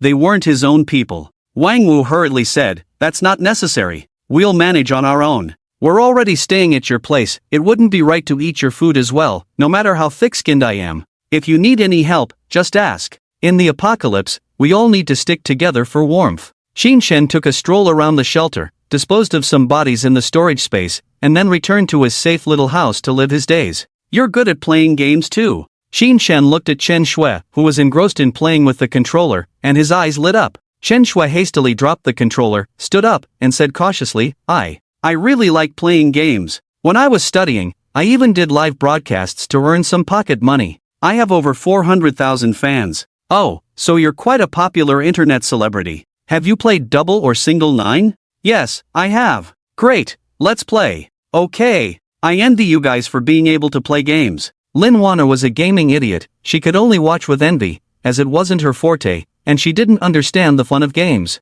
It's because you didn't play games much when you were in school, now you can't keep up. Annoying. Lin Wana kicked Qin Shen with her little foot in annoyance. Time flew by, and a week passed unnoticed. Qin Shen's life during this period was quite regular, waking up every day to play games and watch movies, then sleeping with the 2 girls when tired, and repeating the same routine the next day, finding joy in it. It wasn't that Qin Shen was arrogant or complacent, losing his drive to strive, but rather that there were no monsters for him to kill. After settling down, he felt he deserved to enjoy life. Moreover, the outside temperature had dropped to nearly minus 40 degrees, and unless starving, who would go hunting in such extreme weather? Ding dong! Qin Shen was sleeping when he suddenly heard the doorbell. Looking up, he saw Wang Wu standing at the door, shivering. Big Brother Qin, I need to discuss something with you. Come in. Qin Shen opened the door for Wang Wu, who was wearing shorts and a short-sleeved shirt, and they walked into the courtyard. What's up? Wang Wu moved his arms and legs. Well, I want to exchange some ammunition cards with you. It's snowing now, and many monsters are appearing. I plan to take the students hunting. If we keep sitting around like this, we'll run out of supplies sooner or later. But I don't have many ammunition cards on hand. It's snowing, huh? Qin Shen stretched lazily. He had no idea about this. No problem. It's just ammunition cards, right? I'll personally sponsor you 200. Ah, thank you so much. Wang Wu was ecstatic. 200 ammunition cards would last them a good while. I have one condition, take my people along for the activity too. I'm afraid they'll get rusty staying idle. Absolutely no problem. Wang Wu agreed without hesitation. What was supposed to be a simple hunting activity turned into something unexpected when Wang Wu and nearly 100 others didn't return by the second night. I agreed with Wang Wu that he would contact me every 3 hours at most, but he's been out of touch for 6 hours now. Something must have happened. Mr. Li was very anxious because Hu Chuanli, who had been staying in the safe cabin for a while, had also gone with Wang Wu and the others. Su Yuning frowned. This is indeed very strange. With a team of over 100 people, well-equipped and with rich combat experience, unless Wang Wu mistakenly led them to attack the giant arm nest, there is simply no monster that could threaten them. Even if it's a zombie tide, they could handle it. Boss, what do you think? Qin Shen closed his eyes in contemplation, not responding to Su Yuning's words. He also vaguely felt that something was amiss, but he couldn't figure out what Wang Wu and his group had encountered. In the second stage of the apocalypse, besides extreme cold, the most terrifying thing is the giant arm nest. If there is anything that could threaten a 100-person team, it would be the leader-level monsters inside the giant arm nest. However, those monsters usually only act within or near the nest, and Wang Wu would never be so reckless as to go there. Could they have been attacked by a shelter? Lin Waner thought of a possibility. We can't rule out that possibility. In any case, no matter what they have encountered, we can't wait any longer. Let Lin Mo prepare the car, we're leaving. Lin Mo is also in the team, and Wu Fa and Wu Tian went with them, Su Yuning said with a bitter smile. Are you saying that there are only 6 of us left in the entire shelter? Yes. Qin Shen furrowed his brow. Let's go, I'll drive. What about the safe cabin? With current human means, it's basically impossible to crack the access control system. Violent intrusion is even more out of the question. Qin Shen was not worried at all about the safe cabin being invaded. This thing can withstand a nuclear bomb attack. Mr. Li's attacking power is terrifying, but if he wants to break into the safe cabin, he would have to spend at least a year or two without eating or drinking. Qin Shan led the 5 people onto a sturdy small RV and followed the tire tracks all the way. Snow was still falling outside, fortunately not too heavy, so the tracks were not completely covered, making tracking not difficult. As for the many monsters they encountered along the way, Qin Shen chose to avoid them. They were going out to save people, not to hunt, and priorities had to be clear. Driving like this all the way, a few hours later, the RV stopped at a corner of a city where a large-scale gun battle had obviously taken place, with a large number of monster corpses piled up. The cards inside the bodies had been taken, clearly the work of Wang Wu and his group. It's already so dark. Should we rest here for a while and continue searching when it's light? Su Yuning suddenly suggested. It was already 11 p.m., and apart from the howling cold wind and the distant roar of monsters, there were no other sounds. The temperature had also dropped to minus 43 degrees, approaching the limit temperature of the second stage of the apocalypse. Qin Shen thought for a moment, shaking his head. We don't know what Wang Wu and the others are going through right now. The sooner we find them, the sooner we can relax. Get in the car. Qin Shen drove the small RV to continue following the tracks. After driving for 3 to 4 hours, the ground ahead suddenly turned into a huge pit. Qin Shen reacted quickly, stepping on the brakes at the first moment, but it was of no use. The next moment, both he and the car fell down. Damn it! I'm going to die from this fall, mister. Li groaned in pain. Qin Shen kicked open the car door, climbed out of the RV, and looked at the surreal scene in front of him, his eyes filled with astonishment. Mushroom Cave. Is there really such a place? Qin Shen rubbed his eyes hard, memories related to the Mushroom Cave from his past resurfacing from deep within.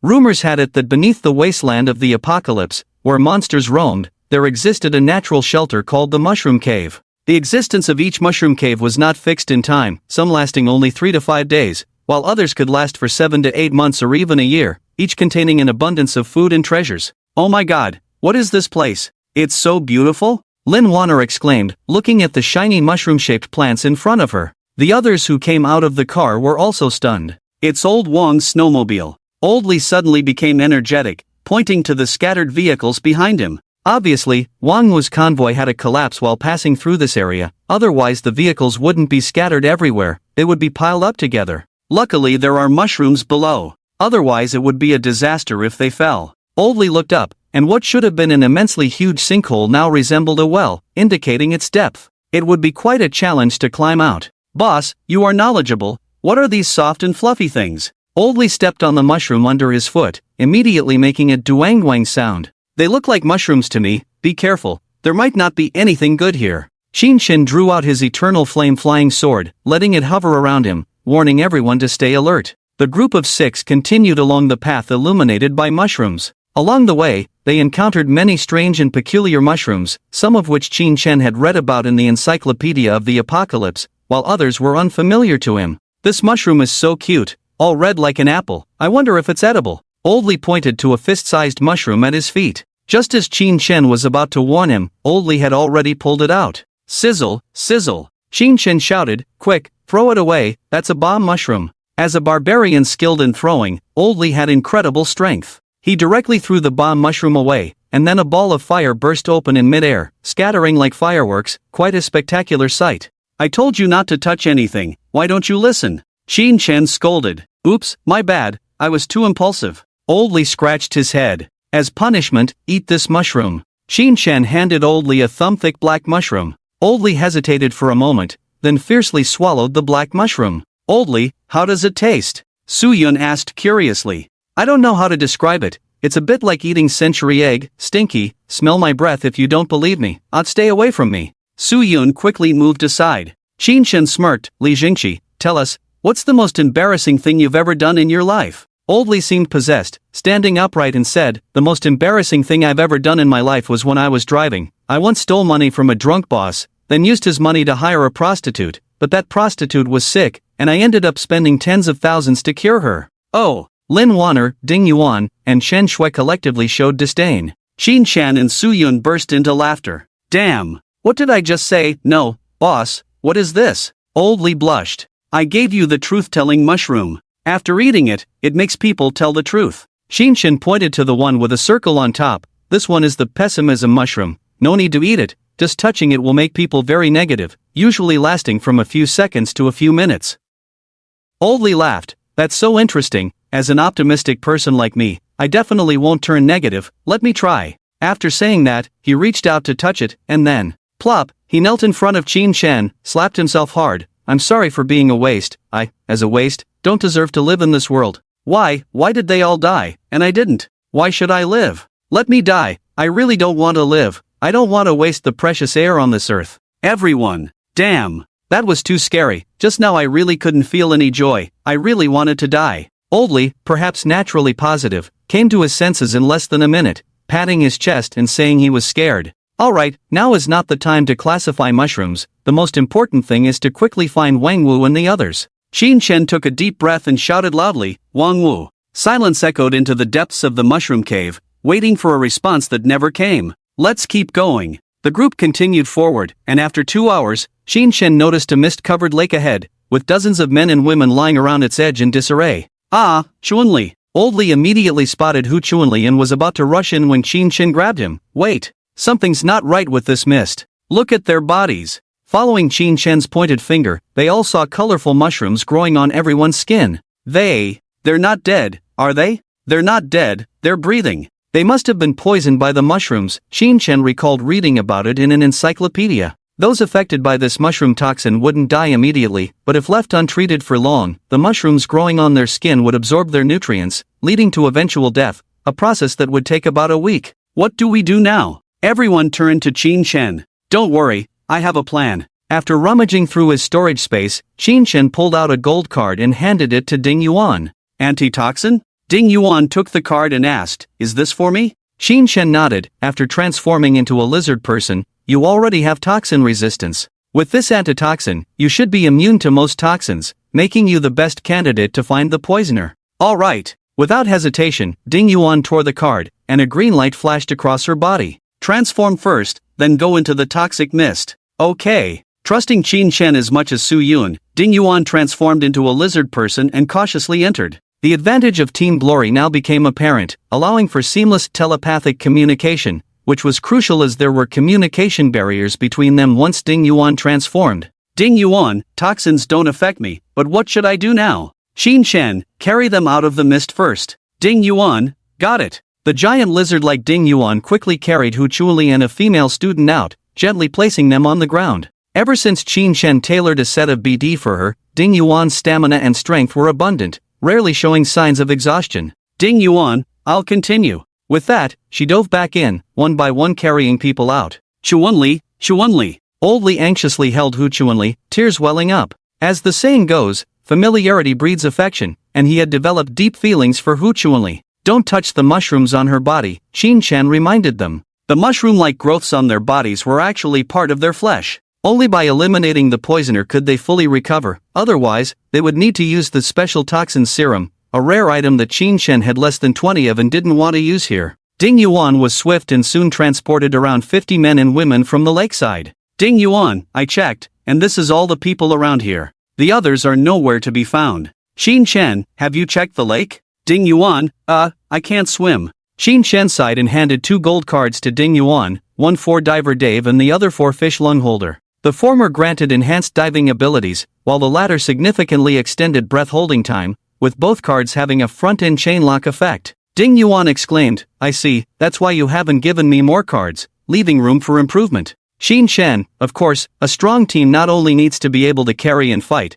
but also needs to be able to handle various environments. When you encounter a monster you can't handle, come up quickly, and we will come to support you immediately. Ding Yuan, okay. A lizard man rushed into the mist, and soon heard the heavy splash of something falling into the water. After about 7 or 8 minutes, the thick poisonous mist suddenly became thin, followed by the mushrooms on Hu Chunli and the others' faces slowly withering and shrinking. What's going on? Why did it suddenly change like this? You have to ask Ding Yuan. she must have done something. Su-yun, Yuan, what are you doing? The poison mist is gone. Ding Yuan, hee hee, I'm back up, see what I got. Puff. The lizard man leaped out of the water with a lot of lake water, holding in its right hand a humanoid mushroom-like creature about half a person tall, obviously already knocked out, with both eyes in an X shape. I just went down, and this mushroom person attacked me, spraying poison at my face. I got angry and punched it a few times, and then it became like this. I don't know if it's dead or not. Ding Yuan, back in human form, took the blanket Su-yun handed her and excitedly said, "Oh, I also found 2 things at the bottom of the lake and casually threw them into the storage space." Qin Shen chuckled and directly opened Ding Yuan's storage box with his permission, indeed finding 2 things inside. One was a shiny standing mirror and a golden box. Wow! We're rich! Qin Shen was so excited he almost jumped up, taking out both items. Wow, this mirror, is it so awesome? I can see what talents and skills I've learned, Old Lee exclaimed. Qin Shen couldn't hide his smile anymore. This is called the panel mirror, a dark gold tool. We're going to make a fortune. The panel mirror, as the name suggests, can reflect the attribute panels of each person, and the most incredible function is that, with just a silver card battery, you can freely access any talent or skill. In other words, with this mirror, Qin Shen can adjust everyone's talent and skills to the optimal state with minimal loss. The long-term strategic significance is no less than teen glory. Ah, I get it. Shen Shui clapped her hands. It's like playing a game with us. We can rebuild character BD. Smart. Qin Shen gave a thumbs up. So what's in this box? Several people looked at the golden box. If I'm not mistaken, it should contain the mushroom treasure. Qin Shen rubbed his hands together, approached the unconscious mushroom person, and just as he was about to kill it with a knife, the mushroom person, who was unconscious a second ago, suddenly woke up, screaming in panic, Jili Guala. Its short arms and legs kicked wildly, tears streaming from its big eyes.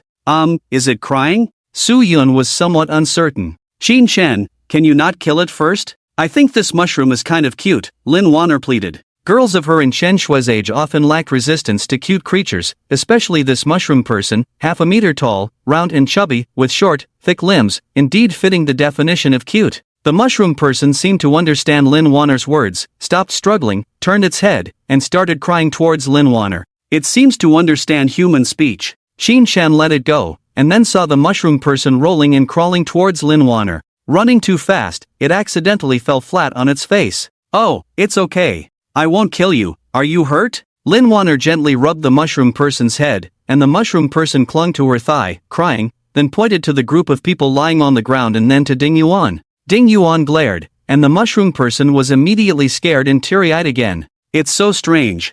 I didn't hear anything, but I understood what it meant, Lin Waner said, looking surprised. It must be that little mushroom person using some kind of unobstructed communications skill on you, Qin Shen thought and said. Such things happened in the later stages of the apocalypse. There were some special monsters that not only communicated with humans through telepathy or unobstructed communication but could even become human companions. Of course, the premise was that humans must have skills like beast taming or summoning, and Su-yun was quite suitable for this path. What did it say? It said it didn't mean to harm those 2-legged creatures. They intruded first, and it had no choice but to retaliate passively, and Lin Waner paused, smiling bitterly. It said that lizard monster is a big villain. Ding Yuan glared at it. Who are you talking about? Chirp chirp. The mushroom person seemed very afraid of Ding Yuan and quickly hid behind Lin Waner. Alright, don't scare it. Ask where the others went, Qin Shen chuckled. Lin Waner communicated with the little mushroom person for a while and said, the rest of them went to chase the lizard monster.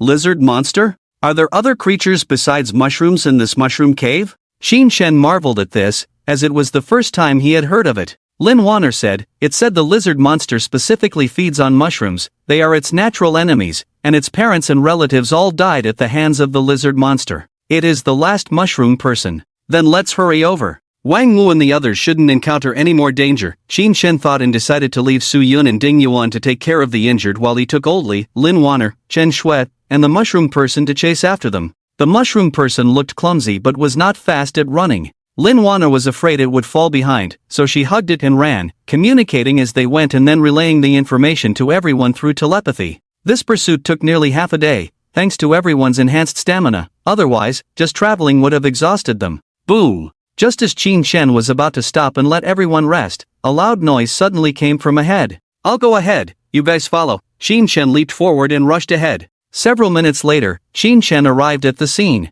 At that moment, Wang Wu and more than 50 people were besieging a group of lizards. More accurately, it was a creature resembling a crocodile, with no relation to lizards. The vast open space was littered with monster corpses, and there seemed to be no casualties on Wang Wu's side. That must be the nest. Qin Shen's pupils constricted as he saw a circular wall resembling a wall at the end of his vision, filled with holes of various sizes, numbering in the hundreds. It was evident that those monsters crawled out of these holes. This creature. Ah! Qin Shen's brows furrowed as he suddenly remembered what this thing was called. In his past life, people called this creature a beecroc, a type of creature with not particularly strong offensive or defensive capabilities but extremely numerous. They generally lived underground, making it rare to see them above ground. What worried Qin Shen was that according to the book, beecrocs were social creatures, with each nest having a croc king and croc queen. However, he didn't know how strong the croc king and queen were, as they were rare and there were few records about them. Wang Wu. Qin Shen stood on a mushroom and shouted.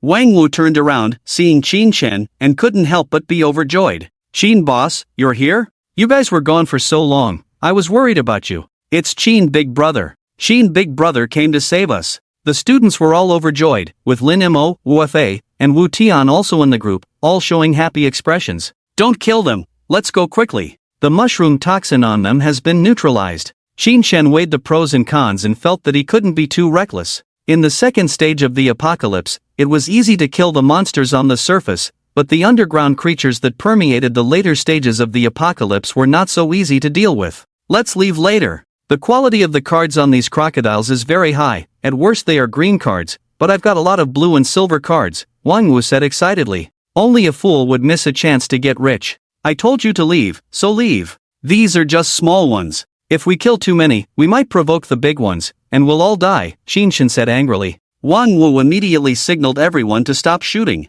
There are bigger ones? In that case, it's better to retreat quickly. Xiaodu, you lead the team to pick up the cards, and we'll cover you. Squad leader Du Jun nodded and instructed a few classmates to search the bodies for loot, while the scattered bee crocodiles took the opportunity to retreat back into their nests in a sorry state. Boss, we're going to get rich. Look, a gold card. Du Jun exclaimed with joy, holding up the gold card. No. Wang Wu was about to say not bad, but to his surprise, the incredibly thick spherical wall behind Du Jun suddenly shattered, and an indescribably huge monster claw reached out and grabbed Du Jun.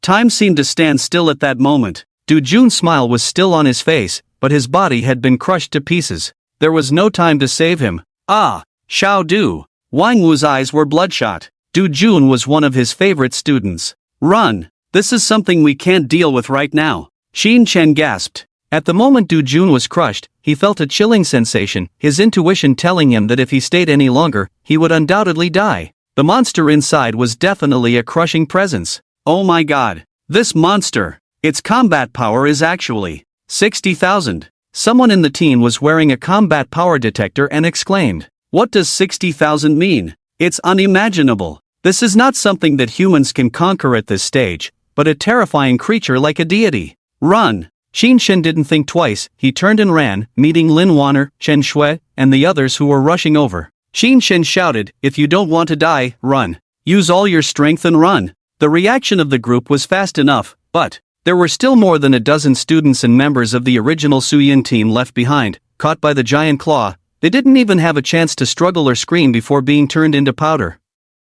A targeted attack. Fortunately, the terrifying presence seemed to have limited attack range. Qin Shen ran for a few minutes, and the terrifying aura disappeared. But he dared not linger and ran all the way back to the edge of the small lake. By this time, the poisoned and unconscious people had all woken up, but they were all quite weak. "The little mushroom says it can find a way to send us out, so let's follow it," Lin Waner said. The group arrived at the location where the vehicle had crashed. Following the little mushroom's instructions, they stood on the giant mushrooms, and the little mushroom performed a strange dance before starting to grow upwards, soon sending everyone back to the snowy ground. "It's all my fault. I shouldn't have been greedy." Escaping death, everyone should have been relieved, but Wang Wu suddenly knelt down and cried bitterly. Qin Shen did not stop Wang Wu and the students from venting their emotions through tears, standing quietly on the side. As a team that had lived in the apocalypse for 2 months and was still full of regulations, losing a comrade for the first time was indeed very painful. "Lao Wang, you don't need to blame yourself too much. No one could have predicted that this would happen." Qin Shen finally comforted them after they had cried for a while. "Teacher Wang, it's not your fault. Please don't cry, said a very beautiful female student named Sun Yen, the deputy squad leader, tears frozen on her face forming tear stains. I will get rid of that thing below sooner or later, to avenge Xiao Du and the other classmates. Wang Wu struck the ground forcefully. Xin Shen smirked, alright, Lao Wang, the other classmates are infected with mushroom toxin, their bodies are weak, quickly take them back to the camp to rest. It's freezing cold here, let's not freeze a few more to death. Xin Shen finished speaking and got into the RV. Lin Waner and a few others followed suit, with her always holding on to the little mushroom person. What's going on here? Xin Shen asked curiously. Lin Waner hesitated. Xin Shen, can I keep it? The little mushroom said it's the only one left in its entire family, it's scared and wants to come with us. Xin Shen furrowed his brow. Are you starting to keep pets now? As long as you're happy. Lin Waner was overjoyed. Thank you. You're the best. The little mushroom person raised its short, chubby arm and gave a thumbs up. Goo goo. Lin Waner said, it's happy, it says you're a good person. Ha! Xin Shen's mood was actually quite good. Despite losing a dozen or so people on this trip, they gained the panel mirror and mushroom treasure, although they didn't know what was inside the mushroom treasure yet, just the panel mirror alone was worth it. To put it bluntly, even if Wang Wu and his group all died, they would still come out ahead. Now that Lin Mo had returned to the team, the task of driving naturally fell to him. Xin Shen, with his hands free, had Lin Waner ask the little mushroom person about how to unlock the treasure. Such treasures were often not as simple as they seemed. Using brute force to open them could backfire, leaving one empty-handed. The little mushroom person's intelligence was akin to that of a 5 or 6-year-old child. At first, it was reluctant, but after Lin Waner's persuasion, it finally agreed to help unlock the treasure. The little mushroom person danced in front of the treasure chest, chattering away, until finally with a bang, the seemingly sturdy lock turned into pieces and disappeared, and the mushroom treasure chest was opened. Looking at the items inside, Xin Shen's eyes lit up. The box was filled with a stack of cards. On top was a dark gold card, followed by 3 colorful cards, then a large number of gold and silver cards. The sound of wow filled the car. Xin Shen picked up the cards and understood instantly. This was a complete set of cards, with the core being the dark gold card Mushroom Shepherd. The colorful cards were Mushroom Throw Technique, Mushroom Formation, Mushroom Eater, and the gold cards were various types of mushroom seeds. According to the description of Mushroom Shepherd, this was a deck that excelled in both offense and defense, with powerful field control capabilities. Xin Shen raised his eyes and saw countless expectant eyes in the car. Lin Waner, Chen Shui, Lao Li, Su Yun, Ding Yuan, all looking eagerly. Xin Shen chuckled, I'm particularly suited for this Mushroom Shepherd, don't you think? TCH. Everyone dispersed with a commotion. Unhappy? Non-existent. Xin Shen was the absolute core of the team. The stronger he was, the stronger the team. Besides, who would give a dark gold card set to someone else to use? That would be brainless. Come, let Big Brother hold you. Xin Shen called the little mushroom person over. The little mushroom person was very clever. Knowing that Xin Shen was the team leader, it obediently came to Xin Shen, who rubbed its head. Xin Shen understood why Lin Waner was so fond of it. The texture of this thing was amazing, very elastic, a bit like the bouncy balls played with in childhood. Xin Shen pressed the face of the little mushroom person into a heart shape. Feeling delighted, let's call it Qzai from now on, how about that? Okay. I was just wondering what name to give it. Qzai sounds nice. Lin Waner was the first to agree. The little mushroom person seemed somewhat dissatisfied with the name Qzai, but that wasn't important, no one asked for its opinion. Silent all the way, everyone returned to the shelter. It had only been a day since they left. Apart from some accumulated snow, everything remained unchanged. Wait for me outside. Xin Shen entered the safe cabin alone. His current task was to optimize his talents and skills using that panel mirror, deciding what to keep and what to discard among his initial gold cards like Heavy Fist Fighter, Night Vision, Superior Stamina, Danger Intuition, and Sharpshooter. After all, there were better alternatives, and apart from a few essential passives, the other gold cards no longer caught his eye. With only 2 core cards, 8 Meridians and Mushroom Shepherd, Xin Shen's deck construction was straightforward. In less than an hour, he rebuilt a flawless 9-sided warrior BD for himself. His current enhancement status included the Chi Refiner Path, Color Card Spirit Pool, Color Card Chi Control Technique, Gold Card 8 Meridians LV2, Mushroom Shepherd Path, Dark Gold Mushroom Shepherd, Color Card Mushroom Throw Technique, Color Card Mushroom Formation, Color Card Mushroom Eater, Gold Card Biologist LV2, miscellaneous cards like Dark Gold Team Glory, Color Card Supreme Slash, Color Card Super Recovery Body, Gold Card Superior, Stamina LV4, Gold Card Athletic Talent LV3, Gold Card Eagle Eye LV2, Gold card Plague Survivor LV2. After much deliberation, Qin Chen decided to discard Sharpshooter and Bullet Resistance Aura. Although the latter was a color card, conventional firearms posed little threat to him at the moment, making it unnecessary to waste that card slot when it could be more suitable for Lin Waner or Chen Shui. As for giving up Sharpshooter, it was mainly because he now had Mushroom Throw technique, which, although he didn't know its power yet, was undoubtedly stronger than the gold card and provided him with a long-range attack method he had been lacking. That's it for now. Let's help the others. Qin Chen stretched lazily and walked towards the door. Outside, a group of people in the tent were whispering as they put on their combat power detectors. No cheating if you lose. Who do you think you are looking down on? Anyone who cheats is a dog. I bet that after the boss's enhancement this time, his combat power will reach at least 7,000. You underestimate the boss. I bet 8,000. Qin Chen had just stepped out of the door when a series of beeping sounds filled the air. Upon seeing what everyone was doing, he couldn't help but chuckle. Are you guys bored or what? Gasps and exclamations followed his words. Is this for real? Damn, seriously? Are you kidding me? A chorus of shocked voices responded to him. If we're talking about outrageous, it has to be you. Oldly exclaimed, 9,800 combat power. My goodness. Yes, after readjusting his talents and skills with the panel mirror, Qin Chen's combat power had nearly doubled, skyrocketing from 5,500 to an incredible 9,800. In fact, Qin Chen had held back intentionally, not allowing his combat power to exceed 10,000 because he knew that once it did, the cards he would need for daily consumption would likely have to be silver cards or higher. At the moment, there was simply no need for that level of extravagance. Combat power detectors are useful for checking monsters, but not reliable for assessing people. Qin Chen had wanted to remind them of this a long time ago and took the opportunity to do so now. Many support and passive talents are not factored into combat power calculations. If you base strength solely on combat power, you'll end up losing sooner or later. However, at this point, no one was in the mood to listen to such advice. They all stood up eagerly, requesting Qin Chen to enhance and rebuild their talents and skills. Old Li, Old Su, Ding Yuan, you three don't need to join in. Your talents were all constructed by me, and while there is room for improvement, there's no need for a complete rebuild at the moment. At least, I haven't found a more perfect BD yet. Qin Chen's gaze fell on the two women, Lin Waner and Chen Shui. Come on, let me help you reorganize your talents. Lin Waner and Chen Shui were overjoyed and quickly stepped forward to hold Qin Chen's arm. I hope both of you can stay behind on the battlefield as controllers or long-range attackers, so I plan to make Waner a long-range attacker and Shui to remain as the core of the battlefield musician, focusing on pure support.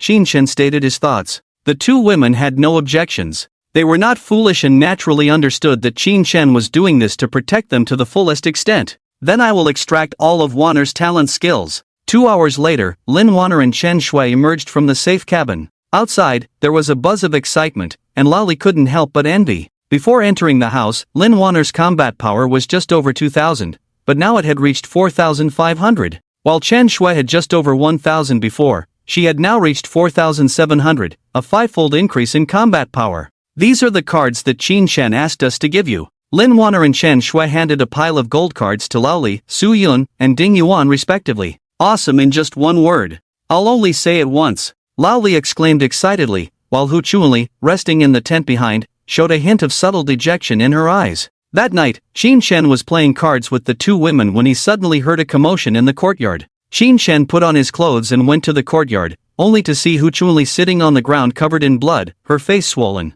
Lao Li was spitting curses and insults, being extremely vulgar. Chunli, Lin Waner wanted to go help but was stopped by Qin Chen. He understood Lao Li, this person had many flaws, but his emotions were quite stable. If he lost control of his emotions, it was probably not a trivial matter. Lao Li, what happened? Seeing Qin Chen come out, Lao Li restrained his manic emotions and lowered his voice, saying, It's nothing. Just a trivial matter that escalated into an argument. I'm sorry, boss, for waking you all up. What trivial matter? Qin Chen asked with interest. Su Yun and Ding Yuan from the next room also came out, but they remained silent. Hu Chunli, ignoring the blood on her face, hurriedly said, I'm sorry, it's all my fault. I shouldn't have made Lao Li angry. I deserve to be beaten, it's all my fault. Qin Chen silently initiated a mind link. Lao Li, you are the person I trust the most. I don't want you to hide anything from me. If you hide something from me, even if our relationship is strong, I will have to ask you to leave the team.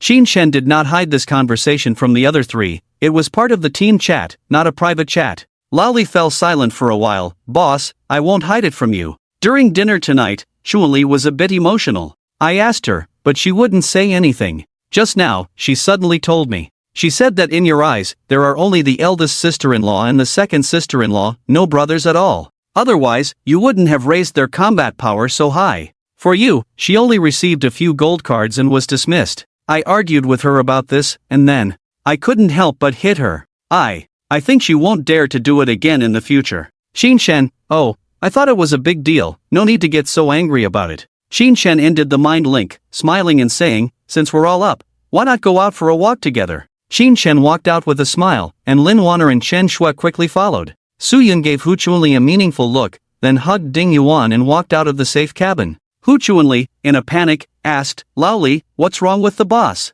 Lao Li sighed, what else could it be? He must be angry. I'll protect you, let's go see. The leaders of this group rarely came out at night, so the sudden assembly of all members scared the others, who came out of their tents one after another to inquire about what had happened. Xinshen didn't explain much, just said lightly, the thing I hate the most is betrayal, especially when some people, after gaining benefits that were never meant for them, become even more greedy. Lao Li, since Hu Chunli is your woman, I can't make a move. You kill her in front of everyone. Lao Li was shocked. What? Boss, you. Hu Chunli was terrified. What? Boss, please don't kill me, I won't dare anymore. I drank alcohol at night, I was just fooling around. Those were just drunken words. Lao Li suddenly trembled, he really couldn't bear it. After all, they had been together for so long, how could there be no feelings? But it shouldn't have happened. Hu Chunli shouldn't have whispered words of discord, breaking the bond between teammates. With this in mind, Lao Li closed his eyes abruptly, clenched his fists. Lao Li, look at me, I'm Chun-Li, I'm pregnant. I'm carrying your child. Hu Chunli cried. Lao Li shuddered, tears streaming down his face. I have a child. Yes, I'm really carrying your child. Lao Li hugged Hu Chunli, that's great, that's great. Lao Li, have a child now. Huh? Thank you, Chunli. If we hadn't met in the apocalypse, how wonderful it would have been. Hu Chunli wept. Lao Li, will you forgive me? I will be a good wife and mother. Yes, I forgive you, I believe in you, you will be a good wife and mother, you will? Sob. Puff. Lao Li suddenly slapped the back of Hu Chunli's head, shattering her skull and brain together. This way, she shouldn't feel any pain. Lao Li thought. A cold wind blew by, and the scene fell into silence. Everyone witnessing this brutal scene felt a chill in their hearts. At the same time, people had a deeper understanding of Xinshen. He was a powerful leader, a friendly leader, a humorous leader, a generous leader. But all of this was built on loyalty. Any disloyal behavior would be mercilessly eliminated, even someone like Hu Chunli, a senior teammate who had long lived in the safe house. Don't cry too long, it's embarrassing. Xinshen said to Lao Li, then turned to the group of students shivering in the cold wind, said nothing, and went back inside. That night, although Lin Waner and Chen Shui didn't say anything, they worked harder than before, unlocking many new techniques. The next morning, when Xinshen was getting ready, he saw Lao Li sitting in the yard drinking tea, looking listless. He too spitting out the toothpaste. Xinshen casually said, our team's composition is quite complete now, we have attack, defense, control, support, but we lack a healer. When you have time, go check out Wang Wu's group of students and find one. Lao Li didn't understand at first, but then he realized and exclaimed, huh? Isn't it inappropriate? I'm already so old. Xinshen scolded with a smile, what are you thinking? I just want you to find a healer. Who said you need to use it? Of course, if that student has good character, go ahead, I won't stop you. It's the apocalypse, who cares about age? It's just an exchange. Lao Li rubbed his face, showing a bitter smile. Ah, got it. In fact, these group of 18 or 19-year-old students were even more proactive than Xinshen had imagined. When Lao Li went out for a walk at noon, several girls approached him, calling him Uncle Li, making Lao Li feel embarrassed. They all wanted to fill the void left by Hu Chunli. Although they had never entered the safe house, they could guess that everything they needed was inside. Living in tents, sleeping bags in the environment where it was tens of degrees below zero outside, how could it be as comfortable as sleeping inside? Wang teacher, are you feeling better now? Deputy squad leader Sun Yan walked into the tent with a bowl of hot preserved egg and lean meat porridge. After a night of rest, Wang Wu had recovered quite a bit, but still looked a bit haggard. He grunted and gestured for Sun Yan to come and sit. Is there something you need from me? Wang Wu asked as he sipped his porridge. Sun Yan nodded. I want to know what you think of big brother Xinshen. Wang Wu was taken aback. What do you mean? Sun Yan replied, Today Uncle Lee revealed that he plans to promote a female student among us to be a therapist, and I want to give it a try. Wang Wu exploded in anger. Nonsense. Do you know what this means? Sun Yan's eyes dimmed as she nodded. I know, even though I'm only 18, but I understand everything. We kids who grew up in the internet era are usually mature early. It's just a matter between men and women. I can learn if I don't know. You're talking nonsense. Wang Wu smashed the porridge in frustration. Sun Yan, how can you, a pretty and quiet girl with good grades, think in that direction? Do you think I can't protect you all? Sun Yan lowered her head and murmured, how did Du Jun die? Wang Wu was almost choked, stuttered for a while, and finally sighed, I understand what you mean. Everyone has the right to choose. I'm neither your parent nor your relative, I can only give you advice. After these few days of interaction and observation, Qin Shen's team is very strong, perhaps the strongest in the post-apocalyptic world. As long as you don't have any thoughts of betraying him and contribute within the team, he won't harm you, he will do his best to protect you. Sun Yan's eyes lit up. Thank you, teacher, I understand. Wang Wu lowered his voice. If you are determined to join Qin Shen's team, my advice to you is, directly attach yourself to Qin Shen, instead of seeking out Old Lee. Old Lee is just a second in command even if he reveals everything. Sun Yan furrowed her brows, but, big brother Qin already has Waner and sister Shui by his side. You have your advantages, you. After all, you're only 18, you're younger than them. Thank you, teacher, I won't forget your words. Sun Yan bowed deeply to Wang Wu, and as she turned to leave, Wang Wu reminded her, no one likes someone too scheming, you don't need to set up a facade, just speak your mind, it will make him trust you more. Do you understand what I mean? Yes. Sun Yan nodded. It started snowing outside again, snowflakes fluttering. Sun Yan arrived at the entrance of the safe house and rang the doorbell. Big brother Qin, I heard from Uncle Lee that your team lacks a therapist, I would like to offer myself. After a brief silence of a few seconds, the door of the safe house opened. In that moment, a scent imbued with the fragrance of soil seeped into her heart. Sun Yan greedily took in a breath of this long-lost scent and stepped inside. Meanwhile, outside, the girls who were getting close to Old Lee looked on with envy and jealousy at the scene. They were not stupid, how could they not know what Sun Yan was going to do in the safe house, as a girl? Besides that, what else could there be? Shameless Sun Yan, this despicable person. She used to act noble and pure in class, but in the end, she's the one throwing herself at others, truly shameless. She's being a whore and still wants to keep up appearances. Disgusting. The mutterings of a few girls inevitably reached Old Lee's ears. He was first stunned, then he smiled. Where there are people, there is a world of intrigue. This saying is absolutely true. A student group that stood together in times of danger still couldn't avoid scheming when in a relatively comfortable environment. That's humanity for you. Inside the safe house, in the courtyard.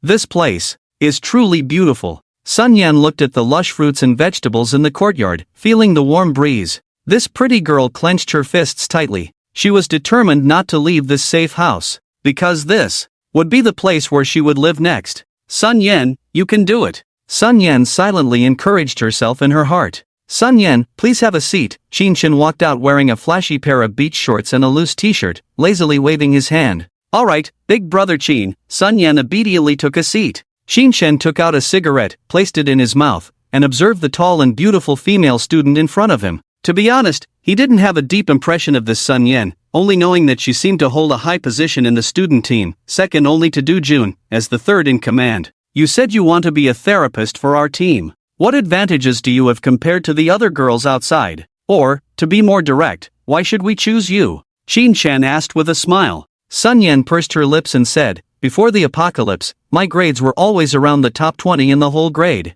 Not only that, I am good at sports, and I can also play some musical instruments like the piano, falusi, arrow, and so on. If the apocalypse hadn't suddenly arrived, I had a high chance of entering Qingbei University. I am intelligent and learn things quickly. If you are good at studying, good at sports, and have so many talents, why is Du Jun the class monitor instead of you? Is he more outstanding than you? It's not like that. Sun Yan shook her head. My parents taught me when I was very young that the taller trees catch the most wind. I don't want to compete with Du Jun for the position of class monitor. Is it that you don't want to compete, or you can't win? Qin Shen chuckled. This question plunged Sun Yan into a silence that lasted for more than 10 seconds. Finally, she said, well, I can't win. I have always been ostracized by my classmates in the class. They envy my looks and grades. Besides, I am not the kind of student who likes to waste time on socializing.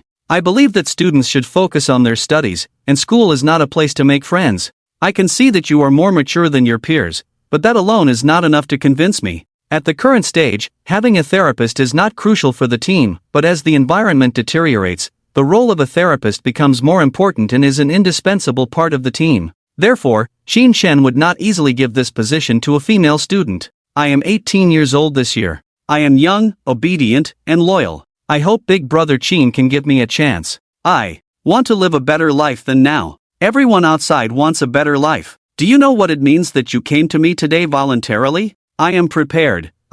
Sun Yan's cheeks turned crimson as she awkwardly pulled down the zipper of her down jacket, revealing her white neck covered in glistening sweat beads, slowly sliding into content that required payment to view. Do you think I am a foolish man who loses his mind at the sight of a woman? Qin Shen burst into laughter. You really underestimate me. Let's go, don't embarrass yourself here. Big Brother Qin, I told you to leave. I don't want to say it a second time. Qin Shen's eyes turned cold, causing Sun Yan to involuntarily gasp for air, hastily bowing an apology before leaving the safe cabin. It was only after Sun Yan left that Lin Waner came out, smiling and saying, she is just a young girl who wants a better life for herself. Why did you treat her like that? Qin Shen touched Lin Waner's smooth hand. Things that come too easily are not cherished. Let's test her a bit. Hey, aren't you afraid that I might take her in and threaten your position? After all, she is only 18. Lin Waner chuckled, I am loyal to you and have been following you from the beginning. Why would I be afraid of her threatening me? Age is indeed an advantage for women, but not everything.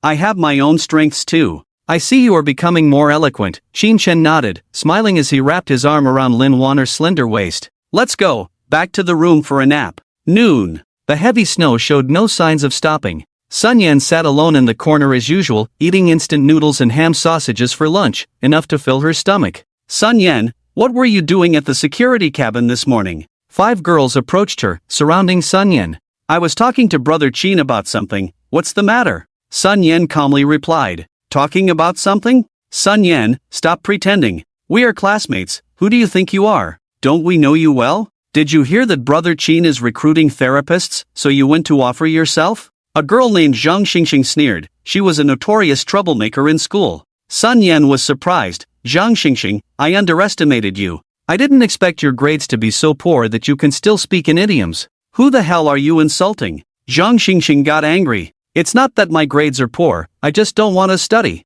Alright. Sun Yan lowered her head. I did try to join Brother Qin, but I was rejected. Zhang Xingxing chuckled. Being rejected is the right thing. You think Brother Qin is blind? Your stench can be smelled even through the door. What are you pretending to be pure for? Everyone knows you hooked up with the rich kid from second high, heard you even got pregnant and stabbed by a man. Was it thrilling? Don't spread rumors. I don't even know any rich kid. Sun Yan raised her head. Actually, I know that this rumor was spread by you guys. But I don't care anymore. The pure are self-pure. Do you have anything else to say? If not, I want to eat. Eat your mom. Suddenly, a round-faced girl next to Zhang Xingxing took out a water bottle and poured the foul-smelling yellow liquid inside into Sun Yan's bowl. The girls laughed heartily. A despicable person like you only deserves to drink our urine. Drink it. Zhang Xingxing smirked. Sun Yan didn't argue with them, stood up to leave, but 2 girls held her shoulders from both sides. Sis Xing won't let you go. Dare to leave? Sun Yan asked angrily. What do you want to do? Don't think about leaving until you finish this bowl of stuff. If you do this again, I'll call someone. Call someone? TSK. Shut her mouth. A girl immediately stuffed a dirty underwear into Sun Yan's mouth and dragged her out of the tent. This scene was naturally seen by other students in the camp. But no one wanted to help her. Just because she studied well and was pretty, what's so great about it? Born with a condescending look, she deserved to be bullied. Nyozi, I remember you pursued Sun Yan. She's being bullied. Why aren't you helping? A few boys whispered. Help my ass. I did pursue her, but she rejected me. Sun Yan is so hypocritical. If you don't like someone, just say it. Why make up excuses? In high school, she didn't want to date, had to study hard, even said if I could get into Qingbei University, she would consider dating me. Qingbei, with your grades, even scoring 400 points would be a miracle. No wonder you hate her so much, I understand. Forget her. Sausages, sausages, the sausages are burning. Not far from the shelter. Crack. Sun Yan was forced to kneel down, sinking deep into the snow. She tried to struggle but couldn't, her head and arms were restrained, unable to move. You bitch, I gave you a chance, but you're useless, don't blame me, today I must feed you until you're full. Zhang Xingxing said as she loosened her belt. Several girls didn't notice that their every move had been recorded by a white mushroom covered in snow in the snowy ground. Qin Shen didn't intervene, just watched quietly as the girls brutally abused Sun Yan. In the post-apocalyptic world, life inside the security cabin was happy, warm, comfortable, and cozy. But for some living outside the security cabin, it was like hell. Since the day Zhang Xingxing and his gang humiliated Sun Yan, for reasons unknown, Sun Yan did not tell Wang Wu about it. More and more boys and girls joined in this frenzy. They were young, full of energy, and needed an outlet. Sun Yan, the outstanding student from before the apocalypse, beautiful and well-off, became the perfect target for their release. What could be more satisfying than dragging a once revered goddess into the mud? They beat, humiliated, and mentally tortured Sun Yan. They replaced her food and water, forced her to eat excrement. If it weren't for the sub-zero temperatures outside, with most boys losing their primal instincts, Sun Yan's fate might have been worse than that of a female knight captured by goblins. Night fell, snow covered the ground, and in the distance, only the roar of monsters could be heard. Sun Yan, covered in injuries, lay alone in a drafty tent. Her sleeping bag had been deliberately damaged, cold air seeped in through the cracks, cutting into her skin like knives. She could feel her life slipping away. Her lips turned blue, her eyes bloodshot and gradually filled with confusion. In a haze, she seemed to see her parents, saying, "Yan, come to us, to Mom and Dad." "Mom! Dad! I miss you!" Sun Yan cried, reaching out from her sleeping bag, but her parents seemed to drift further away. Suddenly, all the cold disappeared, her body felt hot, almost sweating. Sun Yan crawled out of the sleeping bag with all her might, wearing a happy smile on her face as she walked outside the tent. She was so happy, finally reuniting with her parents. "Dad, Mom! Yan is here! Dad, Mom!" Sun Yan collapsed heavily in the snow, losing consciousness completely. 3 days later, Sun Yan opened her eyes, looking around at everything completely unfamiliar. She didn't understand why she was there, where this place was. TV program? Sun Yan shook her sluggish brain, thinking of a possibility. There was no apocalypse, no monsters, everything was just a dream, a very vivid dream. So that's it, then what about my parents? Footsteps approached. Qin Shen appeared before her, smiling brightly. "Yan, you're awake." Qin Ge? Sun Yan was stunned. "Who else would I be? Did you think I was someone else?" Sun Yan choked up, tears streaming uncontrollably. She knew where she was now, in Qin Shen's safe cabin. "Qin Ge, since you rejected me, why did you save me?" Sun Yan cried. "Before I answer that question, let me ask you, why didn't you tell Wang Wu about your classmates abusing you? Wasn't Wang Wu always protecting you guys? Or does he have other motives, not as friendly as he appears?" Qin Shen couldn't understand this question. Sun Yan looked bitter. "Wang Wu was a good teacher. I didn't tell him because I betrayed our team first. Before volunteering to join you, I had already told everything to teacher Wang. How could I face him for help?" "Oh." Qin Shen nodded, understanding. Sun Yan couldn't get past her own guilt. She was indeed a clever but not cunning girl. "You've been unconscious these past few days. I've customized a set of cards for you. The path is War Priest. I don't know if you play games. The biggest advantage of this path is that it can tank, deal damage, and heal. Of course, we're still missing core cards. We'll take it slow." Qin Shen handed Sun Yan a set of shiny golden cards. "Yan, welcome to my team." Qin Ge. Sun Yan burst into tears, never feeling as happy as she did now. Outside the safe cabin, Zhang Xingxing had been extremely bored these days. Ever since Du Jun and a dozen classmates were killed by that big hand, Wang Wu had been feeling low, and they hadn't gone hunting for over a week. Previously, there was still Sun Yan, that little bitch, for them to vent on, but 3 days ago, this little bitch inexplicably disappeared, probably frozen into an ice block by now. So damn boring. It was more comfortable back in school, skipping classes, going to internet cafes to play games, occasionally hanging out with some wealthy uncles. When will this end? I can't take it anymore, Zhang Xingxing sighed as she looked at the snowstorm. Isn't this what we've been looking forward to in growing up? Suddenly spoke the round-faced girl. Hey, stop daydreaming, there's a horde of corpses coming from the north, the teacher wants us to go meet them, hurry up. A boy burst into the tent shouting. The students and the original team members of Xianyuan rushed to the high ground to defend. Sure enough, a vast expanse of blood corpses and bloodhounds appeared below the slope, numbering in the thousands, a scale more than enough to be called a corpse tide. So many, and we have so few people, we definitely can't win, quickly informed Big Brother Qin to come help. The students were quite nervous. It's already been done. Big Brother Qin said he won't abandon us, he's sending reinforcements immediately. Let's hold on for a while, said one person.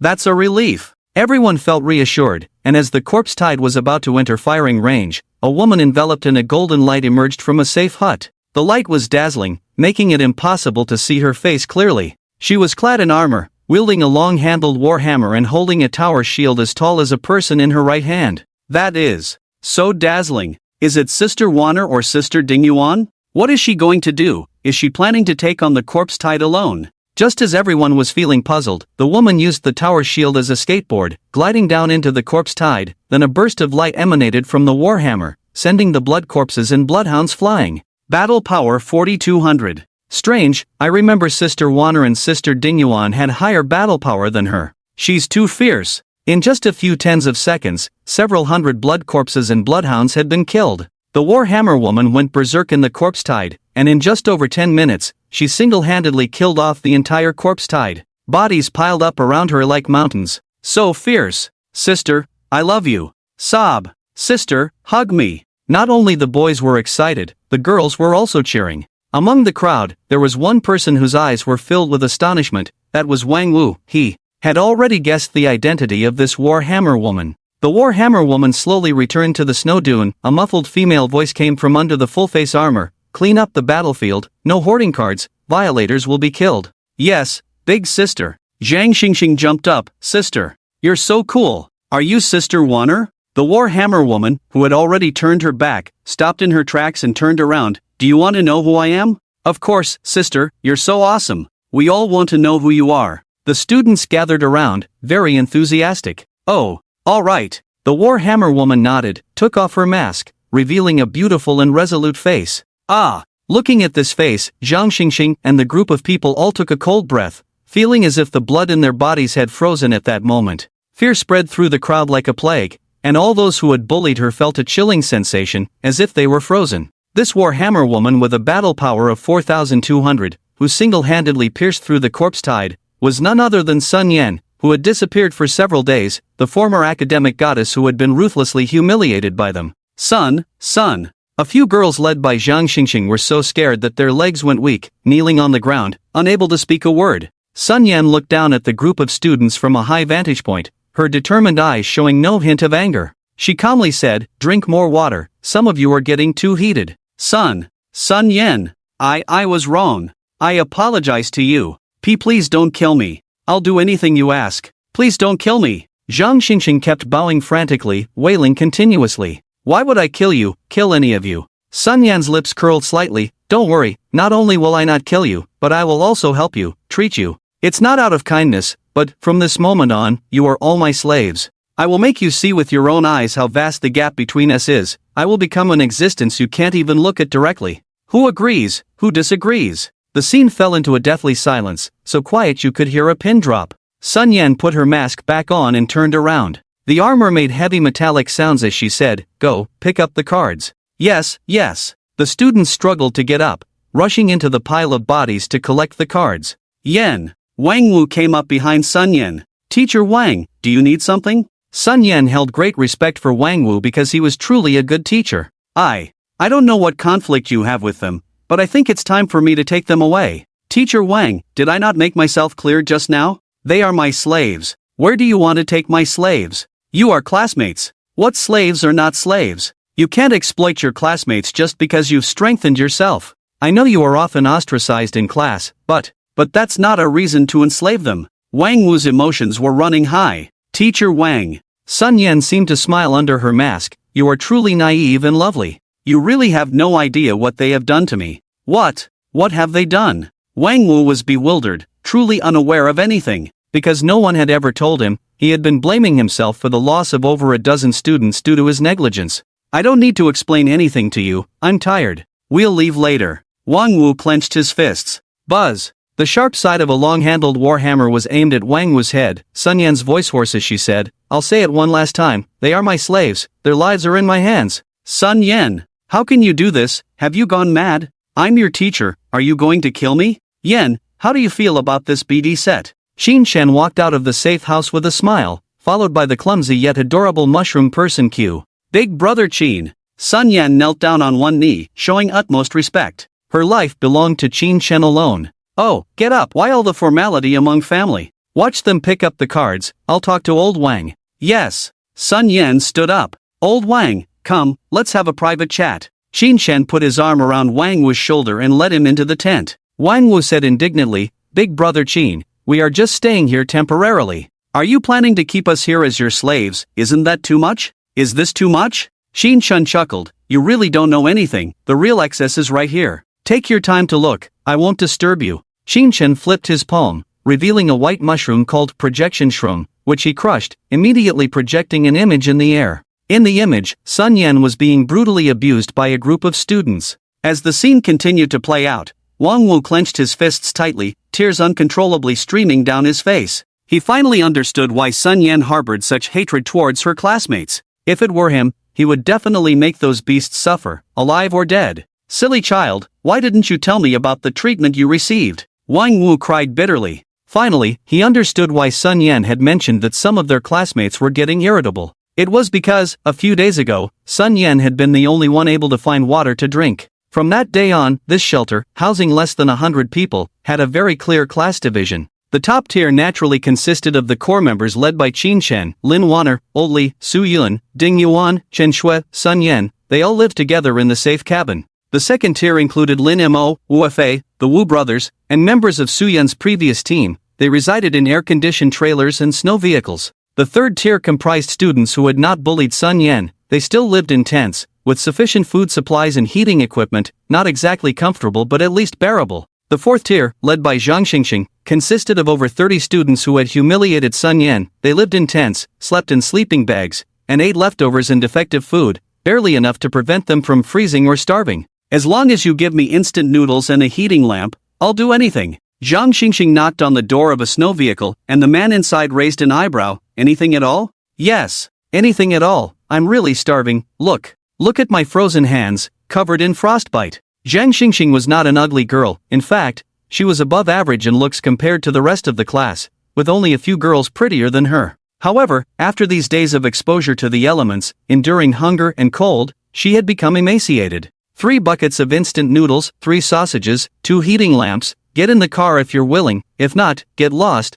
The man raised an eyebrow. I'm in. I'll do it all. Zhang Xingxing exclaimed joyfully and climbed into the car. After about half an hour, Zhang Xingxing limped out of the car, holding instant noodles, sausages, and a heating lamp. Just as she was about to return to her tent with a happy face to eat, she heard the sound of metal armor rubbing behind her. Zhang Xingxing froze in place, hastily explaining, I was just too hungry. The woman inside the armor just gave her a faint look, said nothing, and a golden light enveloped Zhang Xingxing from the warhammer. Instantly, she felt as if she were bathing in a hot spring, all her frostbite and physical discomfort disappearing in that moment. Thank you, Sister Yan. Zhang Xingxing knelt down, bowing repeatedly. Sun Yan remained silent and walked away. The man who had just finished smoking a cigarette and saw the scene quickly threw away the cigarette and saluted. This was a core figure, someone not to be messed with. Hello, Sister Yan, Sun Yan said lightly. Next time, don't give them so much.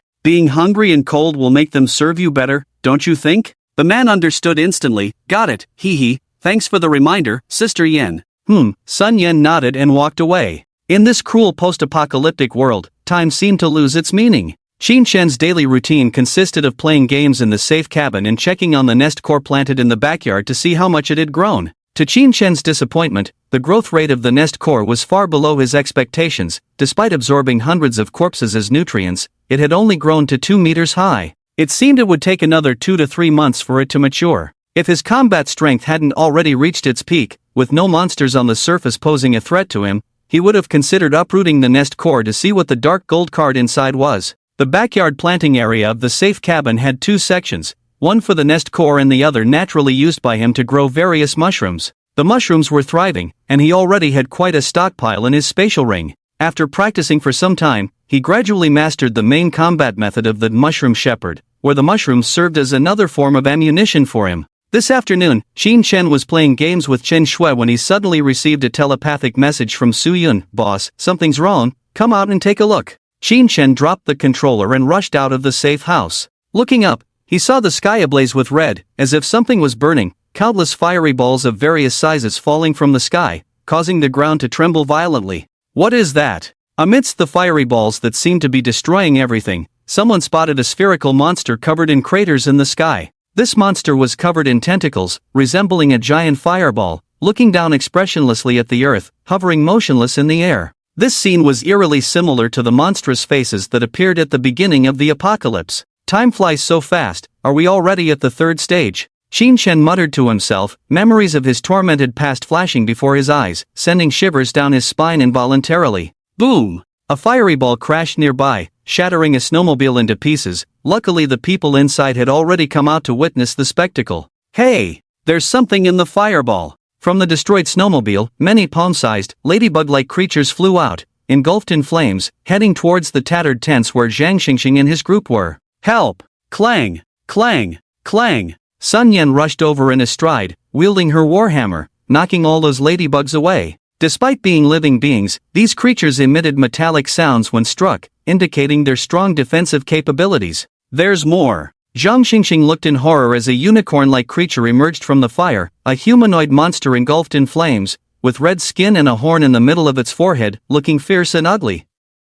The ladybugs have a combat power of 200, while this monster has 1,200. Someone conducted a power check and warned aloud. The monster spread its arms, spewing flames from its mouth as it charged towards Sun Yan. Unfazed, Sun Yan first blocked the monster with her shield to keep it at bay, then smashed its head with a hammer, crushing it into pieces, revealing a brain-like substance similar to magma, indicating it was not a carbon-based lifeform. Regardless of its identity, with a combat power of a mere 1,200 against Sun Yan, a priest with a combat power of 4,200 and the full-body skill frontal chainlock, it was as fragile as paper. Fire demons and fire ladybugs. Qin Shen said lightly, the snow is melting fast. The continuous fall of fireballs lasted for 3 hours. If one were to look down from the sky at that moment, they would see the entire city ablaze, with most of the flames moving as if alive. It seems like the snow is melting. Is winter coming to an end? Someone noticed the snow underfoot starting to melt. Tie the vehicles together with chains and hang them on the safe house, Qin Shen ordered.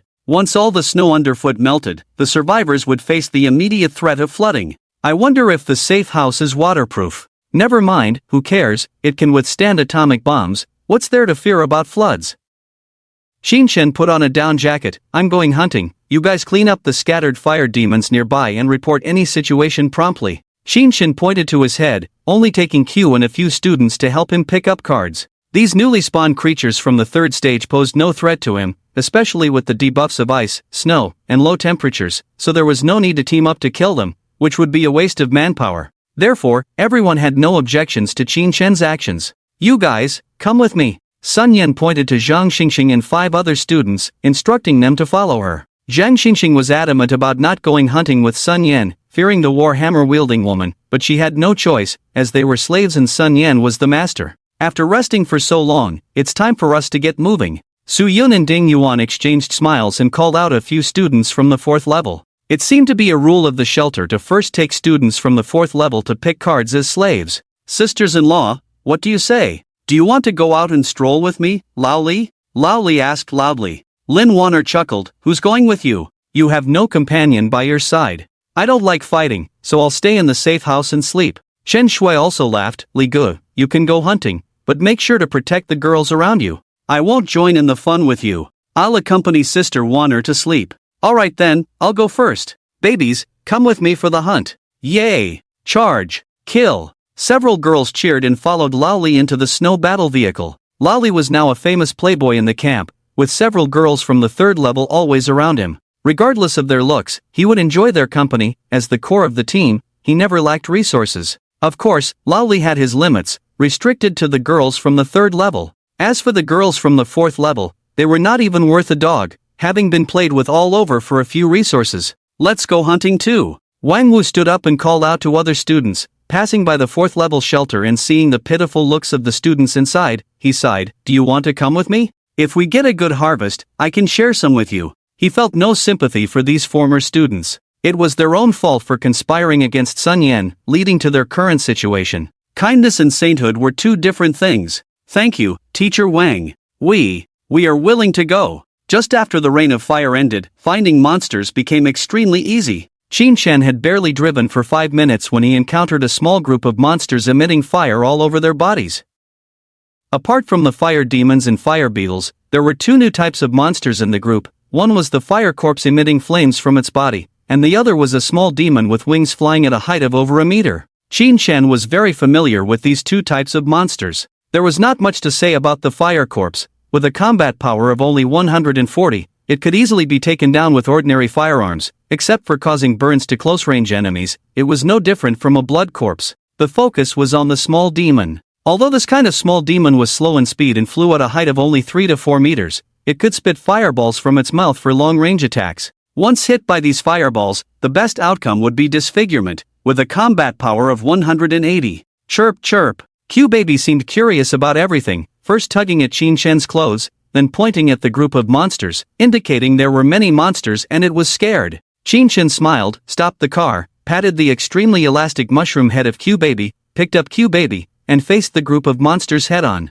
These fire-type monsters were greatly affected by the snow on the ground, both in speed and perception, being at a very low state, so much so that Qin Shen was almost next to them before they realized he was the enemy, howling and rushing forward. Qin Shen calmly took out a fist-sized, crystal-clear ice mushroom from the spatial ring and handed it to Q-Baby, who looked puzzled, not understanding what to do with the mushroom. The next moment, Qin Shen threw Q-Baby's body into the air, then executed a sweeping leg kick, hitting Q-Baby's waist firmly, and then, Q-Baby, with tears in its eyes, turned into a streak of light and plunged into the group of monsters. The moment the ice mushroom touched the group of monsters, there was a click sound, and a large beautiful ice crystal spread out, followed by dozens of monsters being frozen.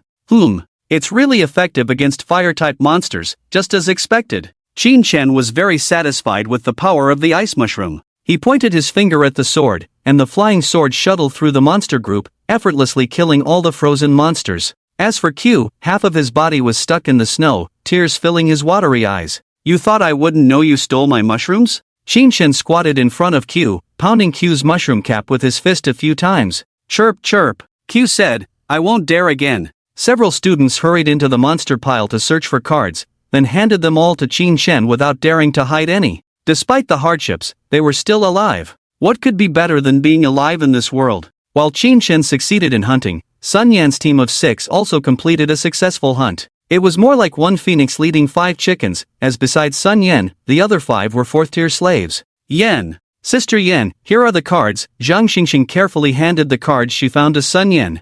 Sun Yan silently accepted the cards, and as Zhang Xingxing was about to leave, a muffled voice came from the huge armor in front of her. You thought I wouldn't know you were secretly hiding cards. Upon hearing this, Zhang Xingxing's body stiffened instantly. She turned her face, nervously took out a gold card, and said, Sister Yan, I forgot. It was in my pocket. Bang! A heavy punch landed solidly on Zhang Xingxing's face, sending the female student flying more than 10 meters, coughing up blood. Sun Yan slowly approached Zhang Xingxing, towering over her. Those who hide things, die. That's the rule of the sanctuary. But don't worry, you are my most beloved slave. How could I bear to let you die like this? With that, the sharp end of the long-handled war hammer shimmered with a golden light, enveloping Zhang Xingxing's bones with a crisp sound, healing them. Sister Yan, I deserve to die. I won't dare again. Zhang Xingxing frantically slapped her own face, not wanting to experience that bone-deep pain again. Sun Yan nodded. Get up, let's move to the next location. Yes. Zhang Xingxing hurriedly got up. Niu Yushan, Sun Yan suddenly called out. Niu Yushan hesitated, speaking softly, Sister Yan, I heard that you sold yourself for a bucket of self-heating hot pot? Niu Yushan, once the sports committee member, one of Sun Yan's pursuers and abusers, turned pale. Why go to such lengths? If you can't eat enough, why not come to me? What I produce is more nutritious than what you eat. Niu Yushan lowered his head, clenching his fists. Oh, are you thinking of attacking me again? Ha. Sun Yan under the mask burst into a maniacal laughter and walked away. If we continue like this, we'll be played to death sooner or later. Kill her. We must kill her. The 5 slaves exchanged glances and pounced on Sun Yan from behind. It should be night, but the sky was bright as day due to the dead-faced fireball in the sky. Qin Shan returned to the sanctuary and saw Sun Yan sitting on a bench, with 5 men and women in thin clothing hanging on crosses in front of her. Even if it was warm, with temperatures below -20 degrees, they hadn't strengthened their relevant talents and couldn't bear it. But every time they were about to die, Sun Yan would cast a healing spell on them, restoring their bodies to normal. It's not worth spending energy on these people. Let's play for a while and then focus on these people, Qin Shen reminded, entering the safe hut. Sun Yan thought for a moment. It seemed to make sense, so he broke the hands and feet of the 5 people and threw them into the tent. He said to the warriors of the third level, I am a very kind person. Let them be comfortable. I will give you an extra meal tonight, whether it's barbecue or hot pot, you choose.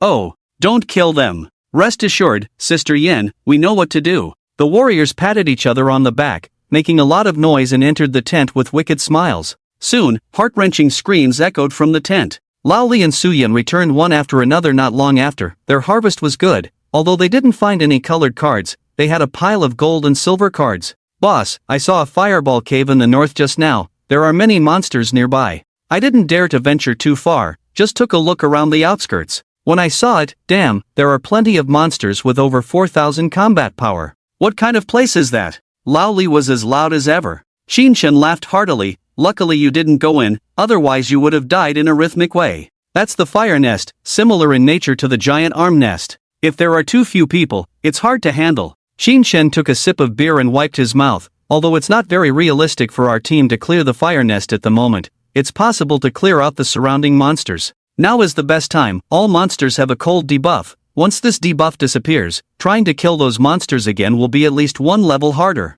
Lao Li rubbed his hands in excitement, his eyes shining. Great, when are we going to the fire nest? These past few months have been suffocating for me. Lao Li needs a good, exhilarating battle. Su Yun and Ding Yuan had no objections. I understand now. To survive well in the apocalypse, we must hunt. If we stay in one place and rely on it, in the end, we'll either be killed by the apocalypse or wiped out by other shelters. There's no third possibility. Since everyone agrees, let's rest well tonight. Tomorrow morning we'll set off to clear the outskirts of the fire nest. Qinshen took out several gold cards and distributed them to everyone. Fire resistance, 1 for each person. Ding Yuan, you're in the front line, take 2 to avoid getting burned. After everyone received and used the cards, they enjoyed a hearty meal and went back to their rooms to rest. The night passed quietly, and the next morning, Qinshen and the other 5 core members walked out of the safe cabin. They were surprised to find that the snow on the ground was melting faster than they had imagined, the cold and hot air intersecting, forming a large expanse of steaming mist. The current temperature is -14. Su Yun looked up at the fiery face in the sky. We just experienced severe cold, will the next be scorching heat? Not everyone in the team had the muscle-headed mentality of Lao Li. You're right, it must be scorching heat. Judging by the temperature in the harsh winter, the temperature of scorching heat should be at least 42 degrees or higher. Qinshen deliberately lowered his voice. He remembered clearly that the temperature in the third stage of the apocalypse was around 45 degrees above zero.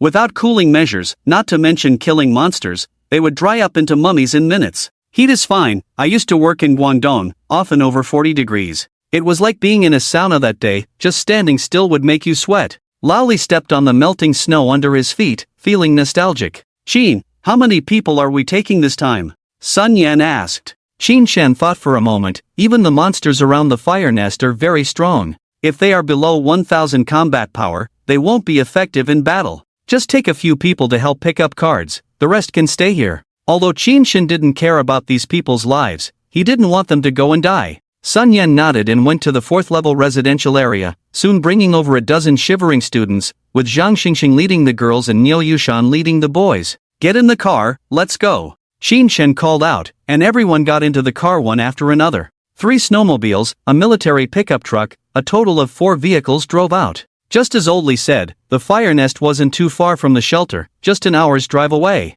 However, when the convoy arrived at the scene, they were surprised to find another group of people already engaged in a battle with the monsters from the fire nest, numbering over 100. Damn! I thought we were the only ones left in the whole city, and there are still survivors? Oldly rubbed his eyes, somewhat incredulous. Su Yun clicked his tongue. Humans are such a fragile yet resilient species. No matter the environment, they can survive like cockroaches. While they were still pondering this, the fighting group noticed the arrival of unexpected guests and immediately withdrew, glaring at the newcomers. Beep, beep. Oldly pressed the combat power detector switch. Wow, the combat powers are quite high. The lowest is 800, and the highest is 3,400. Hey! Friends ahead, we discovered this place first. If you don't want bloodshed, we hope you can leave now and not interfere with our hunting, shouted someone from the group of 100. Nonsense, I found this place yesterday. How can you claim you discovered it first? Oldly retorted, not backing down. The young man shouting saw Oldly's combat power value and couldn't help but be surprised.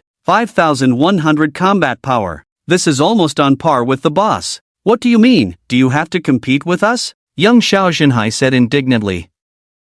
There are only a few survivors in the whole city. There's no need to argue as soon as we meet. Let's sit down and talk slowly to resolve any conflicts, Suyin said as he and Ding Yuan came out of the car, both with combat powers around 4,800. It's not that Qin Shen is unwilling to invest in them, but there are no suitable cards. Xiao Xinhai gasped, 2 more monsters with 4,800 combat power?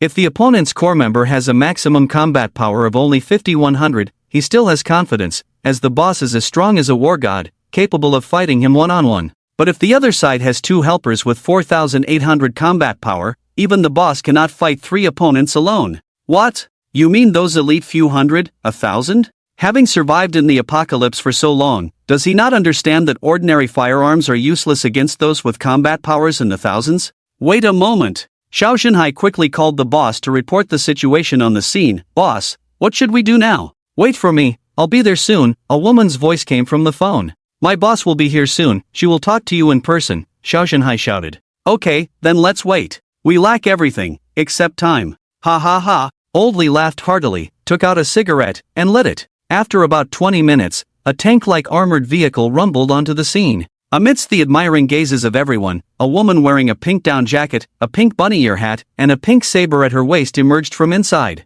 Boss! Boss! Everyone respectfully called out. This woman, standing at only 1.55 meters tall, appeared very petite and cute among the burly men, yet she exuded an air of authority. We discovered this place first, do you want to fight? The cute girl didn't mince her words, her demeanor calm and gentle, but her eyes sharp. Don't just start fighting as soon as we meet. Let's have a good chat. I found this place yesterday. Because I wasn't well prepared, I went back to rest for a day. Now I come over and find that your people have taken over. They even ask us to leave. This is unreasonable, right? Old Li cleared his throat and said with a smile. You say first come, first served, where's the evidence? The woman was very domineering. If there's evidence, we can leave. If not, what can you do? Don't think you're so great with your 5,100 combat power. Dare to rob, and I'll cut you down. Oh, you're not tall, but you talk big. What's so impressive about 5,800 combat power? Who are you scaring? Old Li was a bit annoyed. Who the hell are you calling not impressive? The woman was furious. Say it again if you dare, and you'll see me cut you down. Seeing the woman getting angry, the others picked up their weapons. Xiao Xinhai, a young man beside her, even roared and condensed a ball of black fire in his palm. Damn it! Apologize to my boss. Apologize? Get lost. Old Li spat on the ground. Deserving? Damn it! The woman's eyes were sharp as she rotated the knife handle, getting into an attacking position. At that moment, a voice spoke up. There are not many survivors left in the apocalypse. Why start fighting as soon as you meet? Do you want to bully the few with many? It was Qin Shen speaking. He leisurely stepped out of the car, followed by Lin Waner holding Q and Chen Shui, with Sun Yin being the last to come out, wearing a full body armor because of its heaviness. The woman smirked, about to speak, but Xiao Xinhai suddenly gasped, trembling as he said, "B-boss, this person's combat power is terrifying. How much scared you like this?" Chen Sisi looked surprised. Xiao Xinhai was usually calm and hardly ever lost his composure. 9,800. Damn it. Chen Sisi cursed inwardly, her hand holding the knife sweating instantly. Behind him, those 3 women also have over 4,000 combat power. Xiao Xinhai stuttered. What do you want to do? Chen Sisi tried to sound tough, but her momentum was greatly diminished.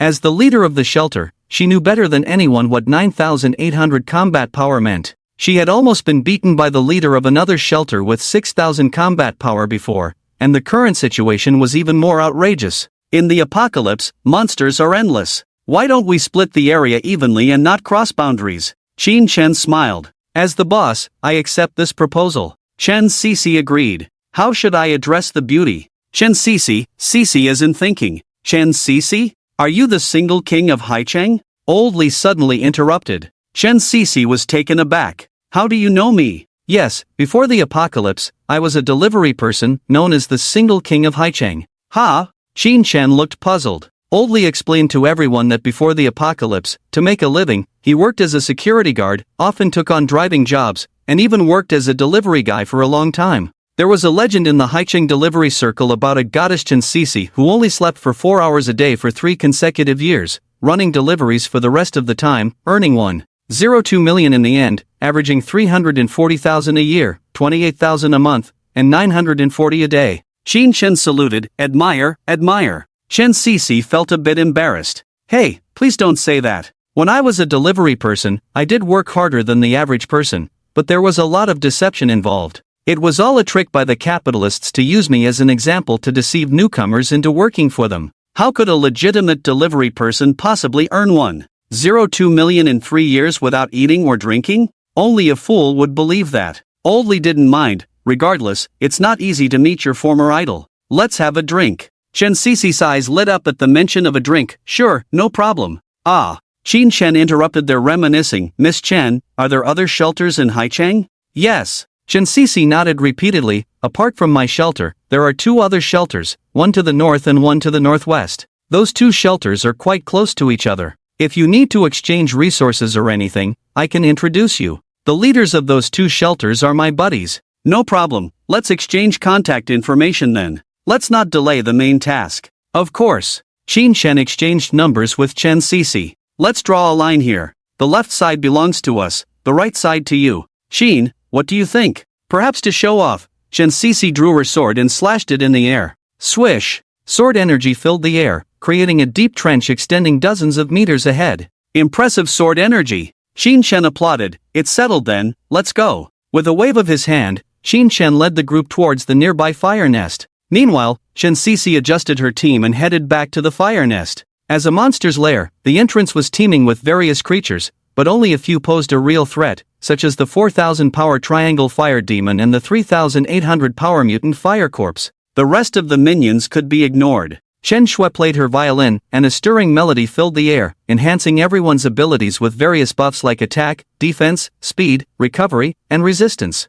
Sun Yan, as a war priest, stood guard in front of Chen Shui and Lin Waner, ready to shield them from any monsters. Lin Waner, now specializing as a sniper, scanned the surroundings vigilantly with her forest wolf sniper rifle. Chen Cece glanced from afar and praised, truly an elite hunting team. Look at their lineup, so well-rounded. They have buffs, tanks, and ranged attackers in the back. We should learn from them in the future. Xiao Zhenhai nonchalantly remarked, Boss, don't let others' achievements diminish your own prestige. In my opinion, apart from Qin, the rest of their team is nothing special. Chen Cece gave him a look. Is that so? Take a closer look. Does Qin Chen look like he's about to make a move? Xiao Zhenhai hesitated, turned to look, and his pupils dilated. The man with 9,800 power was sitting on a mushroom-shaped stool, smoking. Only Old Li, Su Yun, and Ding Yuan were in charge of the attack. Damn, is he really acting like this? Xiao Zhenhai muttered. He's not acting, he's just powerful. If you had 9,800 power, you could do the same, Chen Cece huffed.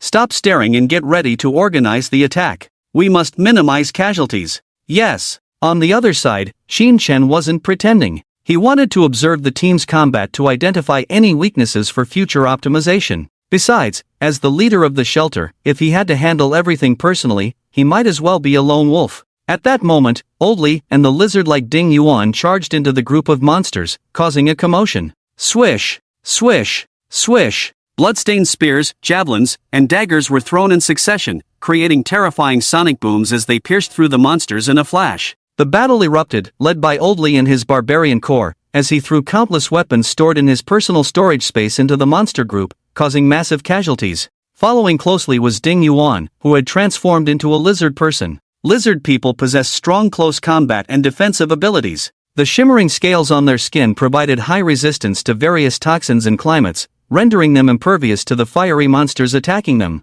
Ding Yuan plunged into the horde of monsters, tearing and biting ferociously. Although her monster-killing efficiency was relatively low, the spectacle was quite impressive. In this post-apocalyptic world lacking entertainment, who wouldn't want to witness a thrilling and bloody massacre? Lastly, Su Yun took action. Su Yun was quite frustrated. His frustration stemmed from the fact that although the killer vines had a group of monsters under control, their wood-based vines were completely suppressed by the fire-based monsters. After killing just a few monsters, the vines caught fire, forcing him to expend more energy to summon them again. Qin Chen finished smoking a cigarette, flicked the butt into the snow, and sighed heavily. How should one describe the coordination among these 3 individuals? It couldn't be called teamwork, it was more like everyone fighting independently. There was no synergy, no teamwork, no sense of unity. But Qin Chen knew it wasn't their fault. Firstly, the opportunities for them to fight together were too few, and secondly, there were hardly any monsters powerful enough to require their collaboration. In about 15 minutes, Qin Shen had wiped out all the monsters in his designated area, collecting the golden and silver cards into his storage space. If it weren't for their lack of authorization as team members, they would have wanted to toss them directly into Qin Shen's storage box. Looking over at Chen Cici's side, things were not going well at all. In the same amount of time, they faced a similarly large number of monsters, struggling immensely. Faced with the attacks of many monsters, the defense line of 100 people collapsed one after another, resulting in casualties. Initially, Chen Cici wanted to command from a distance like Qin Shen, but seeing the situation deteriorate, with her subordinates being wiped out, she had no choice but to join the battle with a small pink dagger in hand. Surprisingly, this petite 155 centimeters northern little landmine was a sight to behold in battle, executing slashing, sweeping, picking, stabbing, and cutting moves with remarkable skill, making monster slaying seem like cutting vegetables. It was as the saying goes, the finer the weapon, the more ruthless the wielder. After about 15 minutes, Chen Cici's team, having lost 7 or 8 members, also completed their hunt. Qin Shen chuckled as he pulled Cheesy out from the mud beneath him. "Miss Chen, let's get in touch another day." "Hey, wait." Chen Cici pointed to a nearby fire nest, looking puzzled. "Is that it? We've finally dealt with the outside. Shouldn't we go in and take a look?" Qin Shen shook his head repeatedly. "No need, my greatest virtue is contentment. Until we know the strength of the monsters inside, I won't go in, and I advise you not to either." Chen Cici shrugged it off. "Xin Lao, I didn't expect you to be so powerful but so timid. Since we're here, it wouldn't make sense to return empty-handed. If you don't want to go in, I'll lead my brothers in. Once we seize any cards, don't be envious." Qin Shen smirked. "If I were the envious type, it would be better to just wipe out your hunting team." If someone else had said this, Chen Cici would have definitely reacted aggressively, but coming from Qin Shen, it made sense to her. After all, his 9,800 combat power spoke for itself. "Alright, you said it, then let's get ready to go in." Chen Cici nodded, waiting for her team members to collect their spoils. "Hey, little sister, you better heed our leader's advice. If he says not to go in, you'd better not go in. Our leader has never been wrong in his judgment." Lao Li walked over to advise her. Chen Cici chuckled. "Fortune favors the bold. In this post-apocalyptic world, being timid will only lead to missing opportunities to strengthen oneself. Being too reckless will only end your life prematurely." At that moment, Lao Li transformed into a great philosopher. "Alright, stop babbling. We'll have a drink another day. Now, you better leave." Chen Cici impatiently glared at Lao Li. Helpless, Lao Li could only pat his head and leave dejectedly. But just as he took a couple of steps away, a terrifying aura emanated from the fire nest. Dozens of dark tentacles shot out from the nest, swiftly wrapping around over a dozen people, dragging them into the fire nest. Among them were Xiao Zhenhai, Chen Cici, and Lao Li. "Damn! What is this thing?" Lao Li was shocked. He tried to cut the tentacles with his bloodline spear, but they were resilient. The spear only left small cuts, oozing black ink like liquid. "Damn it, Lao Li!" Everything happened so suddenly, without warning, that even Qin Shen couldn't react in time. By the time he tried to rescue them, Lao Li and the others had been pulled into the dark cave without a trace. "Damn it, boss!" Qin Shen immediately initiated a mental connection. "What's going on, Lao Li? Are you okay?" Dazed from the fall, Lao Li took a while to regain his senses. Looking around in the dim cave, only a small area in the middle was illuminated. However, due to layers of flames blocking his vision, he couldn't see clearly what was there. "Lao Li, boss, I'm fine, currently safe." Qin Shen felt slightly relieved but still cautioned, "Don't act recklessly. I'll find a way to rescue you." Without needing Qin Shen's call, Lin Waner and the others rushed over, inquiring about a solution. Having spent so much time together, they had developed a bond. "Boss, let's charge in." Suyun clenched his fists. "Not so fast." Qin Shen frowned slightly. "Lao Su, do you smell a scent of conspiracy?" Suyun smiled bitterly. "Even if I do, what can we do? We can't just abandon Lao Li." Qin Shen chuckled and looked to the other side. The soldiers had already established contact with Chen Cici and Xiao Zhenhai inside the fire nest. They gathered at the entrance. "Let's wait." Qin Shen remained calm, maintaining mental contact with Lao Li and updating him on the events outside. Lao Li was puzzled. "Boss, it's strange here. I remember being dragged in with Chen Cici and a dozen others, but now I'm alone. I've been calling out, but no one responds." "Qin Shen, how can you be the only one?" "Lao Li, I'm serious, no one else is here. I'll send you a photo." Qin Shen quickly received the photo and pondered over it. "Are there still no other people around you?" Xin Chen asked the soldiers entering the fire nest one by one. No, it's still just me. This place is so eerie and empty, Lao Li complained while scanning the surroundings. Except for the central fire, there was nothing in the desolate space. I understand now. This is a folded space. Xin Chen realized. A folded space? What's that? In simpler terms, although there's only one entrance to this fire nest, the interior consists of multiple independent spaces. Each person entering the entrance will be randomly transported to different spaces. Approach the central fire pillar, take a photo for me to see, but be careful not to disturb any creatures inside. To confirm his theory, Xin Chen called Chen Sisi. After several rings, the call was answered, and strange monster roars could be heard in the background, indicating a fierce battle. Xin boss, save me. Chen Sisi was covered in blood, surrounded by over a dozen 2-meter-tall, hideous-looking rat-faced monsters' corpses. Alongside them were 3 soldiers' bodies, who were ambushed upon landing and died instantly, without a chance to defend themselves. Find a safe place, take a photo and send it to me. You've fallen into a folding space, and I need to determine your location. Got it, wait for me. I'll finish what I'm doing. Chen Sisi quietly ended the communication. In front of her were dozens of rat people, all covered in flames, approaching step by step. Damn you, you dead rats. Don't think just because I'm short, you can bully me. Chen Sisi roared madly, wielding her broadsword, Waterbird. A few minutes later, Xin Chen's phone received photos, not only from Lao Li and Chen Sisi, but also from other members of Chen Sisi's team. For the convenience of sharing images, Chen Sisi had added all the surviving members with phones to the group. 7 different spaces, with different monsters too? 7 different scenes appeared in the photos. Lao Li, I really don't know if he's lucky or unlucky. He's been transported to the core of the fire nest. Xin Chen enlarged the photo sent by Lao Li. In the photo, the entity in the flame core was a monster with a blood-covered heart, a human body with an octopus head, and a dozen black tentacles growing from its mouth, gently swaying in the viscous liquid. Obviously, this was an immature boss-level monster. Damn scary, boss, hurry and save me, this thing has a combat power of 10,000. This hasn't even hatched yet, if it does. I'm doomed. Even though it was a mental communication, everyone could feel Lao Li's fear at that moment.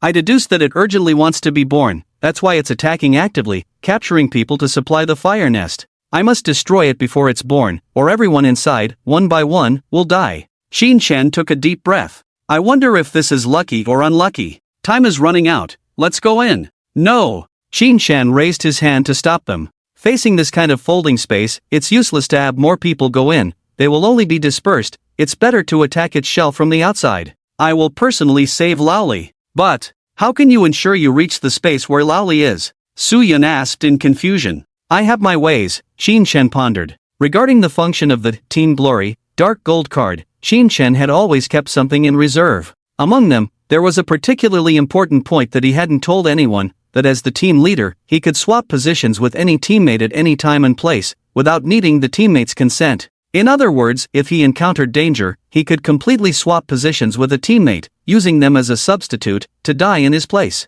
It was a very cruel and unsolvable ability. Lao Li, close your eyes. Ha? What? Xin Chen directly activated, swap, and the next second, he appeared near the core of the nest, while Lao Li found himself in the spot where Xin Chen had just stood, looking bewildered at his companions. Ha? Ah! Everyone was startled. Lao Li exclaimed, Boss, boss. I'm out, but where? Where are you? Xin Chen replied, Don't worry, I'm inside, quickly attack the outer layer. Tears welled up in Lao Li's eyes as he wiped them away vigorously. Got it, boss. Inside the fire nest core, Xin Chen focused on the octopus monster not far away. He didn't have the habit of wearing a combat power detector, but he could clearly sense the monster's aura rising, indicating that the battles on the other levels must be extremely brutal.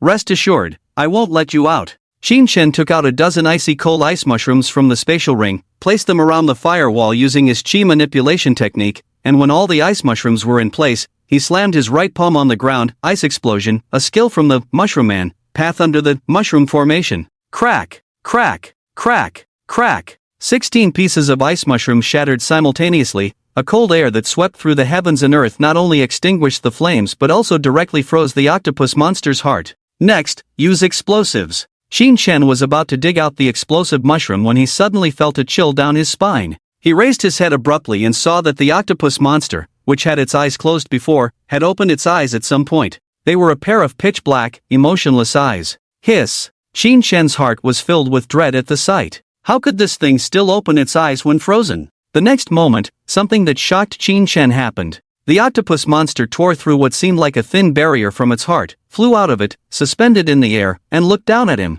Matured? Qin Shen's heart skipped a beat, but when he noticed the missing right leg of the octopus monster, he nodded to himself. He had overthought it. It wasn't a mature form but was forced to be born prematurely due to danger. Since it's not a mature form, then I should have a fighting chance. Qin Shen's right arm trembled, and the ever-burning flying sword hovered in mid-air. The octopus monster suddenly widened its eyes and its dozen tentacles shot out like stretched springs, fiercely stabbing towards him. Too fast. Qin Shen was unable to react in time to the speed of the attack. Ouch! Qin Shen fell heavily to the ground, with 9 wounds pierced on his body, mainly on his arms and chest. Aoo! The octopus monster in mid-air was furious, launching another tentacle attack. Despite the seemingly simple attack, Qin Shen had no way to dodge it, not even. He didn't even have the chance to unleash the sacred slash, only able to use the ever-burning flying sword to protect his vital areas like his face and chest. Plop! Plop! As the tentacles retracted, blood splattered from various parts of Qin Shen's body.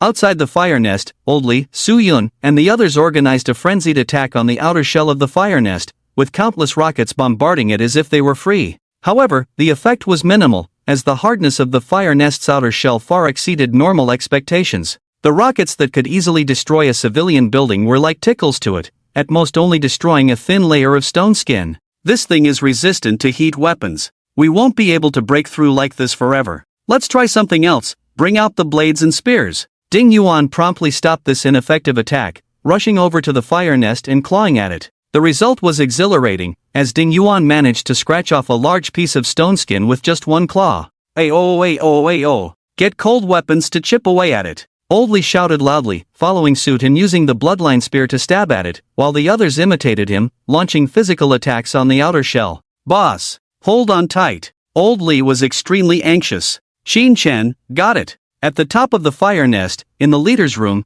Qin Shen was in a precarious situation. Qin Shen never underestimated monsters, but he had to admit that the strength of the octopus monster before him had completely surpassed his understanding. Although they were only a few hundred points apart in strength, he didn't even have a chance to fight back, constantly on the defensive. If he didn't have the super recovery body, continuously repairing the wounds on his body, he would have been riddled with holes long ago. Hiss! Another series of breaking sounds rang out. Faced with a new round of attacks, Qin Shen gritted his teeth and struck out with a sacred slash without hesitation. Do you really think I'm a pushover? Boom! Light and darkness collided in mid-air, and over a dozen tentacles were destroyed by the light. The octopus monster howled in pain, almost falling from mid-air. Very fast, average attack power, average defense. Witnessing this scene, Qin Shen couldn't help but feel relieved. Since he could injure this creature, it meant there was a way to defeat it. While the octopus monster was still recovering from the pain, Qin Shen hurriedly searched through his spatial ring and successfully found 2 mushrooms, one red and one green, one called Strength Mushroom and the other Speed Mushroom. As the names implied, they could enhance strength and speed.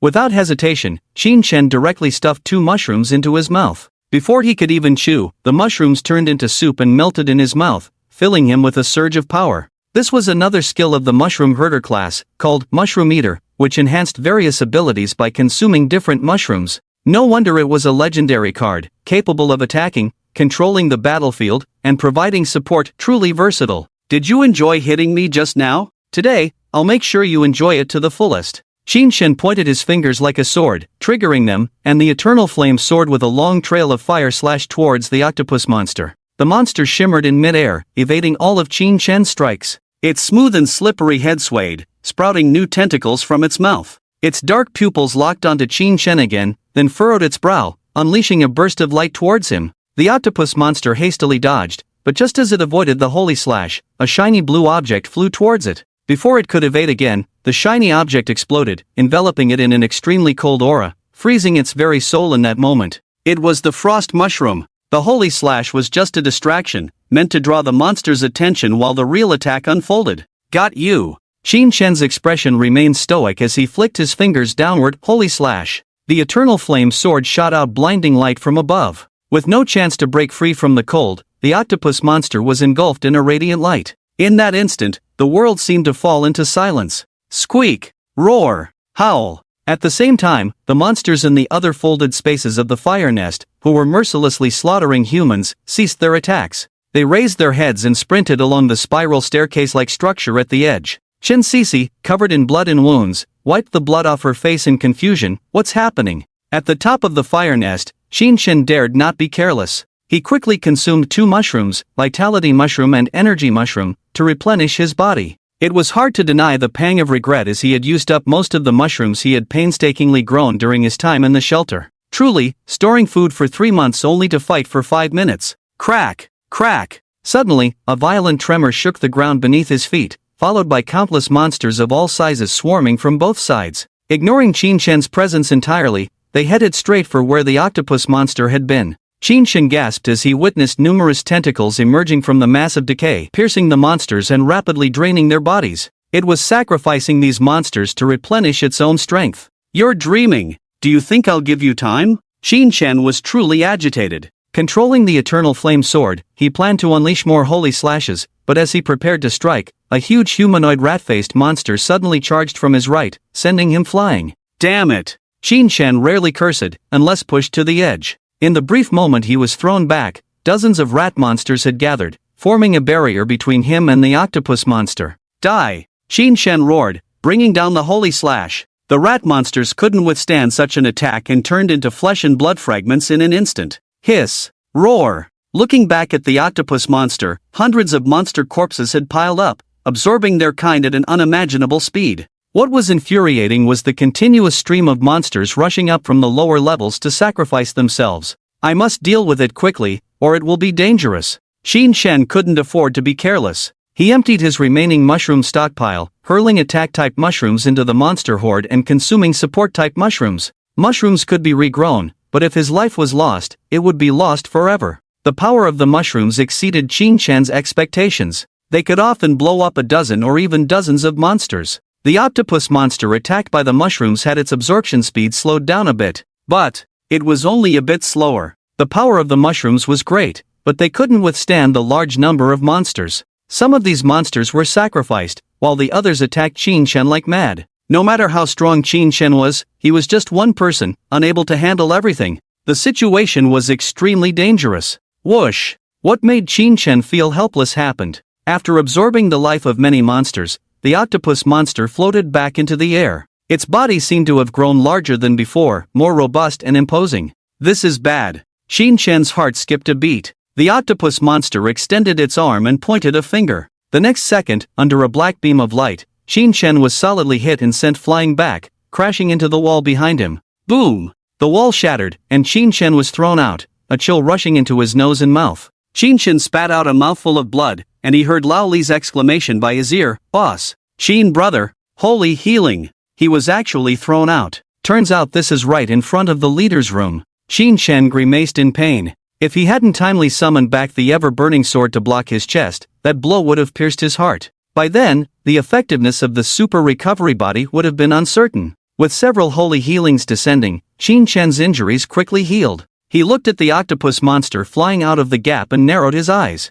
"Boss, you've been soloing this thing all along?" Lally looked at the data transmitted back from the combat power detector, his face turning pale. 14,000 combat power, almost 3 times mine. "You actually held on for so long. 14,000? Shen rolled his eyes silently, thinking no wonder it's so strong. Just at the beginning of the 3rd stage of the apocalypse, he unexpectedly encountered a monster of this level. Shen didn't know whether to laugh or cry. The octopus monster towered above, slowly approaching the group. When it was about 20 meters away from them, it stopped, one hand behind its back, the other hand open, its slender 5 fingers forming a black energy ball. "Quick, spread out, never directly face any of its moves." Shen shouted loudly, and everyone hurriedly retreated in all directions. The octopus monster, with its tentacled mouth showing a hint of mockery, shot the black energy ball towards them. With a loud bang, it blasted a hole in the snow, a hole with a diameter of over 10 meters and a depth that couldn't be seen. What was most eerie was the continuously burning black flames at the edge of the hole.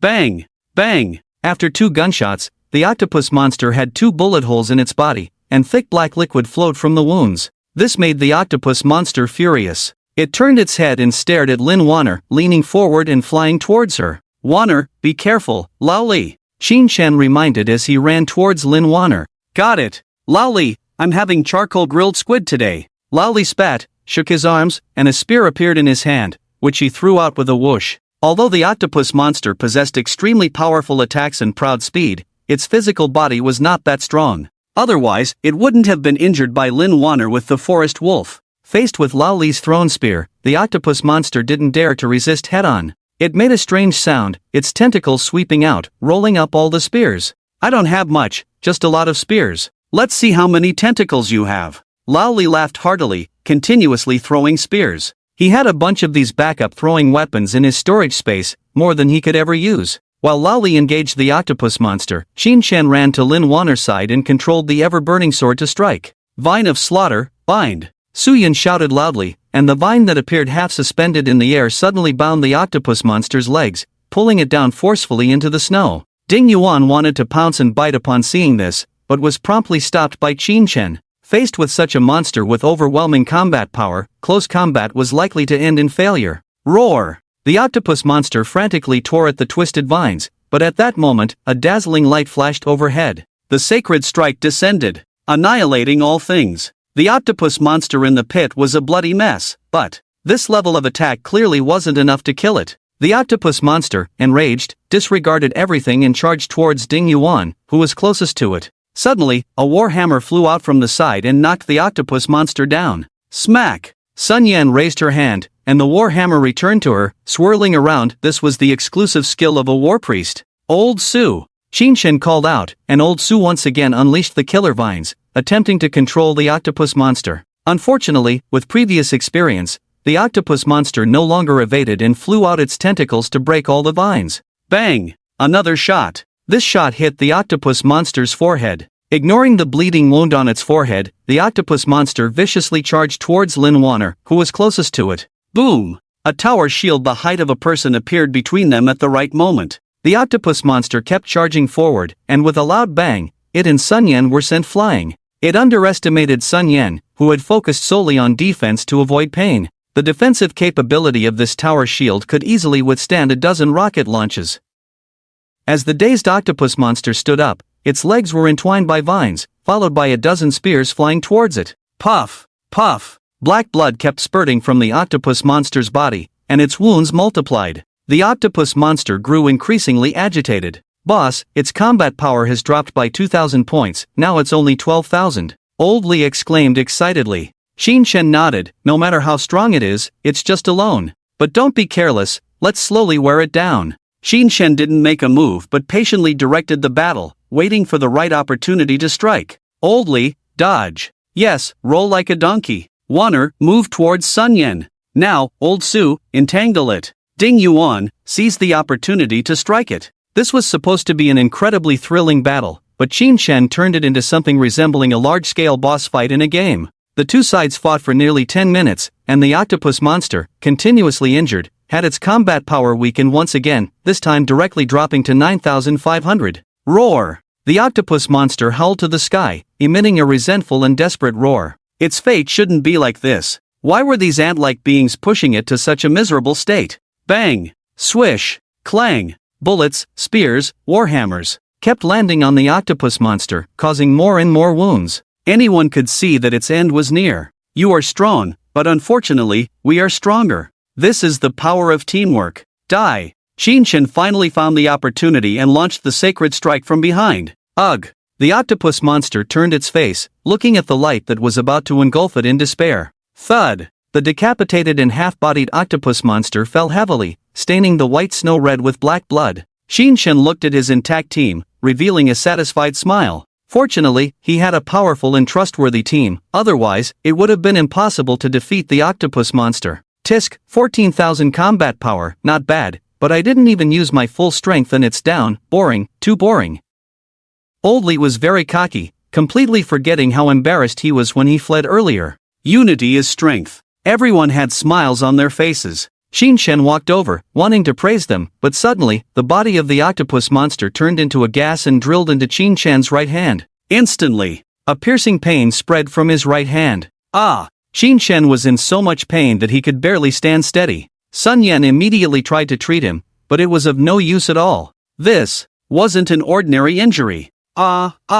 Qin Shen held his right hand, only to see something wriggling beneath the skin on the back of his hand. The pain lasted for almost half a minute before gradually subsiding. By now, Qin Shen was drenched in sweat, completely exhausted. Looking at the back of his right hand, he noticed a circular totem covering the entire back of his hand, with 8/9 of the totem being blank and the remaining 1/9 displaying the head of an octopus monster. What is this? Are you okay? Everyone was very tense, and Lin Waner carefully helped Qin Shen up. I'm fine, just need to rest a bit. You guys go collect the spoils. Before Qin Shen could say more, Q, with his chubby body, hurried over and willingly buried himself in the snow, turning into a mushroom stool. Qin Shen couldn't help but chuckle at the sight, patting Q's head. You clever little guy. With Qin Shen confirmed to be okay, they let out a sigh of relief and called the 4th-tier students to search for cards. Since the leader had been taken care of, the monsters inside the fire nest wouldn't pose a significant threat to them. Qin Shen took a deep breath, looking at the totem suddenly appearing on his hand,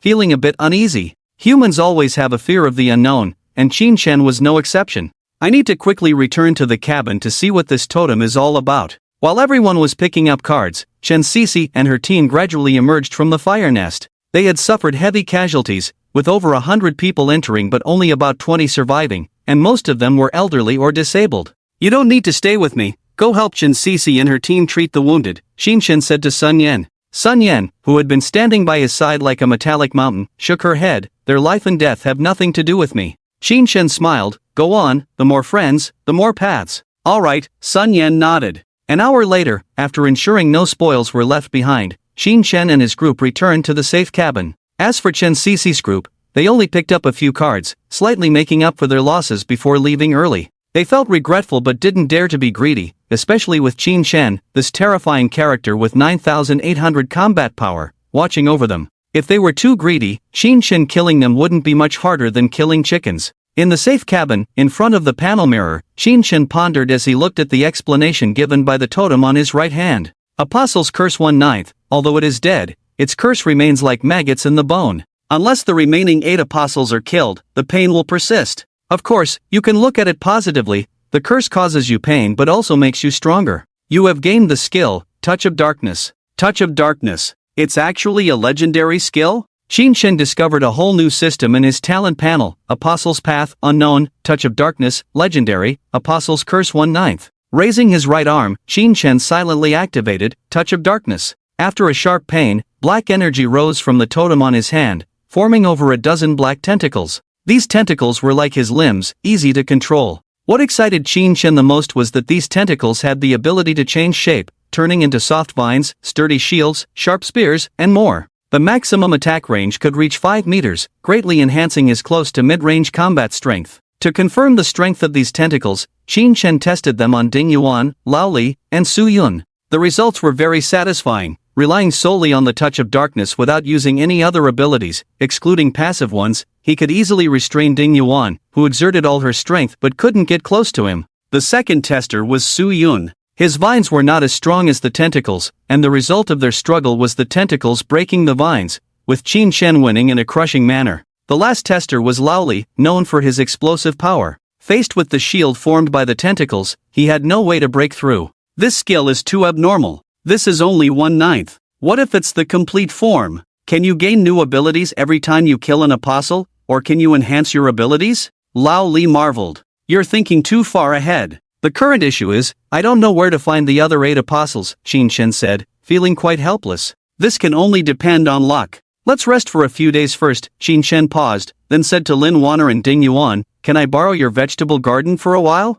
Ah, the fruits have just ripened, Lin Waner said, feeling reluctant. Qin Shen smiled and said, you really love gardening. How about this, let me borrow it for a while, and I promise to quickly get you a bigger vegetable garden to grow more fruits. Really? You better not be lying to me. Lin Waner's eyes sparkled. I swear. Hey, boss, I also want to make a wish. Lao Li ran over excitedly. What do you want? Qin Shen asked with a smile. Lao Li grinned mischievously. Of course, I want to become stronger. I can't drag you down, boss. Don't worry, once I plant the mushrooms, I'll distribute the cards to you guys, Qin Shen said. The cards obtained from the fire nest battle had all been collected by Qin Shen in his storage space, waiting to be distributed when he had time. Returning to the safe cabin, Qin Shen pulled out all the plants in the 4 planting areas and replaced them with mushrooms. This battle consumed all the mushrooms he had saved for over a month. In the evening, Shin-chan lay down to rest. Suddenly, Lolly communicated through telepathy, saying, "Boss, Shin-Cece just messaged me, saying she wants to join our shelter."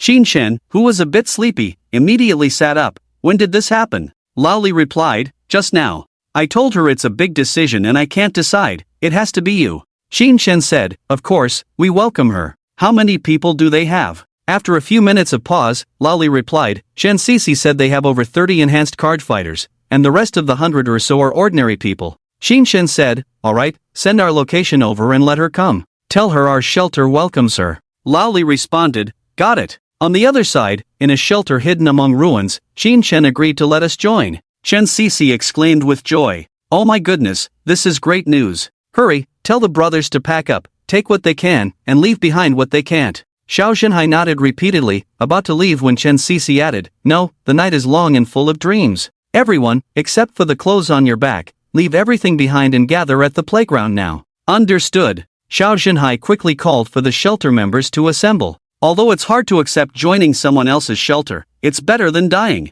Shin-chan is so strong, following him can't be wrong. Shin-Cece rubbed her hands excitedly, unaware of a sparrow landing at the door. The sparrow suddenly spoke in a human voice, "Shin-Cece, I heard that you suffered heavy losses in the fire nest battle today. At first, I didn't believe it, but after looking around, there are only 30-something fighters left." Shin-Cece froze, swallowed hard, and asked, "Why are you telling me this?" The sparrow replied, "Don't be nervous. Join my shadow shelter. I've always kept the position of third squad leader for you. I need talents like you. What if I refuse?" Shin-Cece frowned. "Then it means you don't know what's good for you." The sparrow pecked at its feathers and said, "Given your current situation, do you have any other choice but to join me? Please don't tell me you plan to join the polar. That's impossible." Shin-Cece replied firmly, "Whether it's the shadow or the polar, neither is the sanctuary I envision. I already have someone in mind, so please stop bothering me. TSK. Why do you, woman, insist on testing my patience?" The sparrow's voice turned sharp.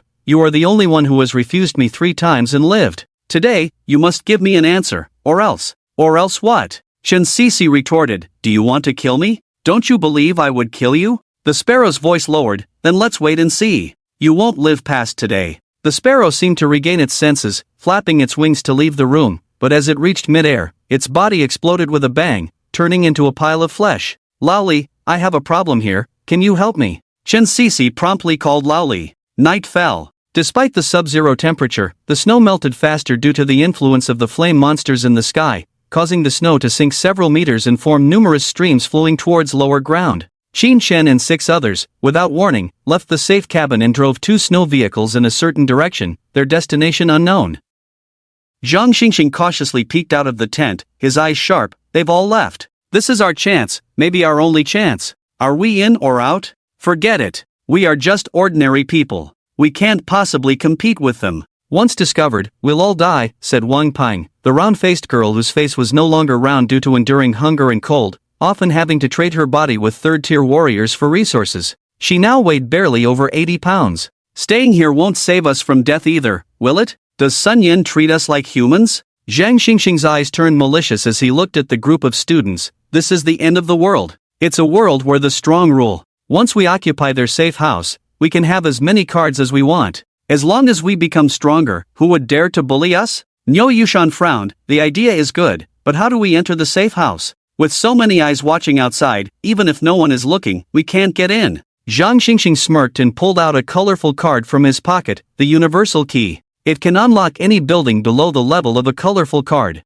"How? Did you manage to hide a colorful card?" The students in the tent were shocked. They were not trusted by anyone. Every time they picked up a card, they would be searched. Using a card immediately to strengthen themselves was a fantasy because those in charge of checking them wore power detectors. If they found discrepancies, they would be shot on the spot. There was a student who had strengthened himself with a gold card before, and now the grass on his grave was 3 meters high. Zhang Xingxing chuckled proudly and patted his lower abdomen. Everyone suddenly understood. "Whether you stick your neck out or not, I'm in," Niu Yushan immediately declared. Wang Ping thought for a moment and nodded. "All right. I don't want to live like this anymore." The other students had no strong opinions, but they had long been living in dire straits and were eager to break free. Now that they had the opportunity, there was no reason not to seize it. "All right, since everyone agrees, let me deploy the strategy. You girls over there, Zhang Xingxing pointed to a few girls in the corner, take care of those stinky men in the nearby cars. The rest of you, go to Wang Wu's tent, demand resources from them, make a big scene to attract their attention. You Shan, Wang Ping, and I will go to secure the safe house. Once we strengthen it, we'll let you in. Xingxing, you won't abandon us, will you? A girl asked weakly. I won't, I guarantee it with my integrity. In this post-apocalyptic world, even someone as strong as Qin Shen needs a team. Betraying you won't benefit me. Alright, we trust you. Let's move. The students from the 4th tier immediately sprang into action. Inside the car, Qin Shen's face darkened. 20 minutes ago, he lost contact with Chen Cece, abruptly cutting off their conversation. He had a foreboding feeling. He didn't particularly need Chen Cece, an embellishment to the combat team, but after the battle at the fire nest, it was clear that her presence significantly boosted the shelter's overall combat strength, valued no less than 3 rare cards. If something happened to her, he would be devastated. We're almost there, just half an hour more. Old Lee checked the shelter's coordinates. Damn it, Shinsisi, you have to hold on, don't let anything happen. Half an hour later, the shelter was filled with smoke, bodies scattered everywhere, evidence of battles everywhere. Many familiar faces lay lifeless, including his deputy, Xiao Zhenhai. His death was brutal, limbs severed, turned into a grotesque figure with a spear impaled through his lower body, throat slit, stuck in the snow. Chen Cece, we're here. Where are you? Old Lee shouted at the top of his lungs, but there was no response, only the sound of the wind. Not a single survivor. Boss, look, this is Chen Cece's broken dagger. Old Lee picked up a shattered pink dagger, the blade cracked and curled. This was done by the shadow shelter. Where is this shelter located? Xin Chen's expression was as dark as could be. Fresh blood had just arrived, only to be wiped out before joining. Who could bear such a loss? Not far, less than half an hour's drive. Boss, are you thinking? Old Lee narrowed his eyes. If they dare to touch my people. To the shadow shelter. Xin Chen got into the car.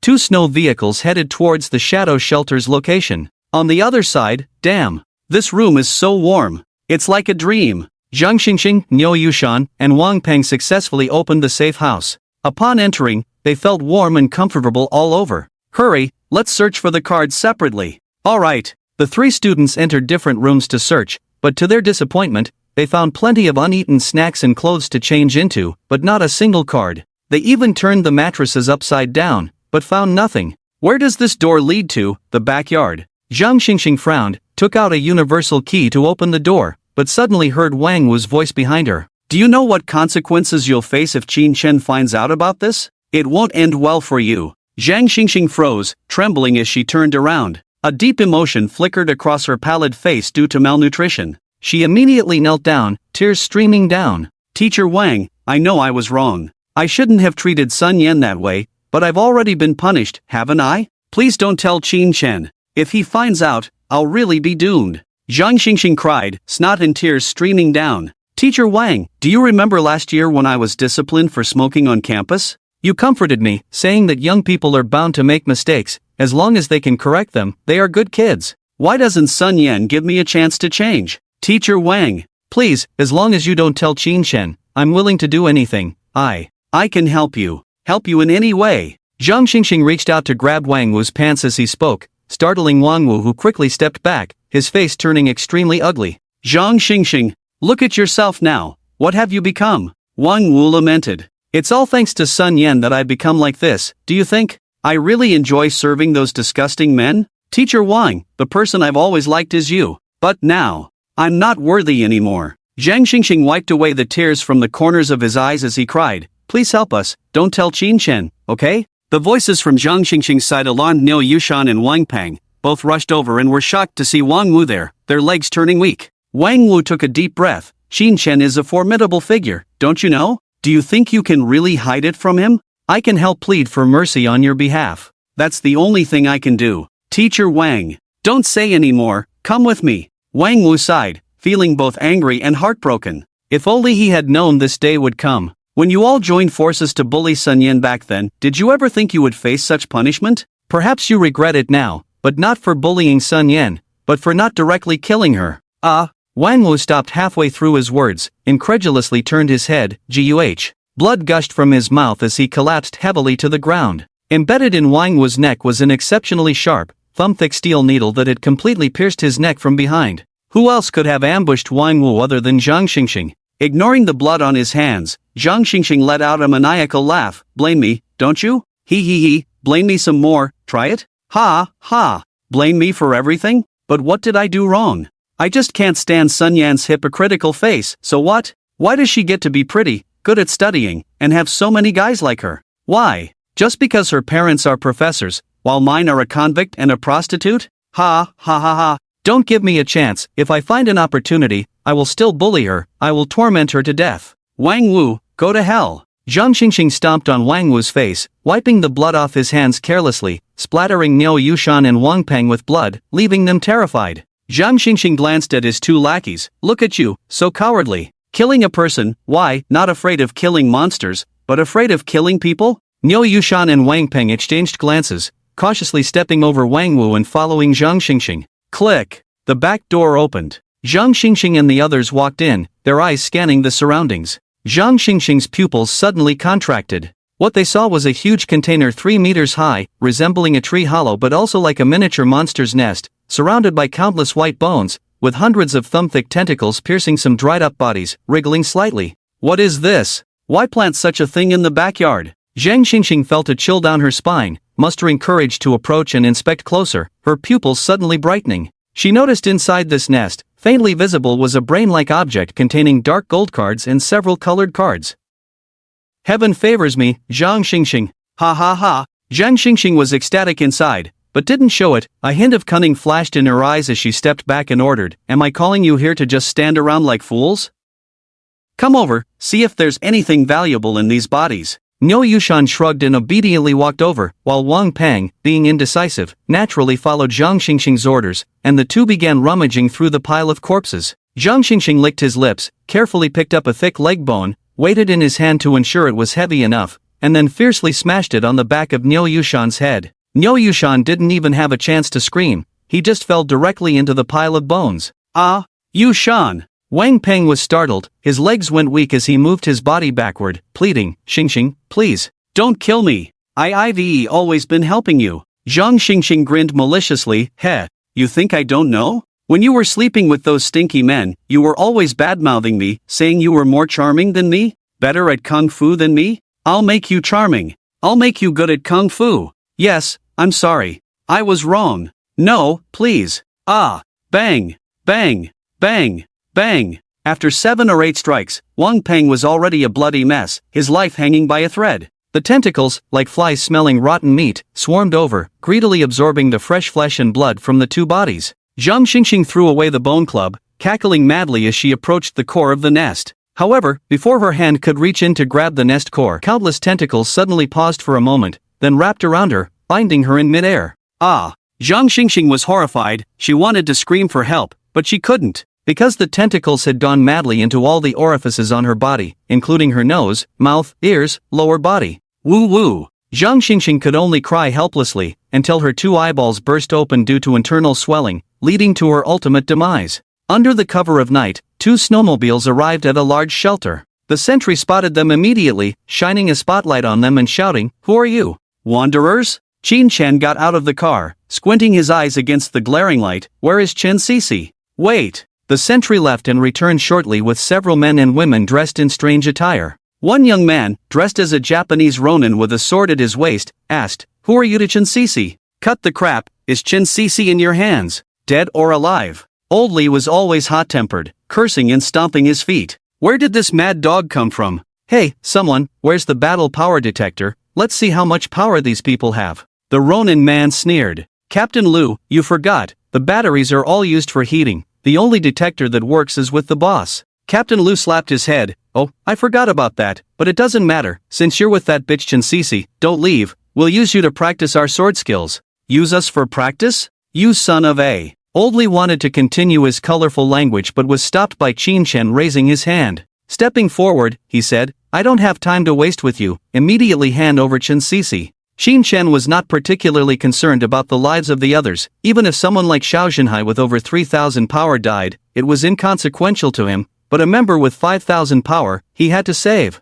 Captain Lu chuckled, "Oh, immediately? What if I refuse? What are you going to do?" His followers behind him joined in the laughter and teasing. This kid really thinks highly of himself. Who are you ordering? Yeah, do you think our Captain Lou is fake? Kid, do you know how much power our Captain Lou has? He's a super strong with 4,000 power. Captain Lou smirked, slowly drawing his sword. Want to see Chen Cece? No problem, as long as you can take 3 of my strikes without dying, I'll take you to see her. Xin Shen took a few steps forward, his face expressionless. I'm really running out of patience. And then? Captain Lou sneered. You think you can bite me? Xin Shen spread open his right hand with 5 fingers. Go to hell. Ha ha. Gah. Captain Lou burst into laughter, but the next moment he realized something was wrong. Endowed with the talent of danger perception, he clearly felt an irresistible terrifying force emanating from the man's body. However, it was already too late to escape at this moment because his body stiffened under the shroud of this terrifying aura. Open your eyes wide. Captain Lou of the 6th Squad is about to strike. Ha ha, prepare to die, kid. A group of ignorant lackeys continued to mock, unaware that at this moment, Captain Lou's pupils constricted, a look of despair surfacing in his eyes. No, no. He struggled to squeeze out 2 words from between his teeth, as pitch-black tentacles swept in, transforming into a dozen sharp knives that pierced through Captain Lou's body. All laughter ceased at that moment, and in the instant of complete asphyxiation, Captain Lou's body was taken into Qin Chen's spatial ring. With over 4,000 combat power, he should make good fertilizer for the core of the nest. What? What happened? Am I seeing things? How did Captain Lou get killed? How is that possible? Captain Lou is so strong. How could he be killed in an instant? Where is Captain Lou? Why is he gone? Even with the facts right in front of them, no one believed it was real. It wasn't until those pitch-black tentacles bound over a dozen people in midair that they belatedly felt fear, pleading with Qin Chen to spare them. Chen Cece, where is she, alive or dead? I'll talk. Chen Cece refused to join our sanctuary, angered the boss, and the boss sent her to the amusement park. Amusement park? Men's amusement park. The lackey's forehead bulged with veins. It's been so long, Chen Cece is probably dead. No woman can last an hour in the amusement park. Bang! Bang! Bang! A dozen clusters of blood mist exploded, leaving only the man who answered questions for Qin Chen. Take me to your so-called amusement park. Yes. The man was terrified, his legs turning to jelly. Leading the way, the man guided Qin Chen and his group. Soon, they arrived at an entrance to a sloping underground passage. The man trembled. Big brother, this is the entrance to the amusement park. Go in. Yes.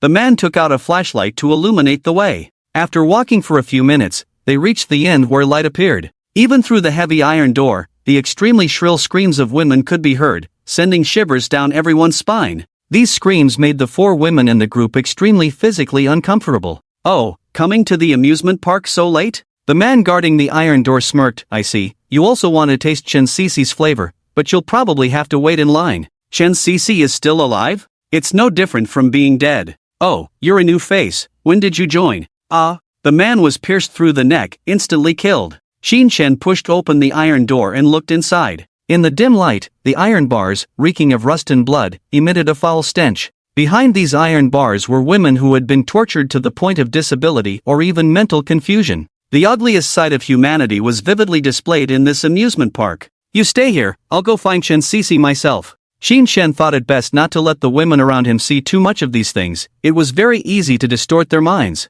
We'll be fine, our mental resilience is not that weak, you can't protect us too much. Lin Waner said softly. Qin Chen didn't say anything more, proceeding forward until he reached the final room. The room was very lively, crowded with at least dozens of people, accompanied by a wave of vulgar language. Qin Chen pushed open the iron door, and when he saw what was happening inside, even someone as mentally strong as him almost collapsed, his scalp tingling. And not long ago, Lin Waner and Chen Shui, who had vowed that it was okay, that their mental resilience was not weak, upon seeing everything clearly, rushed to the side and vomited profusely. Ding Yuan's face turned pale with fear as she tightly held onto Su Yun's arm. Who the hell are you people? Don't you know any rules? Someone shouted angrily. Qin Chen walked in and closed the iron gate.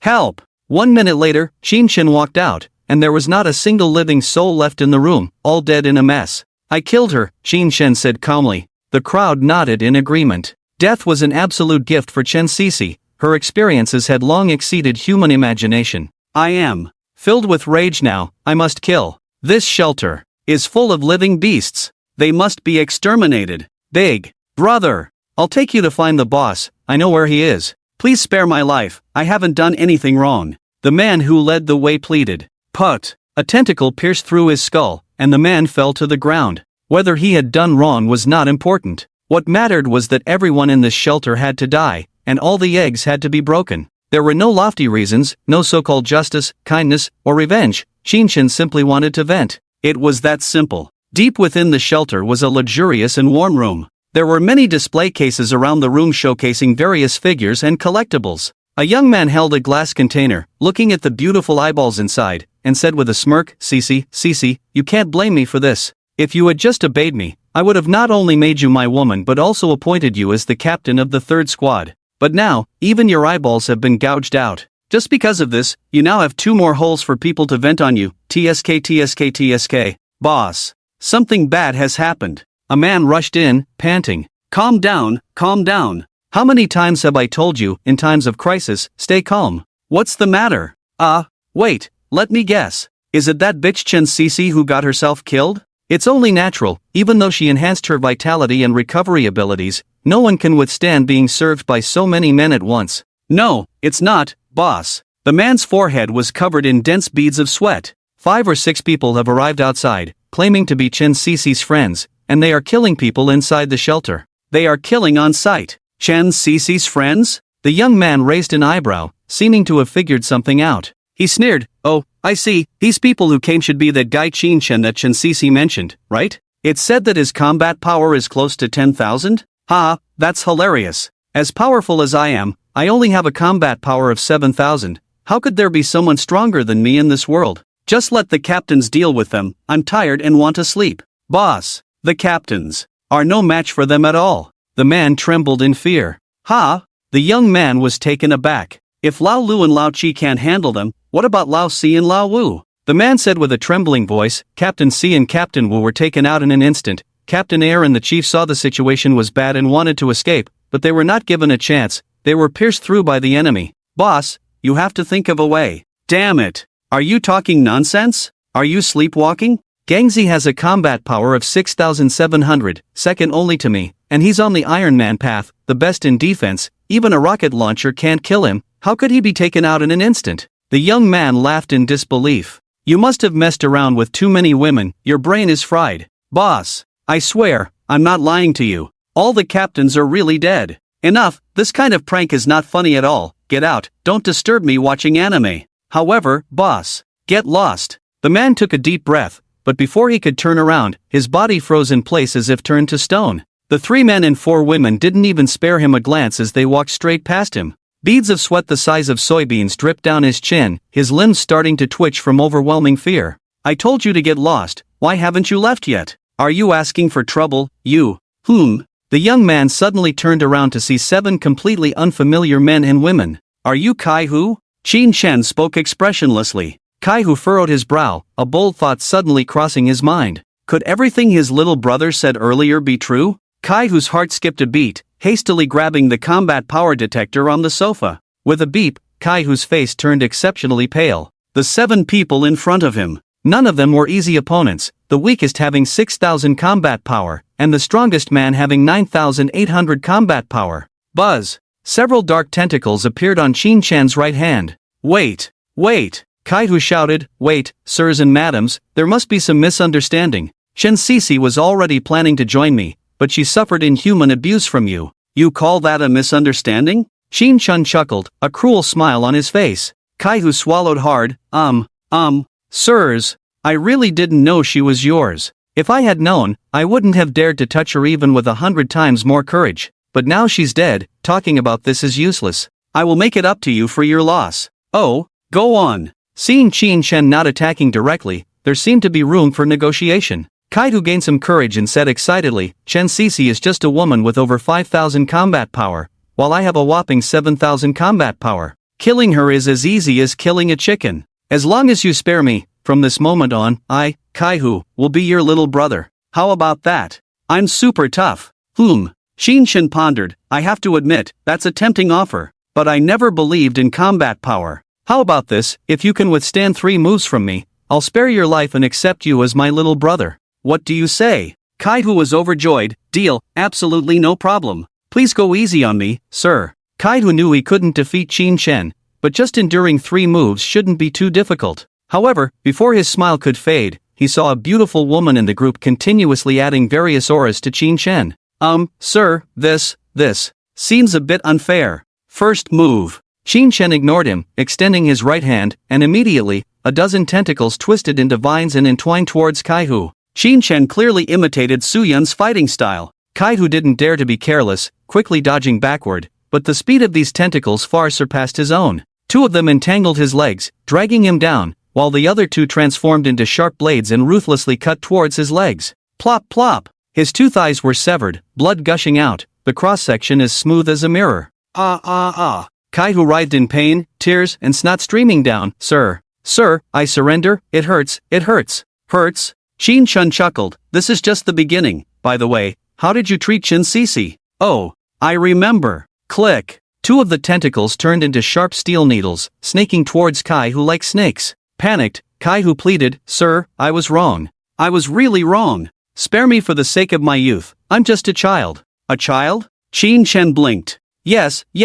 Qin Shen nodded, and the next moment, the 2 tentacles pierced through Kaihu's eyeballs, the barbed needles pulling out his eyeballs, a mix of vitreous humor and blood flowing out, his entire face covered in blood. A scream, a scene of utter horror. But Qin Shen showed no intention of stopping there. He wanted to replicate all the suffering Qin Sisi had endured in the past on Kaihu. Soon, Kaihu's ears were pierced with holes of almost the same size, and his nose was cut off. In order for Kaihu to empathize, Qin Shen even intimately made these tentacles look like male organs. It must be said that with a large number of enhanced recovery cards, Kaihu, with a combat power of 7,000, had strong vitality. Qin Shen tortured him for over an hour before he breathed his last. Naturally, Qin Shen wouldn't waste the body, so he stored it in his spatial ring. It was all excellent nourishment. He's dead. Lin Waner saw Qin Shen coming out of the house, her face looking grim. Qin Shen nodded, yes. They had left the room an hour ago. They didn't find Qin Shen cruel at all, it was just a matter of physical discomfort.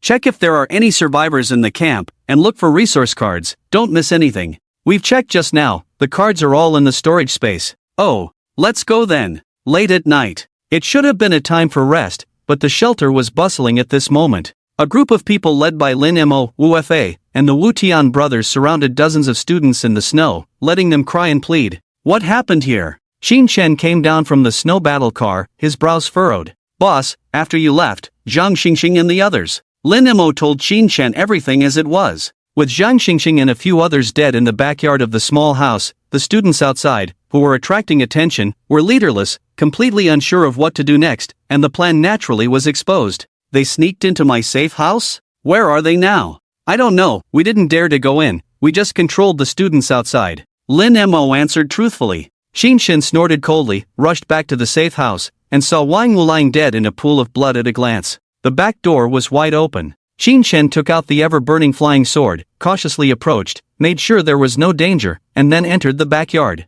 These are the bodies of Zhang Xingxing, Niu Yushan, and Wang Peng? 3 bodies suddenly appeared in the pile of corpses, and Qin Shen naturally recognized them at a glance. He was just a little puzzled about how they died. In his understanding, didn't the nest core only devour flesh and blood of corpses? Why did it even eat living people? Things he couldn't understand, Qin Shen didn't bother to think about. As long as the nest core was fine, he could let go of his hanging heart. He successively threw out the bodies from the spatial ring, including several captains of the Shadow Shelter, Kaihu, and Qin Sisi. Although Qin Sisi died tragically, Qin Shen didn't want to waste her body. Where to bury her? It was too wasteful to bury a body with over 5,000 combat power on the spot. Besides, wasn't this another form of joining? The ground full of high-level combat power bodies suddenly excited the tentacles above the nest core, like hungry people who had been hungry for too long, devouring the bodies eagerly. It looks like it's maturing. Qin Shen informed everyone through telepathy that he wanted to stay in the backyard to handle something, and asked them to rest first. As for those students who betrayed him, he left them to Sun Yen to deal with.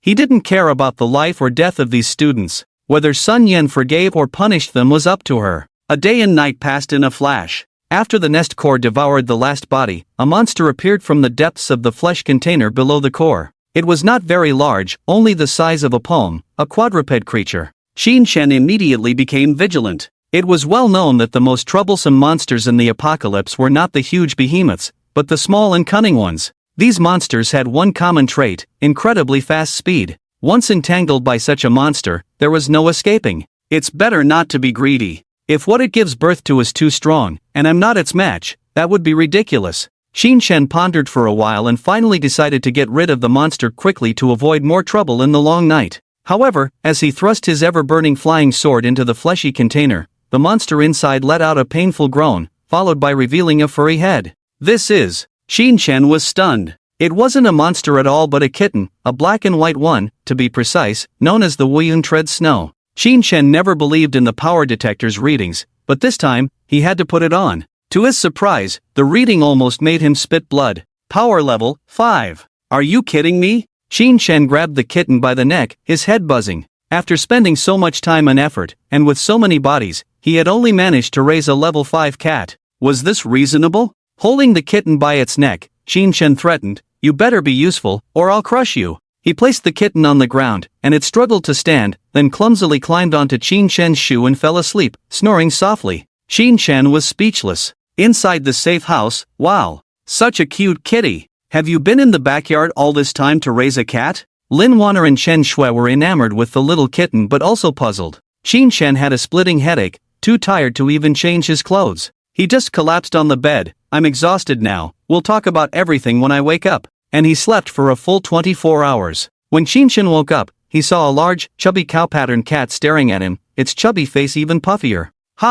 What's going on? Xinshen was shocked. The cow-pattern cat was very affectionate towards Xinshen, rubbing its head against his chin. "Xinshen, you're awake." Lin Waner ran in excitedly, "This cat is extraordinary. I found out which normal cat can grow from 1 or 2 pounds to 40 pounds in just one day and night." Lin Waner recounted everything that happened after Xinshen fell asleep. While Xinshen slept, the little kitten lay down beside him, sleeping by his pillow. The two women, seeing how tiny the kitten was, dared not disturb it and let it sleep. To their surprise, after a short chat, they turned back to find the kitten visibly larger, growing much faster than a bodybuilder on steroids. "It sleeps as long as you do, waking up at most 5 minutes earlier than you. No matter how we shake it, it won't wake up." Lin Waner cautiously touched the fat cat, but it swatted her hand, hissing. Lin Waner felt wronged. "Hey, why are you like this? Can't I touch you?" Frowning, Xinshen held the cat's head, and the fat cat licked its lips, then nibbled on its paw, behaving just like a regular house cat.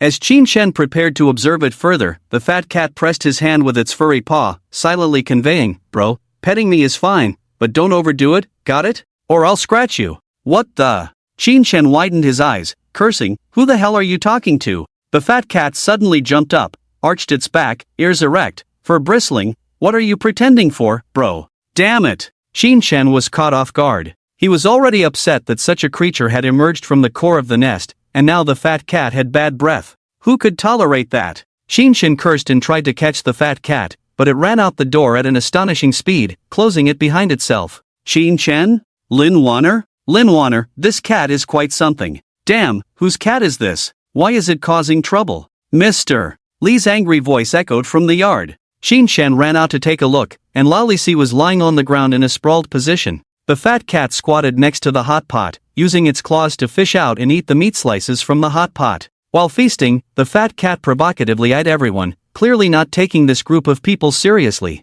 At this moment, Lao Li stood up, sneakily opened his hands and pounced towards the fat cat, but the fat cat seemed to have eyes on the back of its head, elegantly leaping and kicking Lao Li's face with its hind legs. Boom! A jaw-dropping scene occurred as Lao Li, with a combat power of over 6,000 as a barbarian, was sent flying, crashing solidly into the courtyard wall. Wall damage level 0. 478%. Xinshen, as the homeowner, immediately received a notification from the safety cabin. "I'll be damned. I'll kill you." Enraged, Lao Li had several bloody scratch marks on his face. Unfazed, the fat cat scratched its ear with its hind leg, watching as Lao Li produced a spear from his hand and threw it towards it. With another leap, the fat cat flicked its right paw, sending the spear flying.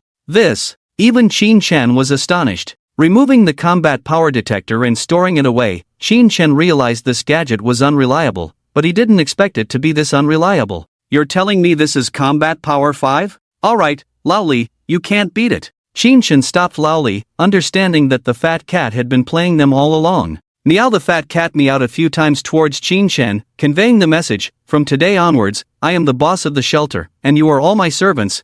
You're not bad, quite capable, I appoint you as the chief loyal servant. Alright, loyal servant it is. Let's have a showdown tonight. Qin Shen smirked, releasing his tentacles to grab the fat cat. The fat cat's pupils dilated, seemingly unwilling to engage, and it turned and leaped towards the courtyard wall. Anticipating its escape, Qin Shen had several tentacles transform into a large net, swooping down. The fat cat was ensnared and fell to the ground, but it remained calm, even yawning and meowing. I'm just saying, I'm not afraid of you, I just don't want to hurt you. The more you use this dark touch, the deeper the curse, the more frequent the outbreaks. Don't blame me for not warning you. Qin Shen frowned, dispersing the tentacles. You know about the Apostle's curse? The fat cat licked its paw and paused before saying, not only do I know, but I can also help you find the other 8 apostles to lift the curse. However, you are still too weak now. If you encounter those other apostles, not only will you be unable to kill them, but you will also die. Of course, this is another form of lifting the curse. Qin Shen squatted in front of the fat cat. What exactly are you? After washing its face with its paw, the fat cat paused and said, I only know that you are my chief loyal servant, as for the rest, I know nothing. The fat cat then jumped onto Qin Shen's shoulder. I'm hungry, I want meat. Grilled meat or hot pot? Whatever. Oh. Qin Shen looked helpless, but since the fat cat showed no hostility towards him and had such strong combat power, his previous frustration dissipated. At least he hadn't been busy for nothing. Outside the shelter, the flaming monster had been appearing in the sky for several days, causing a significant rise in temperature. The snow on the ground was visibly melting, forming rivers flowing downhill. If Qin Shen hadn't connected the vehicles and the safety cabin in advance, even the cars might have been swept away. What about those traitors? Qin Shen looked around and noticed that the 30-plus 4th-tier students were nowhere to be seen. Lin Waner explained, Yanzi took them away last night, not sure where they went. Qin Shen nodded, refraining from further inquiries. Sun Yan had strong self-preservation skills and ruthless methods. Those students probably wouldn't have a good ending. But this has nothing to do with him, a group of traitors, let them die. The most regrettable is Wang Wu, who had strengthened many cards, yet he was killed in a surprise attack. Later on, Qin Shen was personally cooking barbecue, and Sun Yan returned with a group of lost and confused students. These students seemed soulless, their eyes vacant. Qin Ji, you're awake. Sun Yan took off her helmet, revealing a bright smile. Qin Shen flipped the snowflake beef over and casually asked, what did you do to them to scare them like this? Sun Yan smiled, nothing much, just dismantled a few leaders in front of them, took a day and a night. Oh. Qin Shen nodded, your dismantling skills are clever. You came back just in time for the meat. Great. Sun Yan took a big bite of beef. Qin Ji, you're really skilled. Of course, everyone come. Qin Shen invited everyone to taste the food, while Sun Yan, with meat in her mouth, took out some green food cards from her pocket and threw them to the students. The students hesitated, then knelt down in unison to thank her before cautiously taking the food. Sun Yan, this little girl, despite her young age, is quite ruthless. The more she does, the more sinister it gets. Look at those people, like they've been brainwashed. Lao Li commented. Qin Shen shrugged, Yan Zi is talented. Even in peacetime, kindness and goodness alone cannot make a ruler. These are just necessary means. You're the boss, you're right. Lao Li ate like Zhu Beiji eating ginseng fruit, devouring large chunks of meat in a few bites. Lao Li. What? Take care of yourself. Qin Shen smirked. Lao Li chuckled, who are you looking down on? Just those few girls, Lao Li can handle them. During the time waiting for the snow to completely melt, the shelter regained an unprecedented calm. There were a few instances of fireball rain and card rain during this period. Qin Shen led a hunting expedition once, hoping to see how strong Xiaohei really was, but to his surprise, the fat cat didn't lift a paw, just lay on Q's head and slept. As time passed slowly, almost half a month went by unnoticed, and the snow had completely melted, replaced by relentless high temperatures day and night. Daytime temperatures soared to 45 degrees, causing dizziness and heatstroke. Fortunately, nighttime temperatures were not too extreme, around 35 to 36 degrees. In the control room of the safe house. So comfortable, this is what life should be like. Qin Shen lay in a huge portable bathtub,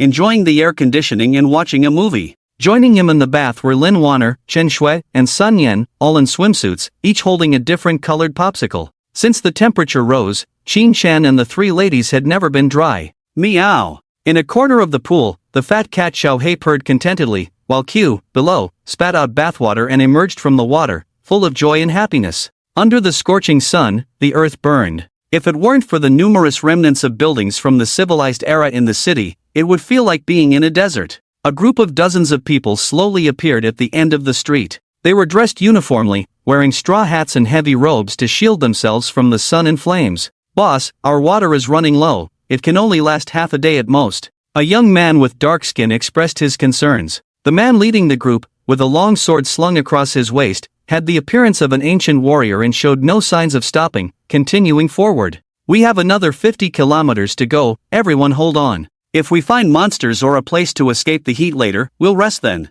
"Understood, boss." The young man hurried back to convey the boss's message. There was a brief murmur in the crowd, but it quickly subsided. They knew very well that without the special care of Boss Yen, they wouldn't have survived that long winter. Despite the dwindling numbers in their shelter, which had decreased from nearly 1,000 people to just over 50, the group slowly ascended the slope. Boss Yan's weathered eyes suddenly froze as he pulled out a military telescope in disbelief. Standing amidst the ruins was a shelter constructed entirely of giant stones. Although the stone walls were high and thick, he could still see the interior clearly from where he stood. There were traces of human activity there, and he even saw someone playing in a swimming pool. "Xiao Zhu." Boss Yan called his deputy Zhu Chengkai over, pointing in the direction of the shelter, uncertainly asking, "What do you see?" "I suspect my eyes are playing tricks on me, seeing a mirage." Zhu Chengkai took the military telescope, almost jumping with excitement, his cracked lips trembling slightly. "Boss, you're not mistaken, it's a shelter. With water. Water. They must be crazy, building a swimming pool? How much water must that waste on water cards?" Upon hearing about the water, the others ran up, gazing at the stone shelter. Greed shone in their once lifeless eyes. "Boss, should we?" Zhu Chengkai gestured a beheading motion. Boss Yan shook his head. "I've warned you many times. Without knowing the enemy's strength and numbers, we must remain absolutely rational and not reckless. How many weaklings do you think are left surviving in the apocalypse?" Zhu Chengkai nodded repeatedly. "You're right, boss. I got carried away. Let's go, follow me to take a look." Boss Yan dusted himself off and headed towards the shelter. At the same time, in the control room of the safe house, Qin Chen took a bite of ice cream, stood up from the indoor swimming pool, and said, "It's been a while since we had visitors. Let's go out and see." "Visitors?" Lin Waner, Chen Shui, and Sun Yan looked at each other. They were not Qin Chen, so how would they know what was happening outside the shelter? But since Qin Chen said so, they must have a reason.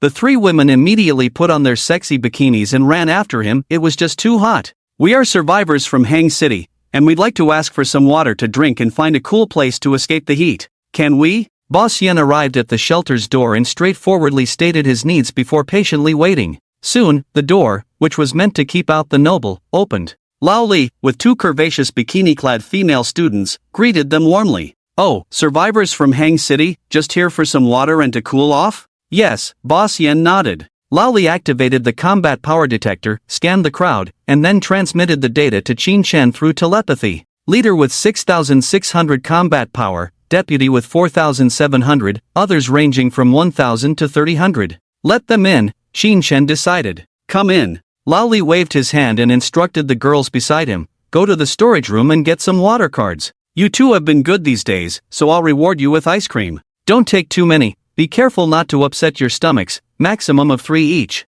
"Thank you, Lao Li." "Moi Lao Li, you're the best." The two female students happily bounced away and returned with over 100 white water cards. Here, Lao Li handed the water cards to Boss Yen, who thanked him profusely. "Thank you very much. How should I address you, the leader of this shelter?" "They all call me Lao Li. I'm in charge around here." Lao Li gestured with his hand, drawing a circle. Yen Lauda nodded repeatedly, distributing water cards to everyone while chatting with Lao Li. Lao Li was a good conversationalist and immediately started chatting with Yen Lauda about the mountains. "Why are you going to the ancient city?" Lao Li asked curiously. The ancient city, full name Haidu Ancient City, located to the north of Haicheng, was a small county town 34 kilometers away from here. Before the apocalypse, it was a decent tourist city with mountains and seas, but what it had turned into now was unknown. Yen Lauda hesitated for a moment before saying, "I shouldn't tell you this, but since you've been so kind to us, Lao Li, I don't want to deceive you. I got this information from a colored card, saying there's treasure in the ancient city."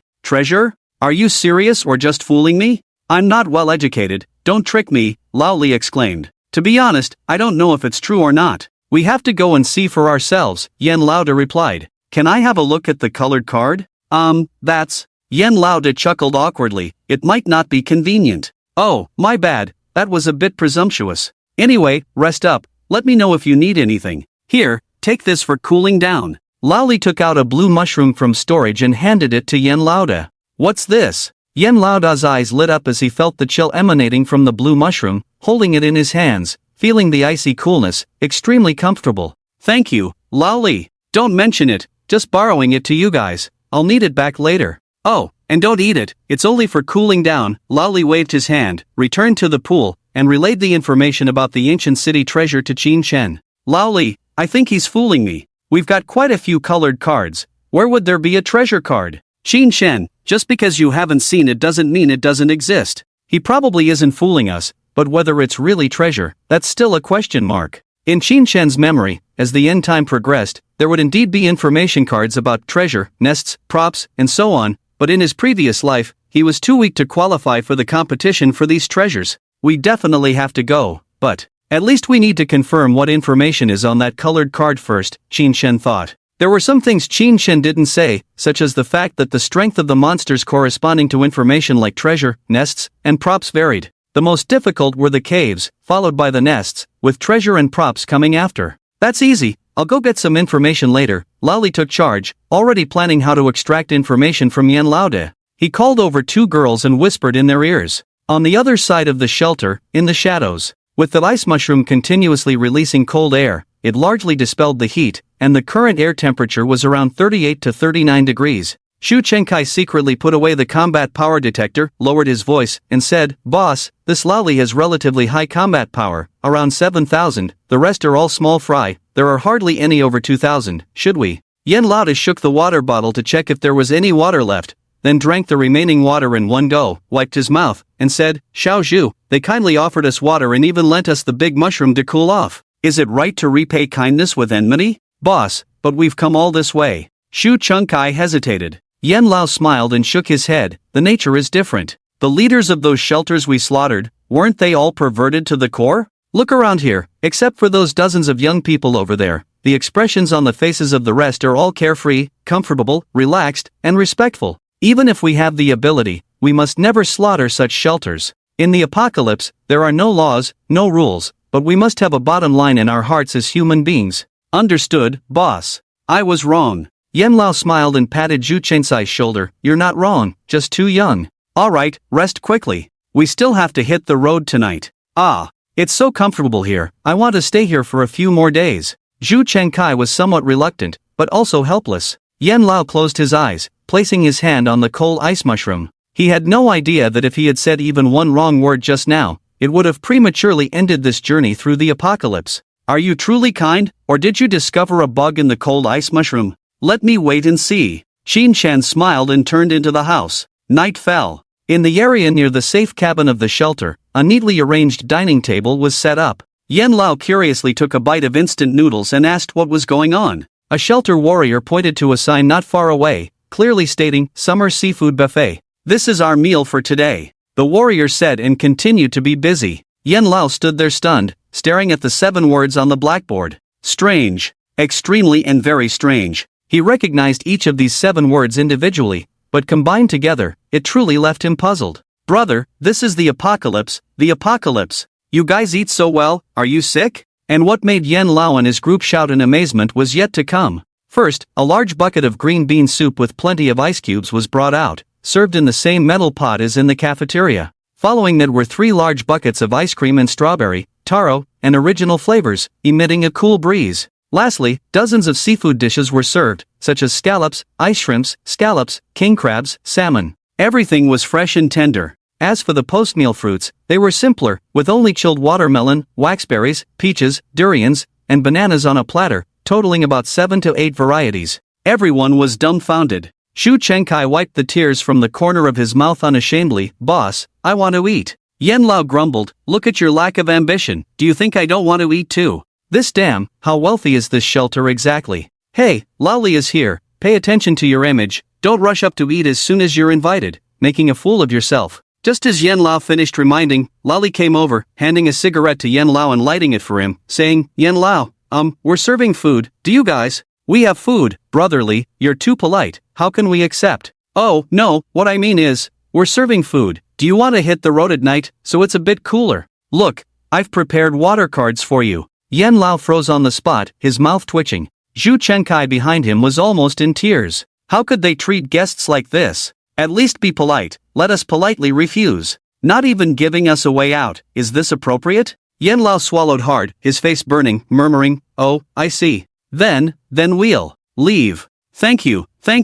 Don't mention it. Lao Li casually patted Yan Lao's shoulder. By the way, Lao Yan, I'm quite interested in that ancient city treasure you mentioned. I'd love to chat with you over a meal. But thinking that this is your source of income, I don't want to force it, as they say, gentlemen something. Anyway, be careful on the road, wish you success. Hey, wait. Yan Laoda was not a fool. He quickly grabbed Lao Li's arm and said, brotherly, I happen to want to chat with you about the ancient city treasure as a thank you for your hospitality. How about we eat and talk at the same time? Lao Li's smile was extremely bright. What are we waiting for? Let's call the brothers over to eat. Look at them, they look so hungry. Yan Laoda excitedly waved his hand, and dozens of people rushed to the self-service area, grabbing whatever they could and stuffing it into their mouths. What manners, what cultivation, what image? Was it important to eat until full and satisfied? Seeing this scene, everyone couldn't help but shake their heads. Even the lowest-ranking student party members sneered at it. They even felt that being a slave in a shelter was better than this group of nomads. Who would believe that they actually had someone to look down upon? My brothers and sisters have suffered a lot with me, I will definitely make it up to them. Yan Laoda's anger trembled, but he could only force a smile. Lao Li patted his shoulder generously, don't say that. By the way, what's the deal with the ancient city treasure? At this point, even if Yan Laoda wanted to hide it, he couldn't. He took Lao Li to a nearby tent and pulled out a colored card with a special mark. This is the location of the cave. Because Qin Shen had just reviewed with him not long ago, Lao Li recognized the cave at a glance. At the same time, this was currently the most dangerous and difficult place, even more challenging to conquer than the nest. So, brotherly, do you know the specific information about this card? Yan Laoda noticed something unusual. Lao Li didn't hide it and nodded. How should I put it? This place has high returns but equally high risks. High risk, high return. Brotherly, are you interested in joining us? Since the location had been revealed, it was impossible to monopolize it now. Yan Laoda made a very smart choice to form a team. Let me think about it. You see, my shelter has so few people. If we lose another group, I, Lao Li, will be left with nothing. You're right, but this is the end of the world. If we don't get stronger, we'll be eliminated. Brotherly, think about it carefully and give me an answer tomorrow morning. I fear the night brings many dreams. Definitely. Yen, go eat something. While Lao Li was being perfunctory, he used telepathy to inform Qin Shen online about the location of the cave. Qin Shen, 43 kilometers, it's quick by car. Although the specific coordinates are not given by the colored card, it will take some time to find it. But barring any accidents, we should be able to return before dawn. Lao Li, are you suggesting to take the lead? Su Yun, this plan is clever. Regardless of what's inside the ancient city cave, let's go take a look first. It's better than having the card snatched by someone else. Qin Shen, Lao Li, I'm sorry to leave you at the shelter. If anything goes wrong, I will switch with you first. Lao Li, I also want to go. Qin Shen, don't worry, if we really get a good card, you will have a share. You deserve credit. With a plan in place, Qin Shen immediately rallied everyone into action. Half an hour later, Qin Shen and 5 others sneaked out of the shelter under the cover of the night. In a place far from the shelter, Qin Shen took out a gold card van and headed to the location of the ancient city cave. Along the way, if they encountered monsters, they would hide if possible. If they couldn't avoid them, Lin Waner would carry out long-range kills. Why long-range kills? The reason was simple. These fire-type monsters would usually explode after death, causing little harm to the human body but extremely fatal to vehicles. If a vehicle accidentally exploded, they would have been walking to the shelter long ago, as their vehicles would have been blown up by monsters on the road. 2 hours later, the van arrived at the ancient city. This once historic tourist city had now become a ruin. Looking around, there were monsters emitting heat and flames everywhere. It should be around here, let's look for it. Qin Shan retracted his military binoculars. In front of him was a park, where the stone steel had long been destroyed, with shriveled bodies scattered everywhere, both human and monster. The tents with holes all over them seemed to have been used as shelters before. Meow! Fat black cat Xiaohei, who had been sleeping on Qin Shen's shoulder, suddenly stood up. It stretched lazily, jumped to the ground, and its primitive pouch on the belly swayed, almost touching the ground. "Did you find something?" Qin-chan asked with a smile. Having spent some time together, this fat cat Xiaohei, besides being a bit arrogant and mischievous, didn't have any other flaws. "There's a powerful guy down here." Fat black cat Xiaohei scratched the floor with its paw. "Down here? You mean we should start digging from here? You're so dumb. That would alert the guy below. We need to find the entrance first to get in. Let me look around." Without waiting for Qin-chan's reply, fat black cat Xiaohei dove into the ruins. Qin-chan looked helpless. Cats, indeed, were the most disorganized and undisciplined animals in the world, even after mutating. Comparatively, the portable stool Qzai was cuter. After searching for over half an hour, Suyun lifted a huge rock with a killer vine and found the entrance to the cave underneath. Be careful. The strength of cave monsters is usually several times, even dozens of times, that of surface monsters, Qin-chan reminded, raising the shiny ice mushroom in his hand and leading the way down. A few minutes later, they successfully arrived at the cave. In contrast, this place was much more eerie and terrifying than the mushroom cave, with darkness everywhere except for the lighting devices in their hands. Suyun threw several cold flame fireworks and illuminating bombs, dispersing the darkness. "Hey, what's that? A house? Someone lived here?" Ding Yuan pointed 100 meters away, where there were some houses standing. Upon closer inspection, they indeed were houses, showing clear signs of human habitation. "The canned food has dried up. Did the people here leave or die?" Qin-chan muttered to himself, using the ice mushroom for illumination. Suddenly, he found a thick diary under the bed pillow behind him, covered in dust. Opening the dusty diary, he saw neat handwriting, likely from a girl. "The apocalypse easily makes people forget time. I can't remember how many days it has been since the apocalypse. Today, the leader took us out hunting, killing many blood zombies. We had a hearty meal today, with instant noodles and canned food, so delicious. Unfortunately, Uncle Song was bitten and there's no serum. He's destined to leave us. Strange, I can't even cry. Maybe I've seen too much death and become numb." Evidently, this was written in the early days of the apocalypse.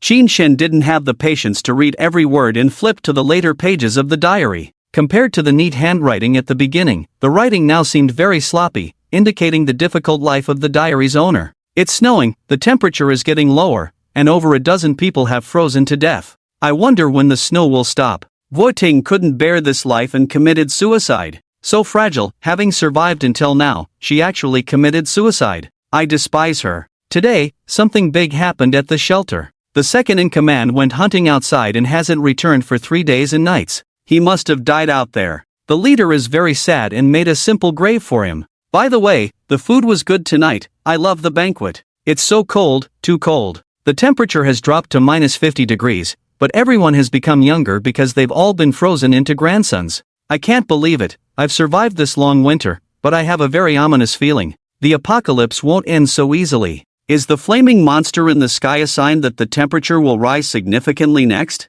The ice and snow are melting, the temperature is rising, it feels really comfortable. I'm damn near sweating to death, damn it." While Qin-chan was engrossed in reading the diary, Suyun made a discovery on the other side. Qin-chan put the diary into his storage space and walked over. Under the glow of the ice mushroom, large dried bloodstains appeared on the wall. The amount of blood here, it's probably not from just one person, at least 7 or 8 people were killed in this room. Suyun made a judgment, in other words, the residents of this underground shelter were massacred, not left voluntarily. To escape the scorching heat, they built the shelter in a cave. It's a desperate measure. Qin-chan withdrew his gaze. "Keep searching, see if there are any other clues, if not, we move forward and confront the individuals in this cave." After everyone dispersed, Qin-chan sat on the bed, took out the diary again, and started reading. Today the boss found a cave. It's a great place. The temperature is only 35 degrees, although it's dark, it's still better than being roasted alive on the surface. Today is the 7th day since the boss moved the shelter into the cave. Everything is fine.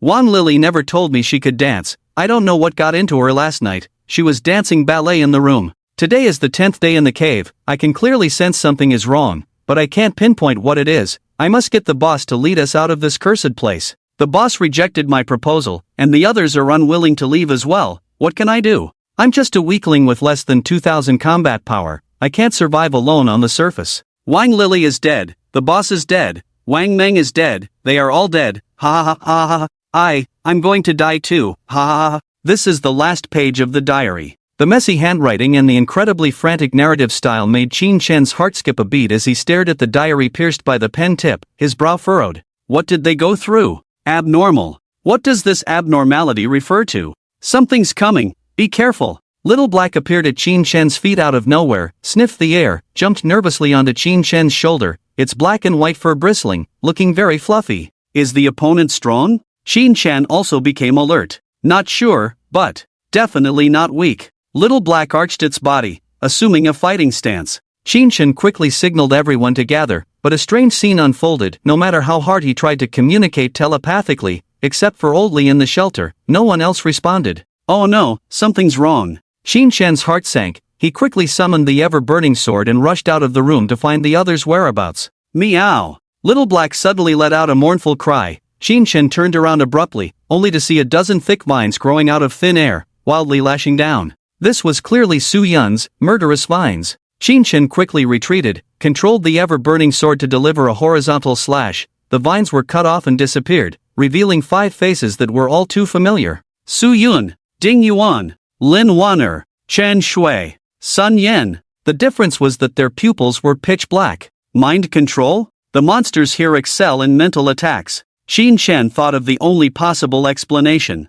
Hiss! Ding Yuan, transformed into a lizard person, had already pounced towards him. Under her feet, many colorful halos emanated, all coming from Chen Shui. Puff! Qin Shen's shoulder was pierced by a bullet. The piercing pain made him shudder involuntarily. Bang! Bang! More and more bullets were fired from Lin Waner's gun, at such a close range, and with her sharpshooting skills, he couldn't dodge, so he had to use his dark tentacles to form a shield for defense. But he could block the bullets, but he couldn't defend against the dual attack from Su Yun and Ding Yuan, one near and one far. In just a brief moment, Qin Shen found himself in an unprecedented fierce battle. He possessed the ability to kill anyone in seconds, but he couldn't do it. These were his closest teammates, his dearest companions. Did he really have to kill them? Knocking them out could be an option, but he needed the skills to do so. He simply couldn't. While Qin Shen hesitated, the opposing group of 5 unleashed all their firepower, bombarding him with all sorts of chaotic skills as if they cost nothing.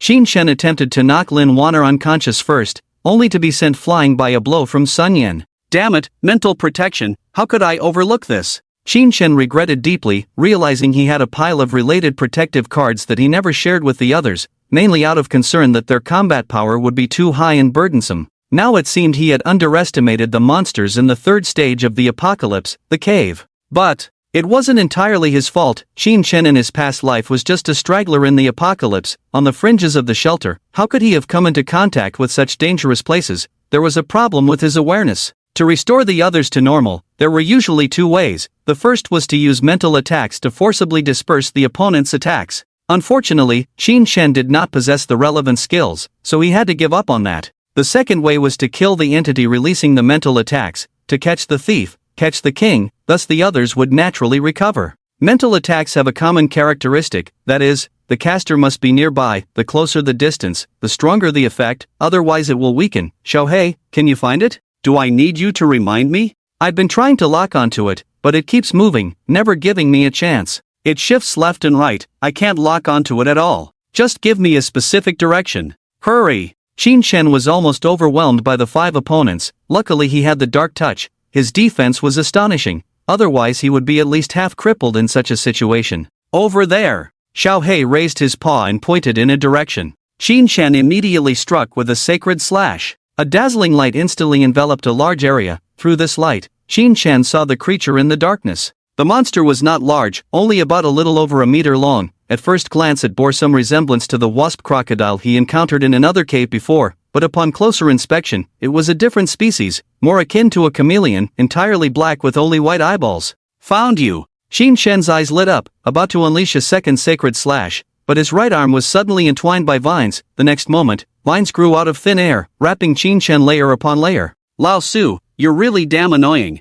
Qin Shen couldn't help but curse. He seemed to be entangled by the vines, in a precarious situation, but in reality, there was no danger at all, as he had another layer of black, shell-like protection on his body, courtesy of the dark touch. Entangled by them, I have no way to kill that chameleon. What to do? Qin Shen fell into contemplation. Qin Shen quickly found a breakthrough. Although the 5-person group under mental control launched a fierce attack, they lacked the human intelligence, the ability to adapt. They simply used their strongest skills to attack him in a straightforward and brutal manner. Just like now, even though he was already trapped by the killer vines, there was no sign of the 5-person group's assault stopping. The most direct consequence of this was that over 90% of the damage fell on the killer vines, and after repeated use of the killer vines, Soo-Yun showed clear signs of exhaustion. It seems I've fallen into a thinking trap. To deal with them, it's actually quite simple, just persist in defense until they tire out. Anyway, they can't break through my dark touch defense. Thinking this, Qin Shen felt relieved, so he crossed his legs and sat down on the ground.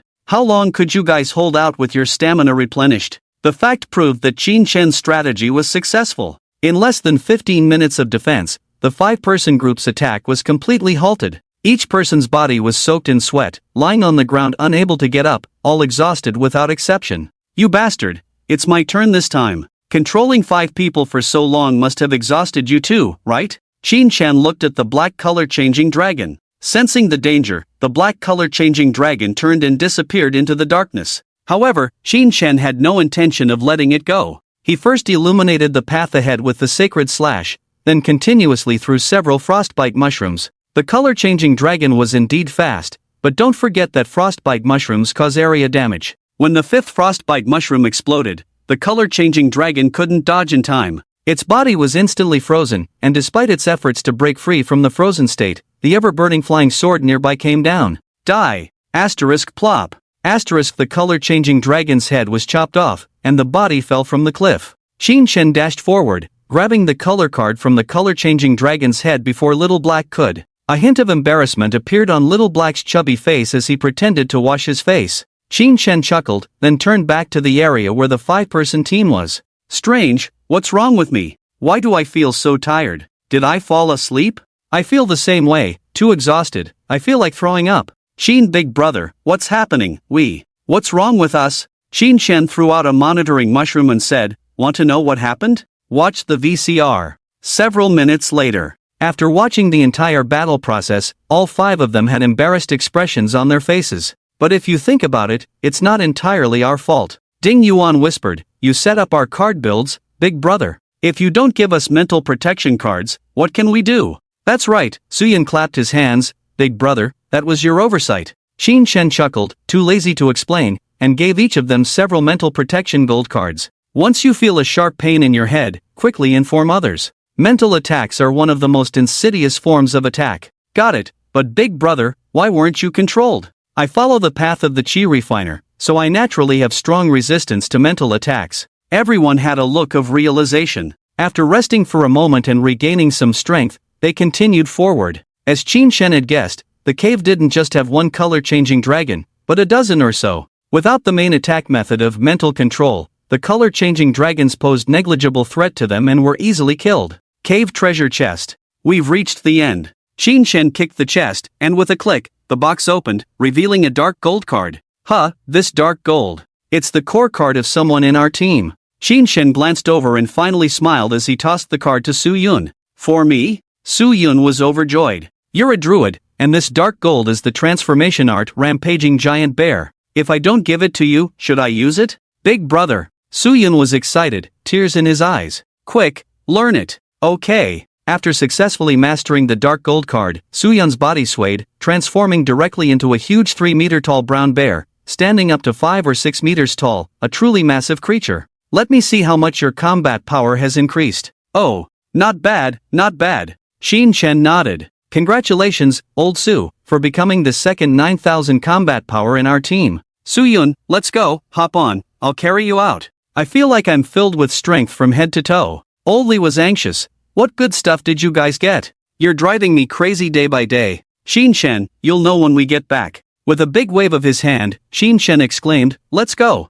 The 5 of them jumped onto the bear's back, and the giant bear carried them as it dashed wildly, much faster than any carriage, returning to the surface in the blink of an eye. Brother Soo, how long can you stay transformed into a bear? This feels amazing. I don't even want to ride in a car anymore, Lin Waner said, and the other 3 women felt the same way. The fur on the bear's back was very soft and comfortable to touch. Soo-Yun replied, without fighting, I can maintain it for a few hours, but if we engage in battle, it might only last for about 10 minutes. Since you ladies don't want to ride in a car, I'll carry you back. Let's go, go, go. Old Lee exclaimed, oh, you guys are driving me crazy. If this happens again, I won't stay behind, it's too torturous. In the early morning, Yen Lauda looked regretful. Since you don't want to go, I won't force you. Thank you, Brother Lee, for taking care of us. I hope we will meet again someday. We must meet again, Yen Lauda. I wish you great success in your treasure hunt. If you fail, it's okay to come back to the shelter. We may not have lavish meals every day,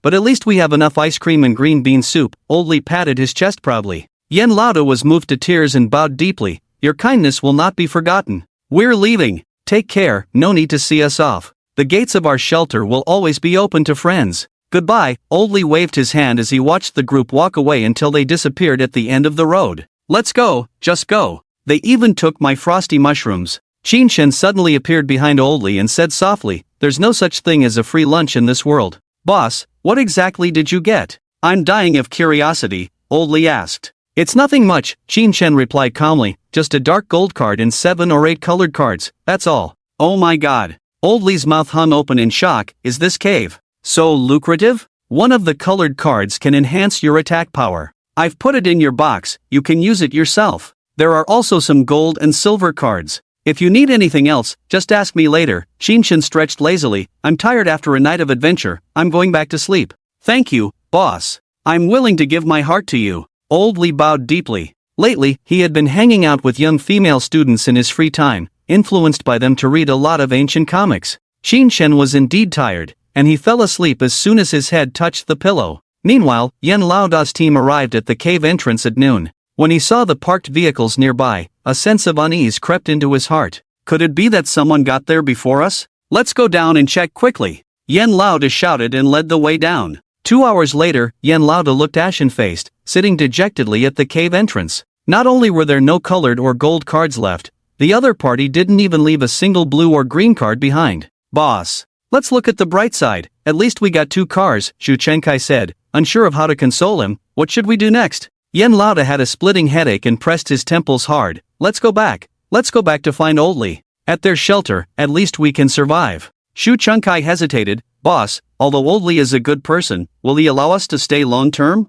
Whether he allows it or not, we'll find out when we get back. The priority is to survive first. Yen Lauda couldn't think of any other way, so he signaled for everyone to return the way they came. After a round trip and a half-day of turmoil, when Yen Lauda and his team returned to the shelter, it was already dark. Old Lee, who had anticipated their return, warmly welcomed them. Upon hearing their intention to temporarily stay at the shelter, Old Lee first welcomed them but then expressed his concerns. Although our shelter still has some supplies at the moment, it's only enough to support us for a month or two. Suddenly having dozens more mouths to feed, resources became tight in an instant, Old Lee said with a conflicted expression. How about this? Let's organize a joint hunting expedition in the next few days to gather more supplies. And we can optimize the organizational structure while we're at it. Of course, Old Lee didn't say the last sentence out loud, he just silently thought it to himself. The shelter doesn't harbor idlers. This was a rule set by Qin Shen early on. Everyone must have value, even those bottom-tier students who at least provided emotional and primal desire release value to the other classes. Alright, I'll follow your orders anytime, Boss Lee. Boss Yen patted his chest firmly. Under the night sky, in the courtyard of the safe cabin, everyone gathered. Qin Shen unfolded a hand-drawn map, a map from the unruly brothers. At first glance, these 2 brothers seemed like transparent figures in the shelter, seemingly worthless, but in reality, their role was significant. They not only stood guard to prevent surprise attacks on the shelter but after learning the Cartographer series cards from Qin Shen, they became professional mapmakers. With the shelter as the center, within a 20-kilometer radius, they marked where monsters were abundant and where nests were located on the map clearly. Old Lee, tomorrow you'll take them to deal with a small fire nest. Qin Shen pointed to an area marked with a red horn on the map. The monsters around the perimeter of this small fire nest range in strength from 2,000 to 4,000. As long as you don't go in, with your current personal strength, you'll be able to protect yourself. Old Lee clicked his tongue. Boss, you're too conservative. Why choose this small fire nest? Why not go for a bigger one directly? Besides Boss Yen and that guy Xu Chenkai, the rest of this group isn't that great. Whether they live or die doesn't matter much. They just joined us. We can't push them too hard. If 3 or 4 of them die, that's enough. We can't be too ruthless in our actions. Su Yun paused. Also, Boss Lee is preparing to take a few of us to deal with the big fire nest personally. What? You're not taking me along to play? Old Lee was unhappy. Boss, why are you favoring some and neglecting others? If I've done something wrong, just tell me, I can change. You can't exclude me, isolate me. Xinshen laughed and scolded, oh, come on, who has the time to exclude you for no reason? It's just not convenient for us to show ourselves, and besides, I can't always be in the shelter. If one day I go far away to hunt, the shelter needs a deputy who can carry the flag, right? Old Li scratched his head, oh, that I can rest assured. Go rest early, Xinshen waved his hand, and everyone dispersed. 2 days later, 2 hunting teams set out from the shelter one after the other. Old Li led one team with the unruly brothers, Lin Mo, over 30 soldiers, and more than 50 members under Boss Yen, leaving the students who had no combat ability at all in the shelter.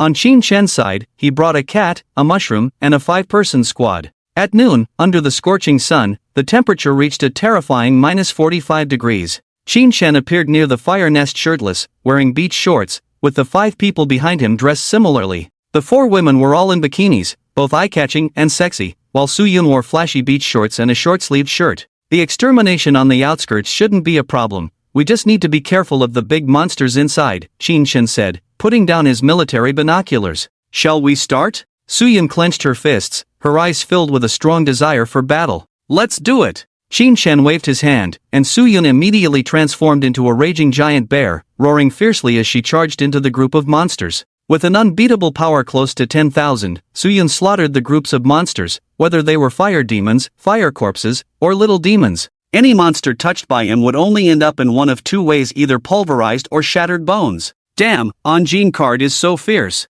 Qin Shen clicked his tongue. If he didn't have too many core cards to cultivate, learning a bear transformation wouldn't be a bad idea. On the other side, led by Lao Li, the battle was extremely fierce. In less than 10 minutes of exchanging fire, over a dozen soldiers were injured or killed. Even with the high combat power of Yen Laoda and Zhu Chengkai leading the front, they still couldn't alleviate the onslaught faced by their companions in the rear. Confronted with hordes of fire demons and fire corpses attacking, the 100-man battalion behind was steadily retreating. It's too hot, and these monsters have area damage. We can't hold on. Lao Li, should we retreat? Yen Laoda felt heartbroken, most of the fallen were his comrades. Retreat? There's no retreat in my dictionary. Lao Li roared, fight fiercely. Anyone who dares to retreat will be mercilessly killed. Intimidated by Lao Li's terrifying combat power, even if the 100-man battalion truly harbored thoughts of escape, they dared not act and could only grit their teeth and fight the monsters. As the battle pushed forward, the fighting intensified, and casualties were inevitable. We can't continue fighting, there are too many monsters. Yen Laoda was so anxious that tears welled up in his eyes. Half of the men he led were already dead, and a small portion were burned and unable to continue fighting. In other words, out of over 50 people, after less than half an hour of battle, only a dozen elite soldiers remained with full combat capability. Lao Li clearly noticed this situation and nodded, temporarily retreat, regroup, and rescue the wounded. I'll hold the line here. With that, Lao Li took out spears, blood-pattern guns, and other weapons from his storage space and threw them towards the group of monsters. Amidst the chaos, Yen Laoda glanced at Lao Li and his pupils involuntarily constricted. The monsters that the 100-man battalion struggled to kill were like paper in Lao Li's hands. A single thrust could pierce through 5 or 6 of them. What was even more absurd was that he had attached blue mushrooms that could cool down on some spears. When these mushrooms burst among the monsters, over a dozen would instantly freeze into ice blocks. Hundreds of monsters couldn't even get close to Lao Li before he effortlessly and joyfully dealt with them. You clearly have the ability to kill monsters. Why do you still let our brothers die? Are you doing this on purpose? Zhu Chengkai, being a young man, spoke without thinking and roared at Lao Li. Lao Li tilted his head, approached Zhu Chengkai, grabbed his neck, and sprayed him with spit. What the hell did you say? Say it again if you dare. Brotherly. Brotherly. He's just a kid, don't argue with him. Yen Laoda hurriedly intervened, holding Lao Li's arm. Damn it. Just because of you, old Yen, ask around the shelter, who dares to talk to me like that? Lao Li pushed Zhu Chengkai away, cursing, that's right, I have the ability to kill monsters, but if I have to do everything myself, am I the leader of the shelter or a nanny? Zhu Chengkai's face turned pale and then green. Yen Laoda scolded, hurry up and apologize to Lao Li. Zhu Chengkai turned his head away, muttering under his breath, why should I? I didn't say anything wrong. If he had acted sooner, we wouldn't have lost so many people. They were all brothers who had been with us all the way. A hint of mockery appeared at the corner of Lao Li's mouth, but he wasn't angry, because in Zhu Chengkai, he saw himself from a few months ago, when he was no different from Zhu Chengkai. Later, the reality proved that in the apocalypse, besides dragging oneself down, there was no benefit in being a saint. Rest for half an hour, then go pick up the cards. Same rules apply, anyone caught hoarding them will be mercilessly killed. Yen Lauda hesitated and cautiously asked, Lao Li, how should we distribute the captured cards? The cards are handed over to me for distribution, isn't that how it's done in every shelter? Lao Li's expression was peculiar. Lao Yen hesitated, unsure of how to respond at that moment. How did you use to distribute them before? Lao Li inquired. Lao Yen hesitated for a moment before saying, everyone used to pick cards freely, based on luck. Lao Li chuckled, oh, so it seems like you must have had good luck. Hey, have you learned some kind of skill or talent that allows you to see the quality of loot? Lao Yen, who was caught off guard by Lao Li's accurate guess, appeared somewhat flustered, and no. There's no such thing. Don't worry, it's nothing to be ashamed of. Lao Li rubbed his chin. Let me guess again, your talent should be the scavenger of the battlefield talent for colored cards, right? Hiss. Lao Yen gasped, his eyes widening in surprise. How did you? Hey, I actually guessed it right. Lao Li put his arm around Lao Yen. Come on, help me find where the colored cards are. All right. Lao Yen sighed, a glint appearing in his eyes as he shook his head. No colored cards, but there are plenty of gold cards concentrated over there. The scavenger of the battlefield, now that's quite a powerful support talent. Qin Shen was thrilled to learn that Lao Yen possessed this talent. In this post-apocalyptic world where cards meant everything, the scavenger of the battlefield talent was definitely a legendary talent because it not only allowed one to see the colors of cards in corpses but also helped discover cards left in buildings. I think I'm suited for this talent, Ding Yuan volunteered. No, you're not suitable. This kind of scavenging is better left to men. I'll go do it, Qin Shen rejected without hesitation, causing Ding Yuan to roll her eyes in exasperation. Suyin burst into laughter, comforting Ding Yuan while saying, if Lao Yen knew that we had reserved his talent, he would be furious. That's right, with a legendary talent, only the virtuous can possess it. His combat power is simply inadequate. Qin Shen glanced at the corpses strewn around and the massive fire nest in the distance. There's too little mushroom ammunition today, let's not stir trouble.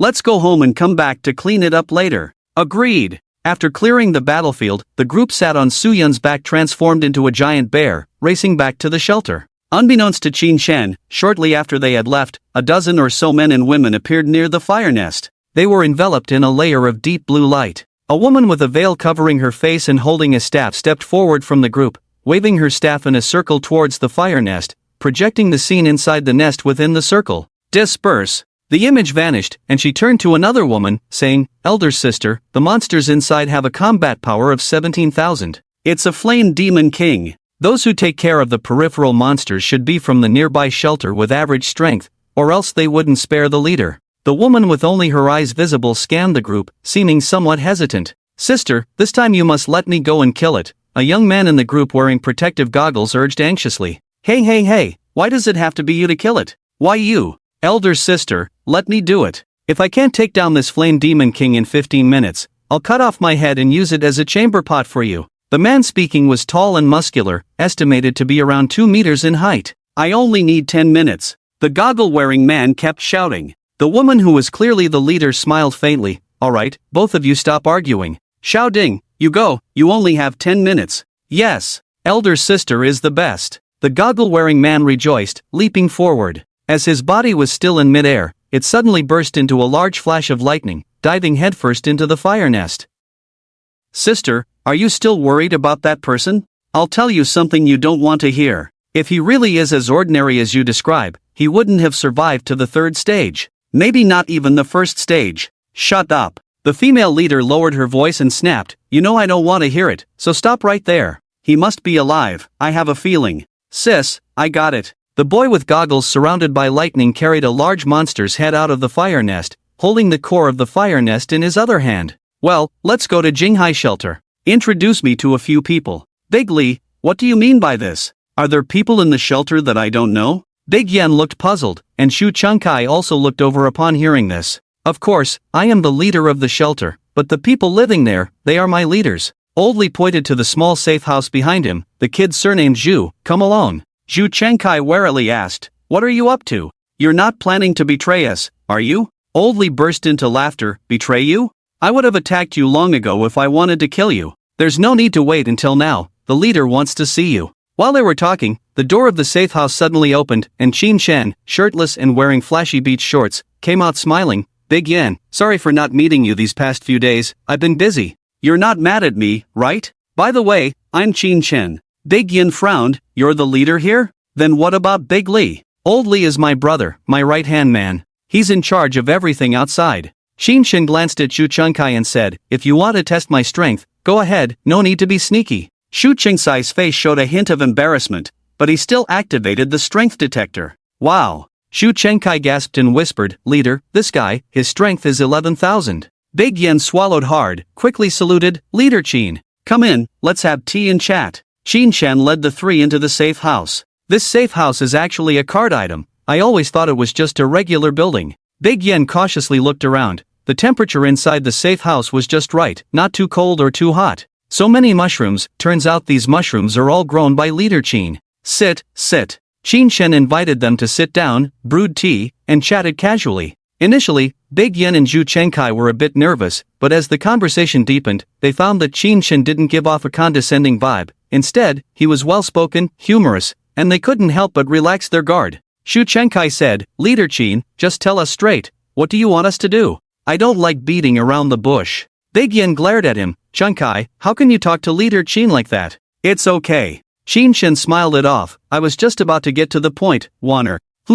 Lin Waner, dressed in a sexy swimsuit, brought out a panel mirror from the room. Xu Chengkai was stunned for a moment and exclaimed, Lin Waner? Are you the one from the TV dramas? Lin Waner sweetly smiled, yes, I've acted in some TV dramas. You guys chat, I'll go inside first. After saying that, Lin Waner turned and went inside. Big Yen focused on the panel mirror, his brows slightly furrowed, his intuition telling him that this mirror might not be a good thing. This is called a panel mirror. Its function is to help reshape skills and talents for people. Qin Chen continued, after introducing the mirror's function, he smiled and said, I can enhance your skills according to your preferences and strengths. You don't need to worry about the cards, I'll provide them. Big Yen pondered for a moment and said, both Zhu and I are more skilled in close combat. I am Zhu's swordsmanship teacher. Before the apocalypse, Yen Laodu was a professional swordsmanship teacher. In order to help his student Zhu Cheng perform well in the public swordsmanship competition, he gave him special tutoring. However, when the apocalypse arrived, they were trapped together.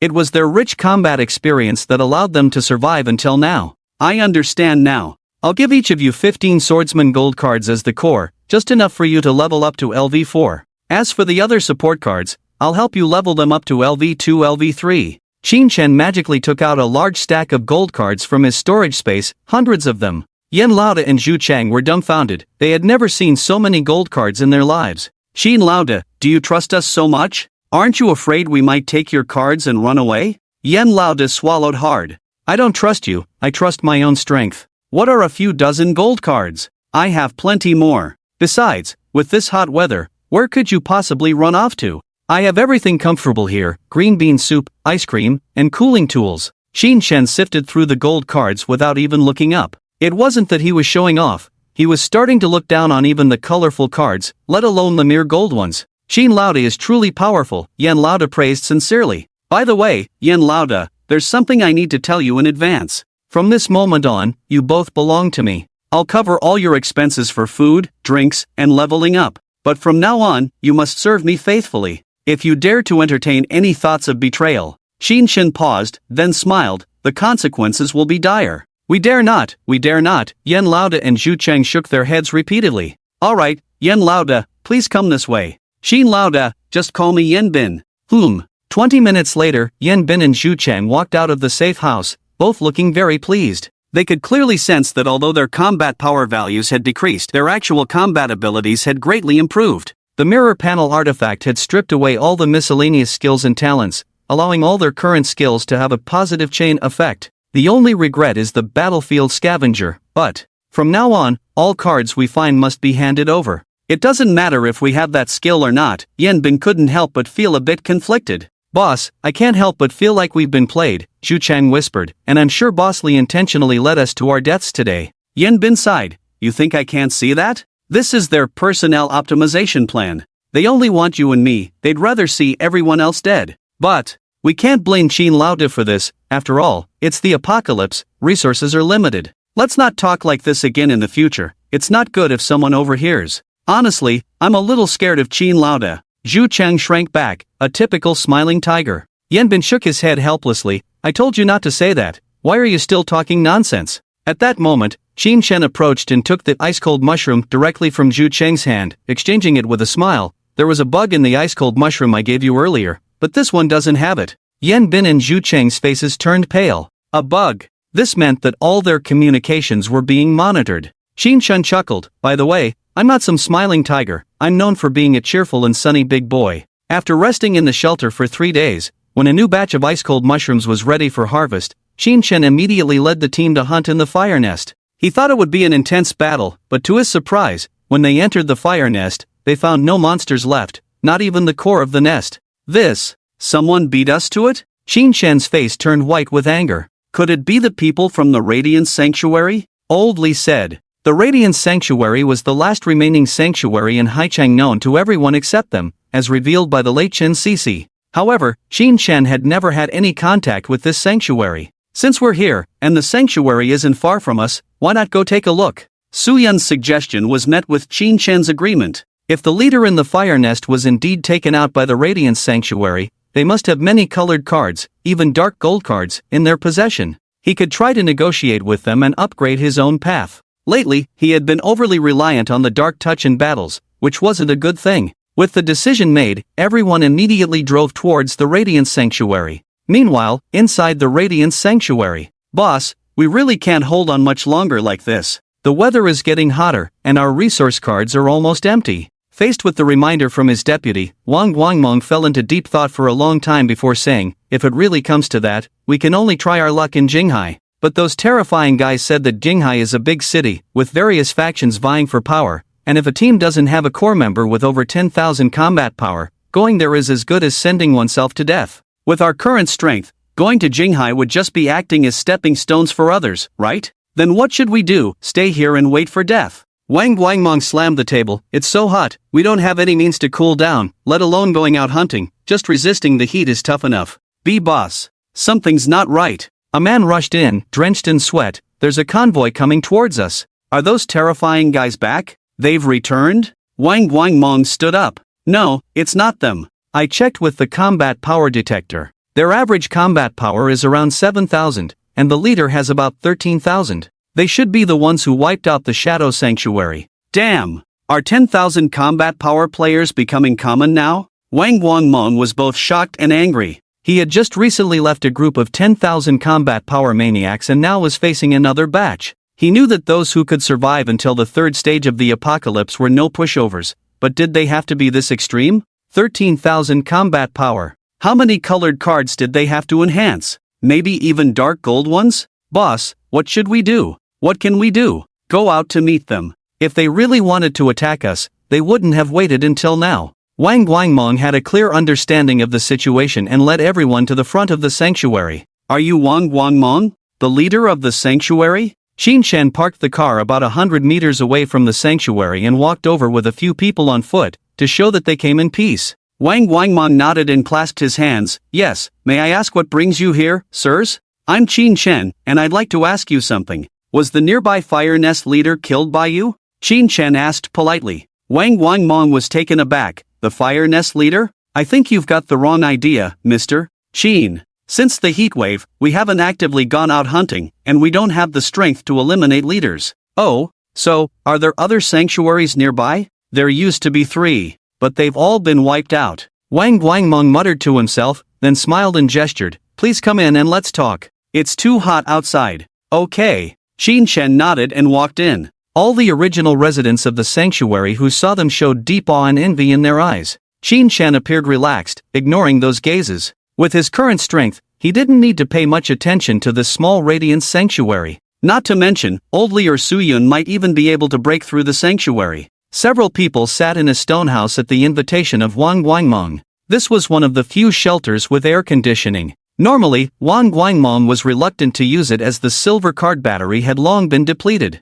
Based on the information I currently have, besides us, there are no other shelters nearby. However, 3 days ago, a group of people did arrive, and they were extremely terrifying, with an average combat power exceeding 10,000. I suspect they might have taken out the leader of the fire nest. What? An average combat power exceeding 10,000? Qin Shen's movements paused. Is it true? Wang Guangmong said, I dare not deceive you. Their displayed strength is indescribable, it completely surpasses my understanding of power. Even the weakest among them could easily defeat me. Do you have any surveillance footage or images of this group? Qin Shen was very interested. A person who could enhance themselves to over 10,000 combat power in the third stage was extremely rare, especially if the entire team had that level of power. It sounded like a fantasy. Someone in their team possesses relevant skills, and the surveillance images all show them with pixelation. To confirm his words, Wang Guangmong took out some photos, and indeed, each picture was filled with pixelation, only showing vague silhouettes. Do they have any distinctive features?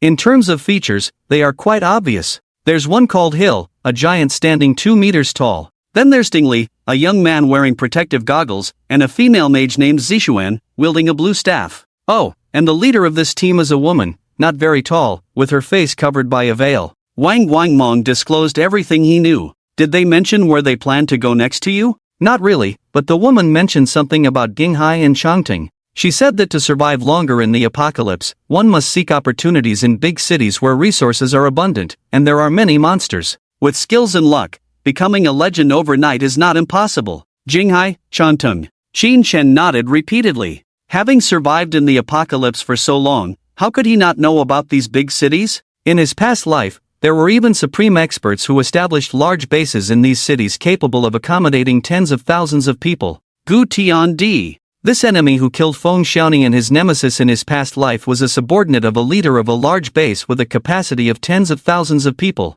Thank you for telling me so much, Qin Shen composed himself. Perhaps it was time to venture into the big cities. You're welcome. Meeting in the apocalypse is fate. Is there anything else I can help you with? Wang Guangmong's cautious demeanor deeply impressed Qin Shen. Being cautious was a way to stay alive. I want to trade with your shelter. Trade? Sure.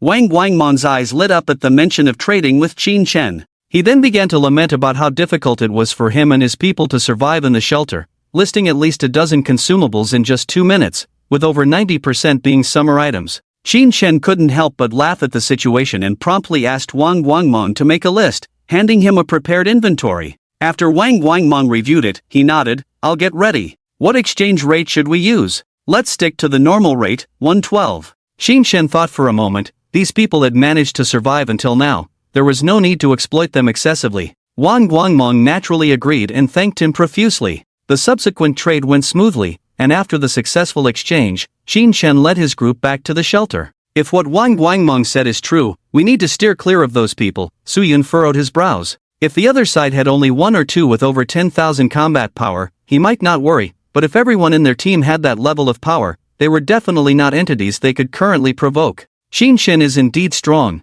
but no matter how strong he is just one person. Even if he is made of iron, he can't nail many nails. Wang Guangmong said they went to Qinghai. My suggestion is that we go to Chongqing. Qin Shen also didn't want to clash with this group of people. The most important thing in the apocalypse is survival. Knowing that the other party is powerful and with unclear intentions, it would only be unlucky for oneself to confront them head-on. There is simply no need for it. Finally going to a new place, that's great. Lin Waner excitedly jumped up. She didn't say it out loud, but everyone felt the same way, tired of staying in this shelter. Every day was the same faces coming and going. No freshness at all. You calm down first. Before we go, I have a few important things to do. First, to enhance the overall combat power of the shelter, and second, I want to kill as many messengers as possible to gain abilities before reaching Chongqing. This series of tasks may take a few months. Lin Waner's eyes flashed with a hint of disappointment, but she quickly smiled and took his arm. It's okay, wherever you are, I'll be there.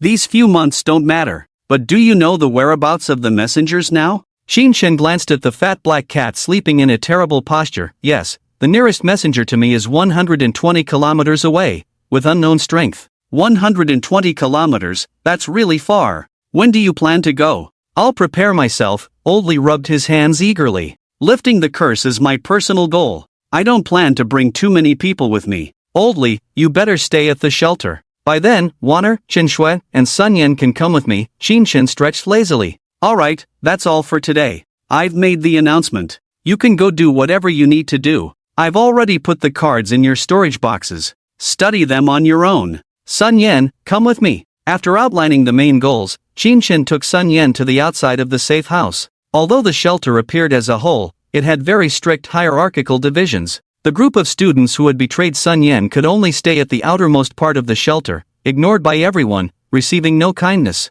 Sun Yan, if we are going to leave for a while, these classmates of yours could become a safety hazard. Now, there are two options. First, kill them directly to prevent future troubles. I don't want another incident like what happened to Zhang Xingxing. Second, let them make amends, help them become stronger, and give them a chance to move up the ranks. The choice is yours. They have bullied you before, and I have no right to forgive them on your behalf. Sun Yan looked at the man beside her with a serious and sincere expression. If it were you, Qin big brother, would you choose one or two? I would probably choose two, Qin Shen smiled. After all, they have made contributions to the shelter. As for the female students, it goes without saying. The male students can help the warriors clean up the battlefield, saving time and effort. Then I'll choose two as well, Sun Yan said without hesitation. I haven't been angry for a long time. They have suffered enough in these past few months. Good, since you choose two, these cards are now in your hands to distribute to them. In Qin Shen's list of transactions this time, there was a considerable amount of blue-green enhancement cards. Although these cards could slightly improve a person's physical qualities, they provided minimal help in personal growth. They were mainly for the labor force in the shelter who didn't need to go out and fight, which was also the most used type of card by Qin Shen in his past life. Using the words of the leaders in the shelter from his past life, you don't need to go out and fight. Being able to withstand the post-apocalyptic climate and support daily work is enough. I know what to do, Sun Yan nodded and walked towards the group of people in the corner. As soon as the students saw Sun Yan approaching, they hurriedly knelt down, not daring to look at her. From this moment on, you are no longer slaves. You will regain your human identity. One day half a month later, Qin Shen put down the military telescope, and he had already seen that apostle. No wonder Xiao He mentioned it inadvertently. There was no need to worry about identifying the apostles at all, as each apostle was highly recognizable. They all wore the same uniform, had 4 limbs like humans, with the only different part being their heads. Previously, Qin Shen had taken down an octopus monster, but the one in front of him now was a monster with a head shaped like a sunflower, with long, narrow eyes covering its round face. This appearance clearly indicated proficiency in mental attacks. Combat power 19,000. Somewhat intimidating. Qin Shen muttered to himself, quietly taking out a mental defense gold card from his storage space to level up. While Qi refiners had strong resistance to mental attacks, it didn't mean he could completely ignore such attacks. If he encountered a psychopathic mental attacker, he might not even know how he died. Chen Shui, help me with the light aura. You two stay here and protect Chen Shui. I'll go meet it first. Alright, be careful. Lin Waner and Sun Yan nodded heavily, standing by Chen Shui's side. Qin Shen held a cold ice mushroom cautiously and approached the sunflower monster. When he entered the attack range, Qin Shen silently threw the cold ice mushroom. Gah! The sunflower monster's reaction seemed sluggish. By the time it looked up, the cold ice mushroom had reached its feet, and the next moment, crack! The bone-chilling cold froze it. Supreme Slash! Qin Shen didn't hesitate, his move was lethal. Swish! The sunflower monster vanished in a dazzling light. Is it over? Qin Shen couldn't believe his eyes, but he quickly realized something was amiss. He turned abruptly and saw 2 sunflower monsters in front of him, almost identical, staring at him with a dumbfounded expression, sending shivers down Qin Shen's spine. Qin Shen reacted swiftly, leaping backward to create distance. However, the 2 sunflower monsters showed no signs of attacking. They just slowly turned their heads towards him, making ah sounds from their suddenly gaping mouths. Are they splitting? No, if they were splitting, their combat power wouldn't both be 19,000, there would be varying degrees of power loss. Qin Shen pondered strategies. Since the opponents could split, he didn't dare to act rashly, as it would be troublesome if they split into 4. The 2 sunflower monsters opened their mouths wide, slowly approaching Qin Shen. If I can't kill them, I'll have to control them first. With a decision made, Qin Shen took out another cold ice mushroom and threw it. With a bang, the cold ice mushroom shattered, but the 2 sunflower monsters suddenly accelerated, dodging to the left and right, perfectly avoiding the cold ice mushroom's coverage area. They're quite fast. Qin Shen summoned the ever-burning flying sword, making it hover around him, keeping a close eye on the 2 sunflower monsters. To Qin Shen's bewilderment, they still didn't attack. Besides their random ah cries, they just stared at him in a silly and cute manner. Should I try attacking again? After a moment of contemplation, Qin Shen decided to strike first. These sunflower monsters were too strange, making him extremely uneasy. With his mind made up, Qin Shen released the ever-burning flying sword, and with a swoosh, it pierced through the left sunflower monster's head. The sunflower monster let out a miserable cry and turned into ashes on the spot. However, in the next moment, the ashes seemed to come to life, wriggling and splitting into two, then swiftly condensing into two brand new sunflower monsters. The situation on the scene instantly turned into a 1 versus 3. Indeed, they possess some kind of splitting characteristic. Shin-chan felt a headache coming on. Just as he was considering how to deal with them, Lin Waner suddenly exclaimed, "Watch out behind you." Shin-chan suddenly turned around, only to find a thick fog behind him, in which two sunflower monsters appeared. 5 identical sunflowers, each with a combat power of 19,000. Hiss. Shin-chan took a sharp breath. Maybe it's better to retreat for today, and come back to defeat them once we figure out their weaknesses. Shin-chan was not one to act recklessly, but he was also not a fool. Seeing the formidable opponents, his first thought was tactical retreat. However, he underestimated these sunflower monsters. The 5 sunflowers, sensing his escape, started gathering red light in their eyes. They were about to attack. Sizzle! 5 red lights shot towards Shin-chan. He quickly dodged to the side, explosions echoing behind him. When he finally stood firm and looked back at where he had been, a chill ran down his spine. The ground was pockmarked by the red lights, as if it had been carpet-bombed. Explosive rays. Shin-chan recalled a powerful individual from his past life who possessed the same skill, shooting explosive rays from his eyes. As long as he had the stamina, he could easily wipe out large groups of enemies alone. But, knowing this is useless. I can't harm them. If I kill them, they will split. This was what truly troubled Shin-chan. Lost in thought, he narrowly avoided the second round of explosive rays. Since I can't kill them, then, can I temporarily disable them? Shin-chan's eyes lit up as he swiftly charged towards the 2 sunflowers behind him. In a blink, he was near them, and the sunflowers dumbly uttered "ah" before being struck by a dozen dark tentacles resembling steel blades. Their legs were instantly severed, leaving only their upper bodies, writhing in agony amidst the ashes. The ashes are moving. Oh no, I have to kill it. Their limbs can also split? Shin-chan panicked inwardly. At that moment, 3 sunflowers behind him unleashed explosive rays simultaneously. Shin-chan instinctively leaped away, only to realize that the targets of the 3 sunflowers were not him but the severely injured sunflower. Boom! Boom! Boom! Explosions resounded continuously, smoke filling the battlefield. Beep! Beep! The power detector displayed numerous identical figures, 19,000. Oh no! Shin-chan's heart skipped a beat, his pupils contracting sharply. 8 sunflowers emerged from the thick fog. There were a total of 11 sunflowers on the scene. Screw this! Without a second thought, Shin-chan turned and ran. The 11 sunflowers glanced at each other, then bent over, assuming the same running posture, and charged towards Shin-chan, raising a cloud of dust in their wake. Oh crap! Shin-chan stole a glance behind him, breaking out in a cold sweat. Not only were they skilled in long-range attacks, their agility was also extraordinary. Let's go! Can't beat them! Shin-chan shouted and threw several ice mushrooms, significantly slowing down the sunflowers. He reached a high ground, grabbed the 3 women, and hurried back to the car without looking back, fleeing the scene. Inside the car, Shin-chan breathed a sigh of relief. They didn't catch up. He glanced at the rearview mirror, confirming they weren't pursued, before relaxing. I'll have to go back and figure out a plan. Brute force won't work. He lit a cigarette, noticing Lin Waner's strange expression. What's wrong? Lin Waner slowly opened her mouth. Ah. Beside her, Chen Shui echoed. Ah. Oh crap! Shin-chan exclaimed, sitting up in a cold sweat. Everything around him had changed. The weather was still scorching. Lin Waner looked worriedly at him. Shin-chan, are you okay? What happened to you? Why did you suddenly faint? I fainted? Where am I? Shin-chan pressed his temple. It turned out he was just dreaming, but that dream felt too real. We were near the apostle. You asked us to wait in place while you went to probe the enemy. Just after saying that, you fainted, scaring us to death. Shin-chan turned around and indeed saw a sunflower monster moving slowly below. No, no. Shin-chan shook his head vigorously. Something must have gone wrong. Despite all precautions, I still fell for its trick. I must have been mentally controlled. But, how did it manage to do that? Is it the spiritual world or reality now?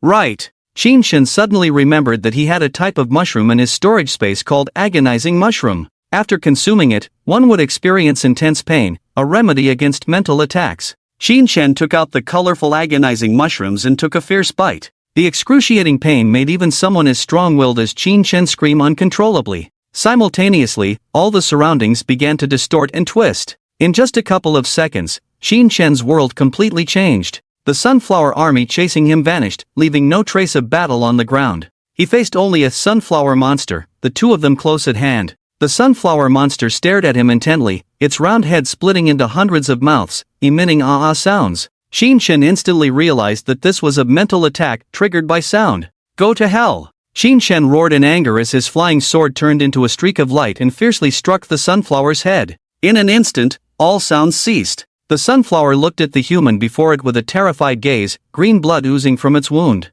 Ah! This was its final sound in this world. As the body fell to the ground, a green mist entered Shin-chan's right hand. Amid the piercing pain, the second cursed puzzle piece appeared, once again depicting the face of a sunflower. At the same time, Shin-chan also mastered the second Dark Gold Apostle skill Illusory World, consuming mental energy to create a scene where the enemy battles a fabricated creature. The stronger the mental power, the more realistic the illusory world, making it harder for the enemy to resist. Shin brother, Shin-chan, are you okay? Lin, Chen, and Sun rushed down quickly. I'm fine, just a bit sore. What did you see just now? The effects of the agonizing mushroom had not worn off, and his skin felt like it was being pricked by needles. You went down, then the monster targeted you, and then you killed it with a sword. Although this monster had a power of 19,000, it was too weak, right? Chen Shui questioned. Shin pondered, I fought it for a very short time? Lin Waner nodded, yes, it was just a dozen seconds or so, what's wrong? Not only can it construct an illusory world, but can also control the flow of time in that world? Isn't that too advanced? Shin sighed inwardly and realized that if he hadn't strengthened a large number of mental defense cards, if he hadn't accidentally become a mushroom eater, if he didn't have the agonizing mushroom, today's battle against the sunflower would have been extremely dangerous. He wouldn't even know how he died. No wonder Fat Cat Xiaohei always reminded him that these apostles were not easy to deal with, and their strength couldn't be judged solely by their power level. Anyway, at least I won. Let's go back. Shin breathed a sigh of relief, but as he stood up, his right hand suddenly swelled and throbbed with pain, followed by an indescribable sensation that drained his strength instantly. The curse is acting up. Ah! Shin collapsed, unconscious. Awakening once again. Shin had returned to the control room of the safe cabin, where he was met with the anxious yet joyful gazes of the three women. Lin Waner, her eyes brimming with tears, said, You're finally awake. How long was I asleep? Shin-chan's head was buzzing, his limbs weak, needing assistance to sit up. Big brother Shin, you weren't asleep, you were unconscious. From the battlefield, you've been out cold for a full 3 days and nights. Sun Yan said. That long. Shin-chan felt a mix of emotions. The apostle skills were indeed formidable, but the curse's power was even more terrifying. He needed to quickly eliminate the remaining 7 apostles. If the curse erupted during a battle, he would undoubtedly meet his end. Waner hasn't closed her eyes for 3 days and nights, she's been by your side the whole time, Chen Shui said. Waner, I'm fine now, you should go rest. Shin felt warm inside but also guilty towards Lin Waner. From the beginning, he had treated Lin Waner as a disposable tool, but now letting her go seemed difficult. And you say I'm the one, did you and Yanzi sleep? Lin Waner chuckled through her tears. Stop arguing. Shin laughed and with a wave of darkness, wrapped the 3 women in his arms, pulling them close. Don't think about anything now, let's sleep together. The next morning in the lobby of the safe cabin. Boss, you're finally awake. Lao Li jumped up from his chair, shouting excitedly. Shin smiled, is it really such a big deal? I just slept a bit longer than usual. It's been 4 days, big brother. If it weren't for my wife stopping me, I would have rushed in to see if you were still alive.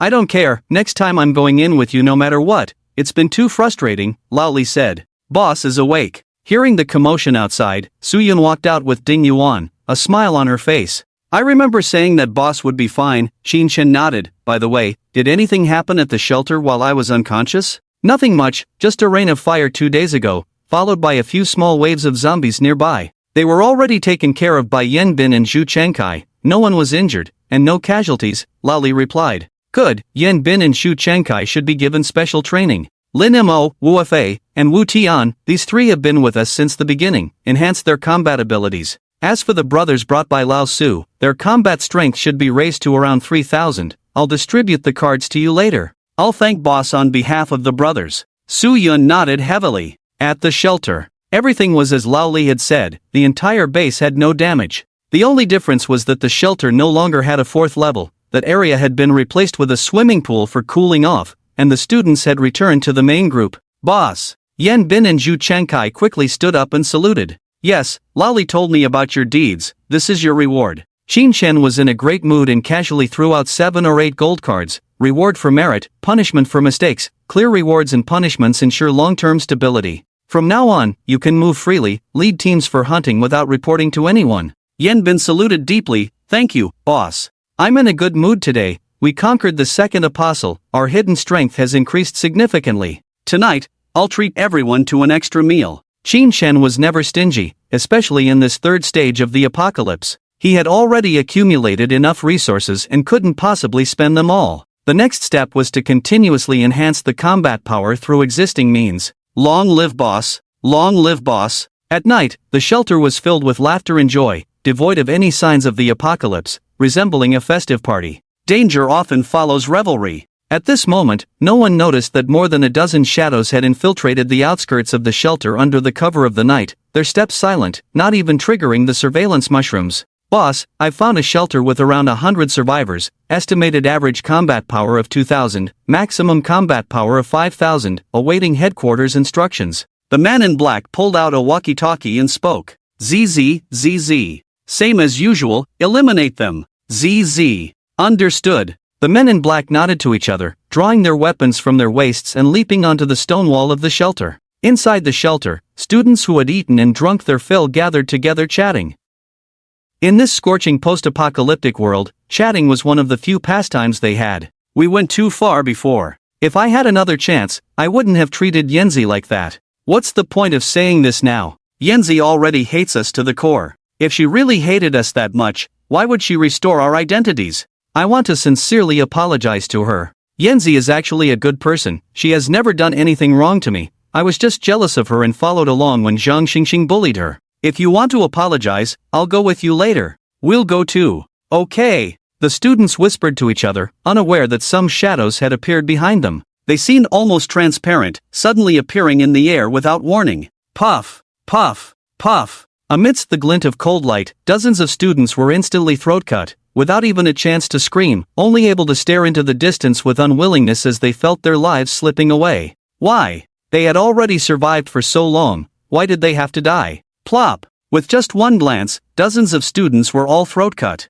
After dropping the bodies, the men in black once again turned transparent and walked towards the direction of the garage. Strange, why are those students sleeping so early today? Didn't they just finish eating? Several soldiers sat near the car, smoking and chatting, noticing the students lying in a heap in the distance. One of them smirked. What, feeling lustful after a good meal? The boss said, if you want to have fun, you must seek the other party's consent and pay a certain fee. If you try to force it, you'll end up losing your manhood. Look at you, am I that kind of person? I didn't think much about it until you brought it up, but now, my little brother does need to relax a bit, care to join me? My treat? I'm not really into that stuff, but since you're treating, I guess I must. Ha! Before he could finish his sentence, the soldier's pupils suddenly constricted. With rich combat experience, he keenly noticed the abnormal light and shadow in the air, exclaiming, "Who goes there?" Before he could finish speaking, a dozen black-clad figures appeared, sharp knives piercing into their hearts. Ah, A soldier tried to call for help before dying, but his mouth was covered. Boss, something seems to be happening outside. Shu Changkai, smelling the scent of blood, was shocked and hurriedly crawled out of the tent only to see a group of unknown black-clad individuals unilaterally slaughtering the soldiers. Oh, 4,500 combat power, must be the leader of the shelter, kill. The leader of the men in black smiled faintly, and 3 of them rushed towards Shu Changkai. Although young, Zhu Changkai was fierce in character, facing the 3 men in black head-on, drawing his golden long sword and fiercely slashing at them. As the 2 sides clashed, the sound of clashing swords echoed. At this moment, Yen Bin also emerged from the neighboring tent, letting out a low growl and joining the battle without hesitation. The master and disciple duo faced off against 7 or 8 men in black, not falling behind in the fight at all. This showed how important the front chain card's bonus was, with a combat power of 4,500 under the front chain even stronger than 7,000 combat power without the chain. A bunch of useless people, it's just 2 of them on the other side, yet they're holding out for so long. The leader of the black-clothed men coldly snorted in impatience, clenched his right fist, and enveloped the dagger in black flames, swaying his body to appear behind Zhu Changkai. Ha! Not good. Sensing the danger, Zhu Changkai tried to evade, but the opponent's speed was far superior to his own. The dagger shrouded in black flames directly pierced his right eye. Ah! In a cry of agony, Xu Qingsai's body rapidly turned black from the injured right eye, soon becoming a black stone statue. Xiao Zhu! Yan Bin exclaimed in shock. Don't bother calling out. Those who are hit by my Medusa's kiss are doomed to die without a doubt. You will join him soon. The leader of the black-clothed men laughed heartily and charged towards Yan Bin. Boss! Save me! Yan Bin, knowing he was no match, shouted desperately. Inside the safe house, Qin Shen lay leisurely on Lin Waner's smooth white thighs, watching a movie. Fat cat Xiaohei, who was dozing off at the head of the bed, suddenly stood up as if startled, his fur bristling, and let out a loud meow. Qin Shen sat up in one swift motion, understanding Xiaohei's cat language. Enemy attack. Strange, I've set up a mushroom array outside the shelter, why hasn't it been triggered? Qin Shen furrowed his brow and accessed the external surveillance video. What he saw almost made him spit blood. Outside the safe house, a group of black-clothed men were mercilessly slaughtering the people there. Their killing speed was astonishing, effortlessly crushing the warriors and students who hadn't reinforced their cards, leaving them no room for resistance. Even the few who had been strengthened, Lin Mo, Wu Fa brothers, and Yan Bin, couldn't withstand the siege of a dozen or so people. Qin Shen watched helplessly as they were turned into stone statues by a burning black dagger. Qin Shen's face turned as cold as water, releasing a chilling intent that made the three women behind him shudder. Outside the safe house, the leader of the black-clothed men spoke into the intercom. Boss, the shelter has been cleared, but I suspect there are still people inside. However, the combat detector cannot scan the small house. We're on our way. Don't act rashly. The one in front of you is called the Safe House, a rainbow card-level building that cannot be breached by force. A huge circular vehicle, resembling an ancient behemoth, slowly drove through the ruins, crushing any monsters it encountered or shooting them with heavy machine guns from hidden gun ports. It was no longer just a vehicle but a mobile fortress of war. Inside the fortress, it was spacious and bright. A middle-aged man with white hair sat in the control room, a faint smile on his lips. Thank you, Wang Guangmong, for revealing the location of this shelter to me. Wang Guangmong stared blankly ahead with wide eyes. He couldn't speak. After all, at this moment, he was just a head stored in a container. There were a dozen or so containers like his, each containing the head of a shelter leader. 10 minutes later, the war fortress smashed through the stone wall and arrived in front of the black-clothed men. The white-haired man, dressed in a black trench coat, walked out of the war fortress with the support of a pair of hot and sexy twins. He smiled at the monitor and said, "Don't hide. I know you're inside. Come out for a chat. If your combat power is high enough, I can spare your lives. My fortress still has many positions available." Inside the safe house, except for Qin Shen, who remained expressionless, everyone else showed maximum anger. "Boss?" Laoli clenched his fists tightly. "White devil. Encountering him so early." Qin Shen muttered to himself. Seeing the war fortress with the license plate F8656Z, Qin Shen already knew who the person on the other side was. White devil. In his past life, he was undoubtedly a terrifying existence that struck fear into everyone. Not only because they possess absolute power, but the most terrifying thing about them is that they never follow any rules, resorting to ambushes, assassinations, breaking agreements. The sanctuaries that perished in their hands in the previous life were countless, like grains of sand in the Ganges River. And the white demon himself, after plundering the resources of these sanctuaries, quickly grew stronger, becoming one of the top figures in the pyramid of the apocalypse, ranking 67th on the god list. Don't say you haven't grown up yet. Even if you were the white demon from the previous life, you still have to die for me. Qin Shen took a deep breath and walked out of the safe hut. The white demon sat in an exaggerated posture on top of the fortress of war, holding a thick cigar in his right hand, smiling as he looked at the approaching group. "Oh, hello there." His gaze swept over the sea of corpses, looking at those faces that used to be so familiar, now silent and devoid of smiles. Qin Shen's anger reached its peak at that moment. "Boss." The leader of the black-clothed men took a deep breath. "These guys. The weakest one has 8,000 combat power, and the leader has 14,000. Even higher than you." The white demon was taken aback. "Ha? They have such high combat power?" After a pause, he exhaled smoke. "Don't panic, combat power is just a reference. We've killed many with high combat power before." "Kill." Qin Shen uttered a single word, and Su Yun and Lao Li, who could no longer contain themselves, roared and rushed forward. While still in midair, Su Yun transformed into a giant bear, his massive body crashing down like a small mountain, while Lao Li's spear made a sharp whistling sound as it pierced through several black-clothed men. Under absolute combat power, the black-clothed men responsible for assassinations were as weak as those students who could never rest in peace. When the leader of the black-clothed men realized that their opponents were truly formidable, it was already too late to escape. A lizard-like figure covered in scales pounced on him, biting off half of his head. The legendary dagger named Medusa's Kiss was ineffective against the lizard-like creature. So strong. The white demon's smile froze, a sense of foreboding creeping in. Each member of this black-clothed assassination squad had a combat power of 3000 to 5000, all of them frontline fighters. Normally, they wouldn't be easily wiped out, and even Wan Zhan would be surrounded and killed by them. The fact that this situation occurred meant one thing: the people before them were no pushovers, they were all genuine strong individuals. Retreat first. The white demon pondered for a moment and then tapped the roof. The driver in the cockpit, upon hearing this, quickly turned the vehicle around. But Qin Shen was fixed on them and would not let them escape so easily. Blow them up. Qin Shen raised his hand, and a dazzling golden light struck, breaking the tread covered by the light and even denting the extremely hard fortress protective plate. The power of the holy slash was evident. Those who killed me! Qin Shen roared as he charged up the fortress. The ever-burning flying sword pierced through the entrance with a crack, followed by Su Yun in the form of a giant bear, frantically pounding the vehicle with his massive claws, leaving huge dents with each strike. Bullets shot out from the fortress of war, causing large wounds on Su Yun's body. In the next moment, a sacred light radiated from his body, healing the wounds at a visible speed. Boss, our treads are broken, the vehicle won't move, and the firearms are useless against them. They will soon break in, what should we do? The driver was getting anxious. The white demon's cheeks trembled, his voice filled with malice. We've really hit a hard wall this time, but do you really think I'm a pushover? Since they couldn't run, they would fight. The inherent ferocity of the white demon was ignited at that moment, and the two twins quickly bestowed various auxiliary auras upon him. Boom! The 100-pound roof was lifted, and the white demon leaped out, seeking death. The white demon roared, his right fist surrounded by a burst of light as he smashed towards Qin Shen. But in the next second, the white demon froze. He found himself in a prison cell, surrounded by inmates in blue and white striped uniforms.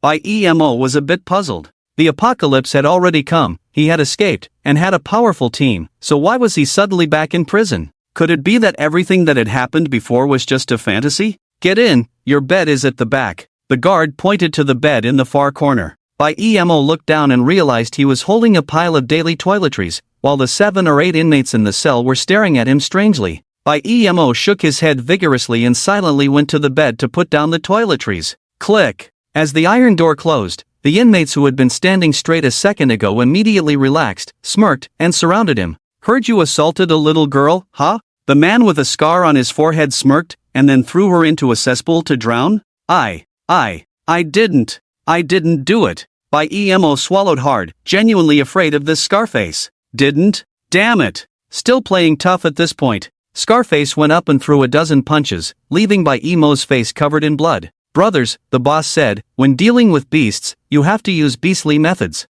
Let's all go, let him have a good time. Ha ha ha. Alright, we must make him feel like he's in heaven. Although this kid is cold-blooded, I believe his guts must be hot. Ah ha ha ha. The 7 or 8 prisoners approached, and the crowd overwhelmed EMO. Soon, EMO let out a chilling scream. No, no, on the fortress of war. Qin Shen silently withdrew his hand, facing EMO whose eyes were already dull and vacant, body stiff, with blood staining his pants red. I'm sorry, I just mastered the illusory world ability, and I'm not very skilled at using it. I may have used too much force. What you are experiencing now is a mental torment called Deep Nightmare. It amplifies the most terrifying events you have experienced by 10 times, with an indefinite extension of time. Qin Shen used a mental attack for the first time, not controlling the intensity well. At this moment, his brain felt a slight tingling sensation. He gestured to Su Yun, who immediately tore open the entrance of the war fortress and dragged out the twins, the driver, and 4 other non-combatant logistics personnel inside.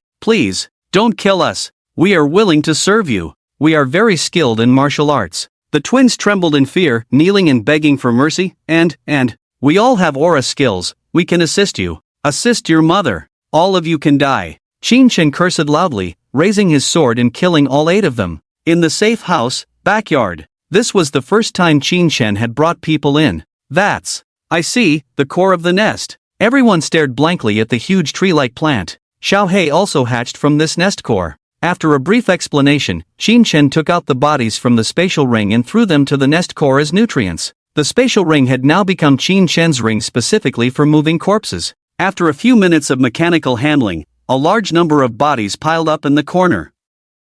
When Qin Shen took out a new body and saw the familiar face, he couldn't help but sigh heavily. Lin Mo, the quiet college student who had almost no presence in the team. Qin Shen, they also. Lin Waner couldn't bear to watch anymore. They're all dead. Instead of burying them, it's better to feed them to the nest core. Qin Shen replied indifferently. After moving all the bodies, he looked at Bai Emo, who was brought in by Su Yun with his neck pinched. From a biological perspective, Bai Emo was not dead, but his pupils had already dilated, his soul extinguished. Qin Shen had no idea that Bai Evil Demon had actually spent decades in the deep nightmare. In fact, by the 6th month of entering the deep nightmare, Bai Evil Demon had completely lost his mind, and the subsequent time was pure physical torment. Qin Shen nodded as Su Yun pushed Bai Evil Demon towards the core of the nest. The core of the nest, which was in the middle of feeding, suddenly paused, as if it had discovered something delicious. Countless black tentacles slowly wrapped around Bai Evil Demon, then began the frenzied absorption. In just a few minutes, Bai Evil Demon turned into a pile of white bones. So feeding high-powered living people can accelerate the growth rate of the nest core. It's a pity that whether I know this information or not makes no difference. Where can I find so many high-powered living people? Qin Shen sighed and gestured for everyone to leave the backyard. Back at the entrance of the safe cabin, looking at the empty and lifeless shelter, everyone felt low. Despite not particularly caring about the deaths of these people, they had all enjoyed the lively communal life. Suddenly becoming lonely and isolated was extremely distressing. As Qin Shen often said, the difference between reality and fiction is that fiction emphasizes plot development, while reality lacks any setup, especially in this cruel post-apocalyptic world, where friends chatting happily one moment could be killed the next. When the nest core matures for the second time, we will go to Chongqing, Qin Shen said before turning and entering the house. The others exchanged glances inside. 3 weeks after the Bai Evil Demon ambush incident, the outside temperature had reached a terrifying 47 degrees, a heat that not only affected humans but also cracked the earth, turning vast cities into desolate ruins. Compared to the desolation outside, the safe cabin felt like a paradise. Qin Shen cut open a deformed monster just birthed by the nest core and found a shiny card inside its head. Initially thinking it was a gold card, Qin Shen realized upon closer inspection that it was not just any gold card but an extremely rare and uncommon bright gold card. So, bright gold cards have been around since the third stage of the apocalypse. Qin Shen forced himself to stay calm, carefully flipping open the card. Occupation, Lone Ranger. A bright gold occupation card. Qin Shen exclaimed, almost unable to believe his eyes. His luck was truly unbelievable, to draw a bright gold occupation card right off the bat. Occupation, Lone Ranger. When you have no teammates around, all your indicators increase by 100%. The fewer the words, the stronger the card. This was an unwritten rule from his past life. This is AT-0. 5 bright gold in the Lone Ranger occupation. Although Qin Shen's strength was lacking in his past life, he had a lot of knowledge, especially about some individuals who had collected a vast amount of information about the apocalypse through special means and compiled it into books, which Qin Shen had read a lot of. The strongest occupation in the Lone Ranger occupation was the autism patient, which was said to boost various indicators by 150 to 200%. The biggest drawback was that it only took effect when fighting monsters, and the more human companions around, the less effective it was.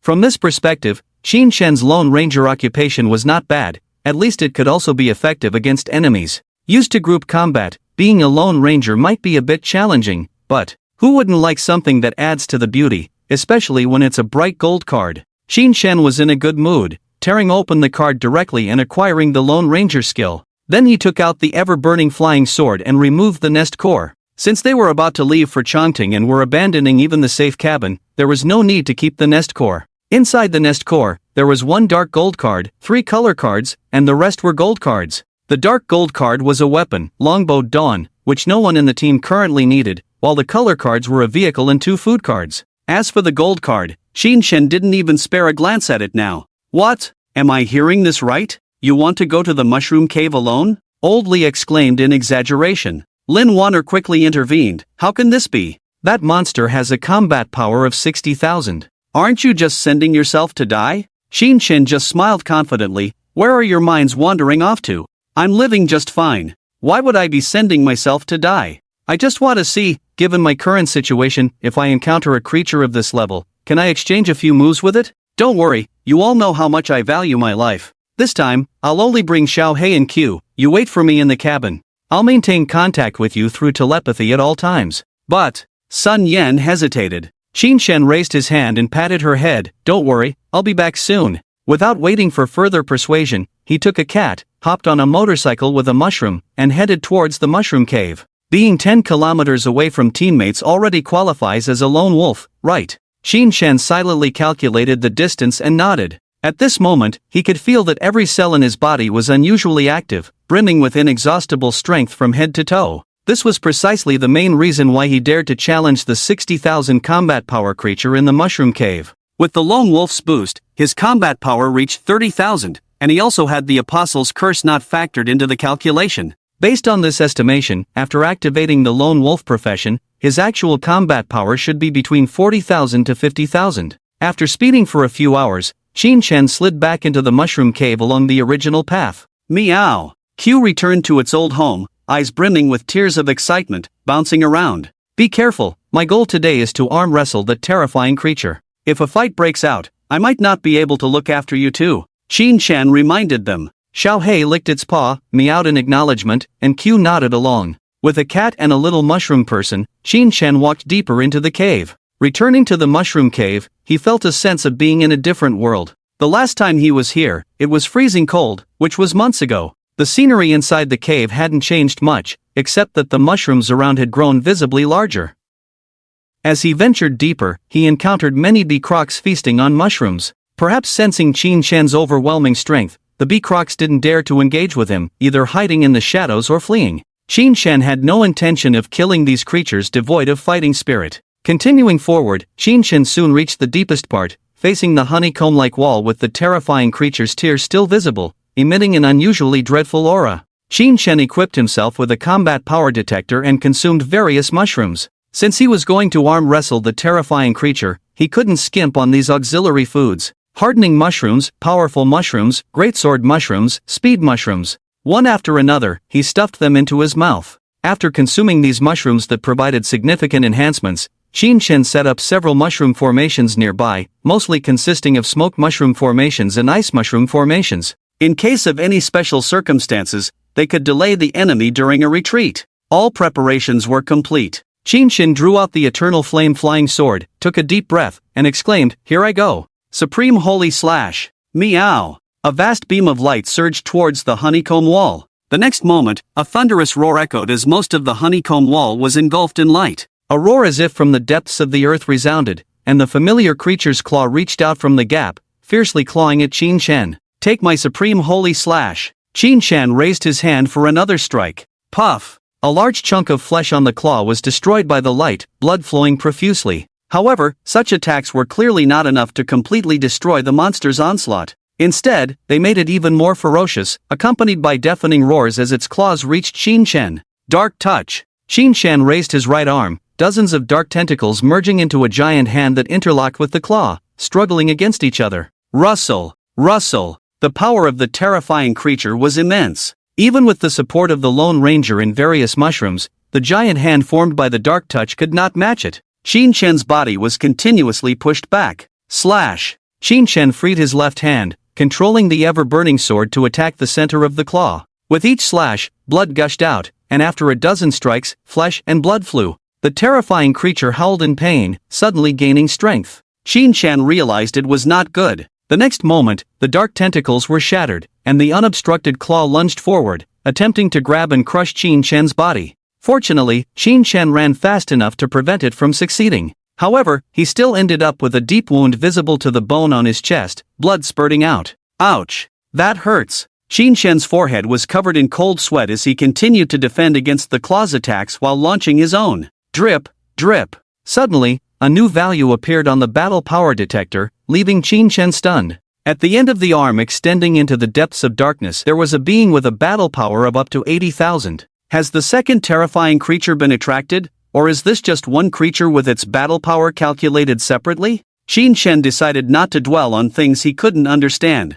He turned and ran, dashing thousands of meters away, far beyond the claw's attack range. Once he confirmed that the opponent had not caught up, Qin Shen sat down to catch his breath. After resting for over half an hour and letting his wounds heal, Qin Shen grilled a large portion of meat for himself to ensure his stamina was at its peak before heading back into battle. The same scenario played out again, with the only difference being that this time Qin Shen had experience. He dispersed the dark touch and advanced to evade, not letting the claw grab him. When the battle power indicator of over 80,000 appeared again, Qin Shen slipped away. If I can keep stalling like this, maybe after a couple more times, I can chop off the claw. Ha, it feels a bit like a glitch. Qin Shen tore off a large piece of meat from the roasted lamb leg and chewed on it. The higher the battle power, the higher the demand for food. For instance, he could now only eat gold card or higher food. Lower grade food barely filled him up, let alone provided any restorative effects. While he was eating, Q and Little Black, who had disappeared since the beginning of the battle, suddenly returned. Q pulled out a bunch of colorful and strange mushrooms from his belly pocket. What's this? Qin Shen was a bit puzzled as he picked up a few and exclaimed, explosive mushroom? Venomous mushroom? Giant strength mushroom? Where did you get these from? Little Black meowed a few times, indicating that Q had dug them up from under some large mushrooms nearby. These advanced mushrooms, I probably need to upgrade my mushroom shepherd path to grow them. These are good stuff. Qin Shen was in a great mood, rubbing Q's bouncy umbrella-like cap vigorously and teasing, Q, go dig up more mushrooms for me. Where were you? Little Black stopped grooming and tilted his head, saying, I'm just a few months old, a useless little kitty. Hee hee, Qin Shen responded with a smirk. After a brief rest, Qin Shen once again plunged into the depths to battle the claw. With the help of the advanced mushrooms, Qin Shen managed to chop off the arm, and the severed arm section connecting to the claw almost filled the entire space ring. And this time, Qin Shen also saw what the existence of 80,000 combat power was. It was a head, connected to an arm. In fact, this monster only had one head and one arm. The round, pockmarked head abruptly sprouted two huge white eyeballs, now bloodshot, as it frantically slammed against the wall, trying to break through into the mushroom cave. So it's stuck because the head is too big. Qin Shen nodded, feeling relieved. At this moment, a bold idea flashed through his mind. Since the opponent was stuck in the wall, could he take this opportunity to wear it down? What kind of card would an 80,000 combat power monster drop? After seriously considering the feasibility of this tactic, Qin Shen decisively made a decision, taking out the dark gold weapon, Longbow Dawn, from his storage space. After tearing it open, a fiery red large bow appeared in Qin Shen's hand, the bow body crafted like jade, heavy and solid in his grip. Qin Shen then took out a dozen or so gold card level exploding arrow, piercing arrow, shattered gold arrow from his storage space. He had plenty of these consumables, as there were no archers in the team. Lin Waner's current profession was a sharpshooter, so he had kept them and used. They may not be necessary, but they can't be absent. Luckily I didn't exchange them. Qin Shen chuckled, gripping the longbow and taking a few steps forward. The large head was still frantically hitting the wall, seemingly unable to come out anytime soon. Let's see how effective the piercing arrow is when combined with Dawn. Qin Shen took a deep breath, opened the bow to a full moon, loaded the piercing arrow, and with a swish, a burst of explosion was heard as the arrow created a spiral wind arc straight into the large head. Puff! Blood spurted from the large head, causing it to tremble in pain, even momentarily forgetting to continue its attack. It can penetrate defenses. Qin Shen was overjoyed, no longer hesitating, and various arrows were sent towards the large head in different ways, treating the huge head as a target board. In no time, the giant monster's head was filled with various arrows, countless wounds covering it. However, this was ultimately a terrifying creature with 80,000 combat power, its vitality astonishingly resilient, still lively despite being beaten up like this. It was worth noting that Qin Shen was using dark gold weapons, and the arrows were of gold card level. Even a tank would be overturned by dozens of them. You're just lucky, but I need to replenish my stock. Qin Shen pulled out another dozen gold card arrows, launching a new round of attacks. This mechanical attack continued for a full hour and a half. Qin Shen's arms were so sore he could barely lift them, and finally, the large head let out a wail, its two huge white eyes bursting one after the other. Through the combat power detector, confirming the death of the large head, Qin Shen cautiously approached, entering through the shattered eyes of the large head, and found the card covered in white light. There was only one card, but this card was unlike any Qin Shen had seen before, with extremely intricate patterns on the back, the card overall in a dark red color. Even in his past life, Qin Shen had never seen such a card, but he knew that this card must be of a higher level than a bright gold card. Card level? Skill, Monstrosity, after learning, can undergo monstrous transformation, usage condition, in normal state, combat power reaches 50,000, or enhance 5 bright gold cards, or 10 dark gold. Qin Shen was speechless for a moment, slapping his forehead hard. He had been so focused on exploiting the card bug to kill the monster that he had forgotten a crucial point. Many high-level cards had learning conditions, and monsters with 80,000 combat power, even if they dropped a card, couldn't be learned in a short time. So, Did I just bring home a big pancake? Qin Shen shook his head wryly, but soon he felt at ease. 50,000 combat power, whether it's far or near, there will come a day when it will be useful. What I need to do next is to find the other apostles and lift the curse. Qin Shen glanced at the dawn in his hand, wondering if he should take on another long-range profession to make good use of this dark gold bow. The power of this thing is much stronger than the Eternal Flame Sword. But I don't have a rare card-level Archer Core card in my hand right now. Oh well, let's go back first. Qin Shen happily collected the card, called Q and Xiao Hei, and headed back the way he came. He also greeted a few people he had been in constant mental communication with. Qin Shen, don't worry, I'm still alive, I killed that monster. After a moment of silence, Lao Li asked, the one with 60,000 combat power? You killed it? Qin Shen replied, yes, luckily. Su Yun said, apart from being awesome, I can't think of a second adjective. Qin Shen didn't mention the matter about the big-headed guy, not because of lack of trust, but simply because it wasn't necessary. Riding his motorcycle under the scorching sun through the ruins, Qin Shen asked Xiao Hei about the locations of the remaining apostles. Xiao Hei informed him that the third apostle was 200 miles to the east, getting closer to Chongqing City. Let's go to Chongqing first, settle down, gather some information, and then go find the other apostles. A few days later, Qin Shen and his group of 7, along with a cat and a mushroom person, left the safe cabin they had lived in for almost half a year. By now, Qin Shen's vehicle had been upgraded to a rare card-level mobile fortress, which he had captured a long time ago but never found the opportunity to use. Compared to the broken war fortress of the White Demon, the mobile fortress leaned more towards defense, with extremely strong defensive capabilities. Its 4-mode tires could handle various terrains and climates, and the spacious interior, over 200 square meters, looked like a big turtle from afar.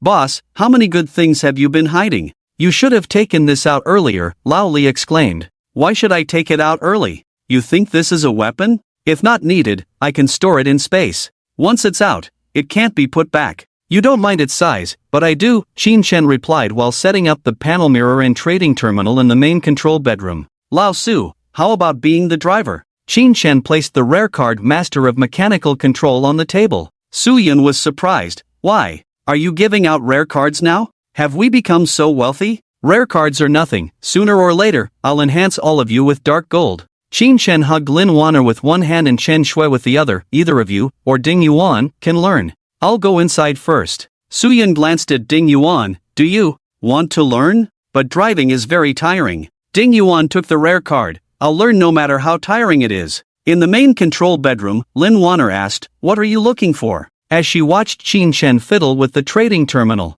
I'm looking for a legendary Archer Core card. If you have time, please keep an eye out for me. Let me know if you get a rare card Archer Core. I only lack long-range attack methods now, close to mid-range is enough, Qin Shen revealed to them. Okay, we got it. We'll keep an eye out for you, the 3 women nodded. Off to Chongqing. I wonder when we'll be able to come back. Chen Shui looked at the shrinking safe cabin, feeling nostalgic as it held many memories. Witnessing this scene, Qin Shen also felt a mix of emotions, more of sadness and worry. Xiao and I, where are you? Did my rebirth cause a butterfly effect for you? You're so smart. You must be fine, right? The journey from Haicheng to Chongqing, although only a few hundred kilometers, took a full 3 days. Due to the lack of human maintenance, the bridges and highways connecting cities had long deteriorated, turning into post-apocalyptic wastelands where even with navigation, one could easily get lost. Apart from the difficult road conditions, the main reason for the delay was encountering too many monsters along the way. Qin Shen could easily ignore the sporadic dozen-odd monsters, but facing the hordes of zombies and monsters, they encountered 3 waves. Dealing with thousands of zombies and monsters inevitably led to battles and cleaning up the battlefield, which consumed a lot of time. It is worth mentioning that on the 2nd day of their journey to Chongqing, Qin Shen was lucky to purchase a talent card, Elf Archer, at a high price from the trading terminal. This card had a strong sense of danger and was extremely skilled in archery, perfectly complementing the Dawn card. In order to enhance the power of Dawn in the upcoming battles, Qin Shen upgraded the gold card's Longbow Mastery and Archery Champion to level 4 in one go. With these enhancements, Qin Shen's combat power easily reached 19,000. With a loud roar, the massive behemoth was shot in the head by an arrow, collapsing heavily among the sea of corpses and bones. The mobile fortress slowly rolled over the body, while the card inside the behemoth's head was devoured by a fat cat with black fur, white paws, and a white chest. Chongqing City. We have arrived, Qin Shen said, looking at the collapsed bridge and the broken bloodstained sign that clearly read Welcome to Chongqing City. Stop the vehicle. Less than half an hour after entering Changting City, a checkpoint appeared ahead, where dozens of men and women armed with guns stopped the mobile fortress. Each of them bore the marks of hardships on their faces. As the saying goes, those who could survive until the third stage were not fools. Their average combat power was around 4,000. What's the situation? Old Lee's eyes flashed with a hint of fierceness. I'll go talk to them. If they wanted to attack, they would have done so earlier. Why wait until now? Qin Shen said, instructing Ding Yuan to stop the vehicle before stepping out of the mobile fortress. Damn, this kid actually has a combat power of 19,000. Higher than the 5 great kings. Where did this immortal come from? As soon as Qin Shen got out of the vehicle, he was locked onto by 5 or 6 combat power detectors. After reading Qin Shen's combat power, the men and women blocking the road set down their weapons amidst a chorus of gasps. Having experienced big scenes before, they knew that firearms were of little use against experts with over 8,000 combat power, and against those with over 10,000 combat power, firearms were no different from children's toys. Excuse me, sir, where are you from? Where are you headed? The black-skinned man who spoke was the leader of this group, with a combat power of 5,500. Qin Shen replied calmly, I come from Haicheng and I'm here to hunt in Changting. Why are you stopping me? No. Please don't misunderstand, sir. We are not stopping you, the black-skinned man said, startled, hastily explaining, this is an order from the 5 great kings to guard the city entrance. Any unfamiliar forces entering must have their identities investigated. Oh, the 5 great kings? Tell me more about them. Qin Shen walked straight into the shelter where these people lived. With each step he took, the people around instinctively retreated several steps. This was the oppressive aura of a powerful being with a combat power of 19,000. Yes, please come inside, sir. I will explain in detail. Our resources are scarce in this small place, so if there is any lack of hospitality, please don't take offense. The black-skinned man hurriedly gestured for his subordinates to prepare, leading Qin Shen into a tent with air conditioning. Qin Shen waved his hand, conjuring a cold ice mushroom on the table. As the cold air spread, the temperature inside the tent instantly dropped by over 10 degrees, creating an indescribable comfort. The black-skinned man's mouth twitched. Sir, you are indeed impressive. So this is how you cool things down. Today, I have truly learned something new. Qin Shen's expression remained indifferent as he said, let's get to the point. The dark-skinned man hurriedly said, the 5 great kings refer to the leaders of the 5 sanctuaries, the Eastern Tyrant, the Southern Dragon, the Western Boss Hong, the Northern Arhat, and the Central Qingshui. These 5 individuals control the 5 regions of Changting. Other smaller sanctuaries provide monthly card offerings to these 5 leaders based on their respective regions. How are their relationships? Qin Shen casually asked. The dark-skinned man pondered, well, to be honest, I am just a small figure trying to survive in between. I don't know much about the relationships between these leaders. The only thing I know is that Qingshui gets along well with the other 4 leaders. Because all the residents in her sanctuary are women, in this post-apocalyptic world, women, especially beautiful ones, are as scarce as cards. Oh, so you mean this Qingshui is quite influential, Qin Shen said with a faint smile.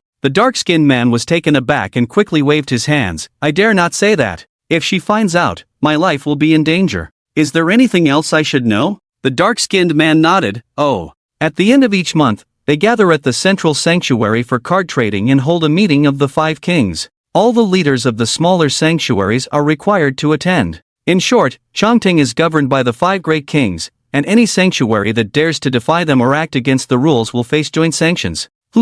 How powerful are they? Qin Shen lit a cigarette for himself. They are all very strong, but compared to you, big brother, the highest is the tyrant, with a combat power of 12,000, as of last month's data. The dark-skinned man flattered to the extreme. Oh, 12,000 combat power. Qin Shen nodded, gaining a relatively clear understanding of the 5 great kings and the situation in Changting City. I have obtained the information I needed. I should go now, Qin Shen said as he stood up to leave. The dark-skinned man hurriedly said, Big brother, I have prepared a gift for you. Would you like to see it? You guys can't even afford to turn on the air conditioning. What gift could you have prepared for me? Qin Shen found it somewhat amusing but not repulsive. Flattery and opportunism were survival tactics in this post-apocalyptic world. The dark-skinned man grinned mischievously. You won't believe it, but we may be small, but we do have some good stuff here. Come in. Clang. The sound of iron chains rang out as a dirty young woman was pushed in. She had iron chains around her neck and feet, her eyes filled with fear.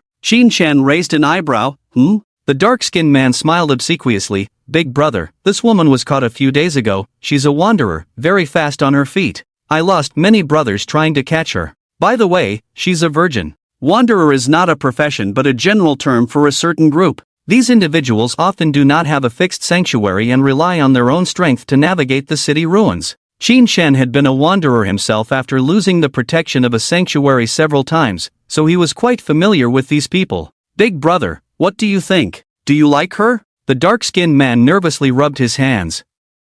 Qin Shen gave a faint smile. Women, what normal man wouldn't like them? Since you are being kind, I'll accept her. The dark-skinned man visibly relaxed, obsequiously escorting Qin Shen out of the tent. Please take care, big brother. If there's anything you need me to do, just ask. Qin Shen left the rudimentary sanctuary without looking back, and the woman with iron chains showed no sign of resistance, clumsily following behind Qin Shen. Boss, what's going on? Tired of the delicacies and looking for a change of taste? Lao Li sent a private message. Qin Shen completely ignored him, and as he was about to get into the car, he turned around and broke the iron chains on the woman. Let's go, you're free now. The woman stared blankly at the young man in front of her, rubbing her worn-out wrists.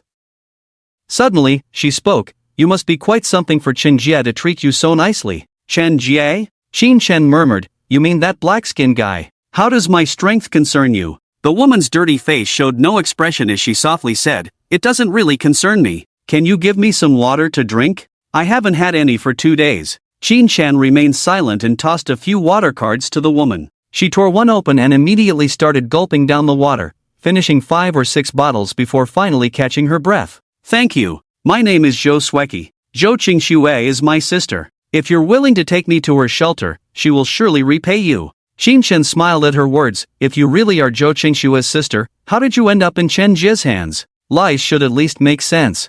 I didn't lie. I didn't tell Chen Jie my identity because I'm afraid that if he knew, he would use me to threaten my sister. He wouldn't dare himself, but if he handed me over to the other tyrant kings, my sister would be in a difficult position. Qin Shen pondered for a moment, finding some logic in her words. Do you have your sister's contact information? Yes, I remember her number. Zhou Sueki nodded repeatedly. Dial the number. Qin Shen handed her the phone. The call was quickly answered by a woman's voice. Who is this? Who gave you my number? First, tell me who you are. I am Zhou Qingxue, the mid-king among the 5 great kings. Oh, where is your shelter?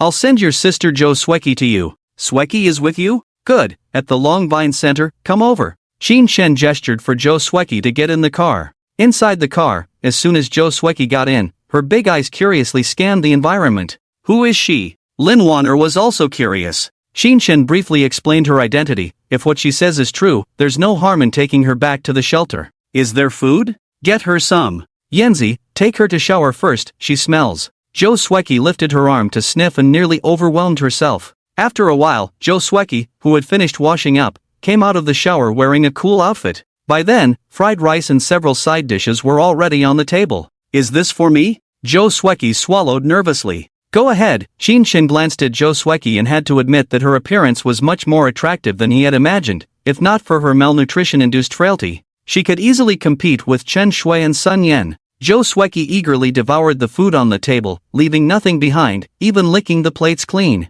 Why didn't you just stay at your sister's shelter honestly? How did you end up in Chen Jie's hands? Qin Shen lay on the living room sofa smoking, casually asking. The hunting team I was responsible for was attacked by monsters, and everyone died except me. I lost my communication equipment while fleeing and coincidentally ran into Chen Jie leading a hunting party. I couldn't escape, so I had to tell him I was a wanderer. Zhou Sueki's eyes pleaded, Can you give me a cigarette? You're quite straightforward. Qin Shen tossed her half a pack of cigarettes. Zhou Sueki smoothly took one out and lit it, stuffing the rest into her bra, looking like she had done it many times before. Ah, feels so good. I'm already feeling it after just one puff. Zhou Sueki looked intoxicated. Young man, not only are you handsome, but you're also kind-hearted. Have you considered marrying my sister? That way, you'll not only have a beautiful wife but also become a king. Qin Shen chuckled. I'm not interested in those things. How about you tell me about the intelligence in Long Vine City? Sure, Long Vine City is currently governed by the 5 great kings in Union. In the following time, Zhou Sueki told Qin Shen about the specific situation in Chongting City, which was not much different from what Chen Jie had provided, just some minor details. Zhou Sueki knew a bit more than Chen Jie,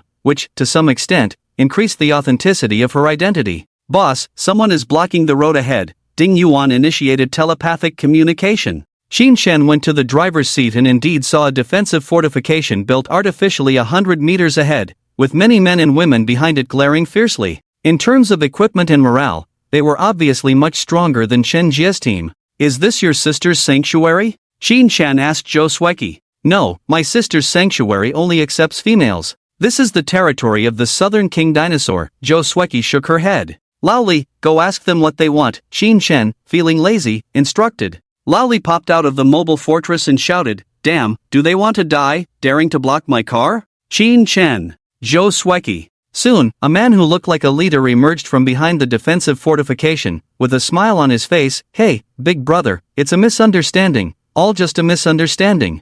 I'll have my brothers clear the way for you right away. Hurry up, stop dilly-dallying, I have a bad temper," Laoli cursed as he climbed back into the car. The next moment, he displayed his talent for reading people perfectly, with a fawning smile on his face, who said the combat power detector is useless. "It's just perfect for scaring these little brats." Xin Shan lazily gave a thumbs up. To be honest, he didn't really care about this group of people calling themselves the Five Kings of Chongqing. The highest combat power was only around 12,000. Laoli could probably take on several of them. Although this team has fewer members, each one is among the strongest of the strong. We must maintain good relations with them, Zhou Sueki thought to herself. Even though Qin Shan and Laoli were just having a normal conversation without any pretense, in Zhou Sueki's eyes, it was a different story, causing a great shock to her soul. Previously, seeing how Qin Jie treated Qin Shen like a lapdog and even sent himself out, Zhou Sueki had already realized that Qin Shen's strength was extraordinary. Now, the underlings he sent out cursing and scolding had scared away the captain under the Southern King Dinosaur, showing a strength that was definitely stronger than her sister Zhou Qingxue.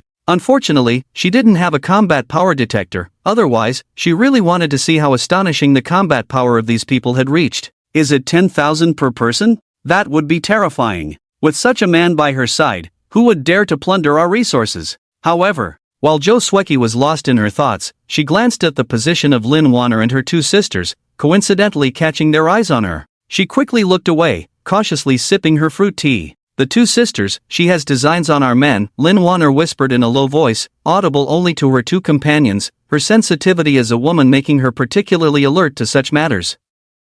"She dares." Chen Shui's eyes flashed with a hint of fierceness. Sun Yan's mouth twitched, subconsciously touching the warhammer leaning beside her. Of course, she didn't dare to act recklessly and really hammer Zhou Sueki to death. That would definitely displease Qin Shen. Find an opportunity to get rid of them. The three women exchanged a glance and nodded subtly. Qin Shen was completely unaware that a storm was brewing, as he looked out the window. The apocalypse is cruel and fair, just like death. Even a first-tier major city like Chongqing, after experiencing severe cold and scorching heat, had turned into a wasteland, with no intact buildings in sight, the tallest being only a 6-story small building, and the taller commercial buildings had long turned into steel ruins. However, due to the large number of survivors in Chongqing City, the entire city seemed to have some vitality. Along the way, besides the dried-up monster corpses and human remains, survivors could occasionally be encountered, who often stayed in the shadows, cautiously observing the mobile fortress, not daring to approach. This is a matter of common sense.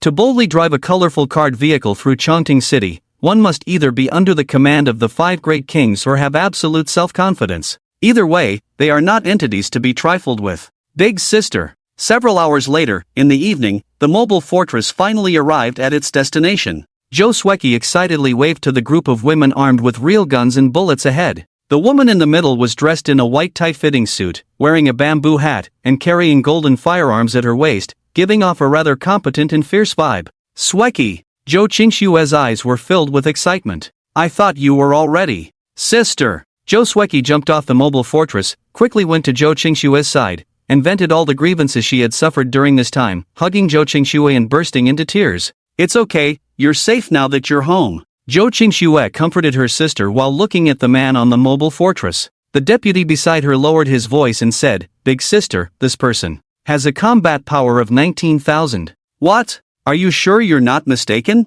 Zhou Qingxue was taken aback, somewhat incredulous. "No, I've tested it several times, and it's indeed 19,000. The deputy hurriedly replied. "That's really terrifying. I hope he's not a brutal tyrant." Zhou Qingxue swallowed nervously and said from a distance, "Thank you for saving my sister. The sanctuary made an exception to let you in. Open the gates and welcome the guest." Qin Shen smiled and said, "Saving your sister was just a side matter. you don't have to be so polite. I'm new to Chongqing and there are indeed some things I'd like to consult with you about. I can go in alone. Qin Shen leaped down and walked straight ahead. Of course, as long as it's information I know, I will tell you everything. Please come in. Zhou Qingxue nodded and never took off her bamboo hat. Upon entering the sanctuary, Qin Shen began to openly assess the surrounding environment. As Zhou Sueki had said, this sanctuary was composed entirely of women, and there were quite a few of them. They couldn't help but stop and watch when they saw such a clean and handsome man entering the sanctuary, and some women even boldly struck seductive poses.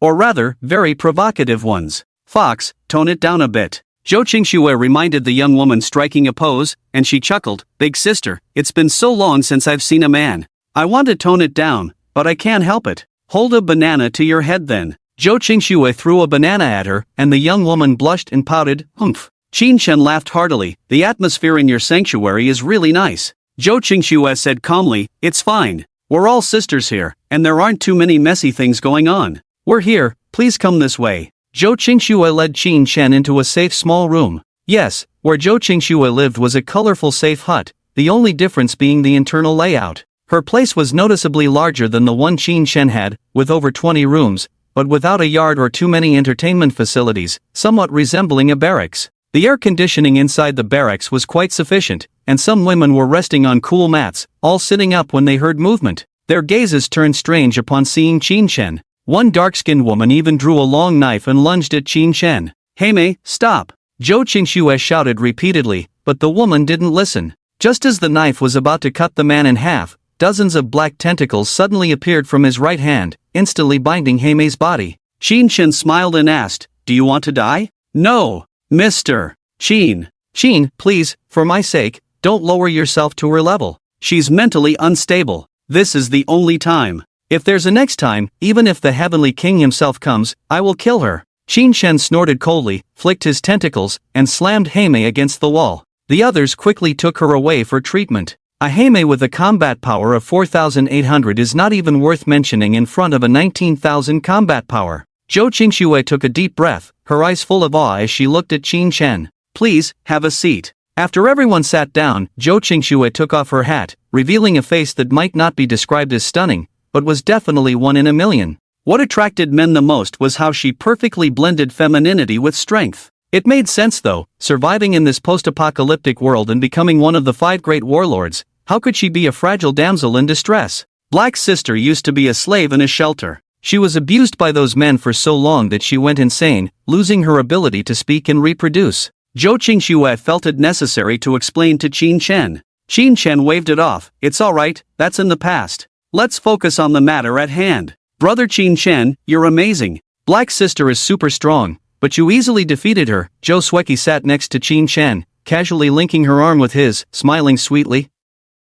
Brother, here, have a smoke. She reached into her bra and pulled out the half-pack of cigarettes Qin Shen had given her before. Asterisk snap. Asterisk the cigarette lit up, and Qin Shen took a deep drag. The taste was different from what he had smoked before, with a hint of milk fragrance. Zhou Sueki chuckled, becoming more flirtatious, clinging to Qin Shen's arm and coquettishly saying, Brother Qin Shen, on the way here, the 3 sisters kept eyeing me as if they wanted to devour me. I didn't dare get close to you. But now, it's just us without any interruptions. You must stay for dinner. Qin Shen wasn't a moral exemplar, so he didn't feel awkward or uncomfortable. He just smiled faintly, having dinner is fine, but let's discuss business first. Zhou Qingxue nodded and got straight to the point. To outsiders, Chongqing City seems to be controlled by the 5 great warlords, but in reality, the true rulers are the 4 warlords in the east, south, west, and north. Being Zhou Qingxue, I'm caught in the middle, which is quite uncomfortable. Our territory was once vast, but couldn't withstand their infiltration. Now, our controlled area is less than half of what it used to be. If this continues, soon I'll have no place left. Mr. Qin, let's be frank. If my words are too harsh, please don't take offense. Zhou Qingxue tucked a strand of hair behind her ear and paused before continuing. You're strong. The only one I've seen with a combat power of 10,000. But how much of that power is real, I'm not sure. If you can help me break the deadlock, I'm willing to offer abundant resources, including mine and my sister's bodies. I like straightforward people like you. Do you want me to take down the 4 warlords? Qin Shen's smile was playful. No. Each of the 4 warlords has their strengths and a lot of skilled subordinates. What I hope for is to take down one of them, so I can smoothly relocate the shelter. If you find this plan difficult, at least give them a warning so they won't have any ideas about my shelter in the short term, giving me some breathing space. Taking down the 4 warlords is a piece of cake for me, but why should I do it? The stakes are too low to move me. Shin-chan chuckled and touched Joe Sweki's soft hand. After taking you down, I can still gain a lot of resources. As for your sister's bodies, to be blunt, in this post-apocalyptic world, sex is just a spice for the dull life, optional. Zhou Qingxue sighed, Mr. Shin, you're too arrogant. You should know that combat power doesn't mean everything. When I had a combat power of 6,000, I defeated more than one expert with 8,000 combat power. The 4 warlords, including me, all have hidden tricks up our sleeves. Shin played with Joe Sweki's hand while saying with a faint smile, I'll say it again, if the stakes aren't high enough, I can't be bothered to make a move unless you can offer something more enticing. Joe Sweki pouted softly, brother. It's not that we're stingy, we just don't have much to offer you. How about this, you help sister secure the shelter, and you can choose a few sisters from the shelter to take with you, how about that? What do you take me for? A pervert? Shin Chen chuckled. Zhou Qingxue lowered her eyelids and after a while, she looked up and said, Mr. Shin, I have a greater offer for you, the dark gold card, is it enough? Shin Chen raised his head. Zhou Qingxue explained, the dark gold card is a card several times more powerful than the legendary color card. I know the location of that dark gold card, but there are fierce monsters guarding the place, so I haven't dared to act rashly.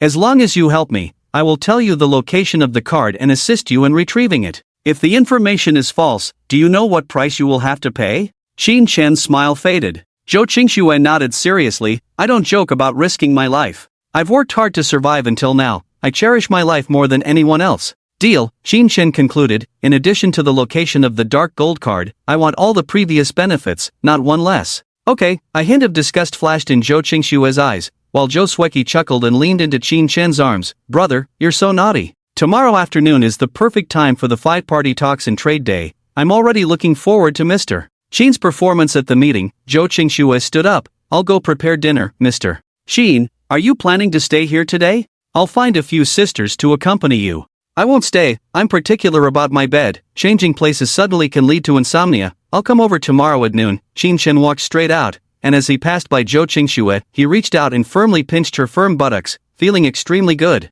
Of course, it couldn't compare to Q's mushroom cap. Zhou Qingxue didn't resist, just said lightly, Mr. Shin, are you in a hurry already? Shin Chen laughed heartily, said nothing, and left the shelter. Safe cabin. Sis, you're good at using this tactic of driving away tigers and swallowing wolves. Joe Sweki's expression became serious, and the taste of rebellion disappeared without a trace. Zhou Qingxue's attitude was indifferent. I hope this Shin Chen can bring me a little surprise. These men, none of them are good. Sweki, you're not falling for him, are you? Joe Sweki didn't hide her thoughts. Sis, he has a combat power of 19,000. Even if there's some exaggeration, it's still around 14,000 or 15,000. Wouldn't you be moved? To survive in the apocalypse, either become strong yourself or rely on the strong. Isn't that what you taught me? Zhou Qingxue sighed. That's true, but this Shin Chen gives me a very bad feeling. He's always pretending, making himself appear frivolous and lecherous. Such people are very dangerous. Oh, sis, don't overcomplicate things. No matter what happens tomorrow, how does it affect us?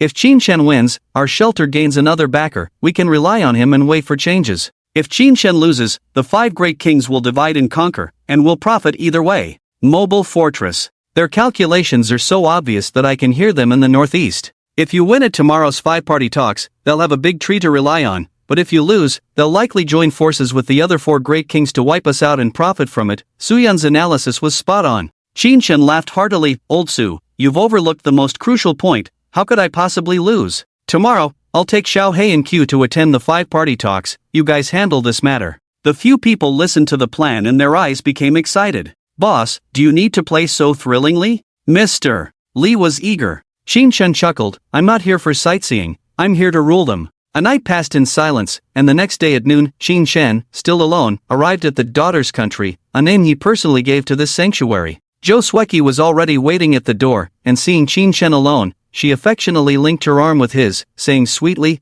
Big brother, you're here so early. None of the 4 heavenly kings have arrived yet. Do you want me to show you around the sanctuary? You left so hastily yesterday, I didn't even get a chance to introduce you to the unique features of our sanctuary. Coming early shows my sincerity. What special things do you have in your sanctuary? Qin Shen still had that careless and frivolous demeanor. Joe Sweki chuckled, pinched his arm lightly, and said, I think you're the special one. I mean, unique. Don't you want to know how we sustain daily resource consumption in our sanctuary? Qin Shen suppressed his smile. Surprisingly, he was genuinely interested in this question because, as Zhou Qingxue had mentioned, the hunting grounds of the daughter's country sanctuary had been deliberately squeezed by the 4 heavenly kings, making it very small. With hundreds of women in the daughter's country, consuming at least 1,000 cards a day, the resource consumption was significant, something an ordinary person couldn't bear. Can you tell me about it? Qin Shen chuckled. Joe Sweki smiled and said, if Big Brother can outshine the 4 heavenly kings at today's 5-party talks, he'll become mine and my sister's man, then we'll be family, so what's the need for secrecy? If you die, knowing this secret won't help, right? Qin Shen chuckled inwardly, not exposing her true intentions. Show me then. This way. Joe Sweki led Qin Shen to the back of the sanctuary, entering a secret underground passage. After walking along a few hundred meters of bluestone road and passing through a large bronze gate, Qin Shen's eyes lit up at the sight before him. Beneath this sanctuary, there was a secret permanent fortification with water, electricity, lighting, and various facilities. Rows of ripe or semi-ripe fruits and vegetables greeted his eyes, almost everything one could find in a regular market, enough to sustain the daily food consumption of everyone in the sanctuary. Impressive. When did you start farming? Since we discovered this underground palace, my sister secretly trained a group of professional botanists and agronomists to cultivate seeds. If we relied on killing monsters for card drops, we would have starved long ago. Joe Sweki picked a cucumber and handed it to Qin Shen. Try this fruit cucumber, it's delicious. Qin Shen took a bite, nodding in approval. The cucumber was not only crisp and juicy but also sweet, reminiscent of sugarcane. Is it tasty? I didn't lie to you, right? When you leave later, pack some for the 4 sisters and those 2 brothers to taste. No pain, no gain. I'm not someone who takes things for free. I think you need this, so I'll trade it with you. Qin Shen pulled out a thick stack of white and green cards and handed them to Joe Sweki. As she looked at them, a hint of joy and shyness flashed in her eyes. Big brother, you're really annoying. How did you know we needed these? Qin Shen laughed heartily. It's obvious. You can grow vegetables and fruits, but can you grow sanitary pads? With so many ladies in the sanctuary, this item must be in short supply. Indeed, Qin Shen had given a bunch of feminine products, commonly known as feezy. After wandering around the underground plantation for a while, someone reported that the Northern Heavenly King Luohan had arrived. Let's go. Let me meet the Northern Heavenly King of Chongqing City. Back on the ground, dozens of burly, well-equipped men appeared in the distance.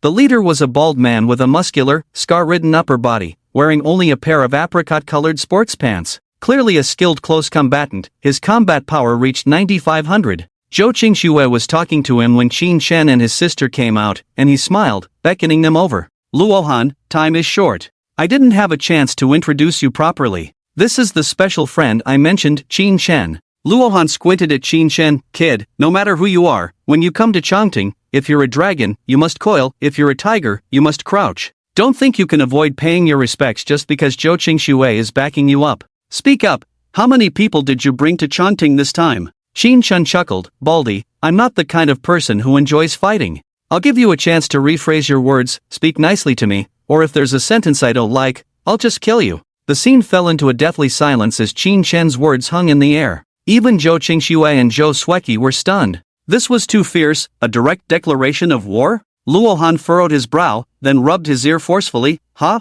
Say that again? What do you want from me? Ha? Sigh. Qin Shen sighed heavily. I gave you a chance, but you're useless. Why not live peacefully? Why seek death? With that, Qin Shen made his move, and a dozen black tentacles instantly bound Luohan tightly. No matter how he struggled, he couldn't break free from these terrifying tentacles. Luohan paled in shock, roaring, Wait! I am Luohan, the king of the north. If you dare touch me, I guarantee you won't see the sun tomorrow. Not a single word I like. Die! Qin Shen shook his head and gestured with his right hand. No! With a squelch, Luohan was crushed alive by the tentacles, turning into a pile of broken pieces. Qin Shen sneered, the king of the north Luohan, is that all? Ah! This! Everyone was dumbfounded. Zhou Qingxue and her sister's faces turned ashen. They never dreamed that Qin Shen, this carefree man, would be so ruthless, directly killing Luohan. This completely exceeded their expectations. Boss! You dare to kill our boss? I'll fight you to the death. Clearly the second in command under the king of the north, a man shouted furiously, ready to attack. A henchman beside him nervously pulled him back. Bro, don't be impulsive, this guy, his combat power is 19,000. WH. What? 19,000? The second in command was dumbfounded. You. Qin Shen pointed at the second in command. From now on, you are the boss of the Northern Sanctuary, and I am your boss. You will follow my orders, any problem with that? The second in command shuddered and quickly nodded. Yes, I will follow all your commands. What are you all standing around for? Hurry up and call for reinforcements. Boss. Dozens of elite men shouted in unison, their eyes filled with awe. Good. Qin Shen smiled satisfactorily. In the civilized era, there's a saying that people come and go like tea getting cold, let alone in this post-apocalyptic world where life is as fragile as grass. Unknowingly, another month has passed. Xing Xue, have you made up your mind? Do you really want to marry my son? What's wrong with my son that makes you dislike him so much? Just as Qin Shen stored Luohan's body in his spatial ring, a loud voice rang out from the doorway.